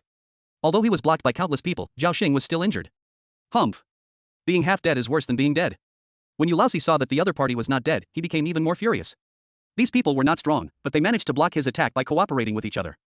They deserved to die. However, just as he was about to jump up, he felt a chill on his back. Murderous intent. Is there someone else on the other side? He tapped his toes, and the chain of fire circles bounced back. His body even lunged forward, and he suddenly turned around to see the young man who had just killed the snake man walking towards him confidently. The flames were on his knife, and he shook it slightly, and it fell to the ground. How is that possible? Isn't he surrounded by so many people? Yu Laozi glanced around, and his pupils suddenly widened like copper bells.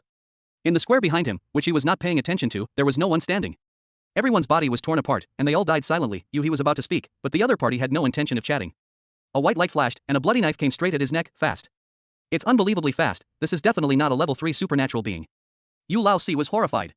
So the snake man's death just now was not an accident. He retreated rapidly. Red Sun Shield.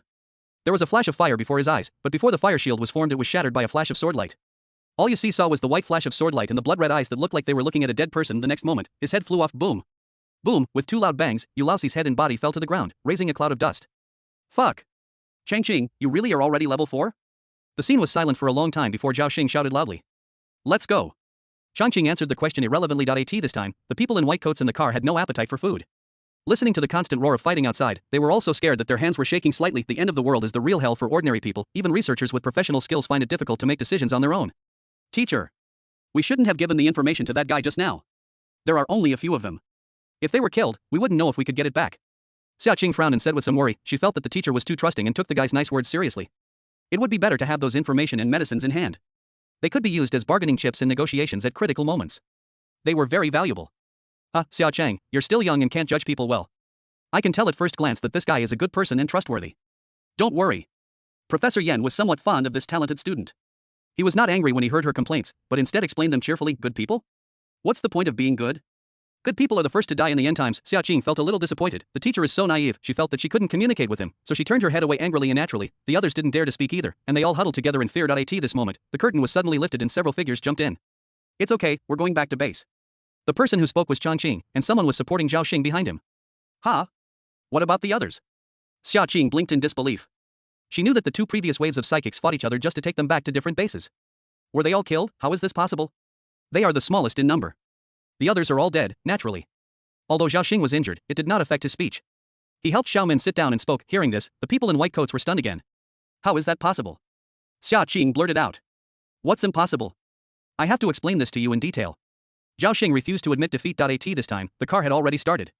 Changqing was too lazy to listen to their quarrel. He lifted the curtain and jumped onto the roof. Take your time to talk. I'm just cooling off on the roof. The large truck slowly headed south, and Changqing noticed that shortly after they left, several cars arrived at the scene from the north. Well, it looks like it's Fu Xian's team. However, this time they did not take advantage of the opportunity. Instead, the people were intercepted by him in advance, and Professor Yen was not dead. Even if something happened to Xia Qingzhen and Fu Xian, it would probably not affect the entire research situation. Fu Xian walked around in the ruins with a stern face, feeling even emptier in his heart. He felt as if he had lost something again. Brother Fu, these people are all dead. There are teams from our base, and another group seems to be psychics from another base. He ran over to report to him, but Fu Shen didn't listen at all. He looked at the bodies with their heads and bodies separated, and his eyes flashed with confusion, doubt, panic, and other emotions. This method of beheading is really familiar. Chu Yu and the others who had witnessed Su Chu's death were also filled with disbelief. This collapsed horse was not only very similar, it was exactly the same. Could it really be Changqing? A shadow fell over everyone's heart, but at least 2 of them should be level 4 psychics, right? Even if they were fighting and injured each other, it wouldn't be so easy to chop off their heads, right? I guess some other high-level psychics have been here before. Maybe they are the ones who taught this kid his skills. Mu Xiaoxiao could no longer force a gentle smile on her face. She stared with her eyes wide open and spoke dryly. Fu Xian remained silent. Whether it is Changqing or the person behind him, it is not good news for him. This strength is at least above level 4, and it is possible that he has even reached that level, and he himself is still 1 step away from reaching level 4. If he encounters that, wouldn't he lose his head in minutes? Thinking of this, he felt a chill down his spine. Boss, are we going to take these bodies back? After all, they are from the same base. A subordinate asked. Just take this. He pointed at you lousy, this is a level 4 mutant sent by the base, and bringing him back can be considered a credit. Chapter 690, Doomsday Convenience Store, 27, what? Professor Yan's team was taken back to the base by Wen Chongqing and his team? Inside the villa, Fu Xian's face twisted when he heard the news. Although he had a bad feeling at the Dragon Dance base that day, he had never imagined that it was Wen Chongqing and his team who had taken Professor Yan's team away. That is a mission for a 4th level psychic, and the base's rewards are extremely generous. I heard that the promised rewards are 12 4th level crystal cores, plus hundreds of 3rd level crystal cores. If he gets these, he will probably be able to reach the 4th level immediately. They worked hard to dismantle a steel production line and ran around several warehouses, but they only gained about 100 level 3 crystal cores and completed only level 3 tasks. The rewards were very different. Maybe someone is behind them, otherwise, how could it be possible? Mu Xiaoxiao also looked unconvinced. Boss Fu, this is so unfair. Let's go file a complaint. Someone stood up and spoke indignantly. What's the point of complaining? The authorities only care about the results. In my opinion, boss, they have people behind them, and we have people behind us too. Asking the Fu family to take action is the right solution. Another person stood up and said, this really opened everyone's mind. Right? Boss Fu wasn't without help. The Fu family even had a level 5 superpower user, and several level 4 superpower users. As long as the Fu family took this seriously and sent out experts, dealing with the people behind Chongqing would be no problem. At once, everyone made suggestions. Chu Yuyu sat in the crowd, her expression changing. She opened her mouth to say something, but ultimately didn't. Yuyu, you know Chongqing well. What do you want to say? Fu Xian noticed her behavior and looked at her and asked. Chu Yuyu was stunned for a moment. The sudden attention she received made her feel uncomfortable for a moment. I've heard him mention it before. His father has several close friends who hold government positions. They're supposed to be level 4 psychics. Maybe they're secretly looking after him. Huh? I see, everyone showed a look of realization, even Fu Xian's face looked much better. I told you, no matter how strong that guy is, how could he possibly deal with a 4th level mutant? This makes sense. Fu Xian's heart settled down a little, however, he immediately became angry again. Is this bullying him because he has no background? You have people backing you up, but I don't? This matter really needs to be handled by the Fu family. Originally, he wanted to make a name for himself and then use the Fu family as a foundation to seize control of the base. But since someone was blocking his way, and was relying on someone's support, he couldn't be blamed. I will find a time to go to the Fu family and explain this matter. You should intensify your training. Xiao, take out 5 levels of this reward and distribute them to the brothers. Good. On the other side, on the 2nd floor of Chongqing's shop, the small team gathered together, and everyone had a heavy expression on their faces. Brother Chongqing, are you going to quit the team? Woohoo, I don't feel safe without you.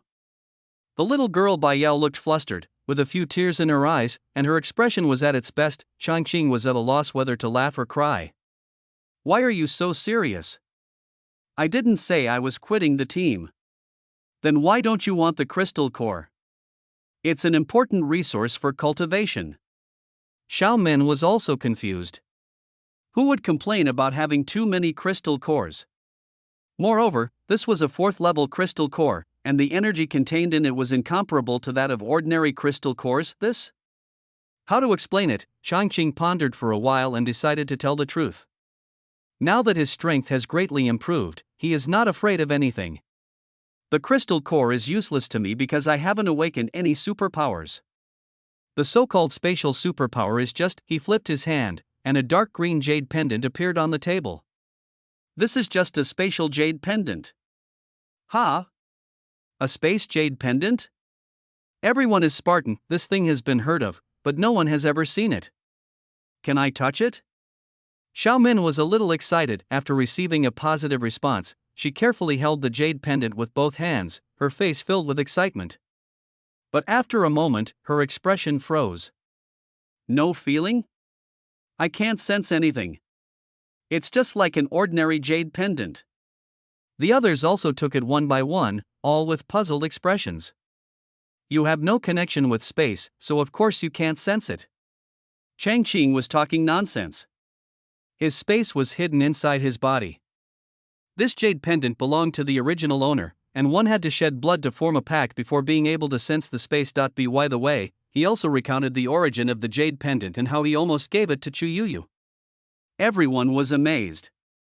Brother Changqing, it's a good thing you got the jade pendant back from Chu Yuyu, otherwise, Fu Xian would have gotten it for free. When they heard him talk about how he had given this jade pendant to Chu Yuyu, everyone showed a distressed expression. Wait, Changqing, you don't have any superpowers, so what's the deal with your abilities that are comparable to those of a 4th-level superpower user? Zhao Xing was the first to think of this and asked immediately. Others also cast curious glances.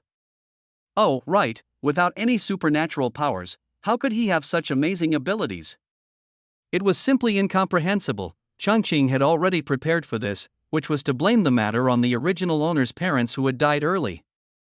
I don't know much about this matter. I just remember that when I saw my father for the last time, he handed me the jade pendant, held my hand tightly, and told me that these were the last 2 gifts he would give me. Then, one day, a few more things came to my mind, including this skill. When talking about his deceased father, the young man's eyes turned slightly red and his voice lowered, which made everyone feel sympathetic. Brother Changqing, it's really not easy for you. Shi Yun felt sympathetic. Your parents will definitely be happy for you when they see your current abilities. Bai Yao also said, her eyes were red and she was very moved. The others were also touched. They didn't expect that Changqing, who was killing so many people outside, also had a sentimental side. They even felt that after talking about it, they became much closer. Zhao Xing even reached out and patted his shoulder. The end of the world is truly difficult. My father also died during a mission. However, I'm luckier than you. My mother is still alive. From now on, our team will be one big family, and we'll all be family. As soon as these words were spoken, everyone nodded. Don't worry, we will definitely help you keep these secrets. When leaving, everyone made repeated assurances. Changqing smiled and sent everyone out. Since he had decided to tell the story, he certainly didn't care whether it could be kept secret or not. Now, it was almost time to make a big scene. I hope everyone can quickly improve their strength after getting the crystal cord. He watched everyone leave, a fierce gleam in his eyes. The zombie wave shouldn't be far away, right? System. There's still half a year left, huh? But the plot has been changed a lot. Maybe it was lost to the butterfly. The system's voice also sounded uncertain. Is that so? Changqing fell into deep thought. The Fu family had been targeting him before, but that had not yet risen to the level of concern of the Fu family's top management. After all, his ability level was still very low. Now, after what happened to Professor Yan's team, it is possible that it will attract more attention. The Fu family is very powerful. They have 2 level 4 psychics and even the highest level 5 psychic. If they confront them directly, even if they can escape, they will probably suffer a great loss. However, the current situation of the base is in a delicate balance, so there is no need to fight them to the end. We only need to weaken the Fu family, and they will naturally decline. But how to weaken it? Assassinate the opponent's masters. This obviously doesn't work. Even if he could defeat a level 4 mutant now, it would be impossible for him to kill the other party quickly. A fight would naturally attract other people, which would definitely put him in a stalemate. Should we wait for the Fu family to take action? He muttered to himself and turned back to the store. It seems that I need to go out of the base more often in the next 6 months to give others some opportunities. By the way, I can also improve my own strength. Chapter 691, Doomsday Convenience Store, 28, Fu Family Manor. In the large conference room, you can hear a pin drop. Fu Yandong's face was gloomy, and the other elders didn't dare to breathe. So, you're saying that there's someone secretly helping Changqing? He glanced at Fu Xian, who was sitting below, and asked in a cold voice. Yes, Godfather. Fu Xian stood up and responded that Yu Lao Si and the Snake Man are both level 4 psychics. They were unable to take away Professor Yan's team, but were taken away by Changqing and others. This means that there must be a level 4 psychic behind him. Also, when I arrived, most of them were already dead, their heads and bodies torn apart. This is consistent with Changqing's killing method. I suspect someone skilled in swordsmanship taught him this technique and secretly assisted him. Fu Xian directly expressed his thoughts in one breath. There were other elders of the Fu family present, and their expressions changed when they heard Fu Xian's words. I remember that those who were close to young Master Wen have mostly died over the years, and I haven't heard that any of them were good at swordsmanship. Someone raised questions. Is it that the authorities are protecting him? That shouldn't be the case. Yu Laosi is an official. Will they kill each other? It's not impossible. The government is also divided into factions, they are not a monolithic entity. Everyone started talking about it. Brother, no matter who is secretly protecting him, he is at most a 4th level psychic. How can he be stronger than when Xiao Jian back then? I didn't have the time to spare before, so why not let my second brother and I take action directly to save trouble? As soon as the slightly plump Fu Laosan started speaking, the others immediately quieted down. Even if the authorities knew it was us, what would happen? They wouldn't dare to break up with us. When Xiao Jian wasn't an official back then, so it didn't matter. Fu Laosan had an unchanging smile on his face, but he spoke in an extremely arrogant manner. Fu Laoer also nodded. After all, Fu Xian was his distant relative, and it was he who recommended his eldest brother to be his godfather, so he had always been paying attention to Fu Xian's growth.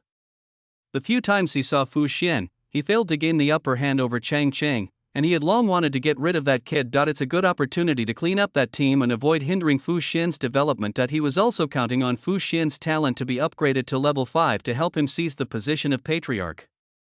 The 5th level of lightning is much stronger than the fire system. Seeing that both of them expressed this, Fu Yandong nodded. Do it neatly. He finally said this. Although the 3 brothers of the Fu family call each other brothers, they are not actually blood brothers, and are even distantly related by blood. They are just all strong, so they call each other brothers and work together to achieve great things in the end times. It's similar to Fu Xian. Although he also has the surname Fu, no one knows how many generations have separated him from the Fu family.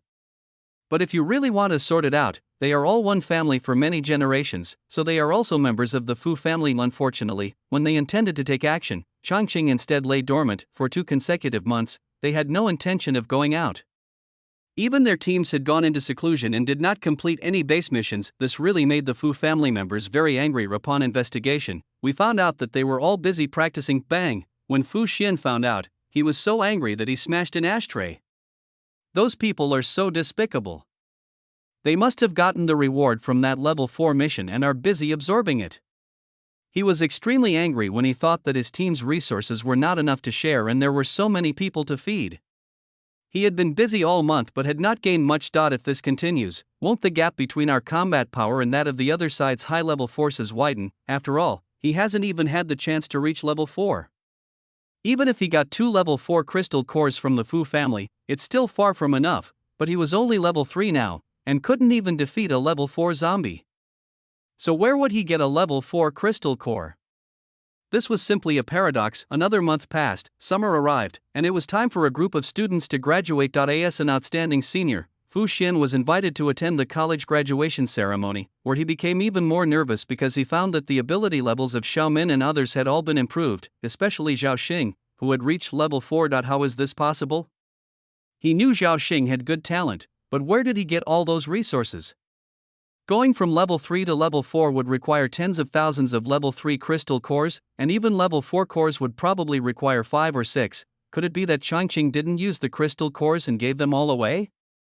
How is that possible? Who doesn't need crystal cores for cultivation?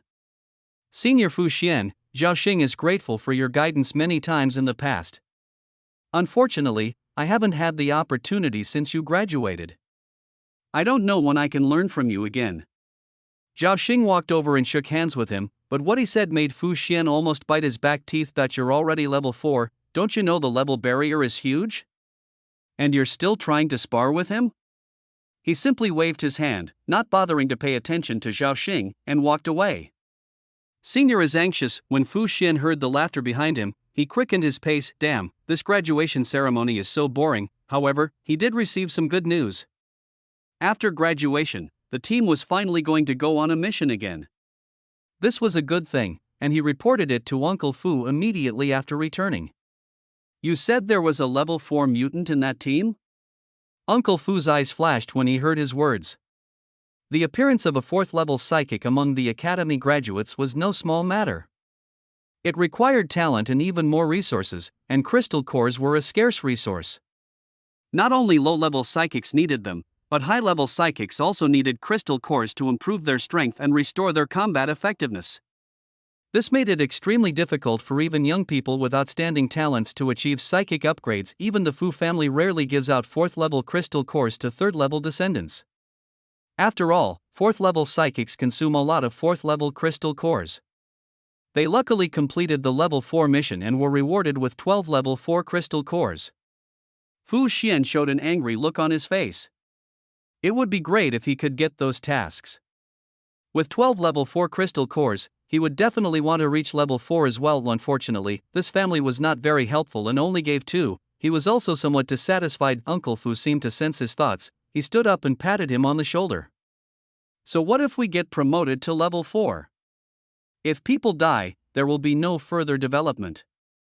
Among the young people in this base, you are the best. Don't underestimate yourself.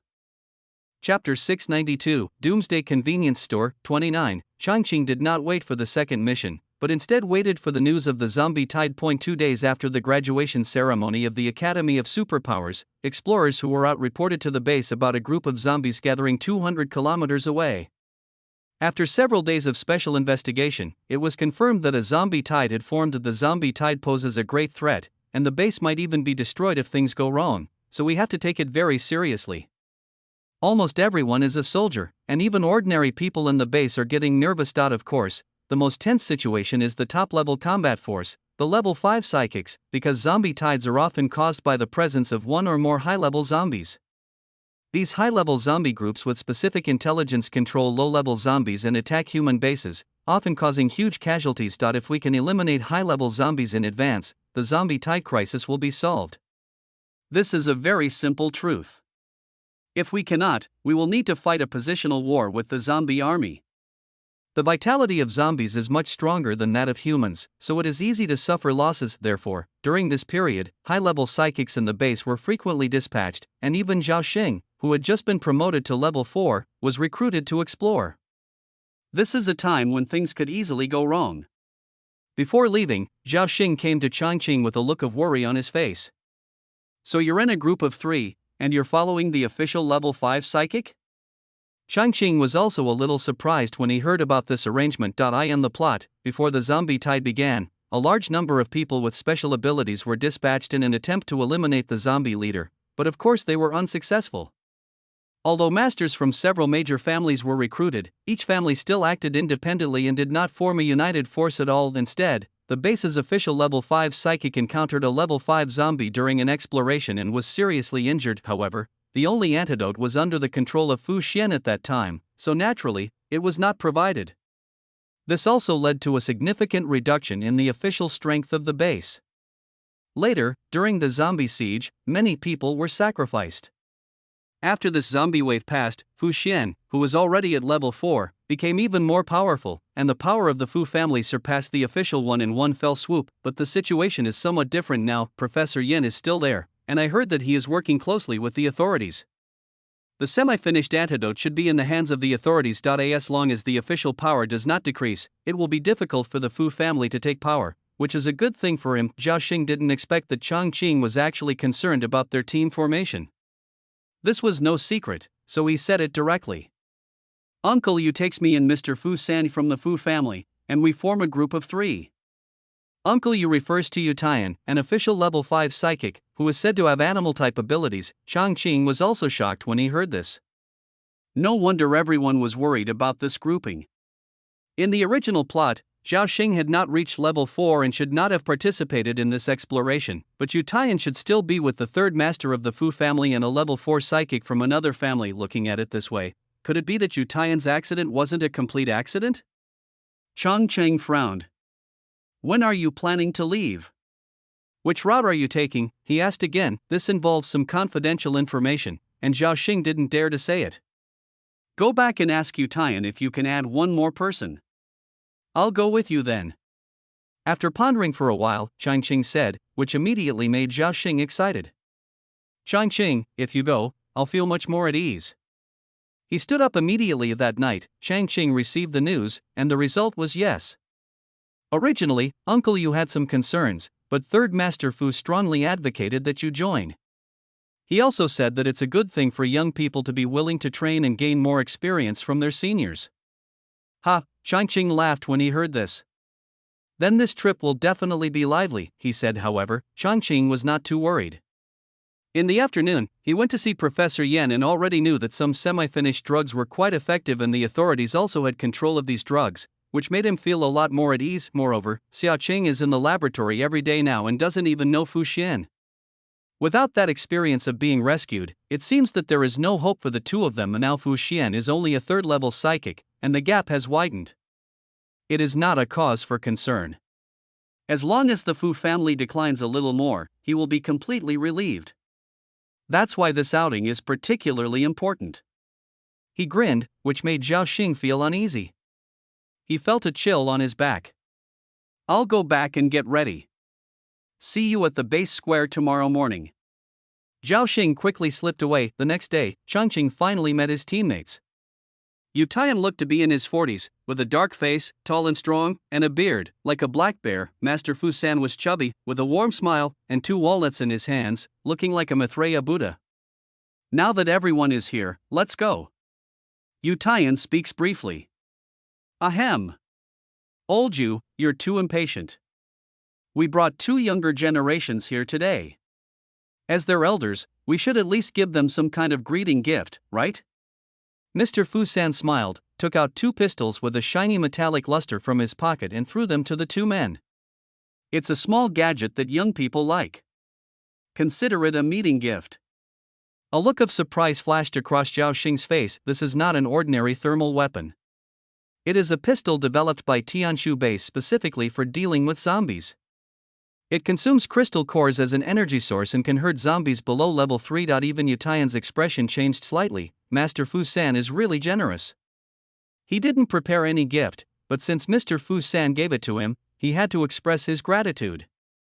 As a level 5 mutant, he naturally had a lot of resources in his pocket. He took out 4 level 4 crystal cores and gave them to the 2 of them. Thank you, both seniors. Changqing put away his things naturally, and even played with the pistol for a long time. This time Zhao Xing was driving, and the 2 young men sat in the front. In the car, the 2 big guys set up a table and carefully studied the distribution of zombies. Hey, is there anything wrong with this gun? The roar of the car engine was heard. Zhao Xing saw Changqing still checking the pistol and couldn't help laughing and asked. I don't see any problem. Changqing said truthfully. However, the system had already told him that there was nothing wrong with the gun, but the crystal core in the magazine contained special powder, which would attract high-level zombies once fired. I just don't know whether in the original plot Mr. Fu San fired the gun himself or gave it to someone else as a gift. Now, it was given to these 2 young people. Well, if it's okay, it's better to have more weapons to protect ourselves. Yeah, that's fine. Changqing smiled. This gun really needs to be used. Chapter 693, Doomsday Convenience Store, 30. So, as soon as he arrived at the destination, Changqing fired the first shot, blowing the head of the level 2 zombie that was rushing towards him apart.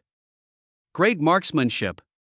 Mr. Fu San applauded and praised the young man without hesitation. Changqing did not miss the triumphant smile in his eyes, but he did not care and instead smiled. My ability level is low, so I really rely on this gun for self-defense. Then he saw Mr. Fu San's smile widen. Low levels require more intensive training. Yu Taiyan was somewhat dissatisfied with the young people's reliance on guns. Even this new type of gun was ineffective against advanced zombies. Superpowers were the real key. This was the ability God had given humans to deal with zombies. Changqing was too lazy to refute, but instead blew up another zombie's head with a bang. He put on gloves, walked forward, took out the crystal core and put it in the butt of the gun. That's right, fighting to support fighting. Yu Taiyan snorted, and suddenly turned into a giant bear. He roared to the sky and rushed into the group of zombies. In just half a minute, a large group of 2nd and 3rd level zombies had their heads smashed by him. Let's set up camp here today. He showed off his skills and wanted to see the surprised expression of the young man with the gun, but the other party ignored him completely. Instead, while he was killing zombies, he jumped onto a big tree on the side of the road and set up a tent. Yu Tian felt as if he had punched cotton, and felt extremely aggrieved. Ha, Lao Yu, don't bother with young people. Young people nowadays are not like we were back then. Master Fu San smashed the last zombie to pieces with one palm and said to Yu Tian with a smile. Brother you go to the carriage and rest. I will patrol tonight and set an example for the young people. He even volunteered to keep watch. It was already dark at this time, and the reported zombie gathering point was only about 10 kilometers away, so it was indeed necessary to keep watch of this? Yu Tian hesitated a little.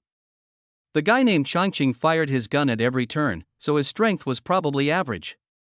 He was not sure if he could keep watch at night.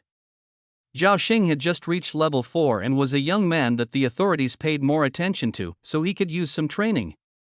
Let Zhao Xing guard for half the night, he said. That's fine, I'll help look after it. Mr. Fu San looked like he was supporting a younger generation, which made Yu Tian look at him twice. Could it be that the Fu family was trying to win over Zhao Xing? His last name wasn't Fu, however, he didn't think too much about it. After all, he was a level 5 mutant and his combat power was already top-notch. There was nothing to be afraid of. Even a level 5 zombie could be escaped unscathed. Thinking of this, he didn't worry too much. He just got some food and went back to the car to rest. Changqing had naturally closed his eyes long ago. System, call me if you need anything. Zhao, you think I'm an alarm clock, right? The system was so angry that it looked like a pufferfish. Hey, it was about to say something else, but found that its host had fallen asleep. The system is speechless. There was no choice but to float out and pay attention to the situation. As the night deepened, Zhao Xing followed Master Fu San around and killed 2 waves of zombies under his command. Finally, he arrived at the place where Changqing had shot the zombies before, panting. Hey, young man, your stamina isn't good enough. You're already out of breath after just 2 waves of zombies. Mr. Fu San had a teasing smile on his face, but his eyes were filled with vigilance, and he was always paying attention to changes in the surrounding environment. Senior, please don't laugh at me. There were several level 3 zombies in those 2 waves. Zhao Xian felt that more than half of his energy was consumed, and he was actually a little sleepy at the moment. TSK, when I was young, I wasn't as frivolous as you young people today. Uncle Fu San sat down with a smile, and talked about the past like an elder. At the same time, he took out some fruits and snacks from his pocket and placed them in front. Hey, eat something and replenish your energy. Although psychics have extraordinary physical strength, they still need to replenish their energy in time. Zhao Xing's eyes flashed and he suddenly smiled. I'm really hungry, but I also brought a lot of dry food to share. He suddenly took out some biscuits and fruits from his pocket and piled them in front of him. Then he picked up a box at random, stuffed it in his mouth, and chewed it with a crunching sound. Mr. Fu San's expression changed slightly, but he didn't say anything. He also picked up some snacks and chewed them slowly as the moonlight gradually brightened, and the leaves rustled in the wind. From time to time, strange noises could be heard in the forest, and it was unclear whether they were from animals or zombies. Zhao Xing ate something, then took out the crystal core to restore his superpowers.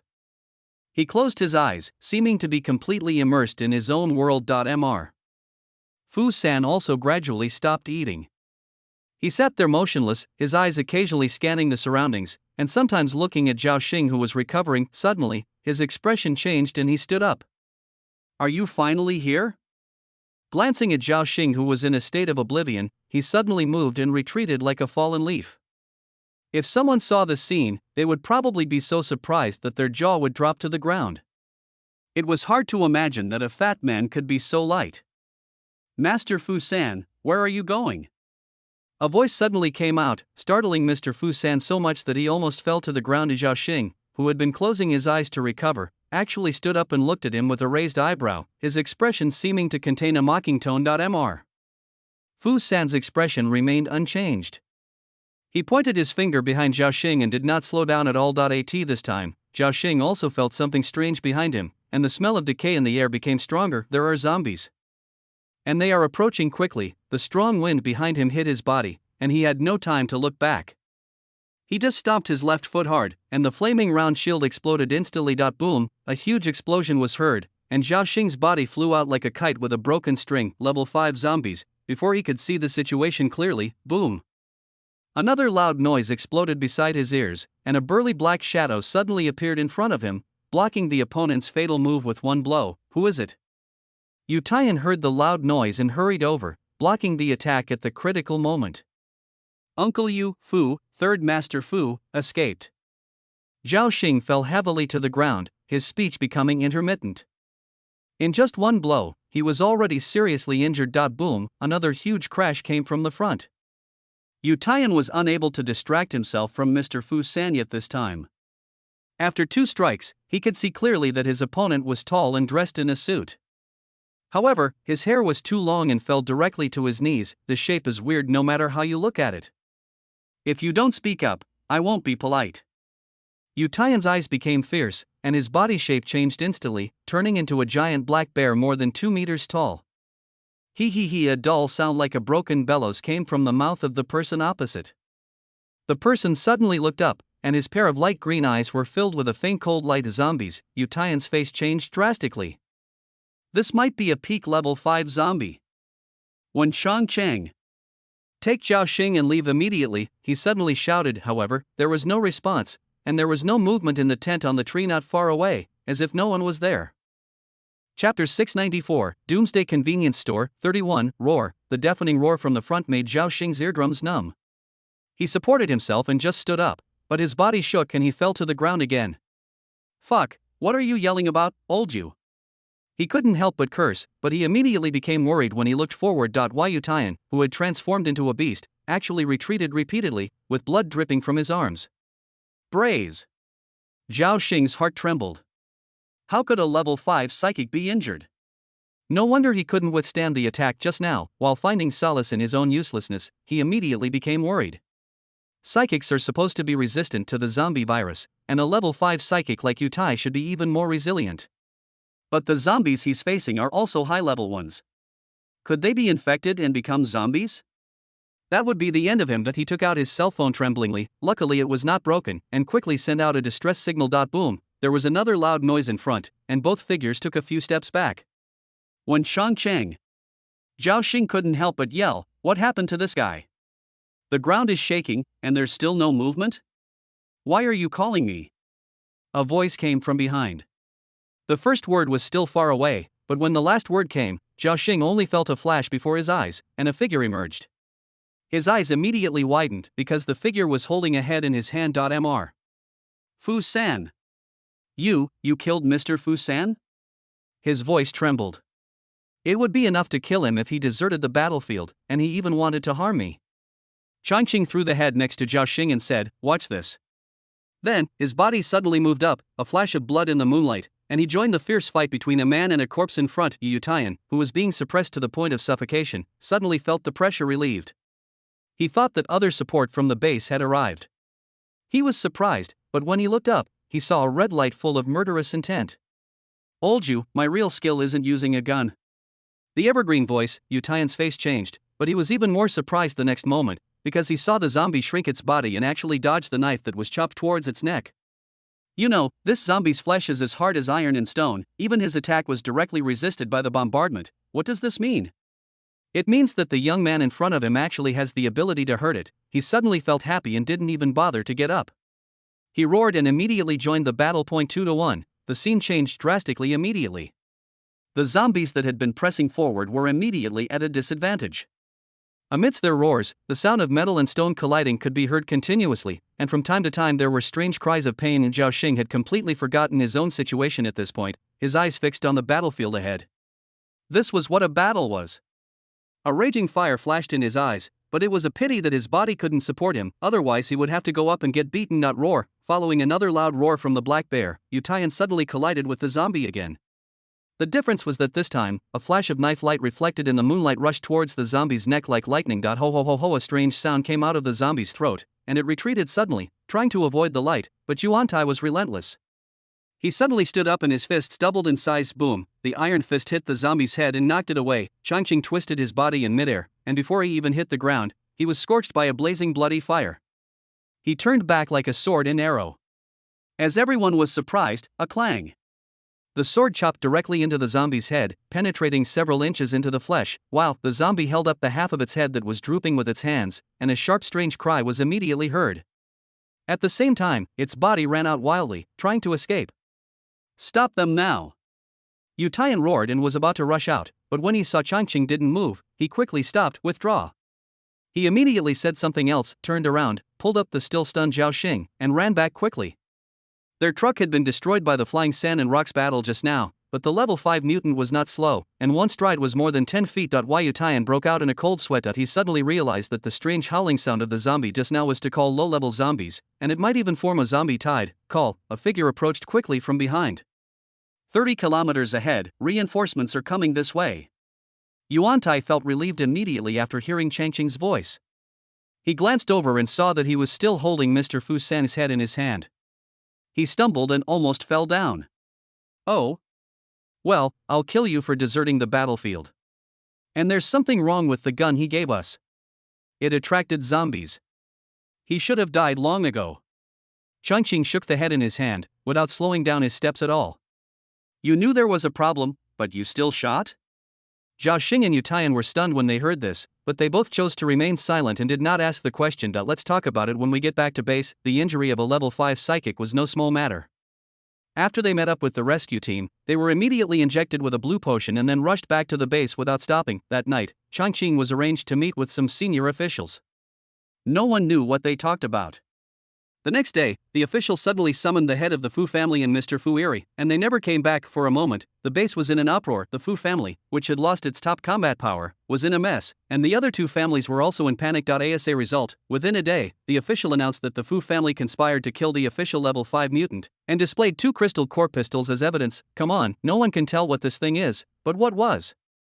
Surprising was that the other two families did not riot, but instead stopped fighting. After all, the Fu family had 4 or 5 level psychics, and they simply disappeared. This made the other two families a little nervous. Could it be that another 5-level psychic had been born? This speculation has not been confirmed, and the official has not revealed any information. Even when the zombie tide hit, no other level 5 mutants were seen. Only Yutayan, who had already recovered, led the base and the 2 masters to destroy the level 5 zombies. However, what is even more shocking is that after the zombie wave, the official announced that the research institute had developed a new drug that could effectively resist the infection of the zombie virus. Whether it is an ordinary person or a person with special abilities, as long as it is injected within 2 hours of infection, they will be safe. As soon as the news came out, everyone understood. No wonder the base was so tough. It turned out that they had found a way to control the zombie virus. Soon, everyone became excited. The emergence of this drug is more than just improving the survival rate of the base. This is a strategic material. It is of great significance to the development of the entire base. Many people predict that the development of the base will enter the fast lane. In fact, this is indeed the case. Once this drug is launched, the base gradually prospers, and gradually develops from a medium-sized base into a large base. The transactions and exchanges with other bases are also very frequent. Many people with special abilities come to seek refuge in order to seek protection. After all, the risks of the end of the world are really great. Chapter 695, Doomsday Convenience Store, 32. Compared with the prosperity of the base, the Fu family seemed to be in decline. The Fu family, which had lost its top combat power, finally chose a patriarch. Fu Shen, who was at the peak of level 3, was pushed to the throne, but he did not feel happy at all. Please. What he wants is a powerful Fu family that can compete with the official, okay? Not a completely declining one that has been almost completely divided up by other families. Sitting in the seat of the head of the family, looking at the large group of hungry creatures below, he felt a headache that he only has a 3rd-level ability, okay? What can he say? Despite running around everywhere and asking for help from others, he even had no time to practice on his own. But the Fu family still inevitably declined gradually. This time, many members of the tribe also chose to leave. What's worse, many people blamed him for not being able to lead the tribe to develop.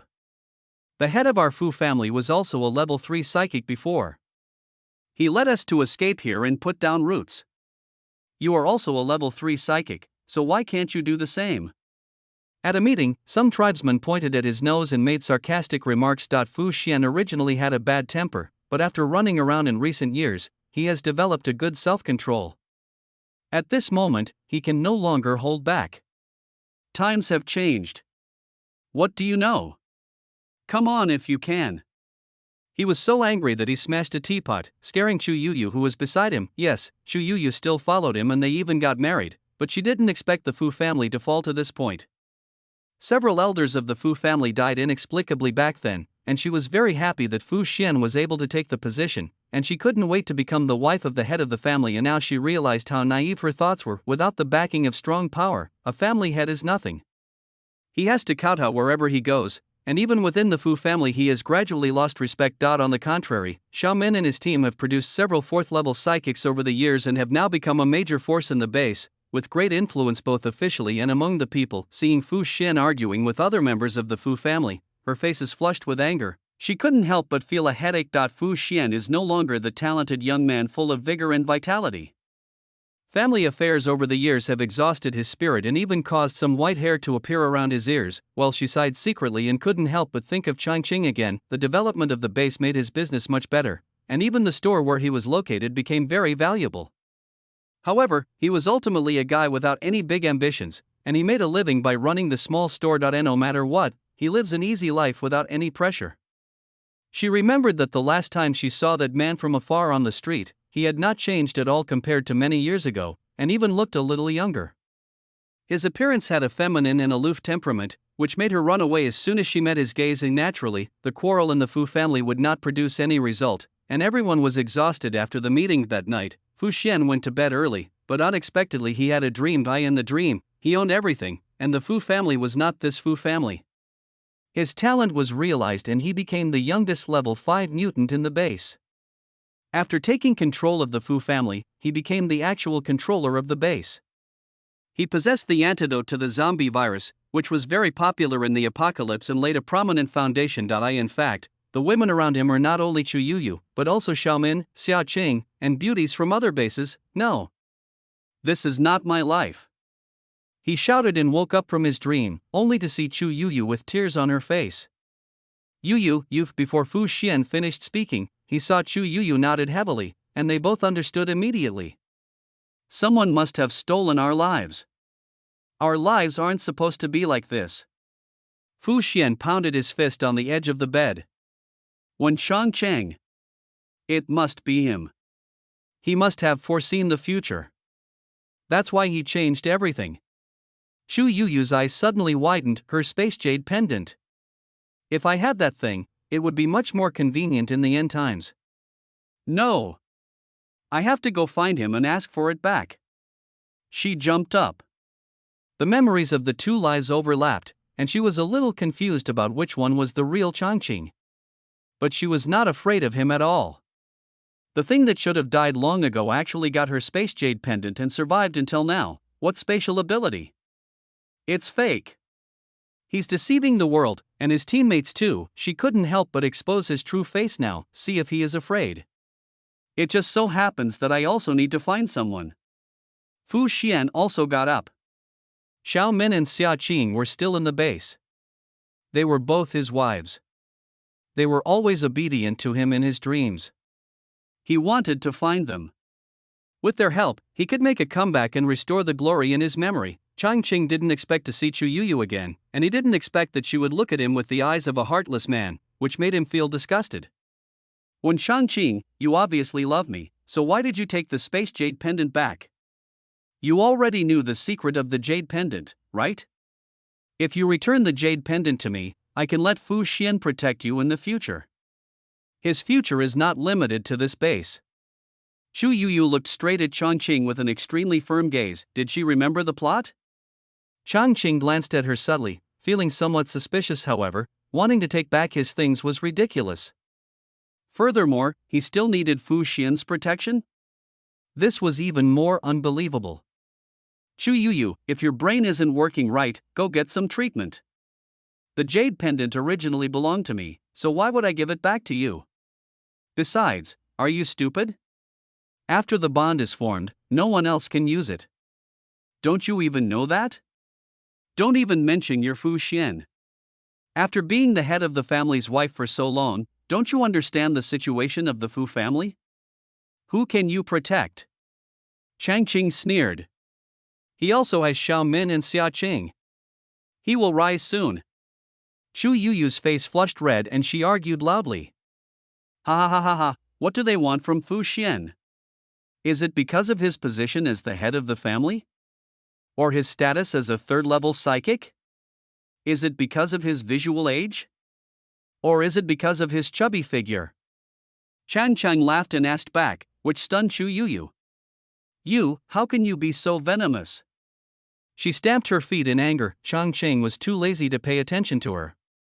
He waved his sleeve and rolled her backwards with great force, causing her to fall flat on her back. Get out of here quickly. Patriarch Fu might be injured and still needs your care. The mocking voices made Chu Yuyu wish she could find a hole to crawl into. She got up and fled under the gaze of the onlookers. When I returned to the Fu family, I saw Fu Xian with a bruised face and nose. What's wrong with you? At this moment, she had no intention of comforting the other person. I was beaten by Xiaomin. That girl is already level 4. I'm no match for her. Ha! Chu Yuyu was stunned. It turned out that Fu Xian's trip was not smooth either. He finally met Xiaomin, but after just a few words, he was beaten up. He even said something like a toad wanting to eat swan meat. She was obviously his woman, and an important manager of his team. As a result, when he promised to let her help manage the team and the Fu family, he was beaten even harder. The other party also said that she had no interest in the mess of the Fu family that would eventually fail, and asked him to urinate and look at himself in the mirror. This is simply intolerable. As for Xia Qing, the institute was heavily guarded and he had no chance of getting close. Woo woo, why is it like this? After recounting the entire story in fragments, Fu Xian could no longer hold it in. The head of the family covered his face and burst into tears. Chu Yuyu looked unhappy. This is exactly what Chang Qing said. She had no intention of comforting the heartbroken head of the Fu family. Instead, she smiled coldly. It's because you have no ability that you are only a third-level psychic now. This was like a thorn in the lungs. Fu Xian suddenly raised his head and grabbed her neck. If you hadn't held me back, how could the Fu family be in this state? If you could attract talents and manage them like Xiaomin, how could I be just a third-level psychic? His emotions suddenly exploded, and he slapped Chu Yuyu in the face with his other hand. Within seconds, her mouth was full of blood and her face was swollen. Pooh! She spat a mouthful of blood on the other person's face. Only useless people know how to blame women. You are worse than Wen Changqing. Chu Yuyu also decided to go all out and say whatever she wanted to say. As soon as she finished speaking, she felt her body lighten and was thrown out of the hall by Fu Xian. Get out! Get as far away from me as possible. An angry roar was heard. Hee hee, it's just impotent rage. Chu Yuyu wiped her lips, covered her face and walked away. This was the first time the Fu family saw the head of the family and his wife fighting, but it was definitely not the last. In the days that followed, the two would quarrel whenever they met, and even fighting was commonplace. However, although Chu Yuyu had barely reached level 3, her water-based attack ability was not strong after all, and she was suppressed every time. After being strangled and beaten half to death again and again, she finally got angry and got the latest superpower gun. During a conflict, she shot Fu Xian. Although it was not fatal, it still kept Fu Xian bedridden for several months. The Fu family finally lost control completely during the few months he was lying in bed. After a series of infighting and interference from other families, the little property they had left was divided up completely. Fu Xian was furious, and after he recovered from his injuries, he went to find Chu Yuyu to settle the score. However, he found out that she had been following the captain of another team for a long time, and the other party was a 4th-level psychic. Fu Xian was shamefully cowardly. He was like a middle-aged man who had lost his spirit. That day, he sat on the steps at the gate of the base and remained silent for a long time. He knew that he was no longer the arrogant young man. Chang Qing didn't pay attention to Fu Xian's affairs anymore. The original owner's death was mainly caused by the Fu family. Now that the Fu family is gone, he has nothing to worry about. He spends the whole day guarding the store, just like an old man. Although the team led by Xiaomin gradually grew, that wave of entrepreneurs still often came to his store for small gatherings. Although he was too impatient to entertain them every time, they still came. Changqing, what young person doesn't want to make great achievements? You are so capable, yet you just live in a store every day. I really don't understand you. At a party, Xiaomin said this with some curiosity. Because Changqing narrowed his eyes. It is my duty to protect the family business. Ha ha, everyone laughed, the store was filled with a cheerful atmosphere.